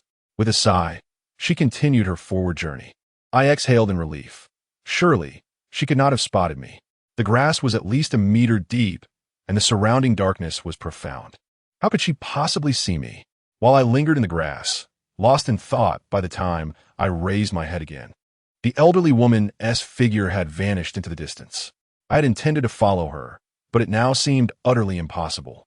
I brushed off the dirt from my clothes, preparing to return, for the night had deepened and visibility on the path was severely limited. Just as I was about to turn away, my peripheral vision caught sight of the lights in the psychiatric hospital, which had inexplicably flickered back to life. A shiver ran down my spine, and I quickly turned to look. There, in several rooms on the upper floor, figures stood before the windows. What could this possibly mean? I distinctly remembered that when the elderly woman exited, all the lights had been extinguished. How could they now be illuminated? After much contemplation, only one explanation seemed plausible. Someone had taken over for the old woman inside. I chose to accept this reasoning, not wishing to dwell on it further.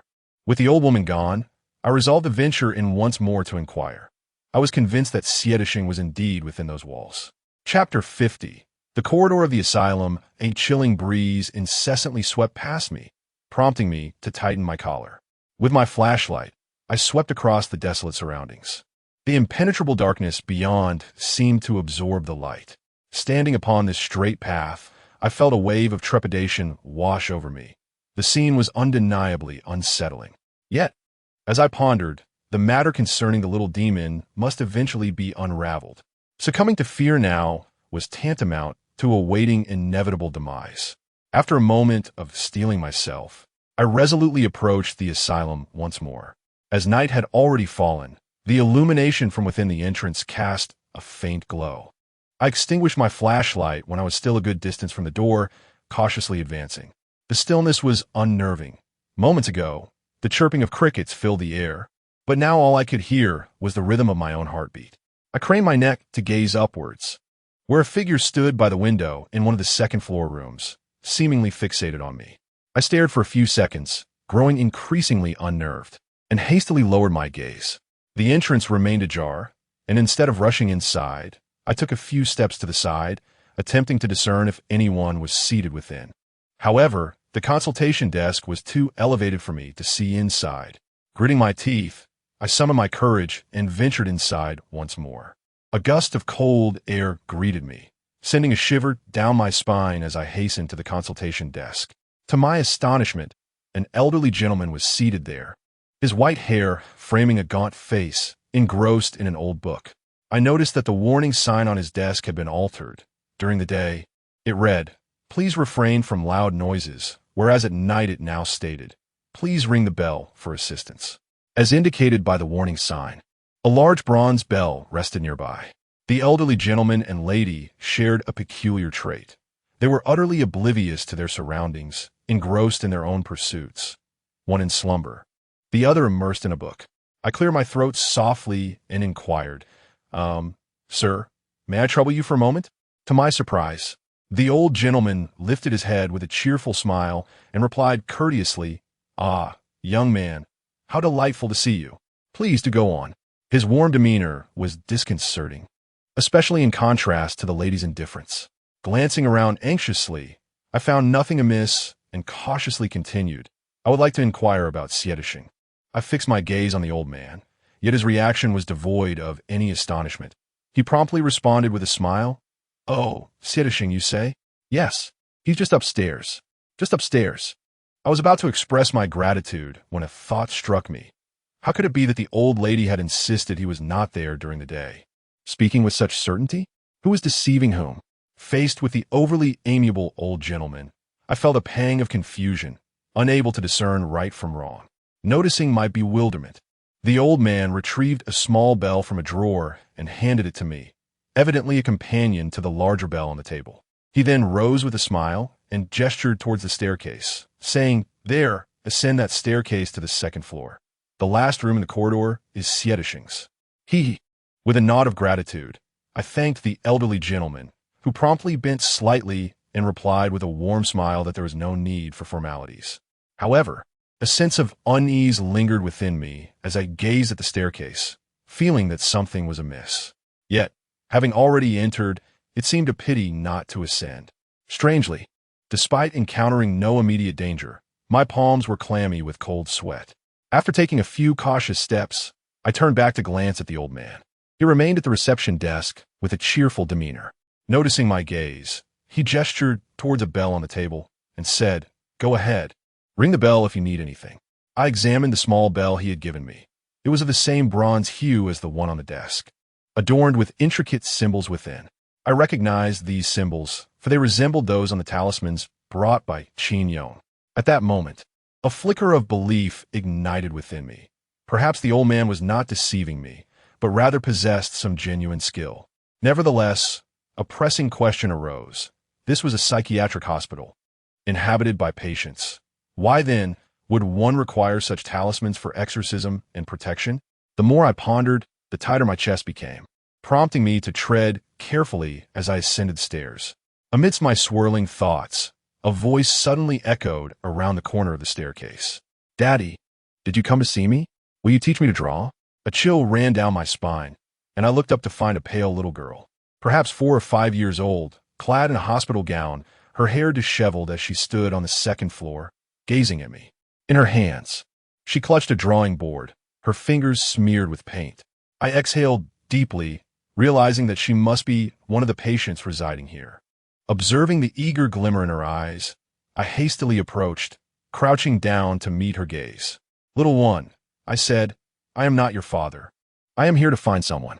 Do you know him?" The little girl was far more obedient than I had anticipated. She blinked at me and softly inquired, "Daddy, who are you looking for?"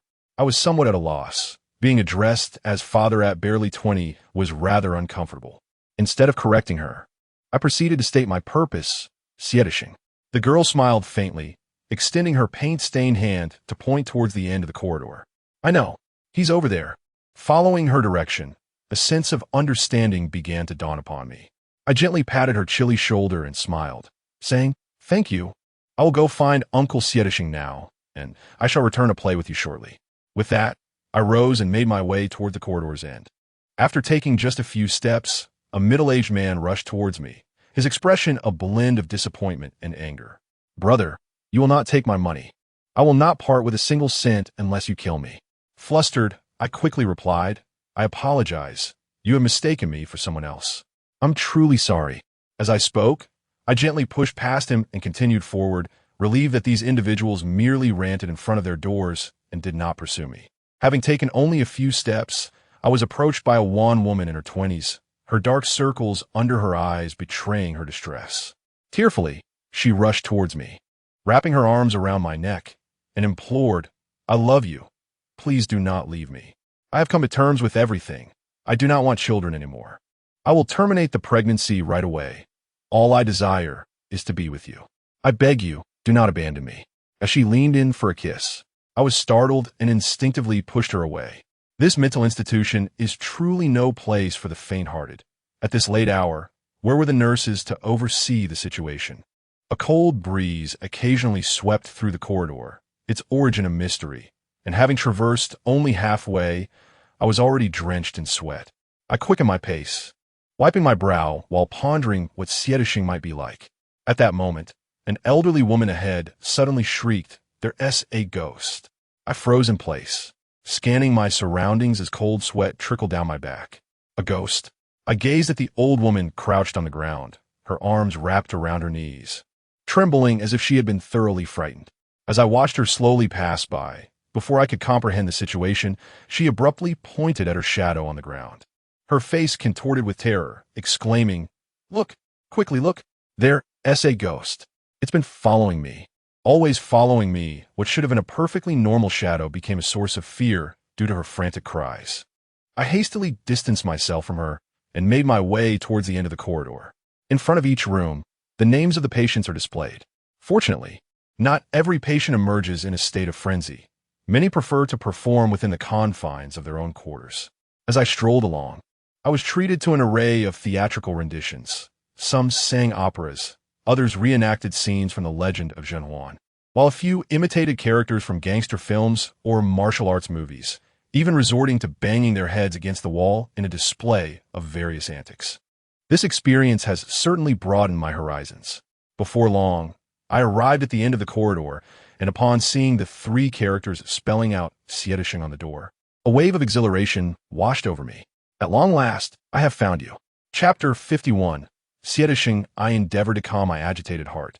Standing before the door and taking deep breaths, patients roamed the corridor, ensnared in their own worlds, seemingly oblivious. I could not help but ponder the nature of Sietishing's world and the reasons for his confinement in a psychiatric hospital. Sietishing's room was illuminated. I raised my hand, poised to knock politely, but curiosity got the better of me. I pressed my ear against the door to listen, yet after a prolonged silence, I discerned no sound from within. Disappointment washed over me as I withdrew my head and gently rapped on the door. I quickly stepped back, adjusting my attire, anxious not to leave a poor impression. After a tense few seconds, the room remained unresponsive. I attempted to knock 3 more times and earnestly addressed the door. "Hello, Mr. Siedishing. I have come to visit you. Would you be so kind as to open the door?" Just as my words faded, I noticed the light inside the room abruptly extinguish. I stood there, bewildered, uncertain of the implication. Was this a rejection? Everyone possesses a temper, and after all the effort I had expended to find Siedishing, it was disheartening that he would deny me entry. It was crucial to understand that what Siedishing knew could very well save the lives of our entire class. I gritted my teeth, resolving silently that I would breach this door at all costs. Nevertheless, I maintained my decorum and knocked once more. "Mr. Siedishing, could you please open the door and have a conversation with me? I harbor no ill intent. Can you trust me just this once?" I endeavor to maintain a calm demeanor, yet the silence within the room only deepens my perplexity. Pressing my ear against the door once more, I faintly discern the sound of someone mumbling inside. This confirms that there is indeed someone present. Siedishing is within that room. I cannot ascertain whether he fears encountering outsiders or simply dreads my presence. Gazing at the firmly shut door, I lean against the wall, ruminating on possible solutions. At that moment, I notice an unusual commotion among the patients in the corridor. I quickly straighten up, my heart racing uncontrollably. For I observe the doors along the corridor opening one by one. The peculiar behavior of the patients is underscored by the sudden surge in their numbers. As the doors swing open, a diverse array of individuals emerges. Men and women, young and old, all shapes and sizes. I even spot some descending from the upper floors, all converging in the second-floor corridor, and I begin to fear that I may soon find myself trapped. It seems that the situation is spiraling into the bizarre once again. Though thankfully, these patients appear to harbor no intent to attack. They merely gather here. Could it be that my quest to find Siedishing has been revealed to some mischievous spirit? With this thought racing through my mind, I hastily knock on the door again, urgently imploring, "Siedishing, hiding from me is futile. What is meant to come will inevitably arrive. Let me in." Frustrated, I grit my teeth, fix my gaze upon the door, and, in a sudden burst of determination, I kick it with force. With merely 3 kicks, I forcefully burst open the door. The instant it swung ajar, a noxious stench wafted out, causing me to instinctively cover my nose while peering into the room. Bathed in the soft glow of moonlight, I beheld a scene of utter chaos, reminiscent of a refuse dump, suggesting it had long been neglected. Cautiously, I stepped inside, still holding my nose, and called out, "Siedishing, are you there?" No sooner had I taken a couple of steps than I heard a muffled voice, tinged with a sobbing quality, though the source remained unseen. I retrieved my flashlight and scanned the vicinity, discovering only disarrayed clothing and litter, with no other peculiarities in sight. Upon locating the light switch, I found the wires had been severed, evidently a recent act by Siedishing himself.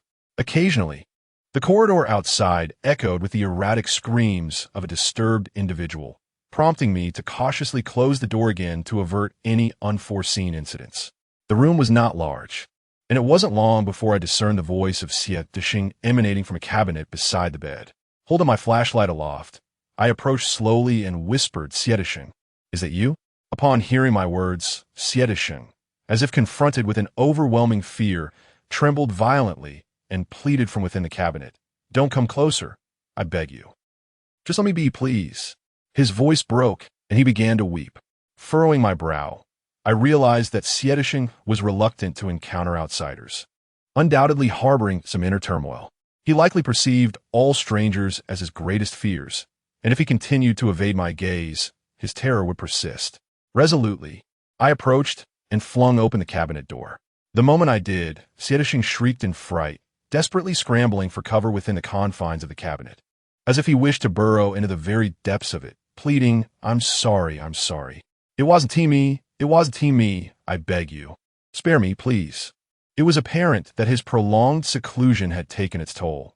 His hair had grown long enough to obscure his face, and he wore tattered clothing, his entire being reeking of neglect, evoking a sense of revulsion.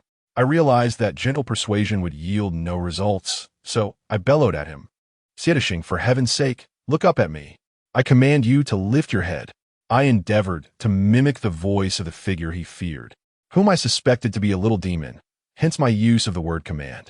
Despite my fervent demands, Siedashing remained cowering in the cabinet, trembling. Frustrated, I seized his arm and yanked him outward. It may seem incredulous, but this grown man had become so frail that I could easily pull him down.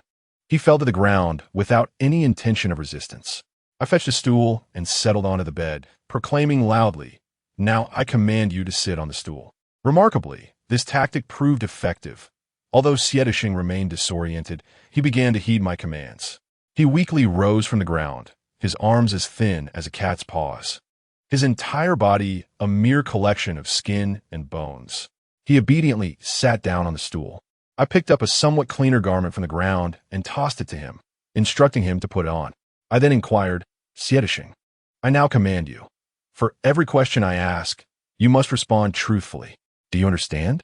After donning the clothing, Siedashing averted his gaze, and although he had ceased his muttering, his body continued to tremble. He nodded slightly. Upon witnessing his nod, a surge of relief washed over me, prompting me to hastily ask, "Siedashing, who seeks to kill you? Whom do you fear?" Trembling, Siedashing seemed to ponder this, growing increasingly agitated. Clenching his fists, he bared his teeth and exclaimed, "He is not human. He is a demon. A demon. I loathe him. We all loathe him." As he spoke, he raised his fists and howled at the sky in a fit of rage. I quickly shifted the topic, posing a critical question. "Siedashing, are you aware of Wanhu village?" The moment he heard my mention of Wanhu village, he abruptly ceased his howling, his trembling subsided, and he even slightly lifted his head. As his head rose gradually, his hair fell away, allowing me to finally discern his appearance. One side of his face had been utterly disfigured, resembling a grotesque mass marred by fire, riddled with pockmarks and decayed flesh. From the remnants of his features, I could barely ascertain that he was likely a man in his 30s or 40s. The crucial moment arrived when he turned to me, revealing a smile that sent a shiver down my spine. Instantly, I became alert. Could it be that a spirit had possessed him? Silently, I grasped the peachwood stick from my backpack, not drawing it out, but remaining vigilant to discern his intentions. Siedashing lifted his gaze, smiling gently at me, tilting his head slightly, and then casually swept his hair back, showing no concern for his terrifying appearance. "What brings you to Wanhoken, little one?" Chapter 52, Dissociative Identity Disorder. Astonishingly, he referred to me as little friend, which incensed me to the point of rising to my feet. Before me stood Siedashing, a figure strikingly transformed, exuding a newfound assertiveness. My uncertainty began to mount, yet I pressed on, declaring, "Siedashing, I command you to divulge the secrets of Wanhoken." To my utter disbelief, Siedashing threw his head back and erupted into laughter, shaking his head as he retorted, "Little friend, are you here to amuse me? You dare to command me? Ha ha." A chill ran down my spine as confusion enveloped me. This Siedashing must surely be possessed. I had no desire for further dialogue. In an instant, I brandished my peachwood stick and swung it toward his head while he was momentarily distracted. To my astonishment, the previously feeble Siedashing effortlessly grasped my peachwood stick, then with a single push, sent me reeling back until I collapsed onto the bed. He seized the stick for himself, twisting it in his hands with a smirk before tossing it back to me, saying, "Little friend, to strike without warning. Who taught you such manners? And this stick of yours, an inferior tool. Refrain from flaunting it in the future." I was left speechless, choked by his remarks. What on earth was happening? His indifference to the talisman inscribed upon the wood indicated he was not a spirit. If he was not a specter, then this transformation of Siedashing, could it be that he had feigned madness all along? Yet the resemblance is striking. One is a mere wastrel, while the other is a master. These two are worlds apart. Clutching the peachwood staff in my hands, I felt utterly bereft of security as I stammered, "Are you Siedashing?" The man seemed to regard me with indifference, rummaging through the room until he found a pair of trousers, sniffing them before donning them, and casually remarked, "Yes, weren't you looking for me?"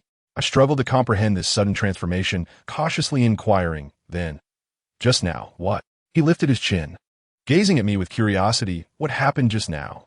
I found myself at a loss for words. All the questions I had prepared evaporated as I sat on the bed. Observing him tidy the room, However, I began to discern a troubling pattern.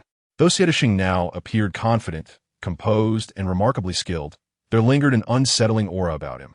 As the clock on the wall chimed, he instinctively recoiled his hand. My suspicions were indeed validated. Following the sound, he froze in place, withdrawing his hand, and stood there in perplexity, muttering, "I'm sorry, it wasn't me. Please spare me." Soon, his body began to tremble, and he started to seek refuge within the confines of the room. Upon turning to face me, he crouched down in terror, exclaiming, "Please let me go, I beg you." It wasn't me, truly it wasn't he. I implore you, spare me. At long last, the truth dawned upon me. Dissociative identity disorder. It turns out that Xiedishing suffers from dissociative identity disorder, which startled me momentarily. I initially suspected the presence of a ghost. Unexpectedly, the trigger for his personality shifts is the clock on the wall, which seems to chime precisely on the hour. This implies that Xiedishing transforms into a different persona every hour. As I gaze in astonishment at Xiedishing, who is trembling on the ground, I found the situation utterly incredible. Judging by the force with which he had just pushed me, it was evident that Xiedishing possessed genuine skills. He also recognized the peach would stick and remarked that it was of inferior quality. Perhaps he, like old man Sheen, is an adept in the art of Taoism. However, if he's indeed so formidable, why does he suffer from schizophrenia? What led to his admission to a psychiatric hospital? And what are the disfigurement on the left side of his face?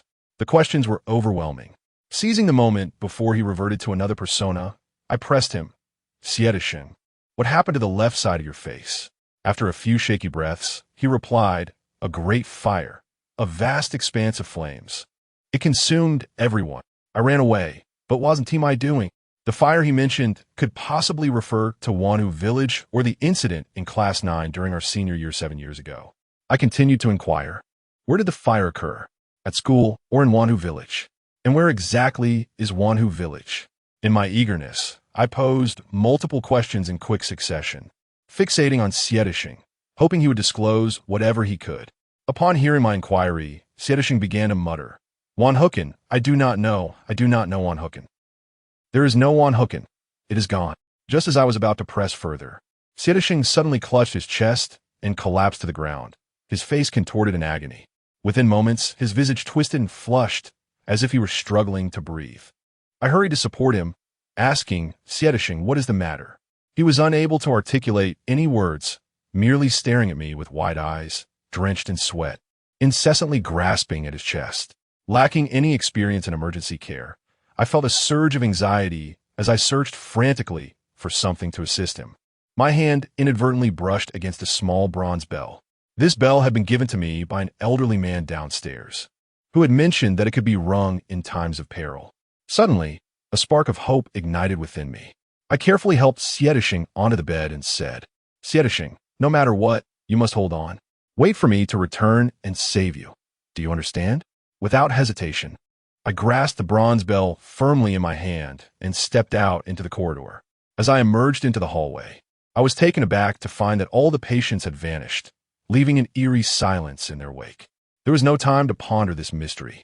I raised the bronze bell and began to shake it vigorously, simultaneously calling out, "Help! Help!" I understood that waiting idly was the most foolish course of action, and I sprinted towards the stairwell, the bell ringing continuously in my grasp. Upon reaching the staircase on the second floor, I encountered the little girl who had called out for her father while ascending the stairs.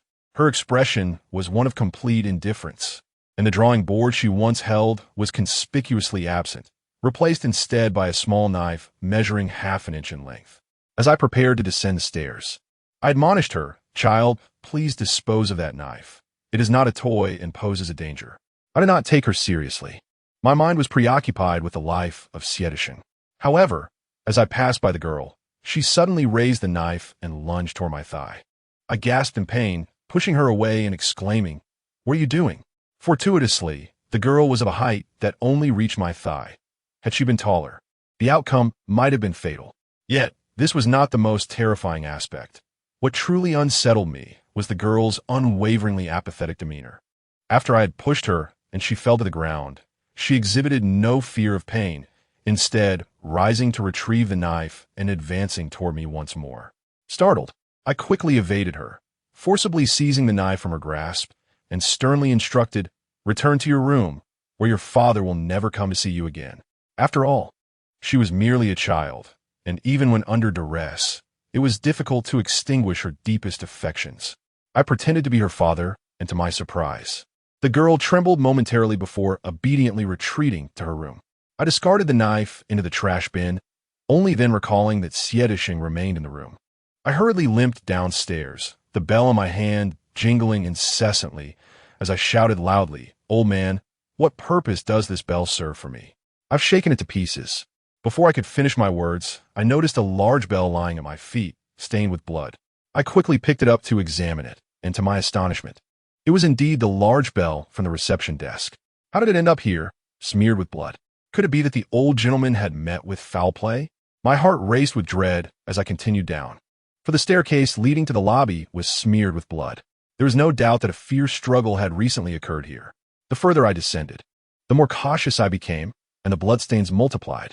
As I reached the corner of the staircase, I could faintly hear someone howling and others screaming in agony. What on earth was happening? Gritting my teeth, I retrieved the peachwood stick from my backpack. Though Sietishing had deemed it a low-quality weapon, it was, at that moment, my most reliable tool. The sound from below grew clearer and more intense. When I finally approached, I saw that 4 or 5 individuals lay sprawled at the foot of the stairs, all clad in hospital gowns, each gripping a small knife akin to that of the little girl. I carefully maneuvered around the bodies and stepped into the lobby, only to be struck by a paralyzing fear that made my legs weaken instantly. Before the consultation desk stood a throng of patients, no fewer than 30, both men and women, young and old, all uniformly brandishing small knives, relentlessly pushing forward. At the very center of this chaos stood the elderly gentleman, who had previously been exceedingly courteous. His upper body was now drenched in crimson, resembling a gory tapestry, and his form was punctured like a honeycomb. Yet, he continued to wield a large knife, fervently swinging it in defense. Chapter 53. The ant swarm. The scene was utterly gruesome. This horde of deranged individuals swarmed towards the old man like ants, relentlessly consuming him. Although the old man's prowess was astonishing, he still suffered from countless stab wounds.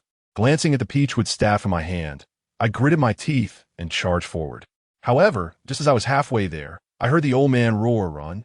Don't throw your life away here." I promptly halted, realizing the truth in his words. Rushing forward would indeed be tantamount to suicide, despite my fervent desire to assist him. The old man, his face smeared with blood, swung his large knife, causing 2 assailants to collapse instantly. The gaping wounds across his body were horrifying, causing my hands to tremble. Just as he spoke to me, a sudden thrust pierced his chest, likely striking a vital area. He coughed up a mouthful of blood, splattering the surrounding attackers. Simultaneously, a few of the deranged individuals stationed at the periphery seemed to notice my presence, slowly turning to approach me with cold indifference. Knives in hand, the old man's voice reached me once more, hoarse and strained as he shouted, "Are you out of your mind? Get out of here. If you have time, help me find the old woman. Dying without her would be disgraceful." No sooner had he finished speaking than 4 or 5 of the madmen charged towards me. I cast one last glance at the old man, realizing there was no other option. I gritted my teeth and turned to ascend the stairs once more. Though I was unacquainted with the old man, not even knowing his name, I was inwardly convinced that his demise was somehow linked to my actions, for I was the harbinger of the calamity that befell Sietishing. Laughter, followed by the muffled thud of a blade piercing flesh, echoed from behind. When I turned back, the old man was obscured by a throng of deranged inmates, each vying to plunge their knives into him. Suppressing my grief, I hastened down the corridor, unsure of how to evade the lunatics. The hallway was short, and Sietishing awaited rescue within his room. As I reached his door, I saw the horde of patients from the first floor charging up the stairwell, their bodies stained with the old man's blood. With no time to spare, I thrust open the door and cried out, "Come with me, Sieta." Upon entering, I was struck dumb, feeling my energy instantly dissipate, overcome by a sensation beyond mere fear. Sietishing lay on the bed, a mangled mess of flesh, long deceased. His body was riddled with what must have been 100 stab wounds, and the 6 or 7 inmates in the room continued to stab him mechanically, revealing glimpses of his white bones. A wave of dizziness washed over me, and my stomach churned with nausea. The situation had deteriorated beyond remedy. Gazing at Xiedishing's corpse, I quietly retreated from the room. Meanwhile, the group of mentally disturbed individuals in the corridor had charged towards me. In a moment of inspiration, I darted back into Xiedishing's room and swiftly closed the door behind me. I wagered in my mind that if this horde could not see me, they would cease their pursuit. I also gambled that the 7 patients within this room would be solely fixated on Xiedishing and would not harm me. Alas, I lost both bets. After a mere 3 seconds of silence, a cacophony of banging erupted from outside, and the wall beside the door began to shed its plaster as if the entire building were on the verge of collapse. Simultaneously, the 7 patients within the room halted their knives and turned to approach me. Gazing upon this blood-soaked assembly, despair enveloped my heart. Their eyes, devoid of irises, glowed a ghastly crimson, reminiscent of my former homeroom teacher who had once hunted me down. However, this time, Qinyang's coin sword was absent. As the nearest individual lunged towards me, I delivered a forceful kick to repel him, simultaneously raising a peach-wood stick to strike another's head. Though slender, the stick was robust, and upon impact, it split open the man's scalp, blood gushing forth. Yet, these beings had long since shed their fear of pain. To describe them as human would be a misnomer. They resembled zombies, or perhaps even worse. Having dealt with the two, I swiftly leaped onto the bed and maneuvered to the other side.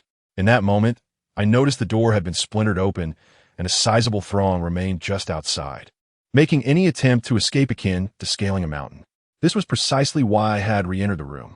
After maneuvering to the other side, I pressed against the wall and kicked one of the nearest individuals away with force, then proceeded towards the window. At that moment, the door of the room was violently flung open with a loud bang.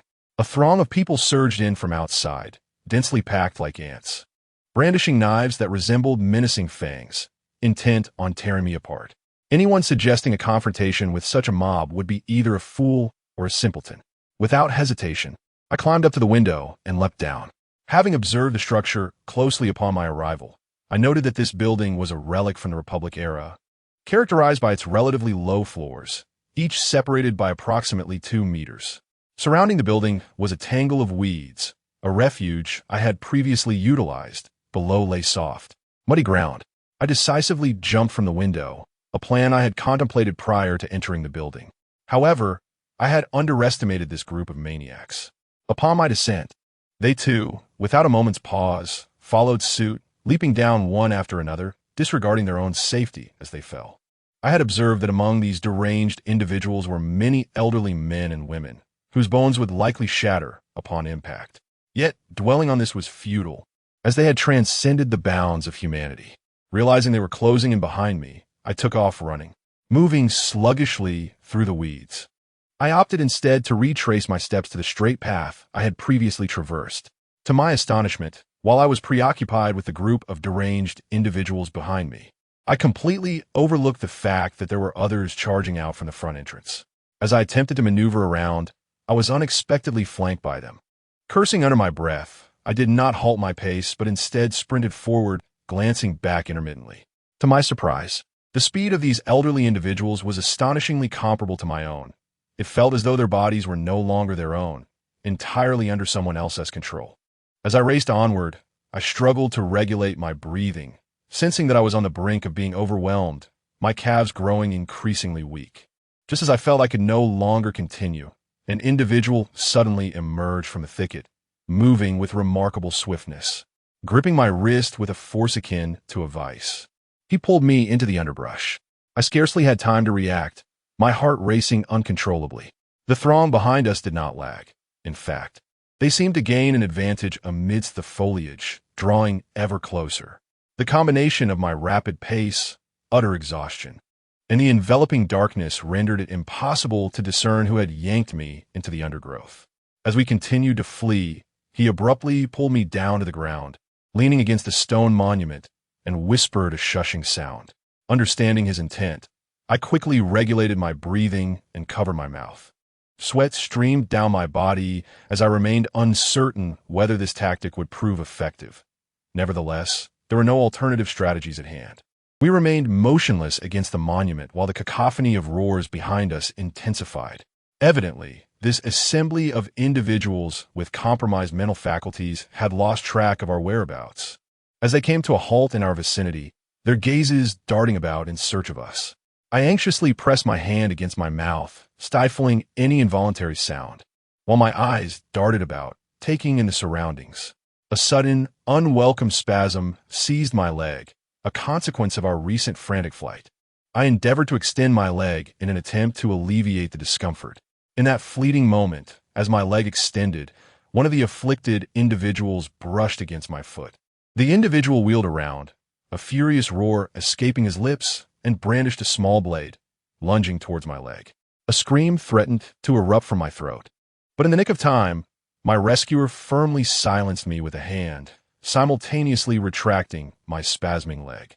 The enraged outburst attracted a multitude of companions, a dozen or more, who began milling about our location. Periodically, one of them would fixate on our position, but after a brief scrutiny, they would invariably move on. It dawned on me that we had become imperceptible to their senses. Chapter 54. The catcher. I was consumed by curiosity. Why were we rendered invisible to this assembly of the mentally afflicted the moment we sat here?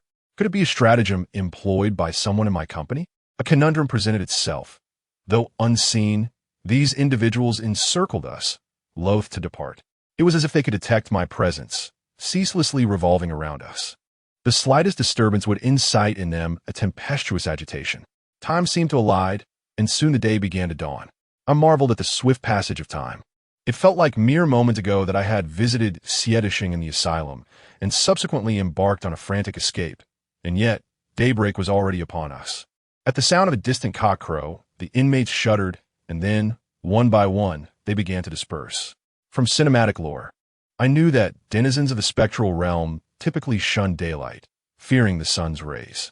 It was said that the crowing of a rooster served as a signal of the terrestrial patrol, maintaining order between the realms of the living and the dead.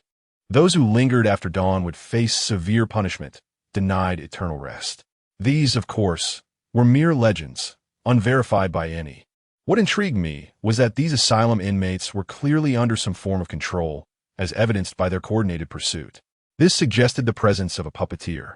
If this was the case, why did they also fear the sunlight?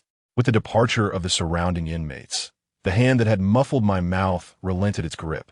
I cautiously rose to my feet, positioning myself behind the stone tablet to observe the group of deranged individuals as they streamed into the asylum with alarming speed, leaving the surroundings desolate in mere moments. With a sigh, I turned my gaze towards the building ahead. At that precise moment, a deafening roar echoed through the air.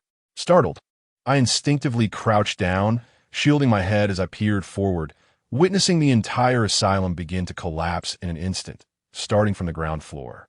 The surrounding dust billowed forth like smoke from an explosive detonation, gradually dispersing into the atmosphere.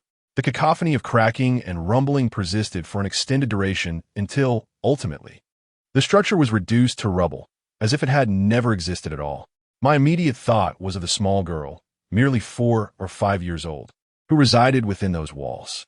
The air was thick with dust, and as I held my breath, I absorbed the scene before me, finally comprehending why the mentally ill had abruptly retreated. The crowing of roosters was indeed their rallying cry. Yet the puppeteer behind the scenes clearly wished to keep others from witnessing their presence. Should I perish, it would be a more merciful fate. If I survived, they would hastily return and ensure that no trace remained. I began to question in my heart whether my naive pursuit was truly a means of salvation or an act of harm. Lost in my own thoughts, I momentarily overlooked my savior beside me until he spoke, jolting me back to reality. "Young man, do not grieve. This place was never meant to exist." Upon hearing his words, I regained my senses and swiftly turned around to gaze in his direction. There stood a young man clad in a gray robe, his visage marred by an abundance of youthful acne and a notably receding hairline. To my utter astonishment, the individual who had come to my rescue was none other than the proprietor of the shop from the nearby village, where I had previously inquired about directions while purchasing water.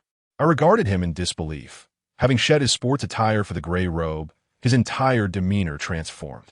Notably, the trepidation he had exhibited when I mentioned seeking Sietishing had vanished, replaced now by an air of confidence. Could it be that the residents in this vicinity possess dual personalities? My astonishment was palpable, and he observed it with clarity. Lowering his head, he smiled and remarked, "I can discern what you are pondering, young brother. You need not worry. I do not suffer from the same dissociative tendencies as Sietishing. My previous fear stemmed from a desire to evade. Yet, upon witnessing your unwavering determination and bravery, I have come to a realization." His explanation left me with a partial understanding, and a multitude of questions swirled within my mind. I even noted that his manner of speaking bore a striking resemblance to that of the bald security guard at our school, both exuding an air reminiscent of martial arts tales. Strangely, both had emerged in my life only after the appearance of small demons. Their presence left me in a state of confusion regarding whether they were harbingers of good or ill. The questions were overwhelming. After much contemplation, I finally spoke. "Thank you for saving my life. What did you mean when you said I should not have appeared here?" The man in the gray robe gazed at the now flattened psychiatric hospital in the distance, sighed, and remarked, "Let me put it this way. This place can only be discovered by you. This building was constructed specifically for your arrival, before his descent into madness. Sietishing was merely awaiting your presence. Unfortunately," I hurriedly pressed for clarification, "Unfortunately, what?" The gray-robed man lowered his gaze and replied, "Unfortunately, the passage of time has been too extensive. Many could not endure it. You must have already encountered the old lady and the old man. They were merely in their 20s when they arrived here." I truly could not comprehend his meaning and furrowed my brow, asking, "Why can only I find this place? Why was this building erected for me? And what did Sietishing wait for me to do? Please elucidate." The gray-robed man regarded me with an expression of helplessness before finally saying, "Young brother, I can only convey one thing to you, to locate Wanhu village. You must enter this building. As for the events of today, they are a testament to the unpredictability of fate. You are not the sole seeker of Wanhu village. Your adversary has exploited you to reach this place. These deranged individuals are the instruments of your enemy. Although I had long suspected that matters were not as simple as they appeared, it now seems far more intricate." The words of the gray-robed man were shrouded in ambiguity, eluding my grasp. The only adversary he mentioned, I surmised, was the little demon who compelled me to seek Wanhu village through a WeChat red envelope game. A throbbing pain began to surge in my head, overwhelmed by the influx of information. I closed my eyes and endeavored to organize my thoughts. I have even begun to feel a sense of trepidation, as if my life were being orchestrated by an unseen force, one that incessantly guides me toward experiences and sights that would never have graced my world otherwise. The man in the gray robe did not disturb me. He patiently awaited the moment I opened my eyes before continuing. "Indeed, the information may seem overwhelming, yet it pales in comparison to the perils you shall encounter in the future." I nodded in acknowledgement, feeling a profound gratitude toward this enigmatic figure. As I gazed at his gray robe, a question suddenly emerged. "Why do you wish to assist me? And who are you?" The gray-robed man appeared momentarily taken aback, clearly unprepared for my inquiry. He furrowed his brow and replied softly, "I wouldn't say I am assisting you.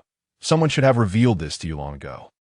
After a brief pause, he added, "As for my identity, consider me a catcher." Chapter 55. The demon card. As I encountered the term catcher for the first time, it struck me as rather ordinary, yet imbued with an air of mystery. Instantly, my thoughts wandered to the ancient lawman, akin to the detectives of today. Observing his nonchalant demeanor, I inquired, "Are you an undercover officer dedicated to apprehending wrongdoers?" The man in the gray robe tilted his head back and chuckled, a serene presence that seemed at odds with his youthful acne-ridden visage and balding crown. I was left with the impression that beneath his exterior lay another persona. I am not a policeman. Rather, the individuals I pursue are far more formidable than mere criminals. Just as I was poised to delve deeper with further questions, the gray-robed man stepped closer and gently patted my shoulder, saying, "Enough of your curiosity, young brother. In due time, all will be revealed. The path ahead is for you to navigate with diligence." His words suggested a farewell, prompting me to hastily ask, "Aren't you going to assist me in locating Wanhu village?" Instead of responding directly, he brushed aside the undergrowth and began to make his way out. I hurried to keep pace with him as he continued without looking back. Remember this place. You shall return here in the future. Upon hearing his words, I quickly turned to glance at our surroundings. We had been standing before a stone tablet, encircled by a peculiar, shallow groove. Strangely, the tablet bore no inscriptions and was obscured within the vast expanse of weeds. Had he not brought me here, I might have never discovered it. I recognized that this was indeed the place, the very location that had allowed me to evade my pursuers. After surveying my surroundings with utmost seriousness and estimating my position, I once again followed the man in the gray robe. He did not utter a single word to me thereafter, silently leading the way. It was not until we reached the fork in the village ahead that he finally halted, turning to me with a solemn expression and stating, "Well, young brother, it is time for you to return. I have my own matters to attend to, so we must part ways here." To be candid, this man in gray merely changed his attire and fortuitously guided me to the stone tablet, thus saving my life and imparting a few bewildering pieces of information. Throughout our encounter, he had never resorted to violence. Yet, he exuded an exceptional aura that inexplicably instilled in me a sense of trust. As he turned to leave, I hastily inquired, "If I find myself in danger in the future, may I seek your assistance?" The man in gray paused momentarily, then retrieved a small green sword from his pocket and presented it to me, saying, "It is unlikely that we will meet again, so I bestow this upon you." With that, he dismissed me entirely and walked away. Upon receiving the green sword, I realized it was not merely a small weapon, but rather a long sword, albeit broken at a finger's length from the blade, giving it the appearance of a smaller sword. The hilt, exquisitely crafted, resembled the intertwining of several serpents, sending a chill through my palm as I grasped it. Upon closer inspection, I discovered the words Wu Feng inscribed on the blade. I gazed in silence at the broken sword in my hand. The man in gray had truly been dismissive. No matter how exquisite the hilt, without a blade, how could I defend myself? When I finally looked up, I realized the figure in gray had long vanished, and I didn't even know his name. With a shrug, I stowed the broken sword in my bag and cast a glance down the long, straight road behind me. Reflecting on the myriad of experiences from the previous night, I felt a profound sense of loss. The man I had painstakingly sought, Sietishing, had met an untimely demise, which was indeed a great pity. Not to mention the old man's dying words at the information desk, urging me to convey a message to the elderly woman. There was no time to waste now. The little demon's game was scheduled for release today, and I needed to hurry back. The task of delivering the old man's message to the lady would have to wait. With a sigh, I turned and began my journey homeward. The sun had just begun to rise, and before entering the mental institution, I had purposefully turned off my phone. Upon powering it on, a sudden thought struck me. I hadn't returned home all night. My parents must be frantic. I slapped my forehead in realization. I had been careless and should have called them last night. But now, it was too late for regrets. So I hurriedly dialed my mother's number as I walked back. The call connected swiftly, and I quickly explained, "Mom, I'm fine. I'll be home soon." My mother paused for a few seconds on the other end before responding, "What do you mean you're fine? You left at 6 this morning. Where have you been?" Instantly, I felt a jolt of dread, cold sweat trickling down my back. Could it be that someone had impersonated me and returned home last night? Suppressing the panic within me, I inquired, Mom, what time did I return home last night?" My mother, somewhat anxious at my question, replied, "Son, what's the matter? You came back at 8 o'clock last night. Is something troubling you? You could tell your mother." My hands trembled, nearly causing the phone to slip from my grasp. I hurriedly reassured her, "I'm fine, Mom. I just forgot. I'll be home shortly." After hastily ending the call, I stood there, utterly bewildered. Who could this person be, and why did he impersonate me every time I delve into the affairs of Juan Hooken? It's crucial to note that I hadn't returned home at all from the morning until now. Clutching the phone, sweat dripped incessantly from my forehead. Ultimately, I resolved to return home first. The daylight path was far more navigable than that of the night, and I soon found myself at the bus stop. Anxiously gripping my phone, I pondered whether this was the work of the little demon. I repeatedly wished to keep my family out of this. Yet this individual seemed intent on warning me to cease my inquiries. After toiling all night, coupled with the chaotic thoughts swirling in my mind, I fell asleep as soon as I boarded the bus. Upon awakening, I discovered only one stop remained before reaching home. I promptly disembarked and sought a nearby KFC restroom, where I splashed cool water on my face to refresh myself and wiped away the dust and mud clinging to my clothes. A hole was punctured in my trousers by a little girl, though thankfully it was not very conspicuous. What surprised me the most was that the wound had already healed and formed a scab, leaving me with no sensation. After tidying myself up, I turned to retrace my steps. The reason I undertook this was primarily to prevent my parents from discovering any signs of scuffle on my body. Upon arriving home, my mother looked at me with a concerned expression and asked, "Son, what happened to you today?" I mustered a smile and replied, "Oh, nothing much. Just lost a game with some classmates and fell a bit down." My mother, shaking her head gently, tapped my head a few times and scolded, "All you do is play games, just like your father. Have you eaten breakfast yet? I'll prepare something for you." Seeing my mother's tender care nearly brought me to tears. It was hard to fathom that last night they had welcomed a false son. Had that person intended harm, they might not have had a chance to resist. I retreated to my room, covering my head, as my resentment towards that little devil deepened infinitely. At that moment, my phone buzzed. Unsurprisingly, it was a message from the little devil. He started with a smiling emoji, saying, "I hope everyone is enjoying their weekend. Many classmates seem quite busy." I felt as though those words were directed at me, which incited my anger, prompting me to reply in the group chat. "If you got something to say, spit it out. All you do is play tricks." I estimated that I was probably the only one bold enough to speak to the little devil in such a manner. Unfazed by my response, he continued, "Today is Sunday, and a new game will be launched. This time, the game mandates participation from everyone in the class. The premise: all students must convene at the sports field at midnight tonight, and upon my command, commence a search for the demon card scattered around the school. These number cards are limited, and those who fail to find one will face a penalty." Demon cards? What scheme is this imp up to now? Given that the entire class is involved, it will likely devolve into various factions vying and battling against each other, a typical ploy of this little devil, as we all know. I inquired in the group chat, "What exactly are these demon cards?" The imp responded with a smiley face, followed by an image. Upon opening it, I saw a card roughly the size of a playing card, depicting a grotesque clown figure in dark, gothic hues. Finally, some classmates chimed in with discussion. "So, we're supposed to find this card somewhere on campus? What if I find more than 10? Can I sell them?" "Yeah. How many did you hide exactly?" "I'll head to school right now to start looking." "Is there a reward for collecting the most cards?" For once, my classmates were being sensible, asking pertinent questions. The imp replied with a smile, "There's no limit to the number of demon cards each person can collect. Their disposal is up to you. The person with the most cards will receive a reward. The total number of demon cards is less than the number of students in our class." Chapter 56. It wasn't you who was hit upon hearing the imp's words.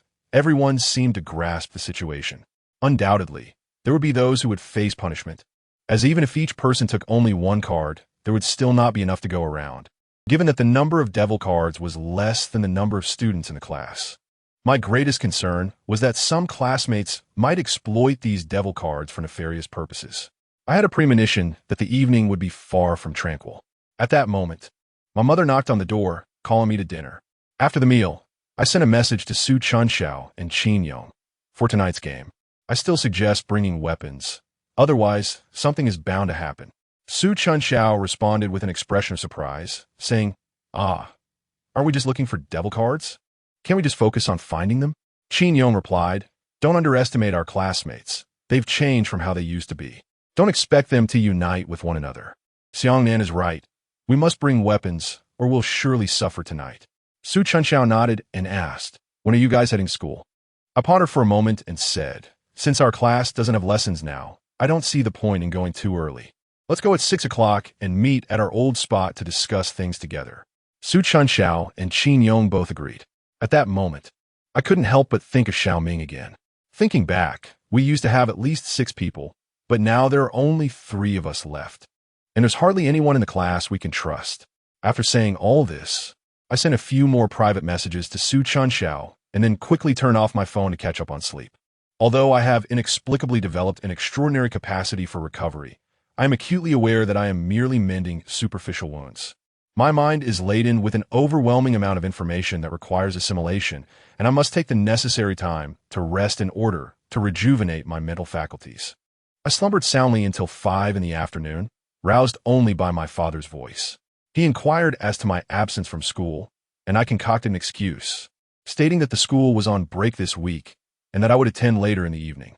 To my relief, my father accepted my explanation without a hint of skepticism.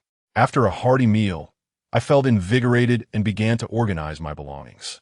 In the past, my backpack was filled with books. Now, it is primarily stocked with tools and weapons.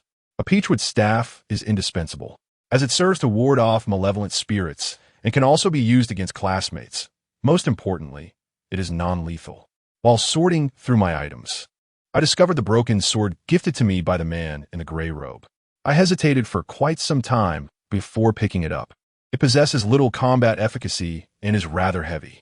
However, I sensed that it might prove useful in a critical situation, so I ultimately decided to stow it in my bag. Fully prepared, I arrived at school promptly at 6 o'clock. After reuniting with Qin Yong and Su Chunxiao, we made our way to our usual haunt, the bookstore adjacent to the school. Having not seen each other for 2 days, Su Chunxiao and I were particularly affectionate, to the point that Qin Yong could no longer bear it. "Hey, could you two refrain from being so intimate in front of me? We still have a game to play tonight," he jested. We both erupted in laughter, and I then spoke earnestly. "Let us not be complacent tonight. We must remain together at all times. Once we locate the 3 demon cards, we should not succumb to greed. We must retreat immediately." Qin Yong nodded and said, "Indeed, we merely need to secure 3 cards. As for others, we shall not interfere." Su Chunxiao leaned against my shoulder and whispered, "What if others snatch our cards?" Qin Yong chuckled softly and retrieved a knife from his bag. I recognized it as the Nepalese army knife that Jin Xiaofeng and his companions had wielded during our previous excursion to the abandoned building. It appeared quite formidable in his grasp, and I had nearly met my demise at its edge that day. Su Chunxiao seemed slightly unsettled by Qin Yong's knife, understandably so. As she was a girl, I quickly remarked, "If others do not provoke us, we shall not provoke them.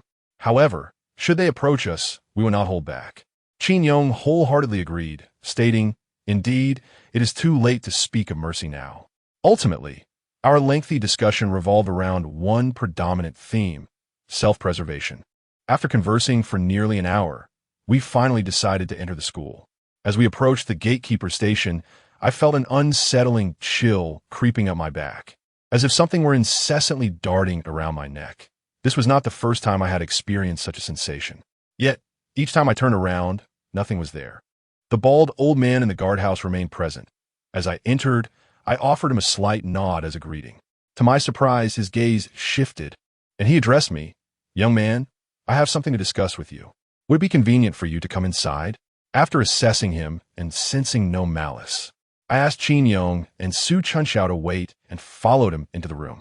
Upon entering the room, the bald elder brandished a book and struck me on the head with it, exclaiming, "Get out, you wretched creature." The blow was unexpectedly forceful, catching me entirely off guard. It seemed the bald elder had no intention of ceasing his assault, as he continued to raise the book and deliver further blows upon my body. Infuriated, I clenched my fists and retorted, "Why are you hitting me?"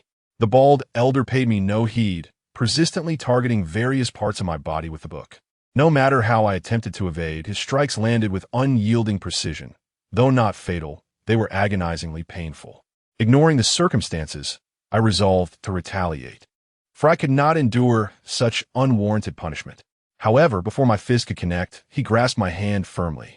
With one final strike to my chest, he finally ceased, grinning as he declared, "All right, I've driven them away." My body ached from the blows, and as he halted, I glared at him through gritted teeth, perplexed by his motives. "What do you mean you've driven them away? I bear you no grudge. Why are you attacking me?" At this moment, the bald elder released my hand and quickly explained with a smile, "Young man, please do not misunderstand. I indeed have no enmity with you, and I was not striking you. I was truly tempted to confront him, yet I felt incapable of overpowering him. So I could only express my frustration by saying, 'You're not striking me, so why do I feel pain? Have you lost your mind?'" The bald elder seemed unfazed by my words. He settled himself, and spoke slowly. "Young brother, I shall not inquire where you ventured yesterday, but it is evident that you bear an aura of lingering spirits." A chill ran through me as I exclaimed, "Lingering spirits?" The bald elder chuckled and nodded, continuing, "Do you often feel a chill enveloping you, sometimes even sensing a draft coursing around your neck and shoulders?" I eagerly nodded, particularly aware of it today. The elder flashed me a smile, saying precisely. Oddly enough, after he struck me a few times, what had initially felt painful transformed into a sensation of invigorating clarity, as if all fatigue had dissipated, leaving me brimming with boundless energy. Curiously, I inquired, "Are you a Taoist?" The bald elder shook his head with a smile, replying, "I am no Taoist." "Enough talk. You may leave now." Given his words, I refrained from further questioning, thanked him, and turned to depart. As I reached the doorway, the bald elder suddenly added, "Remember what I told you earlier. Should there be matters beyond your handling, you may entrust them to me." I pondered inwardly about what could possibly be beyond my capability to manage. I possessed little of significance, save for the broken sword given to me by the man in the gray robe today. Yet, this broken sword held no apparent power. So what could there possibly be to manage?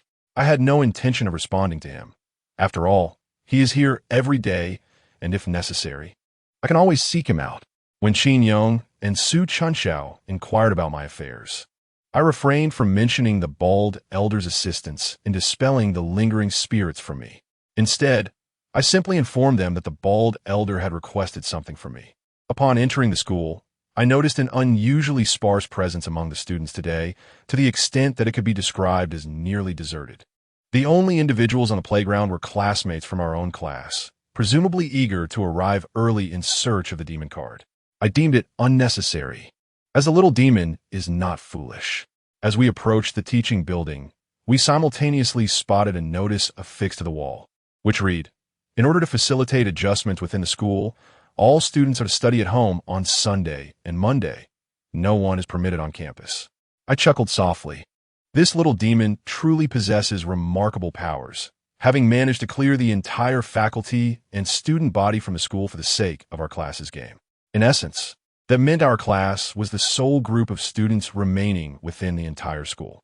Chapter 57, Section 1. Since there were no classes to attend, we took advantage of the early hour to meander around the campus. Su Chunshao, ever the innocent one, walked with her gaze wandering, hoping to stumble upon a devil's card. I chuckled and playfully pinched her cheek, saying, "Stop looking, you silly girl. How could the little demon possibly reveal the devil's card now? Do you know why he summoned us?" Pouting, Su Chunshao shook her head in confusion. I gently grasped her hand and explained, "The little demon's ability to successfully carry on the game lies not only in its formidable skills, but also in its astute manipulation of human nature. Each time, it subtly incites competition among us, prompting us to harm one another for our own gain. This is its signature tactic."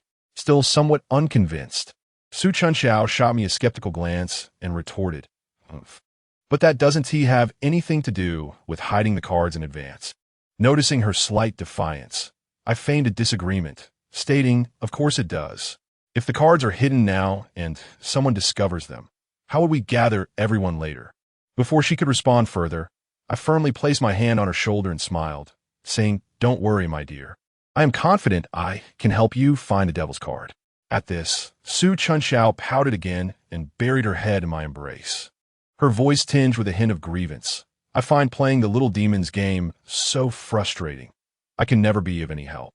I kissed her forehead gently and replied with a smile, "As long as you are safe, that is the greatest assistance of all." As time inexorably ticks away, I find myself strolling through the campus alongside Su Chunshao, while Qin Yong expresses his desire to avoid being a third wheel and retreats to the dormitory for a brief respite, suggesting we reconvene at 10 o'clock in the evening. During our leisurely walk, we encounter several classmates, yet they seem utterly preoccupied, engrossed in their pursuit of the elusive devil cards hidden in the corners of the school. I also observe a curious phenomenon regarding the glances cast in my direction by my peers. I recall a time when, following several prior incidents, I had earned a measure of trust among them. While not necessarily revered, I was at least regarded as dependable. However, Ever since the incident involving Zhanya, my standing has plummeted, and my classmates no longer treat me with the same regard. For instance, as we traverse the path, not only do they forego greetings, but some even regard me with hostility as though I were an adversary. This development fills me with unease for tonight. The potential for conflict over the devil cards looms ominously. While Qin Yong and I may weather the storm unscathed, the paramount concern remains the safety of Su Chunshao, as this situation undoubtedly serves as a concealed powder keg. As time marches on and darkness envelopes the sky, the campus lies deserted, with no classes to illuminate its vast expanse.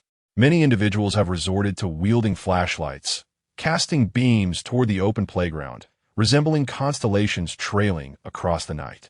The playground has begun to fill with people, yet the camaraderie of yesteryears has dissipated. Groups have formed, each huddled in their own corners, while a handful of introverted classmates remain solitary figures amidst the throng. These individuals are indeed my greatest concern, should anyone harbor ill intentions.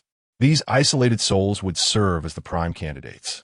Glancing at the time, I noted it was already 11:30. Those who were meant to arrive at the playground should have gathered by now. The three of us found a spot to sit, and, after lighting a cigarette, Qin Yong remarked, "Xiangnan, take a look at those individuals over there. We must remain vigilant." He gestured with a peach-wood stick towards a group by the basketball hoop. The surrounding darkness obscured my view, leaving me unable to discern their identities. Yet the number was striking. There were as many as 5. Undoubtedly the largest assembly in our class at present. After igniting my cigarette, I inquired, "Who is leading these people?" "Wang Yu." My interactions with Wang Yu had been scant.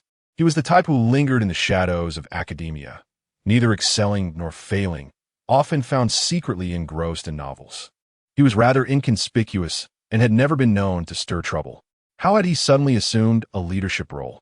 Sensing my skepticism, Qin Yong continued, as the class monitor, "I am far more acquainted with our peers than you might realize. Do not be deceived by Wang Yu's low profile. He possesses a profound cunning. He is well aware of the dangers of tonight's game, which is why he has rallied a substantial group, individuals who harbor disdain for you.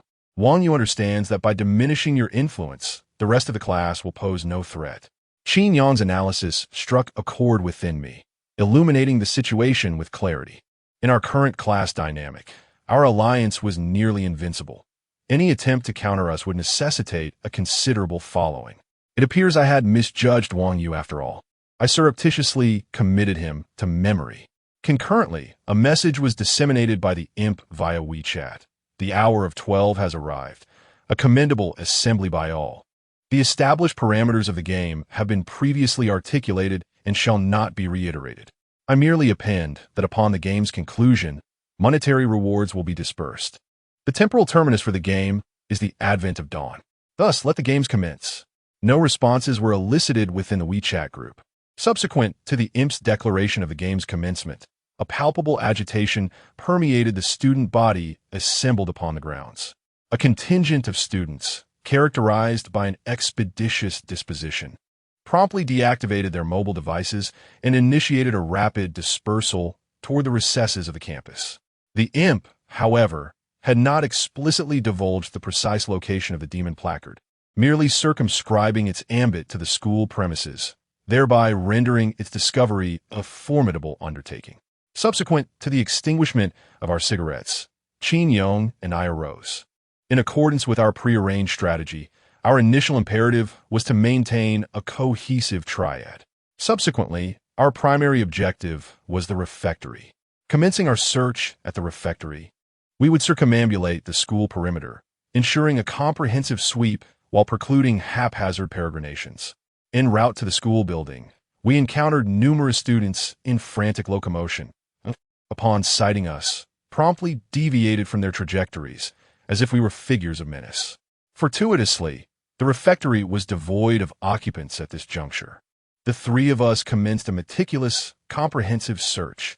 After a fruitless half-hour, we were compelled to redirect our endeavors to an alternative location.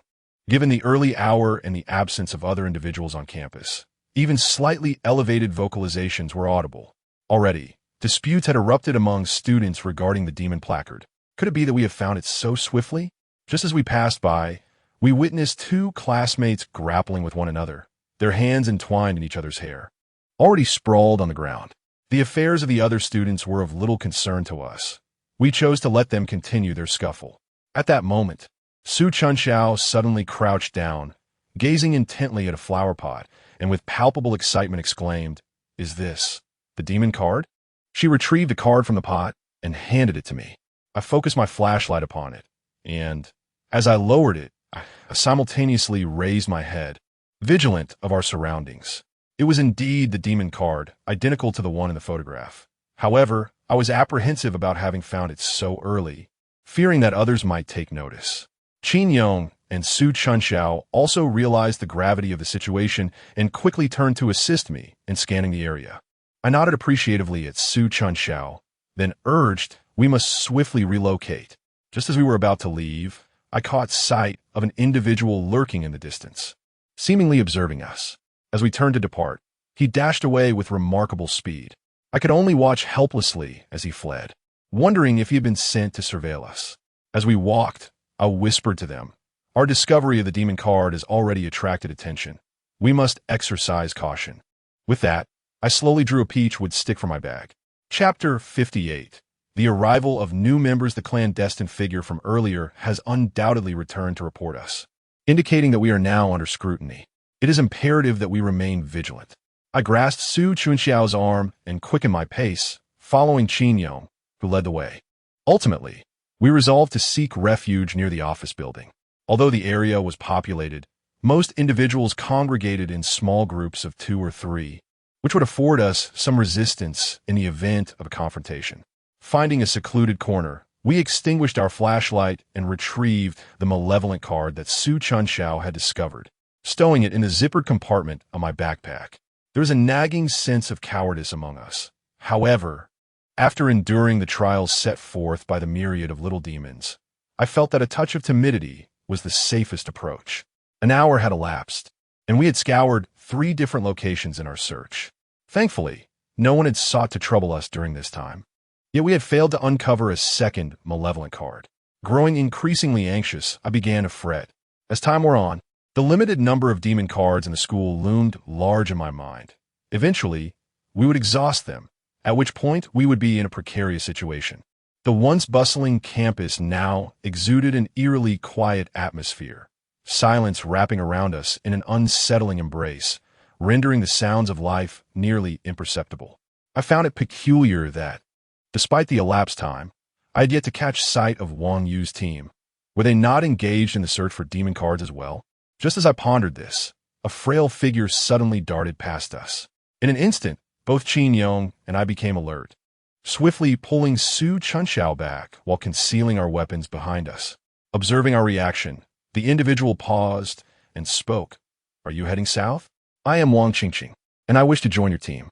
Wang Qingqing, the class representative for Chinese, is petite and graceful, known for her exceptional writing skills, often receiving praise from our Chinese teacher who would read her essays as exemplary material in class. However, her academic performance was inconsistent, leading to a lack of favor from some instructors, resulting in average grades overall. I seldom interacted with such classmates, the only instance being during the school sports meet when we were assigned to the mixed gender sprint event and secured first place. Apart from that, our conversations were non-existent. I cautiously inquired, "Why do you want to team up with us when there are so many classmates in our class?" Wang Qingqing, a shy girl, immediately lowered her gaze at my direct question and softly replied, "No one in class is willing to take me along, and I don't really trust them either." Her words struck a chord, and I understood her plight. Most classmates had become self-serving, lacking the willingness to assist others as they once did. Wang Qingqing, being solitary and lacking combat prowess, would undoubtedly be a liability to our group. With this thought in mind, I resolutely declared, "You should leave, just as you find it difficult to trust the other classmates. I too struggle to place my trust in you." Su Chunxiao tugged at my arm with considerable force and whispered, "Look how dangerous it is for her to walk alone. Just take her along. It would give me some company too."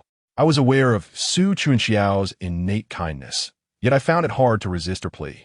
Turning to Qin Yong for his opinion, he too expressed indifference. Given this, to refuse further would indeed render me heartless. With a resigned sigh, I said, "Very well. Wang Qingqing, you may join us. However, I cannot guarantee your safety. I can only promise to assist you as long as we are not in jeopardy." Wang Qingqing nodded eagerly in response. Su Chunxiao rushed over, beaming with joy, and took Wang Qingqing's hand, with the two of them instantly engaging in hushed conversation, transforming into the closest of friends in a heartbeat. Witnessing Su Chunxiao's delight filled me with warmth. It had been noted before that since Su Chunxiao chose to be with me, no other girls in class were willing to associate with her. This unspoken loneliness was palpable, even to me as a male. While Su Chunxiao and Wang Qingqing were deep in conversation, Qin Yong and I found a spot to sit down, lighting a cigarette in preparation for a brief respite. Su Chunxiao occasionally pointed at Qin Yong, whispering to Wang Qingqing, who would then stifle her laughter.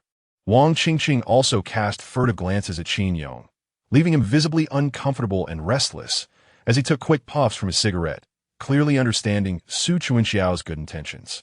Before long, the two of them approached, hand in hand, bouncing with exuberance.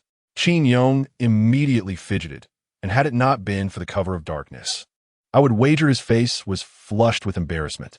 Su Chunxiao, with an air of triumph, tilted her chin upward and smiled at me, saying, "Xiangnan, Wang Qingqing has a surprise for you." A surprise? Shouldn't it be a surprise for Qin Yong instead? How did it become mine? Subsequently, Wang Qingqing approached me, ignoring Qin Yong entirely. With wide-open eyes, she looked up at me earnestly and said, "Xiangnan, thank you for trusting me.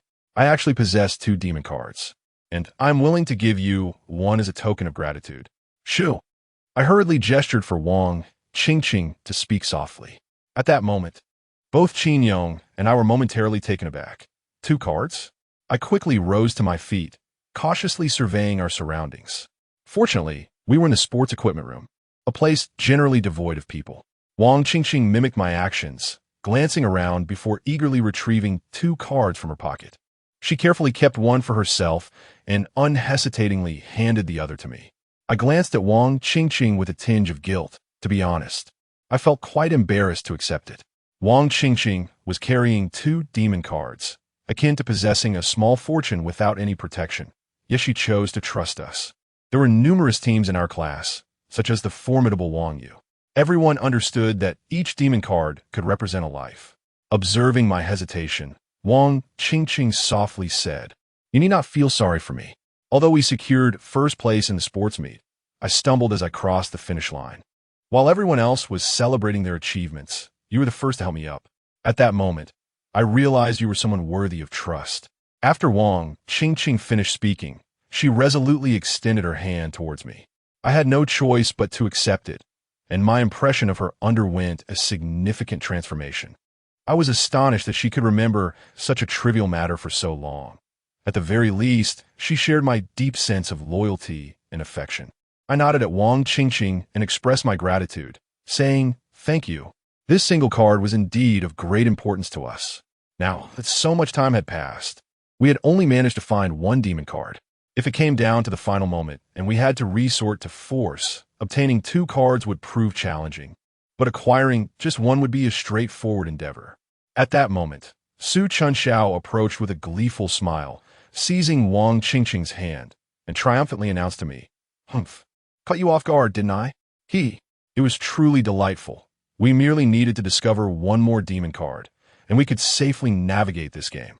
Just as we were reveling in our mutual joy and celebration, 2 individuals approached from the side. Qin Yong was the first to sense something amiss and urgently warned, "Be cautious, someone is coming."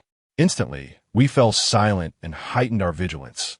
But these 2 were exceedingly decisive.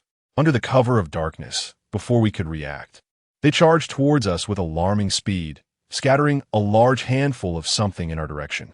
I barely had time to react before my eyes were inundated with the substance, rendering me unable to open them. The scent resembled that of flour. In that critical moment, I frantically groped my way backward while desperately rubbing my eyes, shouting to Su Chunxiao and the others, "You must run quickly and hide. Don't worry about us." Simultaneously, I discerned that my hands had already clasped the satchel on my back. Chapter 59. Awakening, a jolt ran through me as I realized that, aside from the demon card that Wang Qingqing had just given me, another lay hidden within my backpack. The individual grasping my bag was evidently aware of its contents. As I bore the weight of the backpack on my shoulder, he forcefully yanked it back, causing me to lose my balance and crash heavily to the ground, fortuitously landing atop my bag. My eyes were sealed shut, rendering me unable to see. So, I flailed my peachwood stick aimlessly while shouting, "Who the hell are you?" No sooner had the words escaped my lips than he delivered a brutal kick to my face. A sharp pain reverberated in my head, and warmth surged from my nostrils as blood began to flow uncontrollably. The ferocity of the blow nearly rendered me unconscious, and I clung to consciousness with sheer willpower. I overheard them murmuring to one another, "The two women have escaped. Should we pursue them? Never mind that for now. Let us take their bags and locate the demon cards." Seizing the opportunity, I began to crawl backward, the world around me growing increasingly blurred and painful, and I feared that I might lose my sight entirely. The loss of vision is an utterly terrifying sensation. I had no knowledge of who these intruders were, nor any news of Qin Yang's fate. The only solace was that they had not pursued Su Chunshao. Blood continued to pour from my nose, a relentless stream that I could not staunch. At that moment, I heard the same individual approaching once more, seizing the stick from my grasp and taunting. "Not so invincible now, are we? Did you truly believe yourself to be untouchable?" After speaking, I felt a sudden blow to my head, a searing pain that threatened to tear my skull apart. The dizziness enveloped me, sapping all my strength, leaving me sprawled on the ground, utterly motionless. The assailant delivered several kicks to my abdomen, as though harboring a deep-seated vendetta against me, yet I had already succumbed to unconsciousness. In a hazy state, I faintly heard someone nearby exclaim, "Stop hitting him," or "You might really kill him." It was Ren Jie's voice. I finally recognized it. But soon after, my mind grew heavier, my consciousness gradually fading into oblivion. Time lost all meaning, and when I next regained awareness, the blood in my nasal passages tickled my throat, prompting uncontrollable coughs. Upon waking again, I found the surroundings enveloped in silence, devoid of any sound. My eyes throbbed painfully, too sensitive to touch. The mere brush of my hand against them sent sharp pangs through me. In a state of rising panic, I propped myself up and crawled to a wall, securing myself in a stable position while attentively listening for any signs of movement. Once assured of my solitude, I managed to rise unsteadily to my feet. By this time, the pain in my nose and the back of my head had dulled considerably, and I was grateful for my robust healing abilities. Otherwise, I might have remained unconscious until dawn without awakening. After allowing myself a moment to acclimate to my surroundings, I cautiously opened my eyes a fraction, although discomfort still lingered. After several attempts, I could discern vague outlines of my environment. I focused on regulating my breathing to calm myself, all the while remaining vigilant of my surroundings. I find myself in the sports equipment room, a place where, as long as no one brandishes a flashlight, it is nearly impossible to detect the presence of others. The injuries I sustained have mostly healed, yet the discomfort from the substances that were thrown at my eyes remains unbearable. The assailants were exceptionally ruthless. The flower undoubtedly contained some form of drug, for the intensity of the attack was far too severe, suggesting that it had been meticulously planned in advance. Thankfully, Qin Yong is not on the ground, which brings me some relief. It's inconceivable that Ren Jie and his accomplices could have dragged Qin Yong away. Such a large target would have been too conspicuous. Thus, I conclude that Qin Yong must have escaped. Thinking of Ren Jie, my fists clench in anger. This individual bore no prior grudge against me. Before becoming entangled in the devil's game, we often played basketball together. While we weren't exactly friends, we certainly shared a camaraderie, and I never expected him to turn against me so viciously. Suddenly, I recall the devil card that Wang Qingqing had given me during the ambush, which I had hastily pocketed. I quickly reach for it, and a wave of relief washes over me when I confirm that it remains untouched. A small fortune amidst my misfortunes. Following this experience, my patience with my classmates has been thoroughly exhausted. I cautiously advance. Having noticed a knife on the ground, it belongs to Qin Yong. It bears traces of blood, though I cannot ascertain who has been injured. I slip the knife into the small of my back and continue my search, for my belongings have been stolen, leaving me without any equipment, not even a flashlight. I can only wonder how Su Chunxiao and her companion are faring at this moment. After searching for an extended period without success, I found myself with no choice but to stealthily enter the restroom adjacent to the equipment room. I turned on the tap and incessantly splashed cold water onto my eyes. The icy water stung, yet I gritted my teeth and persevered. Without restoring my vision, I would have no chance to retaliate. Fortunately, after approximately 10 minutes of washing, my eyesight began to improve, albeit with some redness and swelling. Once I dried my face, I dare not linger any longer and quickly made my way outside. Without my phone, I could not check the time, so I cautiously navigated along the edge of the building, hoping to find Su Chunxiao first. As I walked, my anxiety heightened. The campus bore the unmistakable signs of conflict. Almost every few steps, I encountered discarded backpacks and other tools strewn across the ground. I collected several items along the way, including the most essential tool, a flashlight, along with a watch. Glancing at the time, I realized it was already 3:30 in the morning, and I had nearly succumbed to sleep for 2 hours. My only concern was how Su Chunxiao had managed to endure these 2 hours. Their failure to seek me out indicated that they too were in dire straits. The thought deepened my unease, prompting me to quicken my pace. Just as I approached a narrow path beside the cafeteria, I faintly heard voices. I promptly halted and cautiously moved closer to the source of the sound. "Please, return the demon card to me. I'll pay you, all right?" The girl speaking is Lu Jing, possessing an alluring figure. Previously aligned with Xia Lu, her circle of friends has now disbanded following Xia Lu's demise, leaving them isolated by their classmates. How trivial are your financial pursuits? The little demon frequently distributes red envelopes. Would you care to seize one? I could relinquish the demon card to you, provided that you. The boy, whom I recognize as Chun Jiwu, is accustomed to solitude in class and remains unfamiliar to me. At this moment, Lu Jing finds herself cornered by Chun Jiwu, her expression one of distress, while he brandishes a demon card, negotiating terms with her. Their collision is indeed fitting. With a hint of trepidation, Lu Jing queries, "Unless what?" "Unless you entertain me. Once I am satisfied, I shall return the card to you." "Get away from me, you scoundrel. You must comprehend the current situation. I am here for far more than merely a demon card." Hearing their exchange leaves me speechless. Chun Jiwu clearly aims to seize the demon card while taking advantage of Lu Jing. This secluded alley is shrouded in darkness.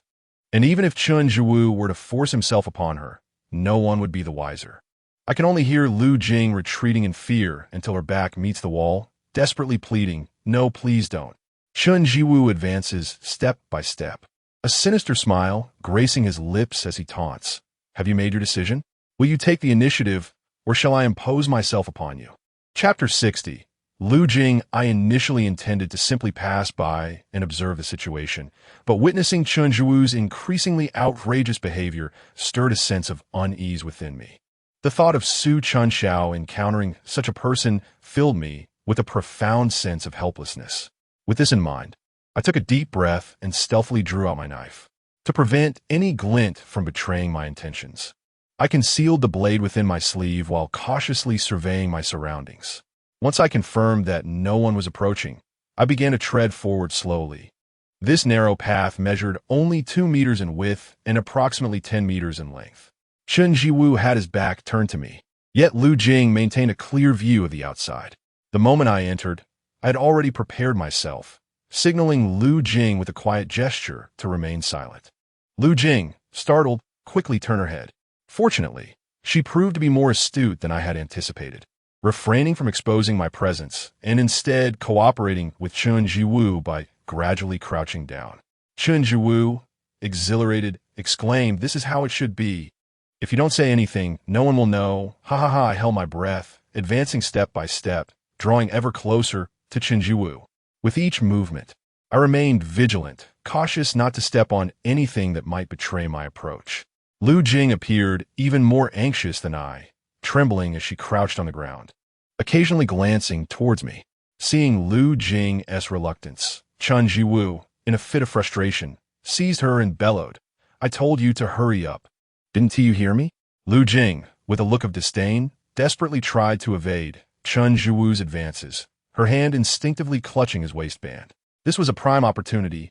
Now was the moment. At that moment, I was merely 2 meters away from Chen Zhiwu. I took 2 swift steps forward, seizing him by the neck and executing a backward flip.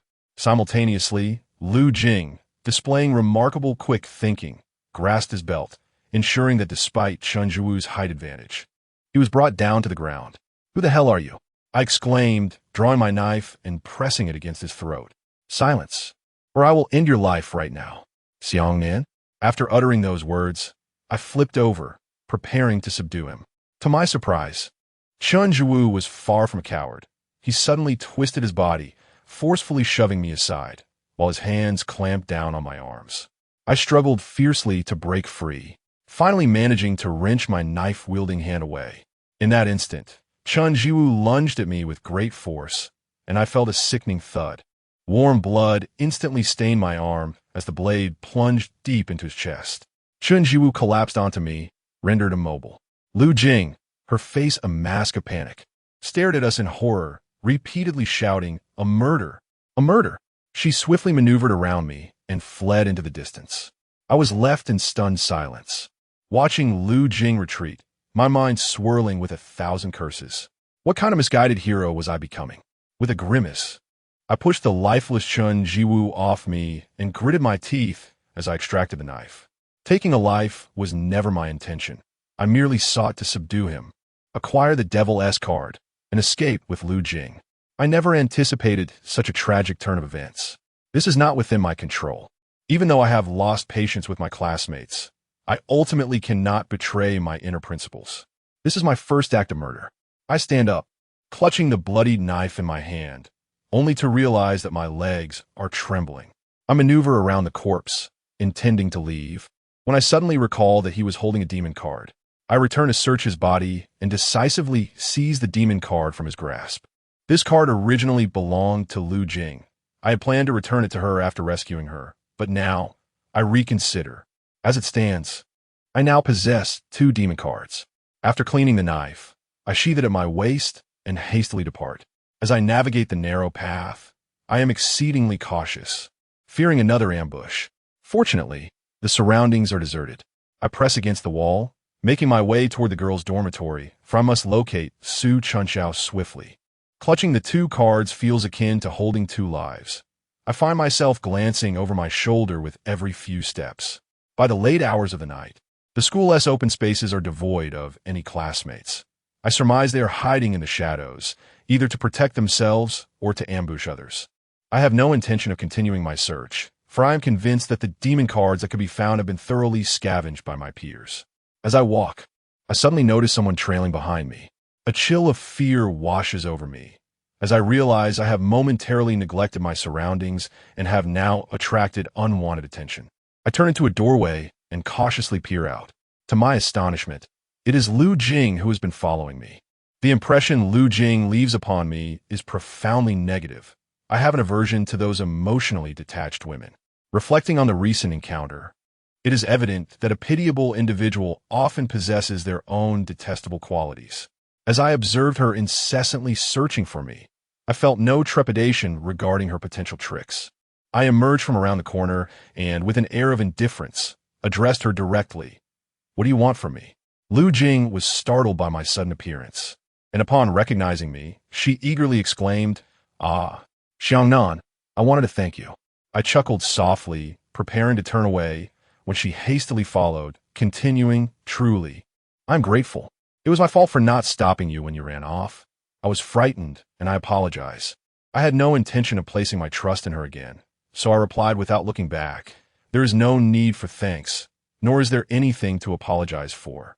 Just leave me be." To my surprise, Lu Jing was determined not to let me go and boldly grasped my sleeve. I glanced at my clothing, then shot her a glare, causing her to quickly release her grip, averted her gaze in fear. I assumed she sought to form an alliance with me for protection, so I bluntly stated, "Do not follow me. Should danger arise again, I assure you I will not assist." To my astonishment, Lu Jing stammered softly then, "Xiangnan, could you please return my demon card?" I turned back to her in disbelief, chuckling as I replied, "A demon card?" Lu Jing's gaze flickered with a hint of shyness. Yet she mustered the audacity to declare this devil card was the first one I discovered. Her voice dwindled to a whisper, as if embarrassment enveloped her. I clenched my jaw and turned to fixate on her, asserting, "Then this card now belongs to me. Feel free to attempt to reclaim it." With that, I quickened my pace, eager to distance myself from Lu Jing, whose audacity was truly remarkable. Not long after, Lu Jing sprinted back towards me, seemingly unfazed by my previous remark. Instead, her cheeks flushed as she implored, "Please return the devil card to me, and I shall accompany you once. Is that agreeable?" I stood frozen, staring at Lu Jing in disbelief. She feigned a coy smile, leaning closer while softly murmuring, "Just now, Chun Jiwu was utterly repulsive. He's not my type. However, I could consider." With those words, she rose onto her toes and tilted her head, leaning in to kiss me. I was overcome with a profound sense of revulsion, so intense that I struggled to articulate it, and I was at a loss as to how to rebuff her advances. Previously, I had selflessly rescued her, but upon being saved, Lu Jing's immediate instinct was to flee, with utter disregard for my well-being. Now, having reconsidered her actions, she was experiencing regret, though her apologies lacked genuine sincerity, driven instead by her desire for the devil card. As she was now so willing to commodify herself in exchange for the devil card, it was conceivable that she might later barter my life for some other advantage. I even began to question who was truly at fault between Chun Jiwu and her before the incident on the trail. As she drew nearer, I decisively drew my blade from behind, positioning it against her neck. "Lu Jing," I stated, "I would hope you would conduct yourself with greater decorum. Not everyone is as base as an animal. I saved you once, and this devil card is repayment for that act. We are now even, with no further obligations between us." Upon hearing my blunt words, the seductive smile on Lu Jing's face vanished instantly, replaced by a look of stark terror as she stared at the pointed blade against her throat. Unwilling to waste further time with her, I feigned a menacing tone, saying, "If you continue to pursue me, do not blame me for any unpleasantness that may befall you." With that, I slowly retracted the blade, retreating backward while maintaining a cold gaze upon her. Once I had established a sufficient distance, I hastened away, simultaneously releasing a long sigh of relief. Such viperous women are, indeed, more fearsome than homicidal demons. However, I was acutely aware that, having failed to achieve her objective, Lu Jing, in her current state, would undoubtedly seek out another classmate, which presented a potential threat. After this back and forth, nearly half an hour had elapsed, and my eyes had completely recovered. I recalled the hot water room next to the girls' dormitory at school. It was somewhat cramped, requiring illumination even during the day to see clearly, while at night it plunged into utter darkness, rendering it an excellent hiding spot. I was convinced someone must be concealed within, unable to locate Su, Chun Xiao, and the others. I was left to rely on luck. I cautiously approached the hot water room, silently praying that it would not be occupied by other students. As I had anticipated, the room was engulfed in darkness. When I reached the door, visibility was non-existent, leaving me unaware of what lurked within. Holding my breath, I crouched down and picked up a stone, tossing it inside before hastily retreating a few steps. I resolved that should I hear any unfamiliar voices, I would flee immediately. Once the stone was thrown, a sound indeed emerged from within, akin to fabric brushing against the walls. I hesitated outside, and at that moment, a menacing voice erupted from the darkness. "Who are you? If you have the guts, come in and try. We four will finish you off." A jolt of recognition surged through me. Was that not Qin Yong's voice? Hearing that familiar sound ignited excitement within me. Qin Yong was hiding inside. No longer afraid, I softly called out, "Qin Yong, it's Yang Nan." Clearly, Qin Yong was even more astonished than I, exclaiming with palpable excitement, "Xiang Nan, you're alive." I had presumed. I offered a reassuring smile, while simultaneously surveying our surroundings with vigilance. After confirming our solitude, I resolutely activated my flashlight and ventured into the depths. Upon entering, I discerned that Qin Yong was the sole occupant. His earlier menacing tone, along with the fabricated tale of 4 individuals committing murder, was a desperate attempt to intimidate potential threats and safeguard himself. At that moment, Qin Yong was slumped weakly against the wall, his lips parched and pallid. He clutched a peachwood stick, trembling perceptibly. A makeshift bandage was wrapped around his right arm, stained with seeping blood. His eyes were severely swollen, mirroring my previous condition, barely allowing a sliver of light to penetrate. Evidently, he had sustained considerable injuries. I approached him with fervent enthusiasm, offering my support as I exclaimed, "How are your eyes? Can you perceive anything at all?" Qin Yong shook his head, lamenting, "Alas, I can only discern vague outlines, and the pain is excruciating." I employed my flashlight to conduct a cursory examination, discovering remnants of a whitish powder lingering in his eyes. This necessitated a thorough rinsing with water, as I had previously experienced. We were situated in a hot water room, replete with numerous thermos flasks. I instructed Qin Yong to take a seat while I sought out flasks containing potable water. Before long, I returned bearing 2 flasks. The water within the thermos flasks was not particularly fresh and had cooled down considerably. I uncapped the flasks, allowing them to vent for approximately 10 minutes. Once the water had reached a lukewarm temperature, I gently assisted Qin Yong by tilting his head back and meticulously rinsing his eyes. During this process, Qin Yong recounted the events that transpired after my collapse. On that fateful day when we were ambushed, Qin Yong swiftly drew his knife. Although there were only 2 assailants, their roles were distinctly defined. One engaged me while the other, Ren Jie, confronted Qin Yong. However, they were utterly unprepared for the fact that Qin Yong was armed. Taking advantage of Qin Yong's momentary distraction, Ren Jie attempted to seize the knife, but Qin Yong, retreating while fiercely resisting, only succumbed when the assailant dealing with me joined the fray, resulting in a knife wound to his arm. Ultimately, it was a passerby who caused Ren Jie and his companion to flee. The arduous journey to this hot water room is a tale best left untold.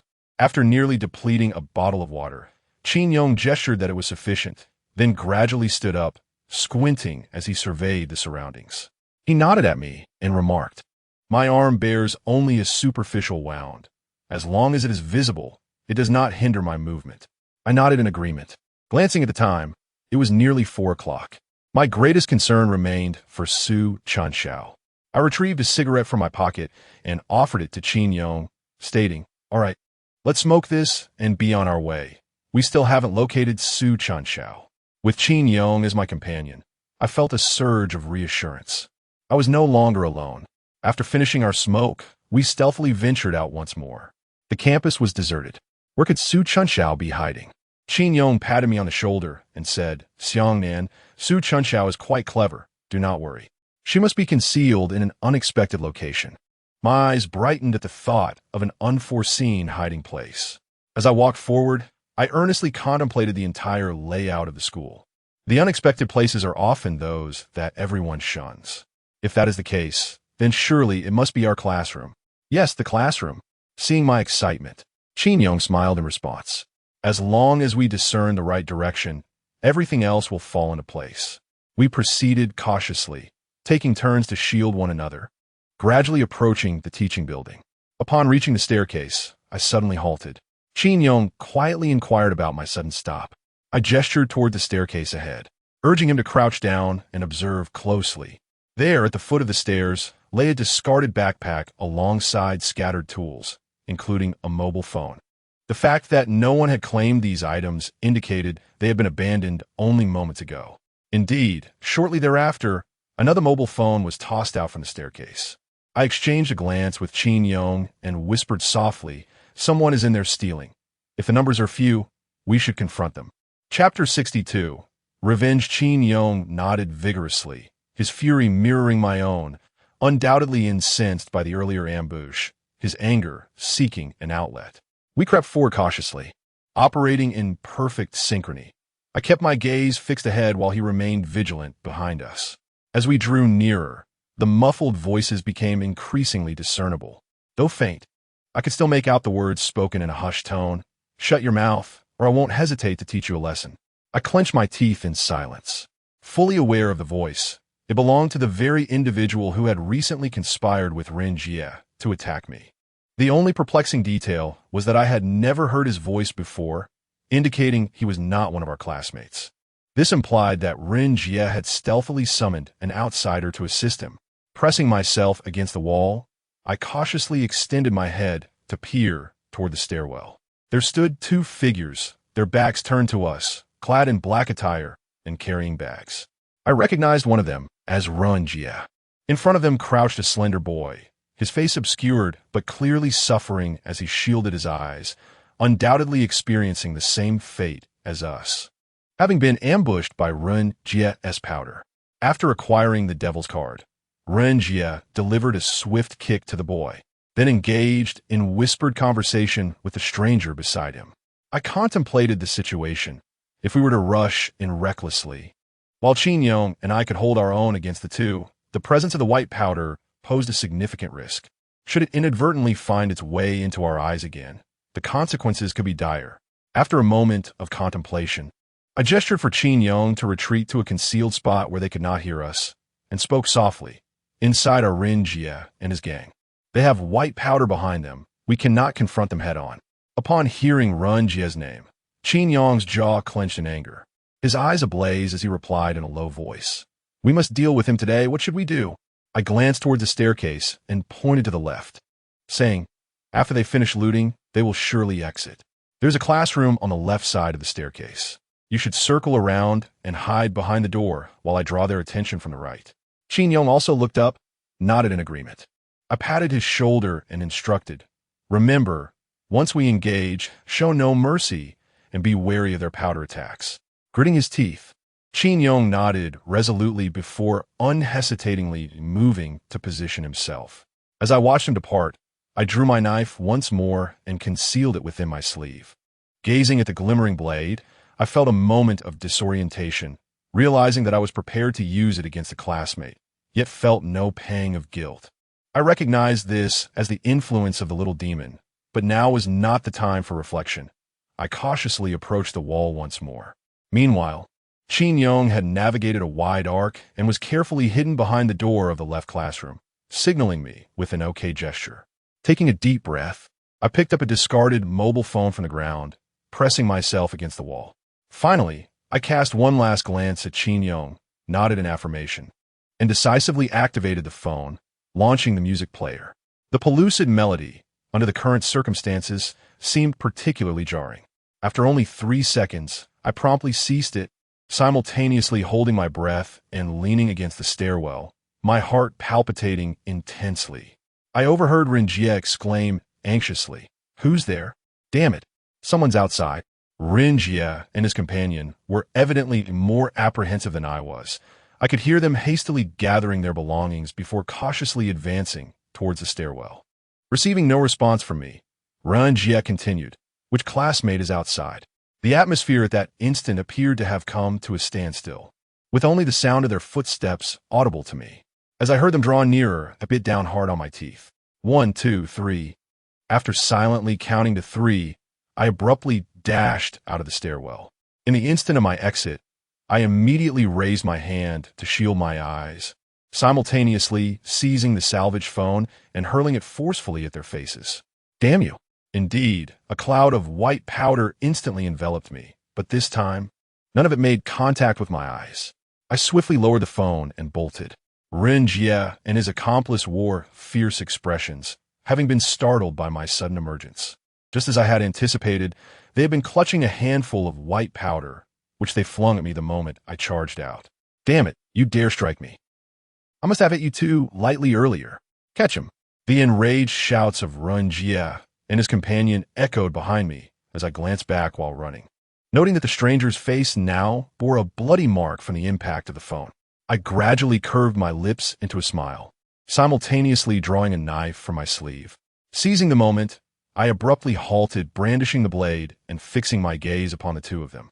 Upon witnessing my sudden stop, they momentarily paused in cautious surprise, halting their movements while hastily grabbing a handful of white powder from their bags. Fearlessly, I charged toward them, my eyes ablaze with fury. Meanwhile, Qin Yong had already dashed behind them, swiftly locking his arm around Ren Jia's neck, catching them completely off guard. A chilling cry escaped Ren Jia's lips as Qin Yong brought him down, wielding the peach would stick like a lumberjack, mercilessly striking it against Ren Jia's head. The unfamiliar companion beside Ren Jia, terrified, quickly turned to hurl the white powder at Qin Yong, only to forget that I had already reached his front. I aimed for his hand that clutched the powder and swung the knife with precision. The military blade was sharp, severing his hand in an instant, startling even myself. A pain scream erupted from him as he crumpled to the ground, his severed hand releasing the powder, which cascaded onto Ren Jia's face. This was indeed poetic justice. To silence him further, I retracted my knife and delivered a fierce punch to his mouth, declaring, "If you wish to survive, keep silent." At that moment, Ren Jia lay on the ground, a battered mess, utterly unconscious. The stranger, evidently accustomed to silencing others, quickly clamped his hand over his mouth, wrapping his severed limb in his clothing to staunch the bleeding, sweat pouring down his face from the pain. The space here is indeed vast, and coupled with the recent outburst, I surmise that someone has already heard us. Thus, I whispered to Qin Yong, "Let us speak at the stairwell. This place is not safe." Qin Yong nodded, rising to drag the unconscious Ren Jia while I brandished my knife at the stranger. We swiftly entered the stairwell. Within the stairwell, the male student who had been crouching on the ground after being robbed had now risen. Upon seeing me approach, bloodied knife in hand, his face turned pale with fear, and he once again crouched down, clutching his head. I recognized this frail youth as Tian Lei, a student who had left a deep impression on me. Like Liao Ji from our class, he was a beneficiary of the school's financial assistance, albeit with a more optimistic disposition than Liao Ji. I refrained from hastily explaining to Tian Lei and instead pointed my knife at the stranger, demanding, "Who are you? What are you doing at our school?" The stranger, grimacing in pain as he clutched his severed hand, glanced at the battered Ren Jia and stammered, "I apologize, big brother. I failed to recognize your stature. I'm truly sorry." Frustrated by his deliberate evasion of my question, I slashed my knife across his back and insisted, "Answer my question." The stranger, terrified, quickly pleaded for mercy, exclaiming, "Please, brother, do not strike me. Allow me to explain. My name is Zhang Xiaohu, and I was sent by Ren Jia to assist him. He promised me 1,000 yuan for merely handling some personal matters. I believed it was just a fight, but he coerced me into joining him in theft, claiming he only wanted certain brands while all the money would belong to me. We, who navigate this underworld, are solely motivated by profit.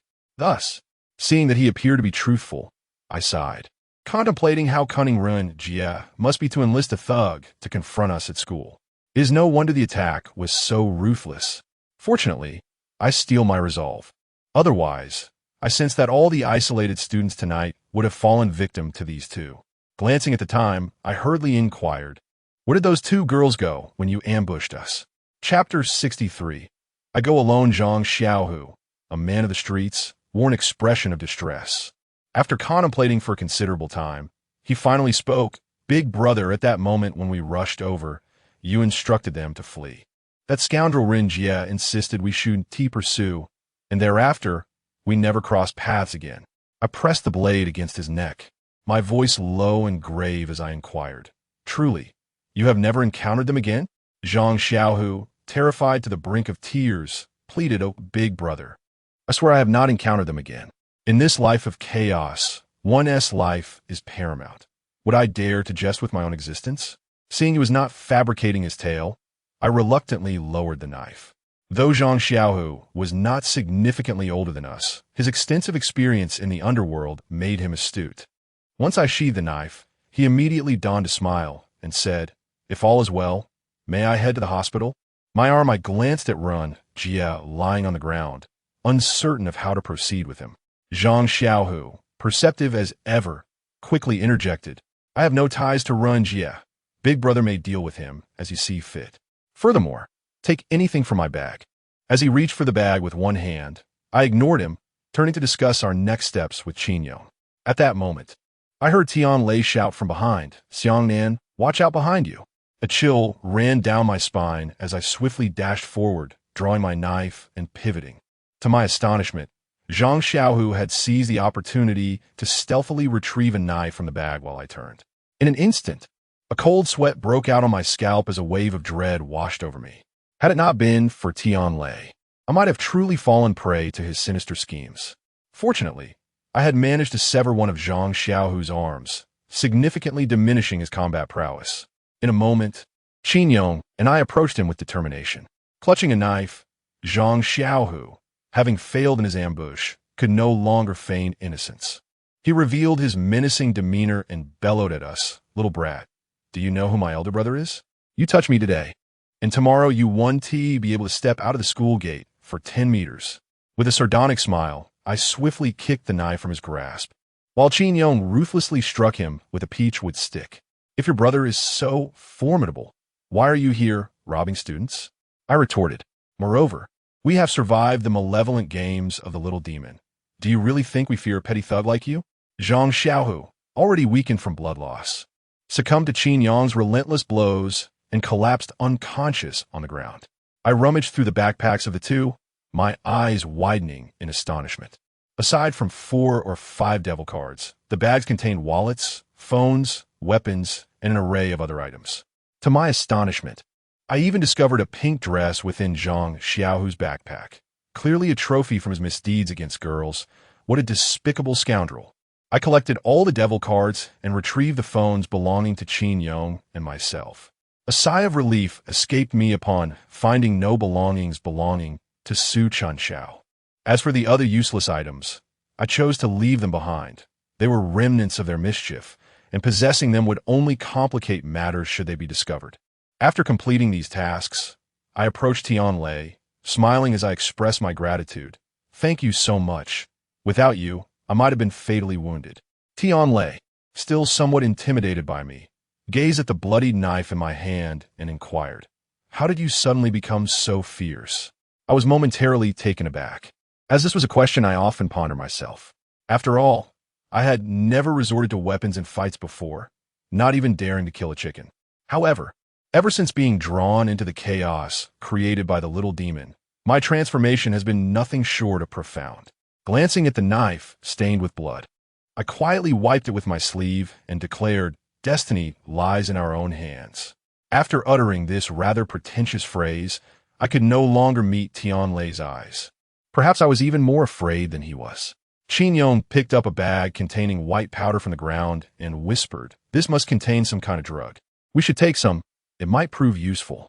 I found this reasoning sound, so together with Qin Yong, I placed a bag into my backpack. Without further delay, we prepared to ascend the stairs, hurrying forward. After taking a few steps, I reconsidered and retrieved a demon card from my bag, handing it to Tian Lei, saying, "This was meant for you. Take good care of it." Tian Lei seemed lost in thought, remaining stationary even after our conversation until I called his name, prompting him to look up and gratefully accept the demon card. Remarkably, he then approached the motionless Ren Jie on the ground. Both Qin Yong and I paused, curious to see what he intended to do. I witnessed Tian Lei approach, bending down to retrieve the knife from Xiaohu's hand. He seized Ren Jie by the hair and, without a moment's hesitation, slashed at his neck. "No, I can't believe this." I gaped in shock at Tian Lei, unable to utter a word. His face was devoid of emotion, and despite his slight physique, he exuded an unsettling aura. It is important to note that I have always acted in self-defense, never intending to inflict harm upon others. In an instant, Ren Jie's blood flowed abundantly across the ground. Tian Lei stood up, looking at me with a smile, proclaiming, "Destiny is in our own hands." I was at a loss for words, furrowing my brow as I glanced at Qin Yong, who also appeared taken aback. I had never anticipated that my unintentional remark would lead to such a transformation in Tian Lei. It felt as though he had misinterpreted my meaning. After speaking, Tian Lei turned and departed from the staircase. I genuinely feared what further reckless actions he might take, but finding Su Chunxiao remained my utmost priority. I took a moment to compose myself and continued upstairs alongside Qin Yong. Not long after, my phone buzzed, while Qin Yong's remained silent, confirming that it was not the little demon. Upon opening the message, my heart sank. It was a WeChat message from Wang Yu. "Xiangnan, if you wish to save Su Chunxiao, Come find us. If you arrive too late, I cannot guarantee what will transpire. Accompanying the message was a photograph of Su Chunxiao crouched in a corner. I could clearly see her eyes, reddened and filled with distress. I trembled with rage. My teeth clenched tightly. It seemed that the more I feared misfortune, the more it approached me. Why did everyone conspire against me? I glanced at the knife hidden in my sleeve. Was I truly being driven to the brink of becoming a murderer? Qin Yong inquired about the matter at hand, but I was reluctant to elaborate.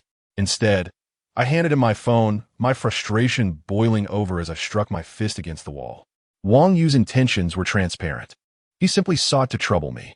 Qin Yong nudged me, his brow furrowed. Why isn't Wang Qingqing in the photo? Aren't they supposed to be together? I quickly reclaimed my phone to check, and indeed it was true. If those two girls were apprehended, they would undoubtedly be caught together. Separation was implausible.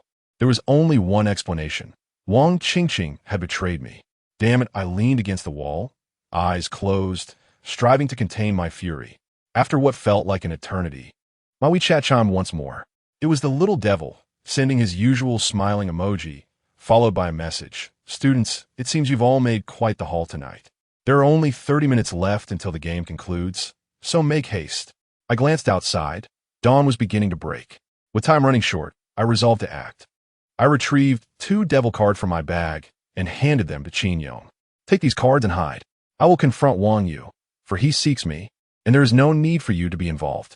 If I can manage to extricate Su Chunxiao, share one of the cards with her. Qin Yong regarded me, concern etched on his face. And what about you? I gritted my teeth and declared, you too, in exchange for just one of me, it's a bargain. Chapter 64. Confronting death, Qin Yong clenched his fists, bowing his head in contemplation, before finally asserting with unwavering resolve, hand over everything in your bag. I was momentarily taken aback, but upon reflection, I deemed it inconsequential and relinquished all my belongings to him. After accepting the items, Qin Yong said nothing and silently descended the stairs. I had not anticipated his departure would be so resolute, although it was the outcome I had desired. I still felt a twinge of disappointment as a brother. Standing there devoid of all possessions, I felt as lonely as an elderly man. I yearned for a cigarette, only to discover that my pack was completely empty. Discarding the empty box, I chuckled softly, shook my head, and sighed before making my way towards the classroom. As I approached the classroom door, I kicked it open without hesitation. The moment the door swung wide, beams from several flashlights pierced through, rendering me nearly blind. From within, I heard applause from someone, who coldly remarked, "Indeed, you possess courage. You have come alone." I navigated around the blinding beams and slowly entered the classroom, tilting my head to see a figure seated at the lectern, none other than Wang Yu. Surrounding him were 6 individuals, among them 2 women, Lu Jing and Wang Qingqing. At the far end of the classroom, I was horrified to find Su Chunxiao bound to her seat, her mouth gagged, her eyes swollen from tears. Upon seeing me, her expression shifted to one of concern, and she began to cry anew. I erupted in fury, shouting at Wang Yu, "Haven't I come? Release Su Chunxiao." Having spoken, I disregarded the others and hastened towards Su Chunxiao. However, after taking only a few steps, a figure rushed up behind me, wielding a stick that struck my knee with great force. I cried out in pain and collapsed to the ground. Wang Qingqing hurried over to assist me, but just as I prepared to rise, a sharp crack echoed from my kneecap, causing me to kneel once more in agony. Wang Qingqing, with a concerned expression, gently urged, "Xiangnan, don't be stubborn. Perhaps you could speak kindly to Brother Yu." "Get lost," I retorted, pushing her away with an outstretched hand. My eyes ablaze with fury as I shouted at her, startling her into sitting down. Grinding my teeth, I spat, "Brother Yu? Your mother, Yu." Wang Qingqing, taken aback by my outburst, burst into tears as she stood, feeling utterly wronged. Meanwhile, Wang Yu approached with a smug grin, wrapping his arm around Wang Qingqing as he declared, "Xiangnan, I must say, you are nothing but a reckless brute, devoid of any intellect or appreciation for the delicate." He pinched Wang Qingqing's tear-streaked face, then turned to Lu Jing, adding, "Isn't that right? This Xiangnan still believes he is impressive, yet he is merely being dealt with by Brother Yu." Lu Jing shot me a resentful glance as she spoke. I was entirely indifferent to their scornful remarks. Having braced myself for this confrontation, I inhaled deeply, stifling the pain in my knee, and spoke in a low, resolute tone. What must I do to ensure Su Chunxiao's safety? Wang Yu, seemingly displeased by my demeanor, waved his hand, and they surged towards me in an instant. In a state of half-consciousness, Wang Yu commanded them to cease their actions. Su Chunxiao, her mouth gagged, shook her chair fervently, desperate to break free and rescue me. Her face awash with tears that flowed uncontrollably, even the veins on her forehead betraying her distress. She felt my pain, and I felt hers. Unable to meet Su Chunxiao's gaze, I slowly lowered my head, for my face was marred with blood. Wang Yu seized my hair, yanking my head up, and with a sinister grin remarked, "Look at yourself. TSK, TSK. What a disgrace before your own woman." I pressed my lips together, unable to utter a word, and spat a mouthful of blood onto his face. Wang Yu's expression contorted with rage. He did not wipe his face, but beckoned his subordinates with a flick of his finger, releasing me, as he declared, "Do you not wish to know what it takes to spare Su Chunxiao? It is your death." With that, Wang Yu raised his club and struck me with tremendous force. Su Chunxiao shook her head repeatedly, whimpering as if to convey something to me. Yet Wang Yu ignored her entirely, focusing solely on my punishment. This night marked the second time I felt the chilling breath of death upon me. My gaze grew increasingly heavy as I could only manage to glance at the weeping Su Chunxiao. Powerless to aid her, I truly felt utterly useless. Behind me, Wang Yu showed no signs of stopping, attacking me with a frenzied intensity. He sought my demise. Just then, Su Chunxiao suddenly leaned forward, throwing herself onto me. At that precise moment, Wang Yu's club came crashing down, mercilessly striking Su Chunxiao on the head with a resounding crack. With a sudden sound, Su Chunxiao's body trembled, and her sobs ceased abruptly. Tears still lingered on her face, cascading down in droplets that fell onto mine as she stood so close. Soon, I noticed blood trickling down from her forehead. Chunxiao, Chunxiao, I felt utterly drained of strength, summoning every ounce of energy to call her name. Wang Yu, standing to the side, was momentarily stunned. He had not anticipated that Su Chunxiao would risk her life to shield me.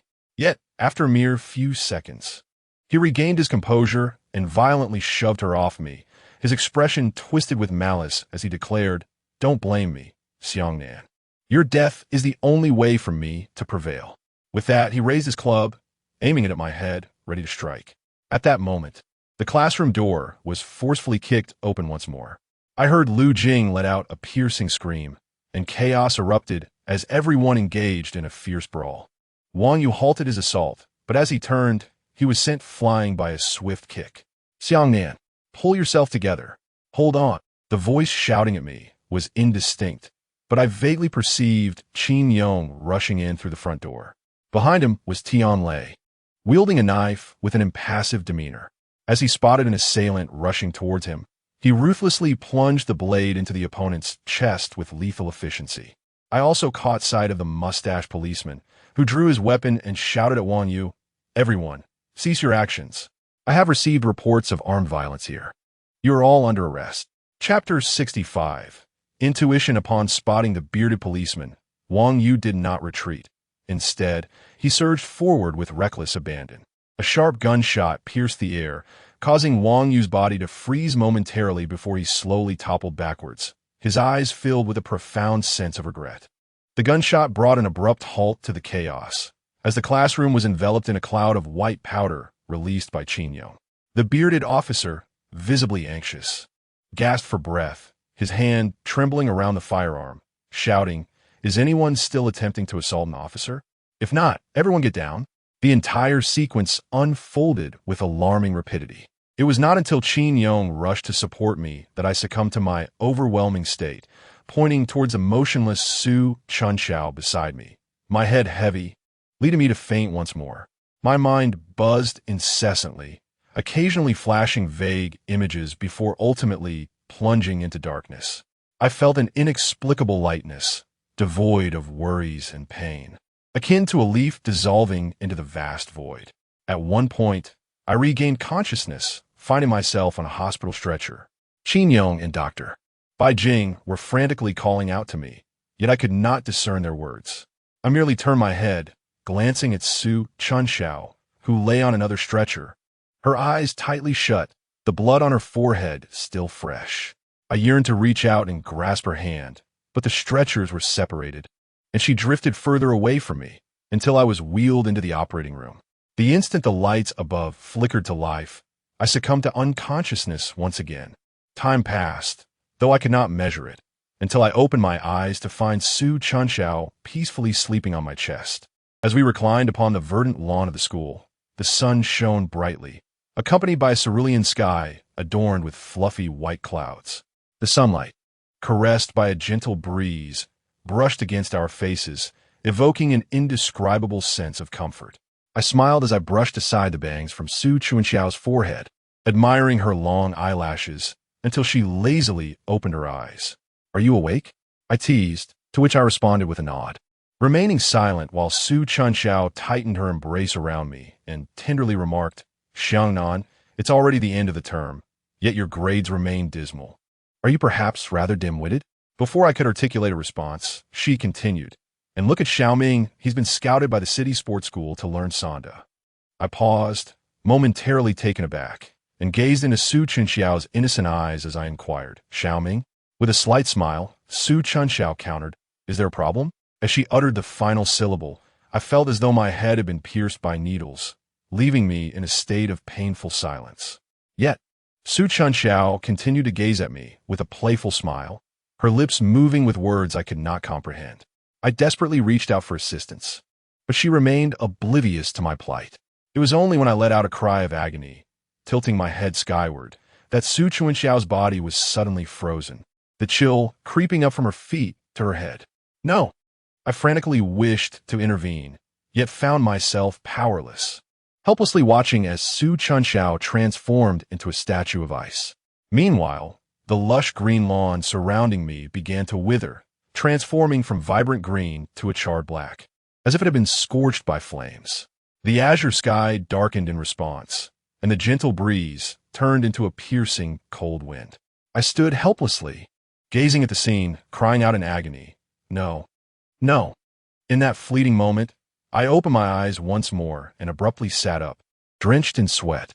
The harsh light of the hospital was blinding. It had all been but a dream. At that moment, a pair of delicate white hands reached out to wipe away my tears, allowing me to regain my composure. Dr. Bai Jing, seated beside my hospital bed, smiled warmly, revealing her dimples as she looked at me and said, "Did you have a nightmare?" I nodded, my mind immediately racing to thoughts of Su Chunxiao. I eagerly grasped Dr. Bai Jing's hand, exclaiming, "Where is Su Chunxiao? How is she? Has she awakened?" I clutched her hand tightly, frantically pressing for answers, until her expression turned slightly pained, prompting me to realize that I had reddened her wrist in my fervor. "Your beloved girl is in good hands. My master personally performed her surgery. Rest assured," Dr. Bai Jing reassured me. Upon hearing her words, I let out a long sigh of relief, and as I watched her rub her wrist, I sincerely apologized. "I'm sorry for my impatience earlier." Dr. Bai Jing smiled, but did not respond to me. Instead, she stood up and reached into my embrace, extracting a thermometer from my arm. I felt a twinge of embarrassment and pursed my lips. It seemed as though Dr. Bai could see right through me as she stifled a laugh and remarked, "Well, it appears your fever has subsided. Your recovery is indeed remarkable." At that moment, Qin Yong entered the room carrying a bag of items. He nodded at Dr. Bai and then turned to me, inquiring, "How are you feeling? Is there any improvement?" I nodded, feeling as if I had lost my memory, unsure of what to say. Understanding my predicament, Dr. Bai kindly tucked me in before departing the ward with a smile. After a moment of contemplation, I asked Qin Yong what happened that night. He sighed, peeled an apple, and began to recount the events to me. It was then that I finally grasped the entirety of what transpired that evening. I had insisted on rescuing Su Chunxiao alone, and knowing he could not dissuade me, Qin Yong took away all my belongings to prevent me from confronting Wang Yu directly. Simultaneously, he rushed downstairs to find Tian Lei, who had already been influenced by my actions, but the two of them were still insufficient. Left with no other option, Qin Yong contacted the police officer with a small mustache. The The little devil had previously stated that its game should not be disclosed to anyone. So Qin Yong reported seeing students fighting with weapons, urging the officer to arrive at the school as swiftly as possible. The mustachioed officer had previously discerned the source of our troubles. Following the incident involving Li Wan, he must have surmised that a malevolent puppeteer was orchestrating events behind the scenes. However, constrained by his limited capabilities, he could only conduct a covert investigation while residing near the school. Thus, when Qin Yong reported the incident, the officer understood immediately, refraining from further inquiries, and rushed into the school with his firearm. The subsequent events unfolded before my eyes as I succumbed to unconsciousness. Upon hearing this, I felt a surge of emotion and nodded in acknowledgement to Qin Yong, simultaneously inquiring about the malevolent games. He handed me a meticulously peeled apple, sighed, and recounted, "That evening, 5 more students from our class perished." I was taken aback and asked, "Did they all fail to locate the demon card?" Qin Yong shook his head in anguish, explaining, "No, on that night, all who survived found the demon card, hence they faced no repercussions." The little demon joyfully distributed red envelopes in a WeChat group as rewards, while those who died were slain by their own classmates. At this point, a chilling realization struck me. Among the deceased was Chun Jiwoo, whom I had mistakenly killed. Qin Yong continued, "After the consecutive deaths of 5 individuals, the police remained unresponsive. When I approached the mustachioed officer, he wore a perplexed expression. However, the school finally took action, declaring that our class would indefinitely study at home while awaiting further instructions. During your hospitalization, the malevolent entity remained conspicuously silent. At this moment, a large group of doctors clad in white coats entered from outside, led by an elderly man with white hair, whose presence commanded respect without the need for anger. Behind him stood Dr. Bai Jing. However, their expressions were grim, as if they were about to deliver some unfortunate news. Chapter 66. Despair, especially Dr. Bai Jing, her gaze continuously averted from mine, betraying a hint of guilt. An ominous premonition surged within me, yet I compelled myself to dismiss such thoughts. When the elderly physician with silver hair approached, he scrutinized me curiously for a moment before nodding slightly and inquiring, "You must be Xiang Nan?" I affirmed with a nod, casting another glance at Dr. Bai Jing. Overwhelmed by remorse, stepped before the elder physician, avoiding my gaze as she softly introduced, "Allow me to present my mentor, Director Jiang. He has come all the way from Beijing after hearing about your situation." "What of Su Chunxiao?" I interjected, my eyes reddening as I scrutinized them. "Doctor." Bai Jing lowered her head, at a loss for words, while Director Jiang, calm and composed, offered a gentle smile and replied, "The young lady has sustained severe brain injuries. I have done everything within my power to preserve her life. However, it is likely that she will spend the remainder of her days in a state of unconsciousness." He then added, "I'm quite intrigued by your remarkable recovery abilities. We might be able to explore." "What do you mean by spending her days in a state of unconsciousness?" I interrupted once more, pressing for clarity. Director Jiang maintained his serene smile, unperturbed and clarified. "It means permanent coma, or in other words, a vegetative state." Panic surged through me, and I abruptly sat up, tearing away the intravenous line, desperate to see Su Chunxiao. The assistant beside Director Jiang swiftly restrained me, stating, "Young man, this is the best outcome. You must learn to accept it. There are still countless patients worldwide in need of rescue. Thus, the restorative capabilities within you hold immense significance for the medical community. I suggest you first cooperate with me in conducting this research." It has become evident to me that Director Jiang is entirely indifferent to the matter concerning Su Chunxiao, fixated solely on utilizing me for his study. Gritting my teeth, I broke free from his assistant and inquired, "I ask but one question. Can Su Chunxiao awaken?" Director Jiang, confidently adjusting his glasses, shook his head and replied, "Given the current condition, there is no precedent for awakening." Upon hearing this, I felt as if my strength had been completely siphoned away, collapsing onto the bed. Would Su Chunxiao never awaken again? Her condition was entirely due to me. I closed my eyes, endlessly replaying the fragments of memories, and with each recollection, my heart ached more profoundly. I loathed myself for being merely an ordinary person, so ordinary that I could not even save the one I cherished most. Beside me, Director Jiang continued to speak earnestly. Young man, you must understand. Once your genes are studied, you will have made a monumental contribution to the nation. This will not only save thousands of patients, but also bring honor to your family. In due time, the state will reward you generously, bestowing upon you medals and certificates. Your parents. In a fit of rage, I bellowed, yearning to expel every thought tormenting my mind. And it was only after I had exhausted my voice that I ceased. After a period of speaking, Dean Jiang was eventually persuaded by Dr. Beijing to depart from the ward, but not without uttering, "The youth of today possess so little altruism." In the days that ensued, I was bedridden, akin to a somnambulist. Besides my parents and Qin Yong, Dr. Beijing was my most frequent caregiver. However, I was in no mood to engage with her, and I even grew irritable, often smashing bowls and hurling cups. On several occasions, I awoke in bed to the sound of my mother quietly shedding tears. I observed this inwardly, yet lacked the fortitude to rise.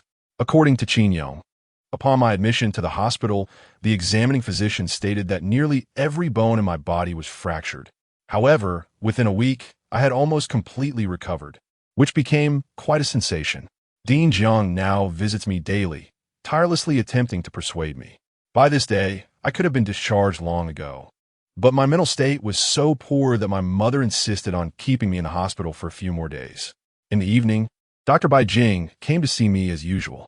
She attempted to touch my forehead, but I evaded her touch. I turned my head away from her. But Dr. Beijing did not become angry. She peeled an orange for me and gently inquired, "Would you like to visit Su Chunxiao?" My eyes immediately lit up. I turned to look at Dr. Beijing, who was still as beautiful as ever, and she handed me the orange. In recent days, I have found myself contemplating visiting Su Chunxiao more than once.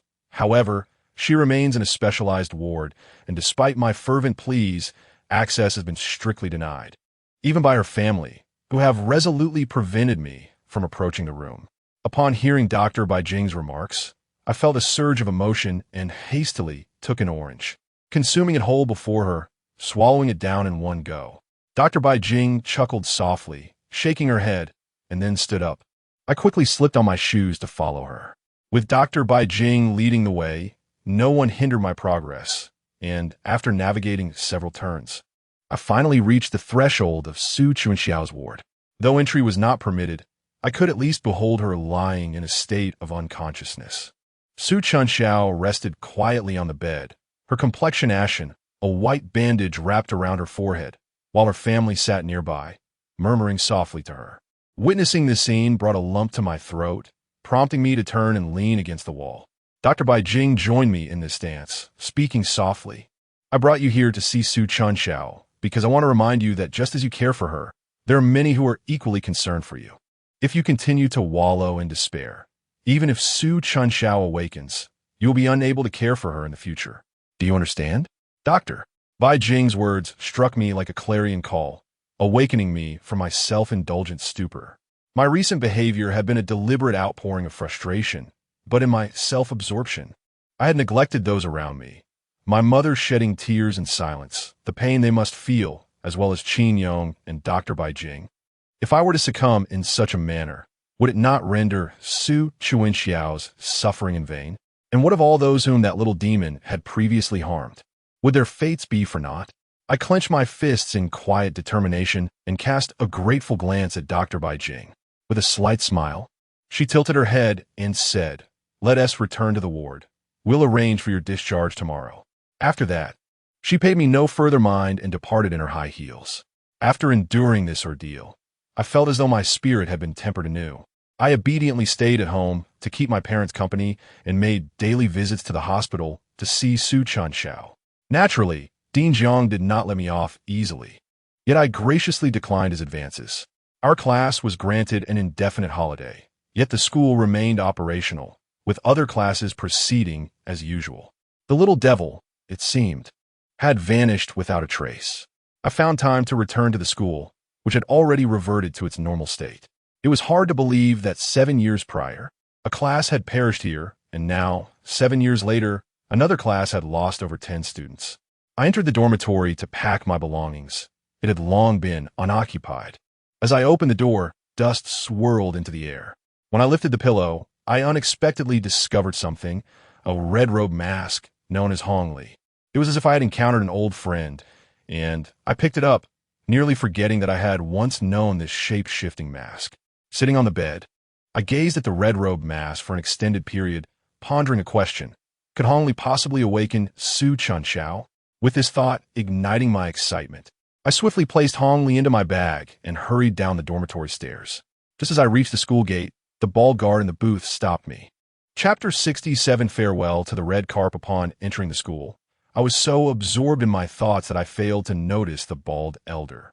Now, as he obstructed my path, a wave of anxiety washed over me.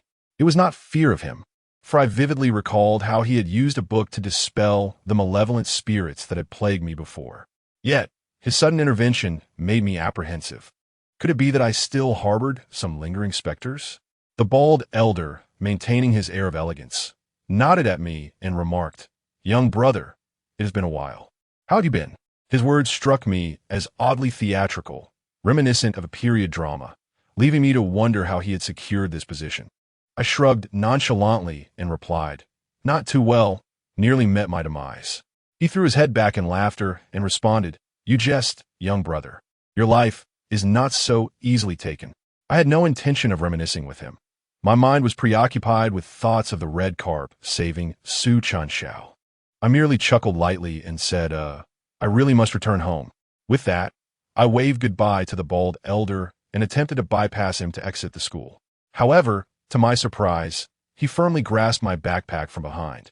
Startled, I quickly turned around and exclaimed, "What are you doing? That's my property."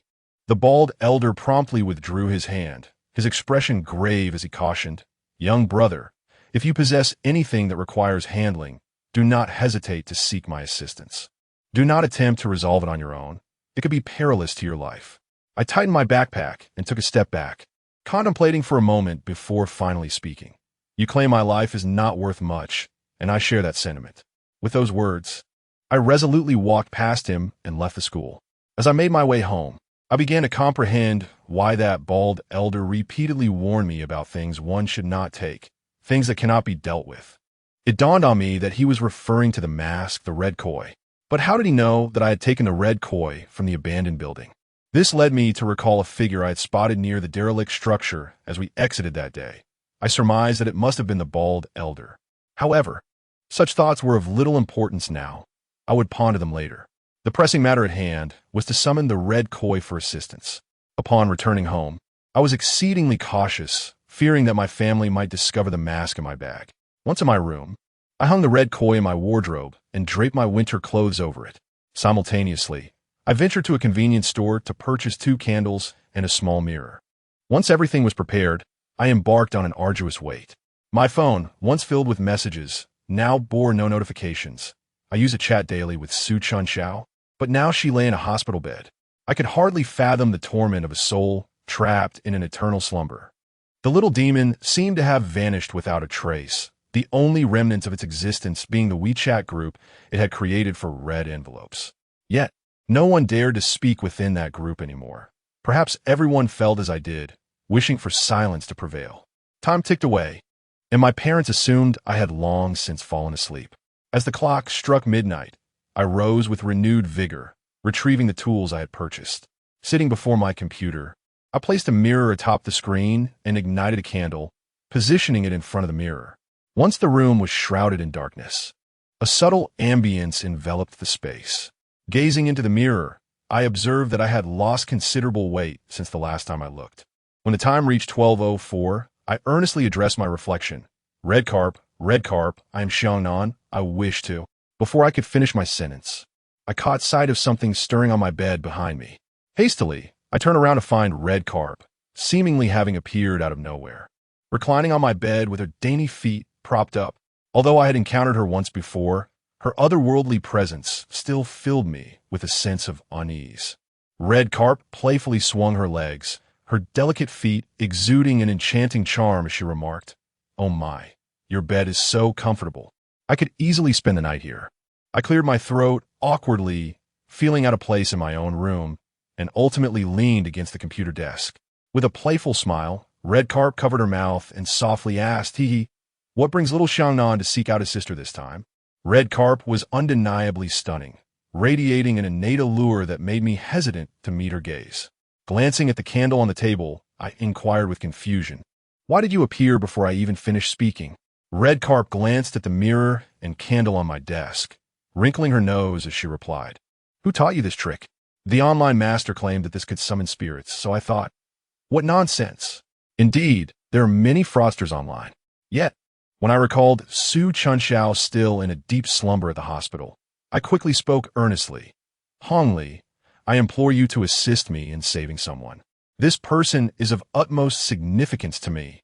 Upon hearing this, Hongli winked at me mischievously, her voice laced with a teasing tone. "Is it that little devil again? You truly have deep feelings for her. How touching." I exhaled, hastily clarifying, No, it's another girl." Before I could finish, Hongli abruptly floated up, pouting in a huff.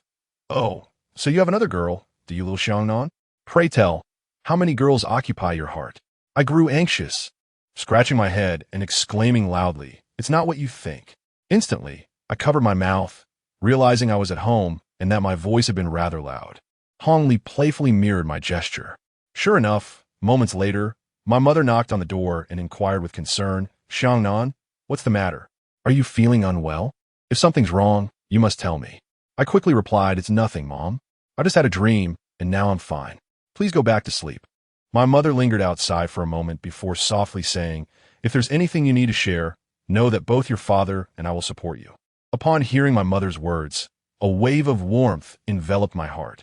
I quickly replied, "All right, I understand. You both should get some rest. I will sleep as well." Once my mother had departed, I sighed in relief and turned to face Hongli. To my surprise, she had drifted to within an arm's length of me, her sparkling eyes gazing intently in my direction. With a breath that resembled the fragrance of orchids, she spoke softly, "You are a good child." Flushed with embarrassment, I took 2 steps back and murmured, "Hongli, I truly need your assistance this time. Her name is Su Chunxiao, the girl I cherish most dearly. She has suffered injuries because of me and now lies in the hospital, trapped in an eternal slumber. I yearn to save her, yet I feel utterly powerless. After much contemplation, I believe you are my only hope." Hongli floated gracefully in the air, her crimson robe billowing without a breeze, as she scrutinized me from various angles. After a moment of reflection, my eyes glistening with unshed tears, I declared, "If it means awakening her, I am willing to sacrifice everything I possess." The moment those words left my lips, Hongli was momentarily taken aback. Subsequently, she descended onto the bed. Lying on her side, and with a sudden smile, she whispered, "Very well." Chapter 68. The hospital. The mere mention of 2 simple characters resonated delightfully in my ears. I sprang to my feet, eager to rush towards Hongli and embrace her.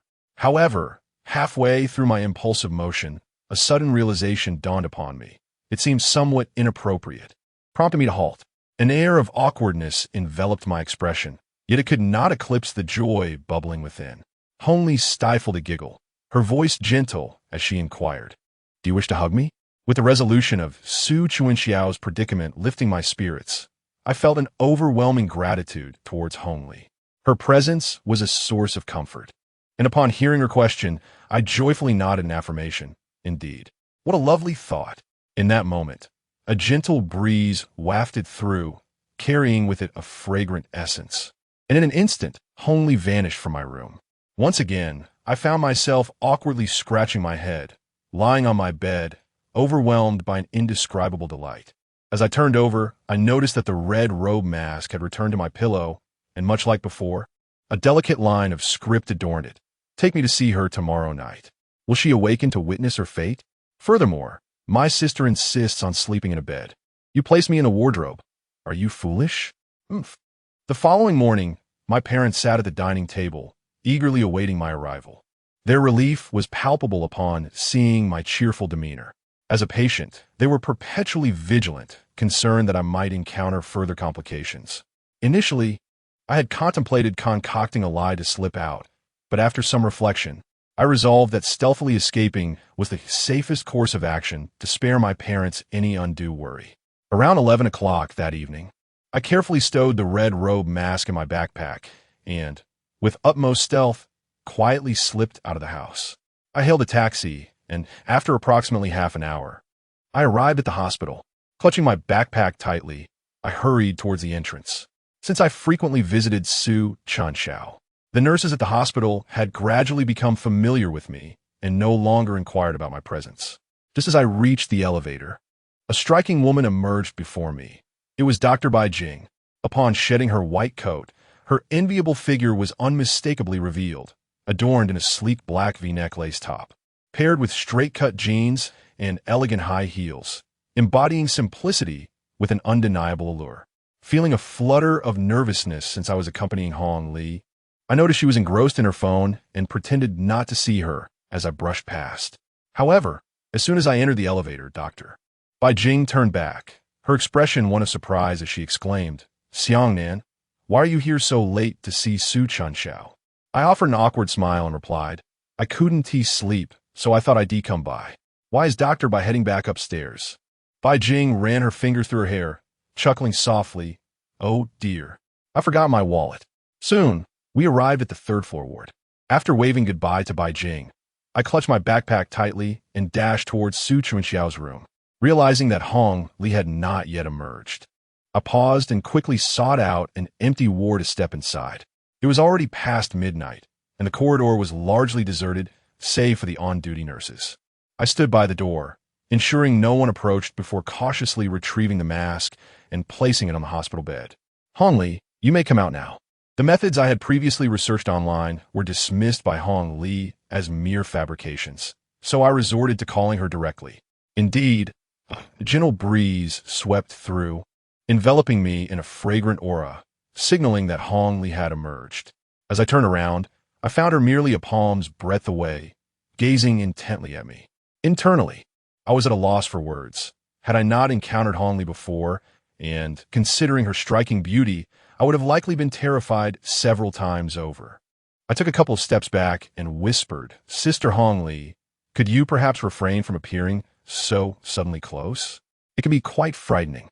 Hong Li giggled, covering her mouth, and began to circle playfully around the ward, offering no reply. Concerned that someone might enter, I quickly urged her in a hushed tone, "Sister Hong Li, please be cautious in your concealment. This is not my home, but a hospital. If someone were to see you, it could be quite alarming for them." Hong Li gracefully landed on the bed, reclining and swinging her legs playfully. "If others wish to see, I wouldn't allow it. I will only reveal myself to you," she teased with a giggle. I had little patience for her playful banter and quickly returned to the matter at hand. Shortly, I will seize the right moment to take you to Su Chunxiao's room. Her ward is under constant watch by family members, and I will distract them so you can enter and see her swiftly. Does that sound agreeable?" With a mischievous flourish, Hong Li floated into the air, imitating an ancient warrior, and saluted me with a playful fist, exclaiming, "As you command, my lord." Subsequently, I chuckled to myself, covering my mouth as I lay in bed, unable to contain my laughter. I truly find myself at a loss when it comes to Hong Li, yet I also find her rather endearing. I reiterated my caution to her, "Be sure to remain concealed." No sooner had I uttered these words than the sound of heels echoed from beyond the doorway, and the door swung open abruptly. Dr. Bai Jing stood there, a look of astonishment on her face as she gazed at me. I too was taken aback, realizing the gravity of the situation. Hong Li was sure to be discovered, and I braced myself for Dr. Bai Jing's inevitable scream and flight. To my surprise, Dr. Bai Jing spoke first, inquiring, "Who were you just speaking to?" Her words caught me off guard. There, in all her splendor, reclined Hong Li, clad in a scarlet robe, suppressing her giggles. Could it be that Dr. Bai Jing was unable to perceive her? I swallowed hard, fabricating a response. "Oh, I was merely rehearsing, preparing what to say to Su Chunxiao later." Heh. Upon hearing this, Dr. Bai Jing nodded approvingly, showing no suspicion. "I simply came to inform you that I've retrieved my purse and am about to depart," she said. "Very well, farewell. Goodbye." With that, she turned and left, and I breathed a sigh of relief. As the red carp floated directly beside me, It playfully hooked its hand around my neck, grinning as it remarked, "Look how frightened little Xiangnan is." Just as I was about to respond, Dr. Bai Jing entered the room once more. Both the red carp and I froze.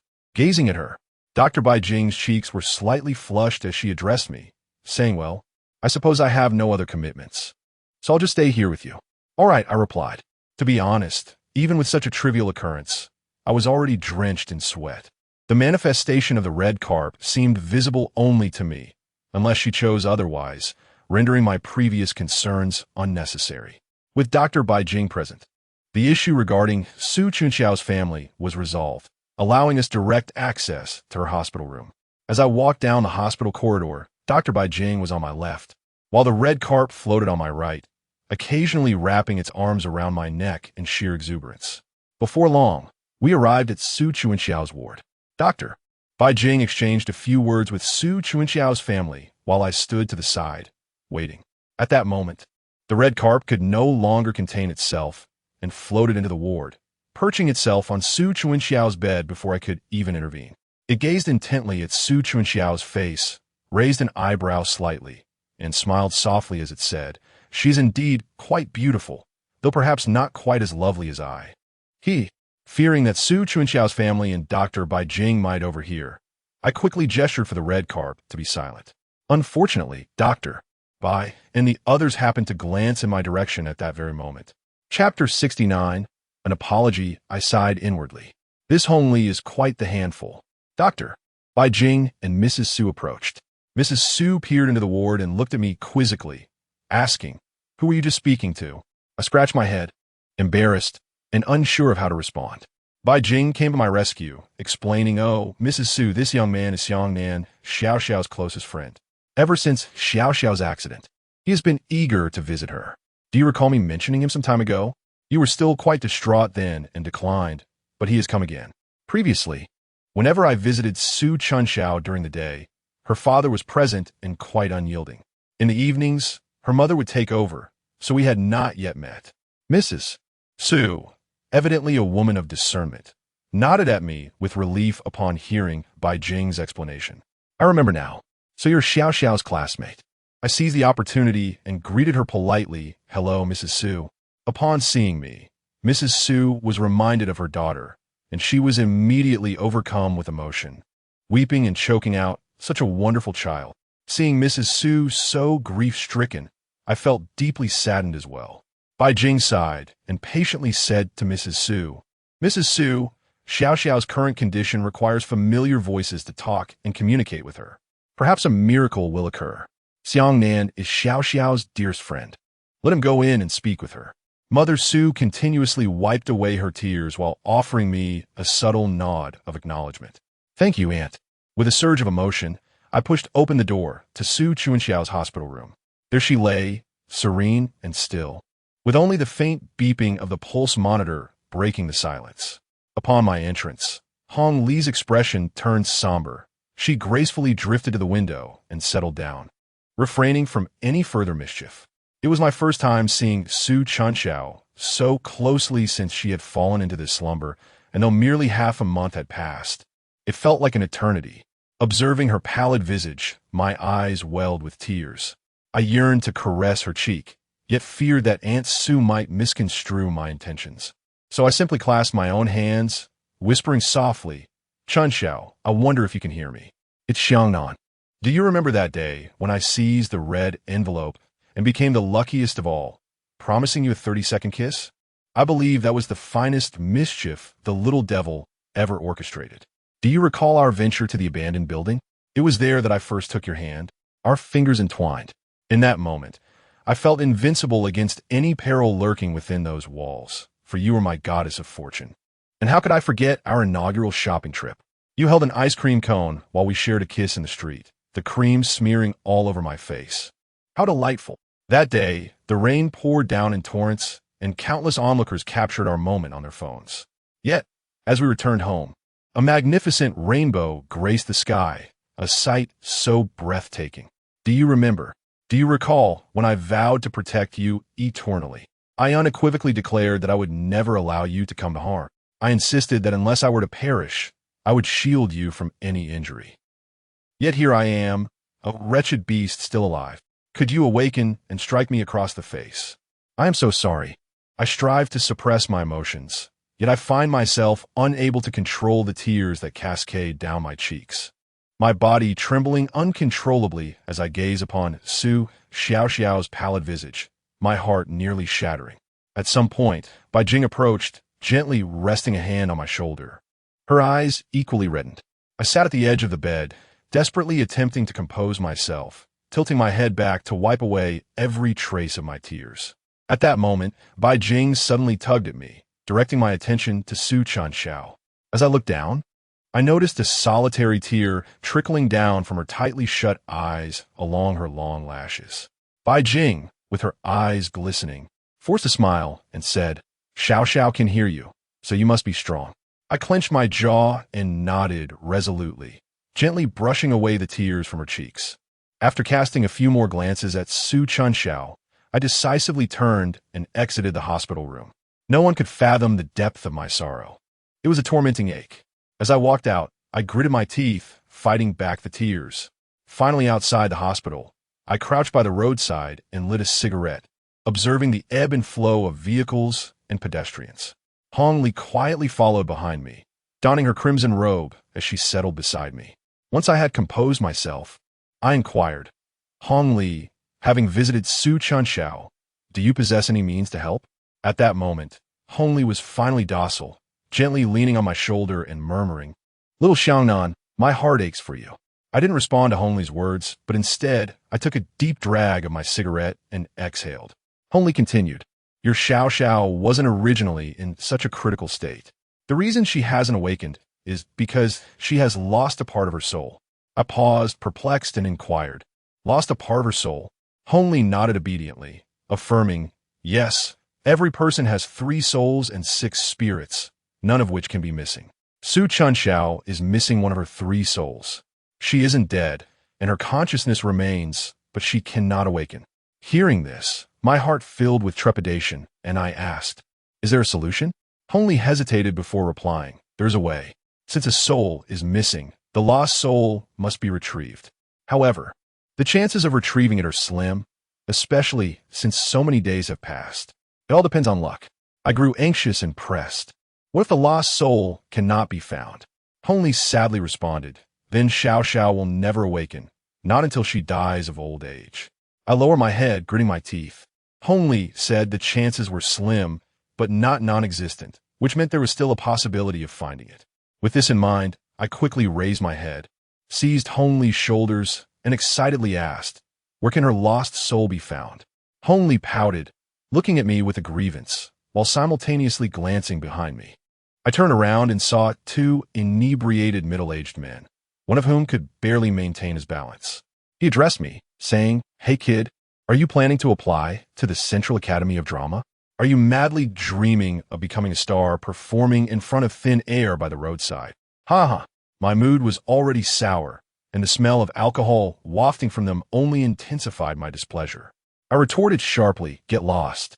Instantly, one of the rotund men, fueled by his drunken bravado, pointed at me and shouted, "Who the hell are you telling to get lost, you little brat with barely any hair?" Without hesitation, I kicked him squarely in the stomach. Seizing the moment while he was off balance, I lunged forward and landed a punch. Smack! With 2 swift strikes, he let out a yelp and toppled over, landing flat on his back. Before the other could react, I seized Red Carp's hand and dashed away. As I always say, waiting in place for them to retaliate is not bravery. It is sheer folly. Having dealt with a drunken fool, I felt considerably lighter in spirit. It was now around 1 or 2 in the morning, with few vehicles on the road. I pulled Red Carp along, sprinting wildly, eager to release all the pent-up frustration and sorrow within me. Red Carp chuckled joyfully, initially following my lead, but soon she floated ahead of me. When we reached a deserted area, she grasped my hand and effortlessly lifted me. I felt my feet leave the ground, soaring alongside her as we sped forward. Was I truly flying? The cool breeze brushed against my face, and as I gazed down at the buildings below, my legs turned to jelly. Chapter 70. Spirit City. Red Carp carried me gently to my doorstep before descending. The moment my feet touched the ground, my legs felt unsteady. As a child, I had always yearned to soar like a hero, traversing rooftops with grace. Now, I was finally experiencing that exhilarating freedom, a sensation difficult to articulate. I understood that Red Carp's actions were intended to alleviate my pent-up emotions, and I did indeed feel considerably lighter. I silently etched my gratitude for her kindness into my heart. We tiptoed back into the room, securing the door behind us. Yet, the matter of Su Chunxiao lingered in my thoughts. I inquired, Red Carp, you haven't answered me yet. Where can I find the soul of Su Chunxiao that has gone missing? Upon entering, Red Carp leaped onto the bed, sprawling luxuriously with her eyes closed, seemingly lost in a soft melody, radiating pure enjoyment. Noticing my query, she propped her head up with her hand, turning to face me earnestly as she explained, the loss of a soul typically transpires under specific circumstances or settings, such as emotional collapse or an overwhelming blow. At such moments, one's spirit begins to waver, instinctively struggling to escape the confines of the body. Once it detaches, the soul may linger briefly at the scene for several seconds before being drawn into the local spirit city. As Red Carp elucidated this, a vivid memory surged within me. During that fateful encounter when Wang Yu relentlessly struck me, Su Chunxiao had already fallen. Just as I teetered on the brink of despair, a voice resonated in my mind. Xiangnan, gather yourself. Hold on. In that instant, clarity washed over me. That voice had indeed been the soul of Su Chunxiao, calling out from beyond. I can vividly imagine how helpless Su Chunxiao must have felt, lying alongside me, yet unable to touch or return, subsequently being drawn to an unfamiliar realm. Hongli mentioned a term, Lingcheng, which was entirely new to me. Eager for clarity, I promptly inquired, what does Lingcheng signify? Hongli shifted her posture and responded, Lingcheng, to put it plainly, is the dwelling place of restless souls who cannot reincarnate. When a person dies, they must enter the underworld. But this requires the presence of their complete essence, 3 souls and 7 spirits. Individuals like Su Chunxiao, possessing only a solitary spirit, can only access Lingcheng. It is a chaotic realm, teeming with all manner of spirits, governed loosely, with the guarding spirits resembling mere ornaments. Throughout history, every 1,000 miles, a Lingcheng has been established to maintain the balance of order between the realms of the living and the dead. I listened in astonishment, realizing that the underworld truly existed, and that there was indeed a Lingcheng every 1,000 miles. While excitement coursed through me, I also considered the perilous nature of Su Chunxiao's solitary journey to Lingcheng. Hongli, undeterred, continued to elucidate, Lingcheng exists between the underworld and the realm of the living.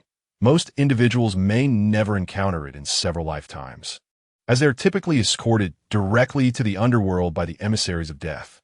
At this moment, the thought of the little demon struck me, prompting me to ask, why do we still encounter wandering spirits in our daily lives, and why are we sometimes harmed by them? Do the emissaries of death not escort them as well? Moreover, dear Hongli, you too are. With a gentle smile, Hongli turned to face me, and slowly began to speak. The malevolent spirits you encounter predominantly escape from the spirit city. The management there is rather lax, allowing many minor ghosts who have cultivated some abilities to infiltrate the mortal realm. Some are reluctant to part from their loved ones. Others harbor unfulfilled desires, while some seek to continue their cultivation, and still others are driven by vengeance. The number of ghosts that have ventured out is overwhelming, leading to a collective blind eye towards their transgressions. This, dear one, is precisely why I assert that Xiao Xiao's soul is indeed recoverable. As for myself, I am quite different from them. Upon hearing Hongli's words, a wave of confidence surged within me. With her remarkable prowess and extensive knowledge, she would undoubtedly assist me in locating Su Chunxiao. Eagerly, I inquired, when shall we embark on our search? Hongli shook her head, a look of feigned grievance crossing her features, and replied, it is not we who shall go, but rather you alone. Disappointment washed over me as I gazed at Hongli, my voice tinged with urgency.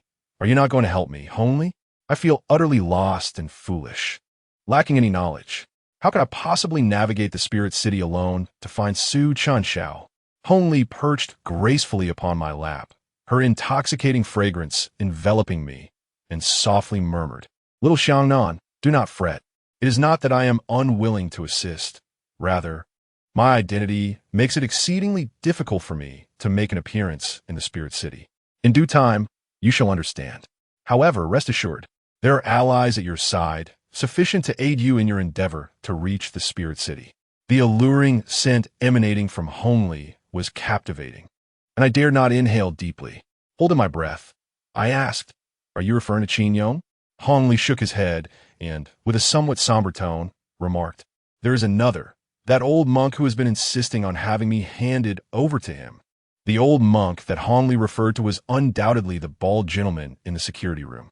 Upon hearing Hong Li's exclamation, it indeed struck me that he bore a resemblance to a monk, revealing that Hong Li had been aware of this bald elder all along. I continued, "If I ask him to assist me in Ling City, will he be willing to help?" Hong Li replied with a confident smile. He would be eager to do so. Not fully understanding, I nodded in agreement. Since Hong Li was so assured, there was no need for my skepticism. I would clarify the matter with the bald elder when the time came. Hong Li continued, "The place where Xiao Xiao lost her soul is in your classroom, so the search must commence there. The old monk will undoubtedly know the specifics and will guide you on what to do. Your only preparation is to visit the hospital tomorrow and cut a lock of Su Chunjiao's hair." I nodded earnestly, acknowledging my understanding. A gentle breeze swept through, and Hong Li vanished from my room. On my pillow, a series of delicate characters appeared. "I'm tired. I will sleep now. Little Xiangnan, do your best tomorrow." I smiled, placed the pillow down, and glanced at the time, realizing it was nearly 4 in the morning. I hastily embraced my pillow, turned off the light, and succumbed to slumber. The next morning, I was awakened by my mother calling me for breakfast. Groggy, I sat at the dining table, my face a mask of fatigue, having only slept for 3 hours.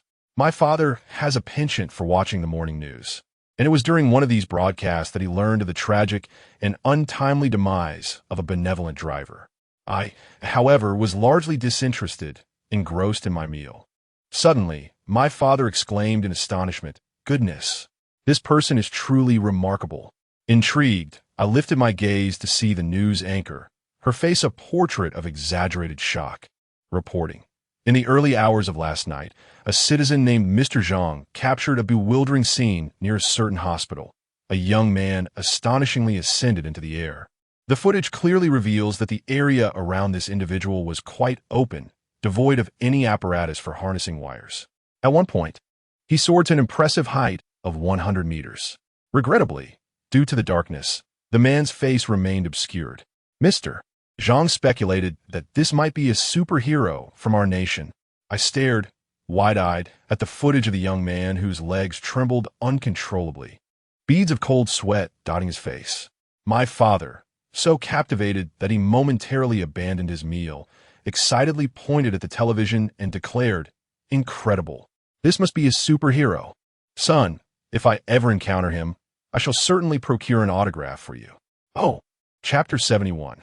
The Spirit Catcher and the Broken Sword. It was fortunate that the video footage only captured my back. Otherwise, I would have been in serious trouble. Nevertheless, I couldn't help but feel a sense of elation at having appeared on television, wondering what my father's reaction would be if he knew it was me. At noon, I hastily packed my backpack, preparing to seek out the bald-headed caretaker at the gatehouse. Glancing at the mask beneath my pillow, I decided against bringing it, considering that even Hongli was aware that the caretaker intended to deal with her. I couldn't help but wonder what he meant by deal with. Was it akin to subduing a demon? As I reached for my backpack, my gaze fell upon an object I had nearly forgotten, the broken sword given to me by the gray-robed man. This sword had remained untouched in my bag, and I had neglected to ask Hongli about it. I resolved to take it with me and have the caretaker examine it. If it caught his interest, I would gladly gift it to him, especially since I needed his assistance in reaching Spirit City. Once I was ready, I wasted no time in informing my family and departing. The school was a short distance from my home, and before long, I arrived at the gate. It was the midday break, and there were few students around. I entered the gatehouse with ease. The bald-headed caretaker was seated in his chair, dozing off while clutching an ancient book. As soon as I entered, his eyes fluttered open, and he appeared somewhat surprised to see me. "I apologize for disturbing your nap." "Sir, I said, feeling a bit awkward, as I was not there without a reason, and my previous attitude towards him had been less than courteous. The bald elder lowered his gaze for a couple of seconds, gestured towards the nearby chair, inviting me to sit, and then, with a smile, inquired, "So, young brother, have you finally come to a decision?" Feeling somewhat awkward, I scratched my head and casually took a seat, replying, "I've come this time primarily to seek your assistance."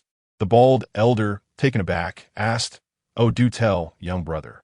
Recalling the words of Hong Li, I decisively stated I wished to go to Ling City. Instantaneously, the elder furrowed his brow, clearly sensing the gravity of the situation, and questioned, "What is your purpose for going to Ling City? And how did you come to know about this place?" Aware that deception would be futile, I resolved to speak the truth. "The matter is this. I have someone very important to me who is currently in a deep slumber at the hospital. Initially, I believed she was beyond help, but others informed me that she has merely lost her soul. To recover this lost soul, a journey to Ling City is essential." As for how I came to know this, at this juncture, I hesitated, as I had intended to be forthright. However, upon reflection, I realized that to betray Hong Li for this reason would render me worse than a beast. Having already caused harm to Su Chunxiao, I could not inflict further pain on Hong Li. Suddenly, an idea struck me, and I remarked, as for how I learned of this. It was a man clad in a gray robe who informed me. He is quite enigmatic, and I have only encountered him once. The bald elder appeared to be deceived by my words, his attention now fixated on the man in the gray robe. Murmuring, "Gray robe?" I let out a sound of acknowledgement, and then earnestly retrieved the broken sword from my bag, saying, "Look, this broken sword was given to me by the man in the gray robe. Could you discern any special qualities about it?" After speaking, I handed the broken sword to the bald elder. With a serious expression, he accepted the sword, and I distinctly observed that when his hand grasped the hilt, the broken sword trembled slightly on its own. Could it truly be a treasure that I simply lacked the skill to wield? The bald elder examined the sword from various angles and finally pointed to the door, commanding, "Close the door."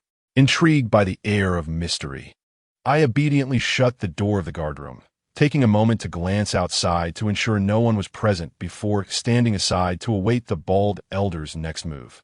Holding the broken sword with utmost seriousness, he began to sway it gently in his hands, as if performing a sword dance.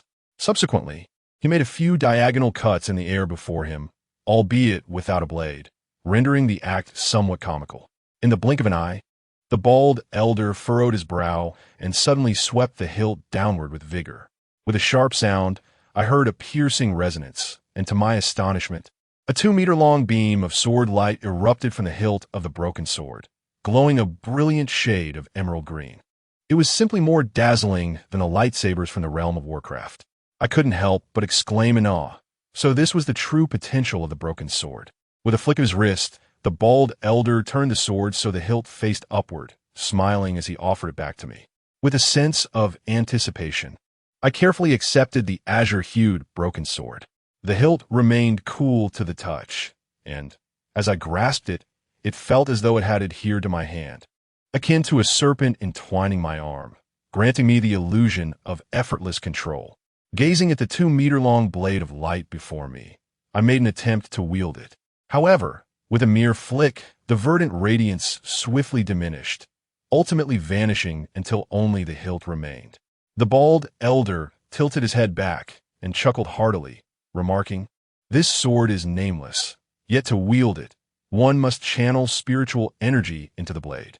Without such energy, young brother, it cannot be utilized." I nodded eagerly, instantly enamored with the sword. I envisioned how magnificent it would be to wield this azure blade against malevolent spirits under the cover of night.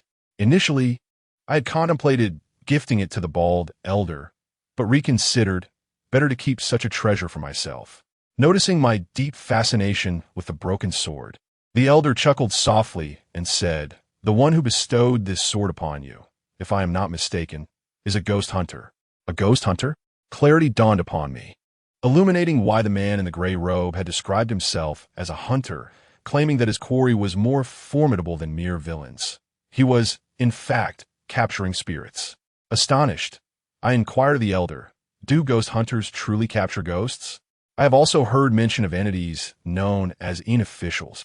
The elder sipped his tea, continuing with a measured tone.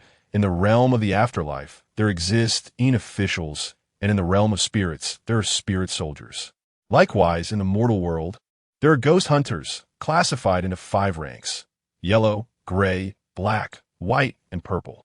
You have encountered a master of the gray robe.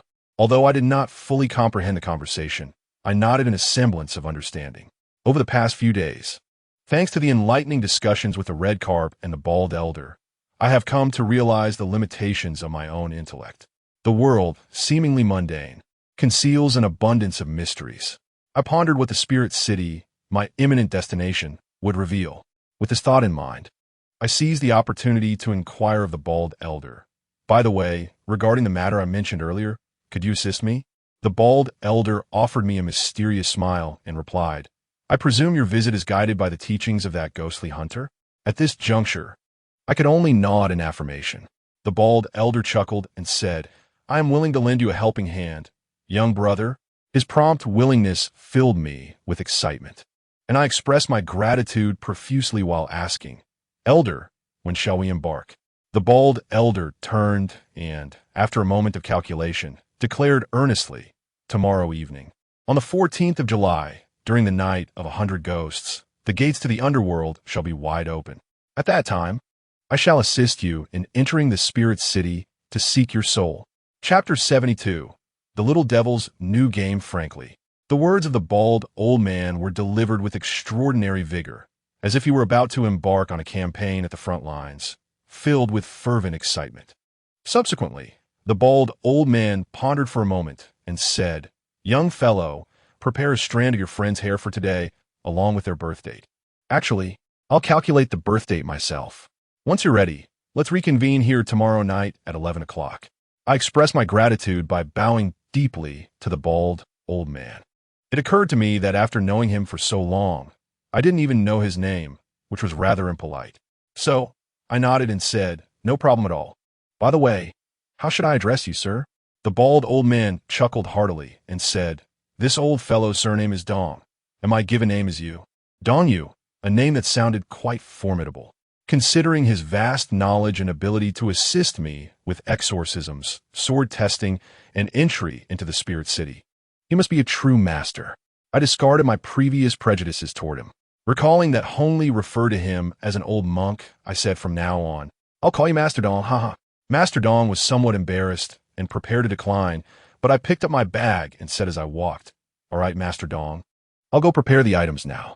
See you tomorrow night without fail. With that, I happily ran toward home, feeling confident that with Master Dong overseeing things this time, it should be reliable. Just thinking about Su Chunxiao waking up made me grin foolishly. However, the good times didn't last long. Life always seems to offer a helping hand when you're in despair, while simultaneously stabbing you in the back when you're joyful. My phone suddenly rang.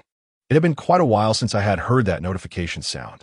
Upon activating my cellular device, a wave of disappointment washed over me, prompting me to close my eyes in dismay.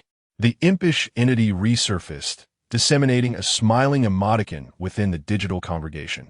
Subsequently, it proclaimed, Salutations, esteemed colleagues. I trust your respite has been satisfactory? Predictably, the collective remained reticent, offering no response to the malevolent sprite. This development engendered a sense of trepidation within me, as Su Chunxiao lay incapacitated within the confines of a medical institution. Should the diminutive demon elect to impose a task upon us at this juncture, Su Chunxiao's inability to partake would undoubtedly subject her to punitive measures. Anxiously clutching my cellular device, I felt a throbbing sensation commence within my cranium. With the impending journey to the city of Ling alongside the venerable Master Dong to retrieve Su Chunxiao's ethereal essence slated for the subsequent evening, the imp's reappearance after a fortnight's absence struck me as a deliberate act of antagonism. Observing the lack of engagement, the impish entity once more dispatched a smiling emoticon. Subsequently, it declared, Fear not, esteemed pupils. Has it not been an extended duration since our last recreational engagement? Thus, I propose a convivial exercise to invigorate our collective spirit. Incensed, I gnashed my teeth in vexation, disregarding all prudence as I interjected within the digital forum, "Malevolent imp, for what duration shall this torment persist? Must our entire cohort perish before your insatiable appetite for destruction is sated? Do you harbor no apprehension regarding the inevitable retribution that awaits you?" Upon the utterance of these words, my classmates promptly echoed my sentiments. Qin Yong was the first to align himself with my stance, asserting, "Virtue begets virtue, and malevolence begets malevolence." I firmly believe in the veracity of this maxim. Indeed, another chimed in, "Malevolent imp, might you consider extending clemency towards us? We implore you." My paternal figure is poised to facilitate my transfer to another academic institution. "Malevolent imp, might you cease your machinations? Might we conclude this affair amicably? Our class is dwindling, and with so many classes in school, why not find another to engage with?" The lively chatter among us has rekindled the atmosphere, demonstrating that the time spent at home has indeed served a purpose. At least we have awakened to the realization that the little demon is the true instigator, rather than the brutal infighting among ourselves. The little demon flashed a smile and remarked, "Wow, it has been ages since you all spoke so much. I am genuinely pleased for you. Once the game commences, there is no turning back. Everyone who sees my red envelope must join me in the game until the very end, even if only one remains." This was an agreement we all consented to prior. As the saying goes, good deeds are rewarded, and evil deeds met with retribution. I'm sorry, I didn't see that. Furthermore, classmate Xiangnan, you asked if I fear retribution. You killed Chen Zhiwu. Do you not fear his vengeance? The little demon's words pierced my heart like a dagger. Indeed, I had taken Chen Zhiwu's life, but it was to save Lu Jing, and it was not intentional, merely an accident. The little demon's choice to disclose this incident in the group was a deliberate attempt to tarnish my reputation. Many classmates were unaware of this matter, swiftly redirecting the blame from the little demon onto me. "Xiangnan killed Chen Zhiwu? Goodness, I cannot believe you secretly took the life of a classmate. Do you still possess any humanity?" I had thought that the classmates who perished that day were all victims of the little demon, but it turns out you were involved as well. You innocently took the life of a classmate. What distinguishes you from a little devil? What infuriates me is that Lu Jing actually joined them in berating me, and incessantly, people tagged me, demanding an explanation for this matter. I shook my head. The classmates remained the same. I had hoped they would awaken to reason, but it seems I was overly optimistic. Clarifying such slanderous accusations now feels more challenging than reaching the heavens. It is better to let them misunderstand, and perhaps in time, Lu Jing may explain herself. I awaited the little devil's utterance, as the game's content had yet to be revealed. The little devil, cunning as ever, chose to speak only after my classmates had thoroughly vented their ire. "All right, the game shall proceed. This is merely a notice for you all. In 7 days, at precisely midnight, all students must gather at the school playground. Those who arrive late or fail to show will face the ultimate punishment, death. See you in 7 days." Upon reading the little devil's announcement, my eyelids fluttered and anxiety surged within me. With only 7 days remaining, today was already in the afternoon, which effectively meant time was slipping away. Master Dong's plan to venture into Ling City is set for tomorrow night, which further delays matters, leaving me with a mere 4 days. Can I recover the soul of Su Chunxiao? If I do, will I be able to awaken her? Burdened with myriad worries, I return home. Regardless of the circumstances, I must act swiftly. Visiting the hospital to cut Su Chunxiao's hair during the day is clearly impractical, so I must resort to nighttime endeavors. Adhering to my usual method, I stealthily slipped out with my bag just past midnight. This time, I was exceedingly cautious as I entered the hospital, for I now harbored a profound fear of encountering Dr. Bai Jing. Her concern for me felt overwhelming. It was not her fault, but my heart could only accommodate Su Chunxiao. I chose to ascend to the 3rd floor via the stairs rather than the elevator. In the stairwell, I released Hong Li, who immediately wrapped her arms around my neck with a cheerful grin, making it difficult for me to catch my breath. I succinctly conveyed my thoughts. "Hong Li, I believe it would be more prudent for you to assist me in cutting Su Chunxiao's hair. If I were to be discovered, it would be quite the predicament, especially considering your exceptional skills." With a playful giggle, Hong Li darted towards the corridor, exclaiming, "All right." I hurried after her, only to find that upon reaching Su Chunxiao's hospital room, Hong Li had vanished. With a resigned sigh, I retraced my steps to search for her. She truly was a source of constant worry. As I approached one of the rooms, Hong Li suddenly leaped out from behind the door, startling me. She playfully tugged at her outfit and, with a mischievous pout, asked, "Do I look good?" Unbeknownst to me, she had stealthily changed into a white nurse's uniform. Her tall figure was accentuated by the attire, and her bare feet added an extra allure. "Little Xiangnan, quickly tell me I look beautiful." I promptly shut my eyes and shook my head, struggling to maintain my composure and resist her charm. At the same time, he grasped her hand and hurried towards the hospital room, exclaiming, "Let us attend to the matter at hand."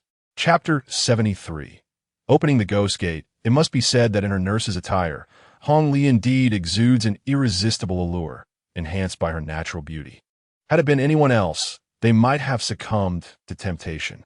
However, the situation is urgent. The mischievous little demon's game has returned, and only 4 days remain.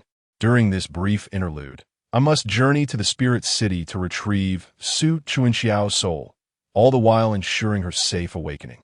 The little demon warned that failure to do so would result in a death penalty, meaning Su Chunxiao's fate now rests squarely upon my shoulders.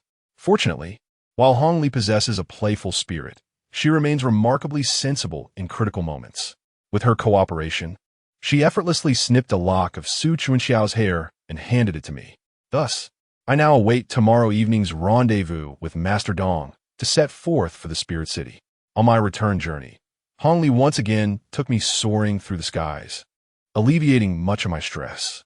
The following noon, thoughts of Qin Yong crossed my mind, prompting me to send him a message. "Qin Yong, I may be unavailable in the coming days. If anything arises, please message me on WeChat." Initially, I considered inviting Qin Yong to accompany me. After all, we have developed a deep understanding over our long partnership. However, I soon reconsidered. The uncertainty surrounding this trip to the Spirit City unsettled me, and the task of retrieving Su Chunxiao's soul would undoubtedly prove challenging. Thus, I resolved against informing him, lest I inadvertently burden him. While idly watching television at home, a sudden thought struck me. Since the emergence of the little demon, I have noticed a troubling pattern. Each time I set out to investigate matters, there would be an individual impersonating me at home. This, in my view, is no trivial matter. Even my parents fail to recognize the imposter. Should anything unfortunate befall me, this person would seamlessly assume my identity.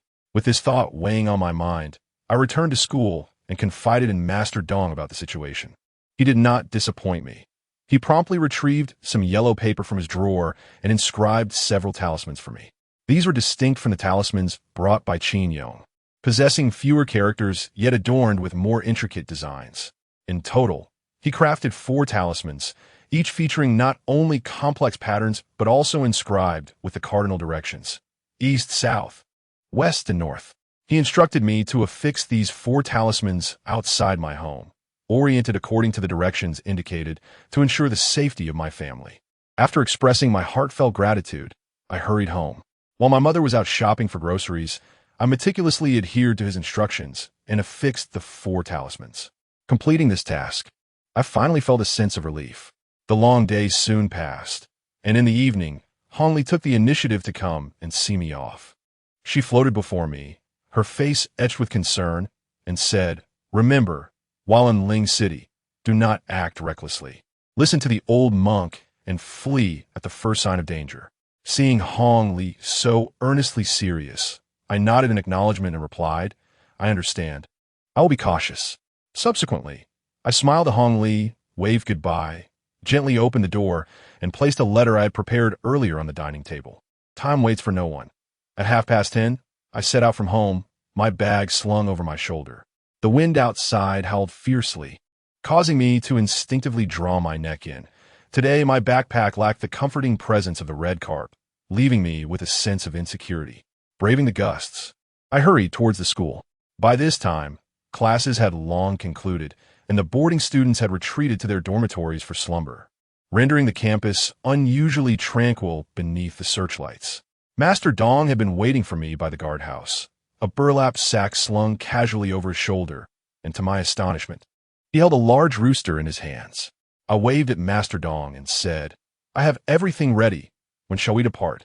He nodded calmly in response and gestured towards the distant teaching building, stating, "There is no one upstairs now. Let us wait in the classroom." Previously, the Red Carp had mentioned that Su Chunxiao had lost her soul in the classroom, so it was imperative for us to commence our search there. However, I was somewhat perplexed and inquired, "Master, since Chunxiao lost her soul in the classroom, are we not supposed to go to the Spirit City?" As we walked, Master Dong explained, "By tracing the origin of her lost soul, we can follow her departing path. It would be far too cumbersome to search in the vastness of Spirit City otherwise." I responded with an "oh," though I barely comprehended the reasoning. It seemed plausible enough, and I decided to heed Master Dong's guidance for the night. At that moment, the teaching building lay shrouded in darkness due to the students' departure, and the unsettling events instigated by the little demon only heightened my unease. As we cautiously approached the classroom and opened the door, Master Dong's brow furrowed, and he uttered gravely, "Such overwhelming demonic energy."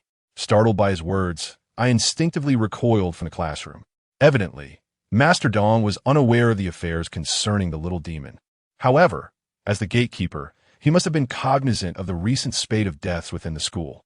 I surmise that with his considerable abilities, his role as a mere gatekeeper is a facade, and he is, in fact, here to conduct a discreet investigation into the matter, albeit without disclosing it at present. Among the deceased in this classroom, I shall refrain from naming them all, but the one that lingers most vividly in my memory is the venerable Elder Qin. Standing outside the classroom, I caution Master Dong, "Be careful, Master. This classroom is haunted." Master Dong, with his nose twitching and brow furrowed, inhaled deeply within the classroom, and after a thorough inspection, he remarked, "Strange. The malevolent aura is palpable, yet I cannot detect a single evil spirit." Upon hearing his words, the first thought that crossed my mind was of the little demon. Perhaps it is even more formidable than I had envisaged. The malevolent aura that Master Dong referred to might very well belong to the little demon. Yet it seems that even with Master Dong's prowess, he remains unable to confront it. A wave of concern washed over me. If the little demon were to intervene, it would surely spell trouble. Master Dong beckoned me with a wave, assuring me, "Fear not. Come inside. Nothing will happen with me here." Reluctantly, I steeled myself and followed him inside. Master Dong inquired about Su Chunxiao's position when she fainted that day. After a moment of contemplation, I pointed towards the rear of the classroom, relying on my memory, and said it was approximately in the second-to-last row, though I cannot guarantee the exact spot. Master Dong nodded confidently. "No worries, that will suffice." Subsequently, I followed his instructions and moved the chairs to create a spacious area. First, I encircled the space with glutinous rice, forming a perfect circle, and then placed the rooster at its center, scattering some grains to keep the bird from wandering. After that, I tied a red string to the rooster's left leg. Once these preparations were complete, Master Dong began measuring from the center with the palm of his hand. I observed that he measured a total of 9 palms length. At the 9th palm, he placed a white candle, securing it with the red string that bound the rooster's leg.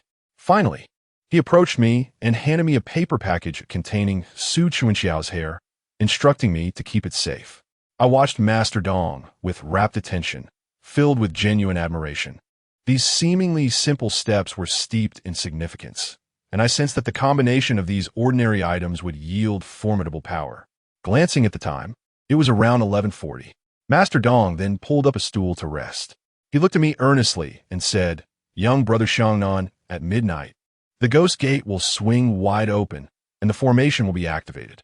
Just follow closely behind me. Should you encounter anyone or hear anything along the way, do not believe or listen. Do you understand?" I nodded vigorously, my heart racing, increasingly anxious as the moment drew near, fearing I might make a mistake. Master Dong kept a vigilant eye on the time, and finally, it struck midnight. I held my breath, already sweating profusely before we had even begun. With calm determination, Master Dong took a pack of matches, crouched down, and decisively lit the candle, causing a sudden chill to envelop the surroundings. Chapter 74. On the journey, the dim candlelight instantaneously illuminated the dark classroom, while a chilling wind swept through the space. My immediate reaction was that the little demon was approaching. To my astonishment, even as the cold breeze sent papers swirling throughout the classroom, the fragile flame of the white candle remained steadfast and unwavering. After lighting the candle, Master Dong retrieved a brush from his bag, then whispered a few incantations, carefully marking a symbol upon the forehead of the rooster. Bang! Suddenly, two sharp sounds pierced the air, and the window, facing outside, shattered into a myriad of fragments. The howling wind rushed in, scattering debris everywhere, forcing me to raise my arm to shield my eyes. In my hand, I clutched tightly to Su Chunxiao's birth date and a strand of her hair. Though fear gripped me, the thought of Su Chunxiao lying in the hospital rekindled my courage. At that moment, Master Dong seized my arm and leaped into the circle of glutinous rice he had drawn. Inside, it felt like a sanctuary. As I jumped in, the chill disappeared entirely, and the debris was halted by an invisible barrier. Master Dong was busily engaged, one moment sketching symbols on the ground, the next holding the rooster and chanting incantations. I was of no assistance whatsoever. In just a few blinks, Master Dong suddenly shouted at me with urgency, "Little brother, we are ready to depart." His call sent my heart racing, and I remained acutely aware of my surroundings, anxious that the little demon might appear to thwart our escape. Upon the conclusion of Master Dong's words, he abruptly seized my wrist and propelled forward with remarkable speed. As we exited the glutinous rice circle, I felt as though the wind would slice my face, with a cacophony of howls enveloping us. To my astonishment, Master Dong dragged me directly onto the window ledge. Outside, an entirely transformed landscape awaited, a misty expanse stretching endlessly, where ethereal figures in pale blue floated every 100 meters, a multitude so vast that counting them seemed an impossibility. Below us lay a sheer precipice. A furtive glance revealed a dizzying drop that rendered my legs weak. Master Dong bellowed, "Young brother, ahead lies the procession of 100 demons. Secure your belongings and stay close to me." Without affording me a moment to respond, he leapt into the wind, and I, grasped by his wrist, followed suit. As we soared through the window, I realized I had seemingly lost the force of gravity. The temperature plummeted, rendering my hands and feet icy. Squinting to discern the path ahead, I glanced back at the classroom, now shrouded in thick mist, rendering it invisible in an instant. Transparent figures occasionally drifted past me.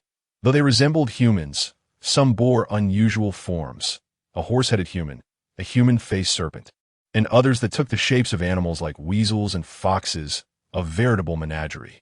Like an infant in a new world, I curiously scrutinized everything around me, while Master Dong remained steadfastly focused on our trajectory, occasionally adjusting his position. At that moment, a charming little cat suddenly floated over to me. It gazed at me with innocent eyes and slowly leaned against my embrace, even extending its tiny tongue to playfully nip at my hand. Amused by its antics, I smiled and reached out to pet it. However, I was abruptly interrupted by Master Dong's commanding shout, "Beast!" Simultaneously, a slender sword, glimmering with a yellow aura, hurtled towards me, aimed directly at the unsuspecting kitten. As I prepared to intervene, the little cat underwent a startling transformation.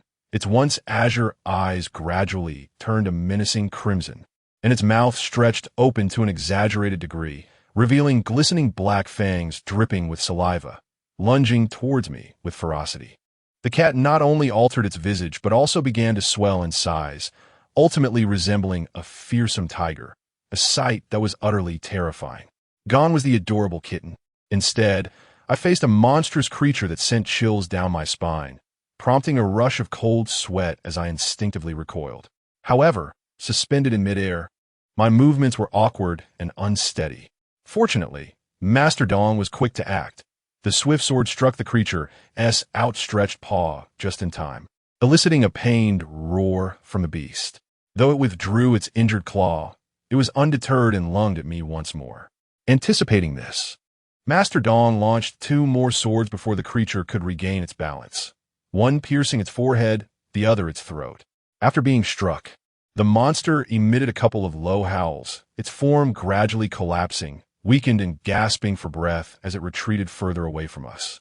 Without a backward glance, Master Dong continued on his path, the 3 swords trailing behind him, ultimately settling securely into the pouch at his waist. Astonished, I could only think, how impressive. I am still in awe of Master Dong's incisive methods when he solemnly spoke. This is the essential path to the Spirit City, and given that today is the Ghost Festival, we will undoubtedly encounter various cunning tricks along the way. Young brother, you must remain vigilant. Do not trust your eyes. The more beautiful something appears, the more perilous it may be.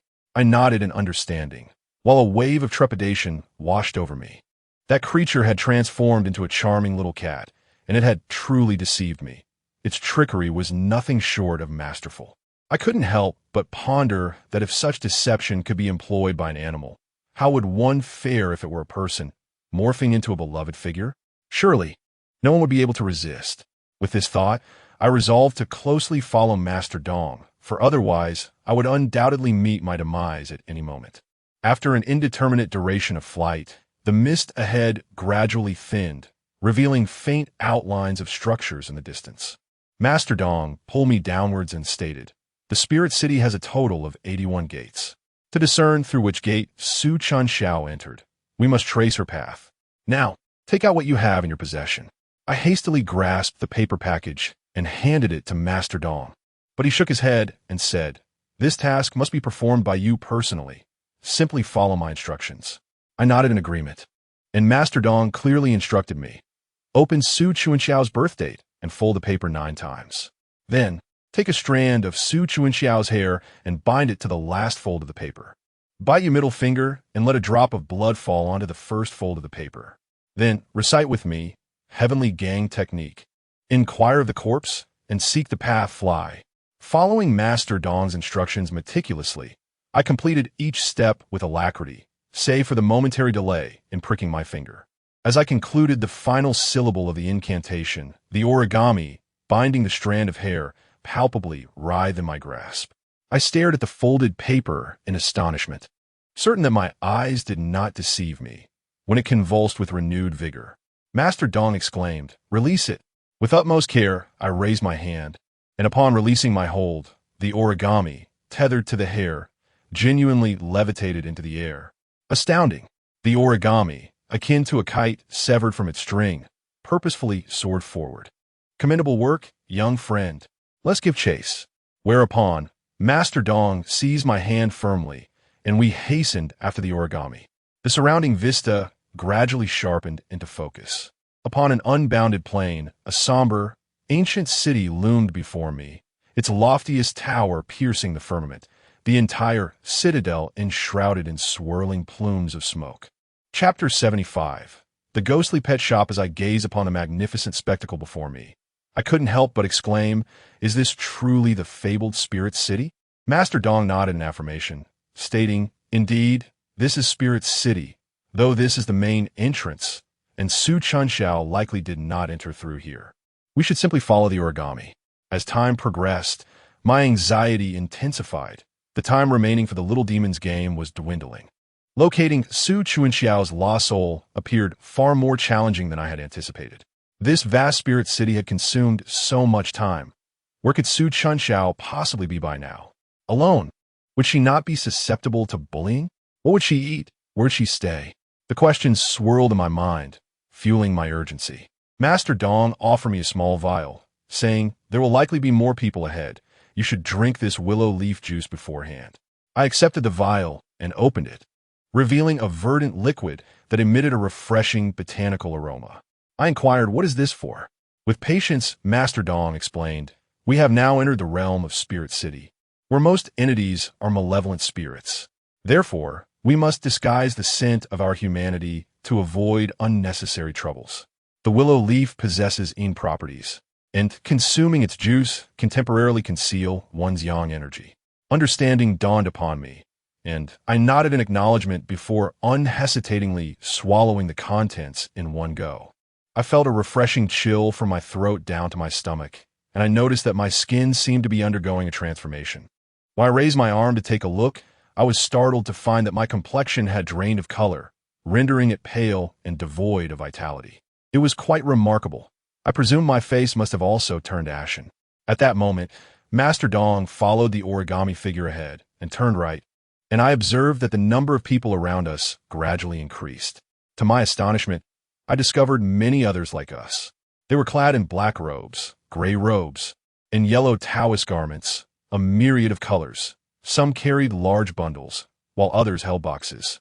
I noticed a Taoist in yellow robes hastily dragging a frail woman with chains, making swift progress toward the spirit city. Curiosity piqued, I inquired Master Dong, what are these individuals doing? Why are they capturing people to bring them inside? Master Dong glanced in the direction I pointed, seemingly unfazed, and calmly replied, these are ghost catchers. Every year, on the 14th day of the 7th month, Spirit City opens its gates to the outside world. These ghost catchers typically capture ghosts and quell demons to protect the populace. However, there are many avaricious ones among them who seize this opportunity to capture wild spirits to sell, exchanging them for the things they desire. I was taken aback and cast another incredulous glance at the yellow-robed Taoist, who had swiftly entered Spirit City through a doorway. I found it hard to believe and asked, is there really a market for selling ghosts in Spirit City? Master Dong's flight dipped slightly lower as he observed the path ahead, casually remarking, what's so strange about this? Lingsheng is the largest marketplace for spirits, with an array of entities ranging from the grandest of ghosts to the tiniest, male, female, alluring, mischievous, and those that bring fortune and good luck. It encompasses all types. If you can imagine it, you can procure it. Do you think those wealthy individuals raise their little spirits from thin air? They are purchased from ghost hunters in Lingsheng and then resold at a premium to the affluent in the mortal realm. I gasped in astonishment. I had heard whispers of such practices, particularly among several prominent female celebrities who were rumored to keep little spirits. Notably, the Zhang and Zhao surnamed stars had even been caught by paparazzi. I had previously dismissed these claims as mere publicity stunts, but now I was utterly convinced. Master Dong returned to the matter at hand, cautioning me, remember, young brother, we must not exceed 24 hours in lynching. Otherwise, the ghost gate will close, and returning to the mortal realm will be deferred until next July. His words ignited a sense of urgency within me, prompting me to inquire, but within 24 hours, will we be able to locate Su Chuanxiao's soul? Instead of responding, Master Dong pointed towards the gently descending origami in front of us, exclaiming, we have arrived. The 39th door. With that, he grasped my wrist firmly and plunged downward. I felt as if I were bungee jumping, the ground rushing towards me until unexpectedly, we were lifted upward, and at last we touched down. After a prolonged flight, standing on solid ground, my legs felt somewhat unsteady, struggling to adjust. We found ourselves in a vast meadow, where the grass exhibited a hue of gray. In fact, everything in this place seemed devoid of color. After a brief tidying up, the two of us commenced our journey towards the small gate of the Spirit City, one following the other. Upon reaching the entrance, Master Dong suddenly appeared to recall something important and turned to say, remember, the Spirit City differs from the mundane world in that it requires only half the spiritual energy. Therefore, the broken sword in your possession can be utilized approximately 3 times here, serving as a means of survival in critical moments. This revelation was undoubtedly a pleasant surprise for me. The ability to use it thrice was certainly preferable to a singular use, making it my sole trump card. From above, the gate appeared diminutive, yet upon closer inspection, I realized it towered as high as a 3-story building, adorned at its apex with a fierce dog sculpture, exuding an imposing presence, remarkably lifelike. Once we stepped through the gate, I discerned that although the space was expansive, the number of people was far fewer than I had anticipated. Immediately upon entering, we found ourselves on an ancient-style street. While the crowd was sparse, both sides of the street were lined with numerous shops, including tea houses and inns reminiscent of antiquity. After a short walk, I was drawn to a particular establishment. This shop, though modest in size, displayed an array of cages at its entrance. At first glance, One might mistake the content for small pets, but as I approached, I discovered that these iron cages contained wild spirits, merely miniaturized to the size of a palm, exhibiting various forms, with a preponderance of alluring beauties. Glancing at the sign, I noted the two traditional characters inscribed upon it, easily recognizable: spirit pets. The proprietor, a middle-aged man with a pointed chin and a sharp visage, observed my wide-eyed curiosity directed at the cages and promptly approached me, wearing a forced smile. "Young Taoist, have you taken a liking to any of these trinkets?" It wouldn't be a bother to take one home for some amusement. Upon hearing him address me so, I instinctively inquired, "How do you know I am not a malevolent spirit?" The owner chuckled in a somewhat familiar manner, responding, Huloshon, have been peddling spirits for over 50 years. I can discern the nature of these little specters at a glance. You, young Taoist, clearly possess remarkable skill. Wouldn't you agree?" Though he initially directed his words towards me, he turned to smile at Master Dong as he approached. As I surveyed the array of diminutive spirits in the shop, I noticed many wore expressions of melancholy and sorrow. There was even a young girl seated in one of the cages, weeping. This sight instantly brought Su Chunxiao to mind. What if she were captured by such individuals and confined to a cage for sale? Master Dong, likely sensing my distress, nodded respectfully to the proprietor and guided me away. The owner, unfazed, called out with deference as we departed, "May you two Taoists travel safely. Do ponder it over and return if you wish to take another look." Observing my despondency, Master Dong spoke gently. "There are far too many injustices in this world. Those little spirits are indeed pitiable, but such is their fate. With thousands of them, can you truly save them all? Let's first seek out Su Chunxiao." Master Dong's words have indeed awakened me. The whereabouts of Su Chunxiao's soul remain elusive, and time slips away gradually. Although we have successfully arrived in Ling City, locating Su Chunxiao's soul within 24 hours proves to be an arduous task. Just as we rounded a corner, Master Dong suddenly furrowed his brow and exclaimed, "Oh no, the origami has been stolen." Without another moment's hesitation, he dashed forward with such swiftness that he vanished from sight in the span of 2 breaths. Chapter 76. The bride in the crimson sedan. Before I could fully comprehend the situation, Master Dong's figure had vanished from the street. I stood there momentarily dazed, before hastily following in the direction he had just taken. Without Master Dong's presence, I felt utterly lost, unsure of how I might return. However, upon reaching the intersection ahead, panic gripped me. The area was a labyrinth, and not only did I fail to locate Master Dong, but I also found myself at a loss for how to retrace my steps. Sweat poured down my forehead as I darted through the streets, leaving no corner unexplored. Yet Master Dong seemed to have evaporated into thin air. Gradually, I became aware of curious gazes fixated upon me from the passers-by, their expressions tinged with peculiar intrigue. In a state of urgency, I turned into a secluded alley, wiping the perspiration from my brow while taking several deep breaths. I closed my eyes and admonished myself, "Remain calm, stay composed." I understood that without Master Dong's protection, I was merely courting danger in Spirit City. If I continued to exhibit such frantic behavior, it would only be a matter of time before I attracted unwanted attention, and I would likely find myself in a perilous situation, unaware of how it had come to pass. Yet, remaining stationary was not a viable option. I endeavored to move towards less populated areas, navigating my surroundings while devising a plan. After traversing several narrow paths, I felt my strength waning, dizziness threatening to overwhelm me. Just as I prepared to rest, a figure approached. I initially assumed it was Master Dong, and my heart surged with excitement as I looked up, only to be rendered speechless. Xiaoming? Before me stood a tall, slender boy clad in our school's uniform, a gentle smile gracing his features, none other than the deceased Li Shiming. I was so overwhelmed with emotion that words escaped me.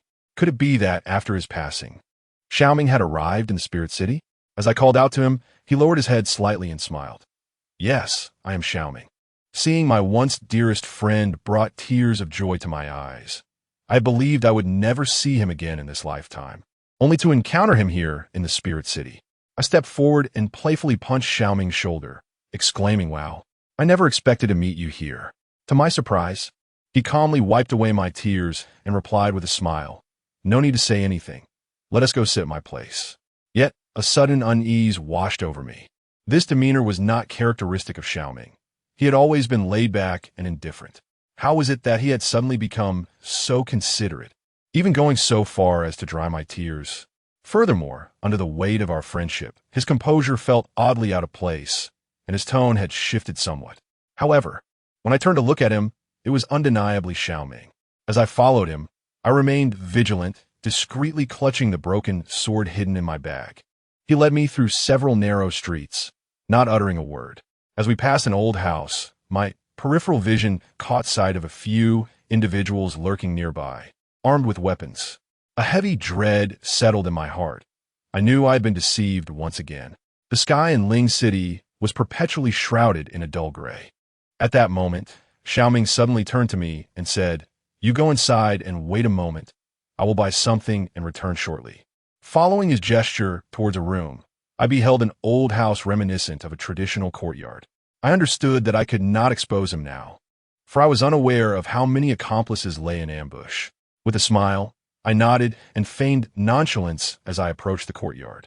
Upon entering, I swiftly turned to hide beside the door, retrieving the broken sword from my bag.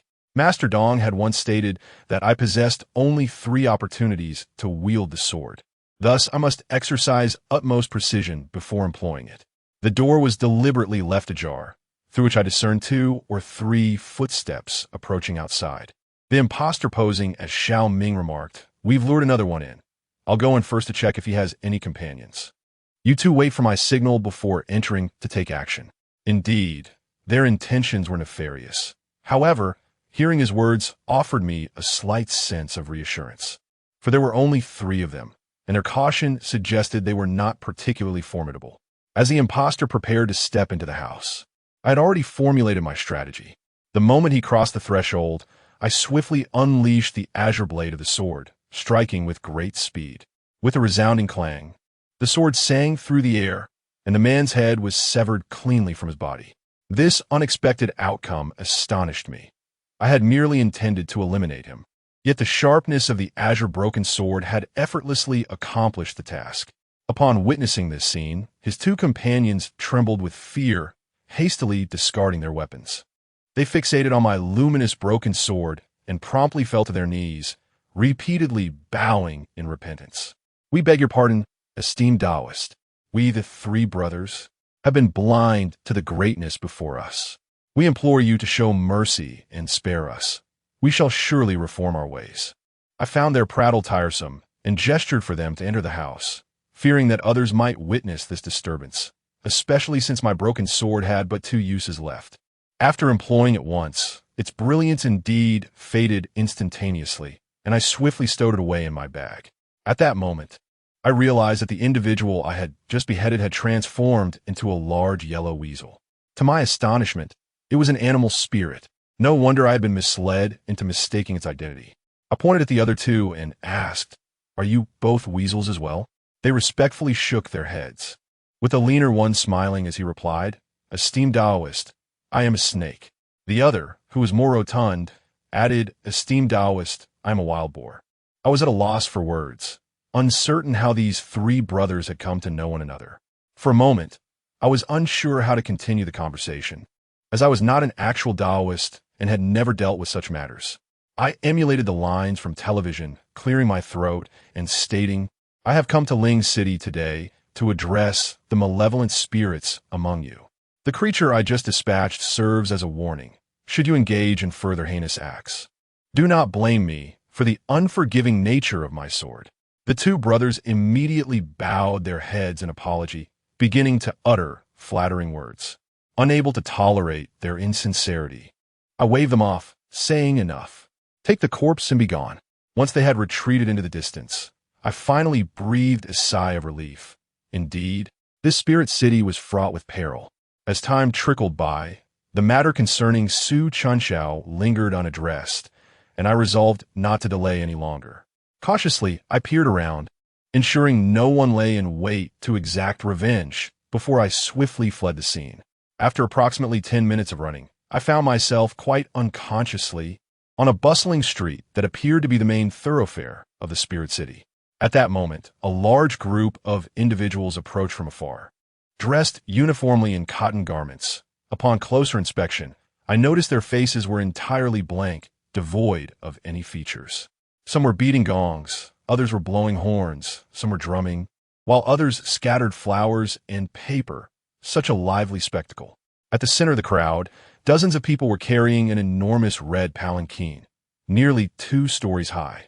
The vibrant crimson of the palanquin stood out conspicuously against the backdrop of the spirit city. As the palanquin drew nearer, I discerned a girl seated within. She wore a flowing red gown, her long, fair legs unmistakably visible. I seemed to catch a glimpse of an iron chain wrapped around her ankle. Beneath her lustrous black hair, she held her head slightly bowed, concealing her face with her hands, seemingly weeping. My heart raced with increasing intensity, propelling me forward. As I beheld her long eyelashes and the delicate features of her eyes, I couldn't help but whisper, "Chun Xiao." My voice was barely audible, a mere breath that only I could perceive, yet the girl in the crimson palanquin gradually turned her gaze towards me. Chapter 77. The bride abduction adorned with a golden crown and silver pendants. Her skin glimmered like crystal, complemented by captivating eyes and ruby lips. In an instant, her meticulously applied makeup was ruined by tears. It was none other than Su Chun Xiao. Upon lifting her gaze to meet mine, her tear-filled eyes brimmed with hope, a mixture of joy and concern evident on her face. She attempted to rise, only to be thwarted by the chains binding her ankles. Xiang Nan.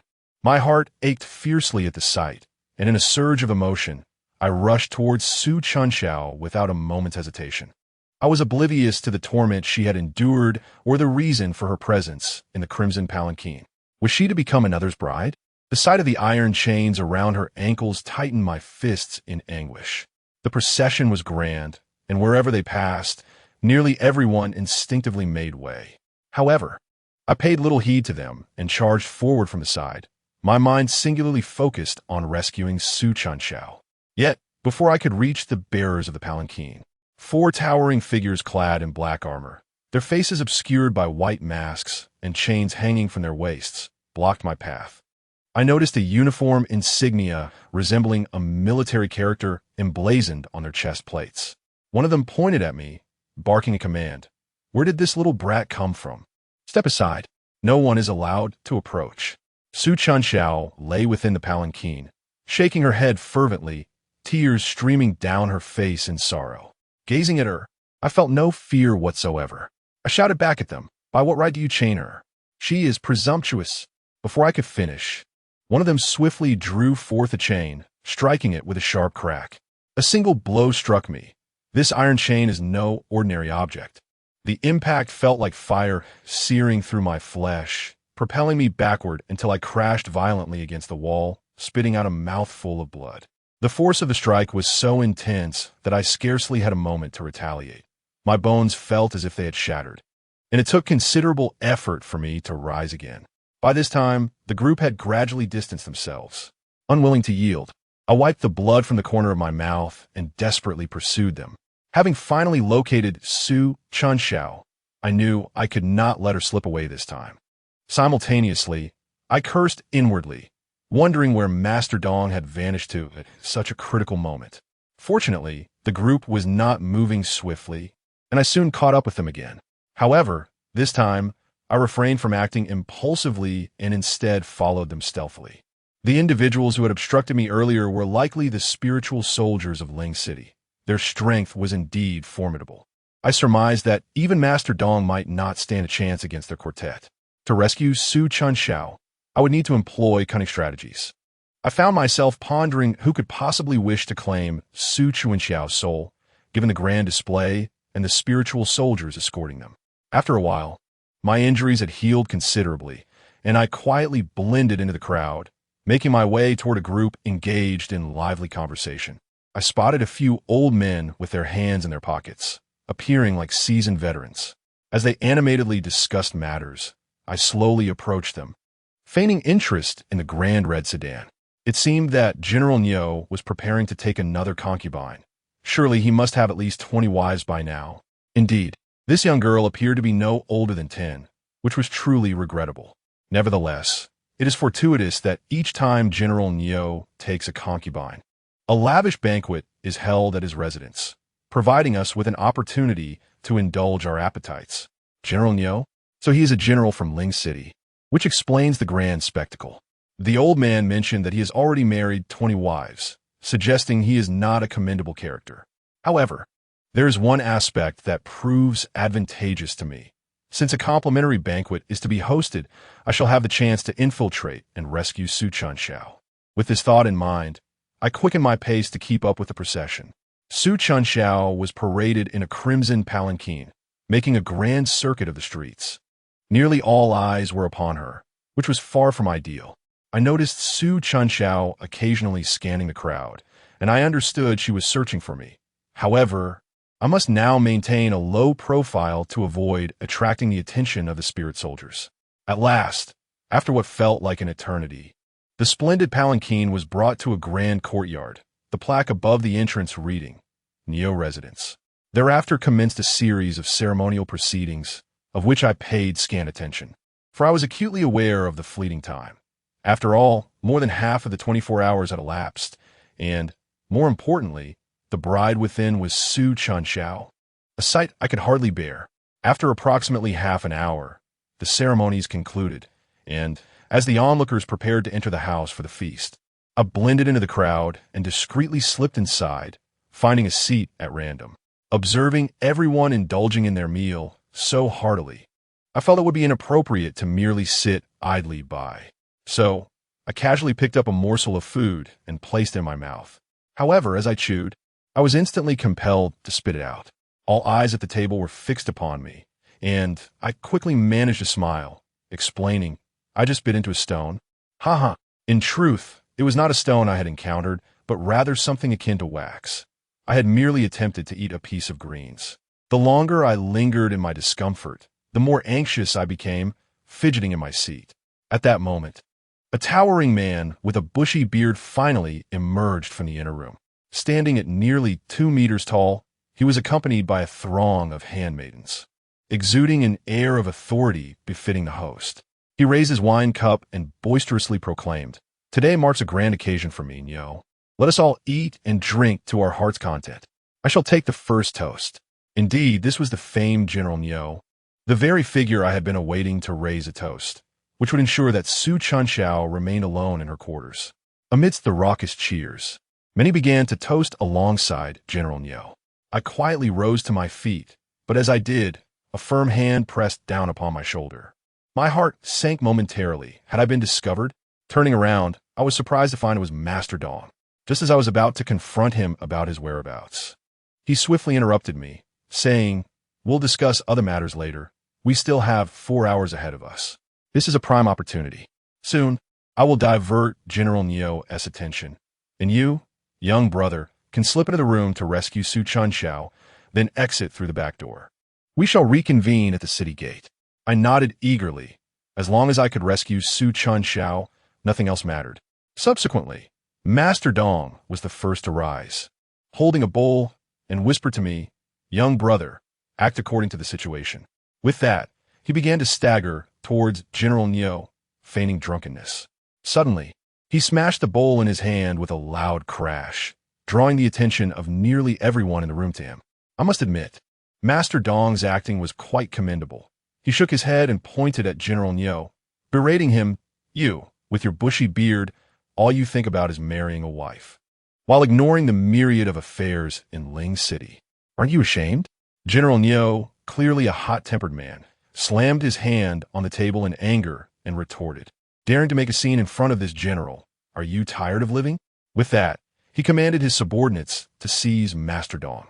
The latter adeptly dodged left and right, causing the onlookers to erupt in laughter. I gradually stood up and slipped away from the table, taking advantage of the distraction to stealthily enter the courtyard. Thankfully, it was not too vast. I merely needed to locate the room adorned with the character for joy, and I would not be mistaken. Cautiously, I remained vigilant of my surroundings as I approached the window of the room marked with the joyful emblem. I gently knocked on the door and called softly, "Chunxiao. Chunxiao, are you there?" Holding my breath, I listened intently for any response from within. After a few seconds, I heard the sound of chains dragging on the floor, followed by what seemed to be someone collapsing. Unable to wait any longer, I kicked the door open with a swift motion. Chapter 78. Escaping the room, I saw Su Chunxiao collapsed on the floor, her mouth gagged, unable to utter a sound. Her eyes were brimming with tears as she looked at me in desperation. A pang of anguish shot through my heart, and I hurried over to help her up, removing the obstruction from her mouth. Su Chunxiao immediately embraced me tightly, sobbing pitifully, her cold body trembling as she whispered, "Xiangnan, I thought I would never see you again." I could only continuously pat her back, the depth of my remorse impossible to articulate. She held me even tighter, as if fearing I might vanish into thin air. Time ticked away, and I grew anxious that Master Dong outside might not hold on much longer. Reluctantly, I pushed Su Chunxiao away, wiping the tears from her cheeks and reassuring her. "It's all right, Chunxiao. I'm here to rescue you. I carry so many apologies in my heart, but we must hurry." With that, I stood up, taking her hand to lead her away, only to find her collapsing once again. It was then I noticed the iron chain still bound to her ankle. Lifting her delicate foot, I saw the skin around her ankle had been chafed to the point of bleeding. Su Chunxiao, with tears in her eyes, bit her lip, stifling her cries. My heart ached as I gently stroked her head, rising to think of a solution. The chain had no key, and searching for one would be futile. It had to be severed. Resolutely, I withdrew a broken sword from my backpack, with only 2 attempts remaining. I straightened the chain and said to Su Chunxiao, "Trust me. Close your eyes." As Su Chunxiao closed her eyes, I instinctively unleashed a 2-meter arc of sword light, measuring the chains with a few calculated gestures before striking down with force. With a sharp crack, the chains shattered into 2 segments. Elated, I swiftly lifted Tsuhunyo, who was barefoot and had an injured ankle. Without hesitation, I crouched and said, "Come, Chunxiao, I shall carry you." Her icy form felt light against my back as she clung tightly, and I could sense the blissful smile upon her face in that moment. At last, I had found Su Chunxiao. Only one final step remained. Carefully, I dashed towards the back door, which was ajar, as if someone had recently passed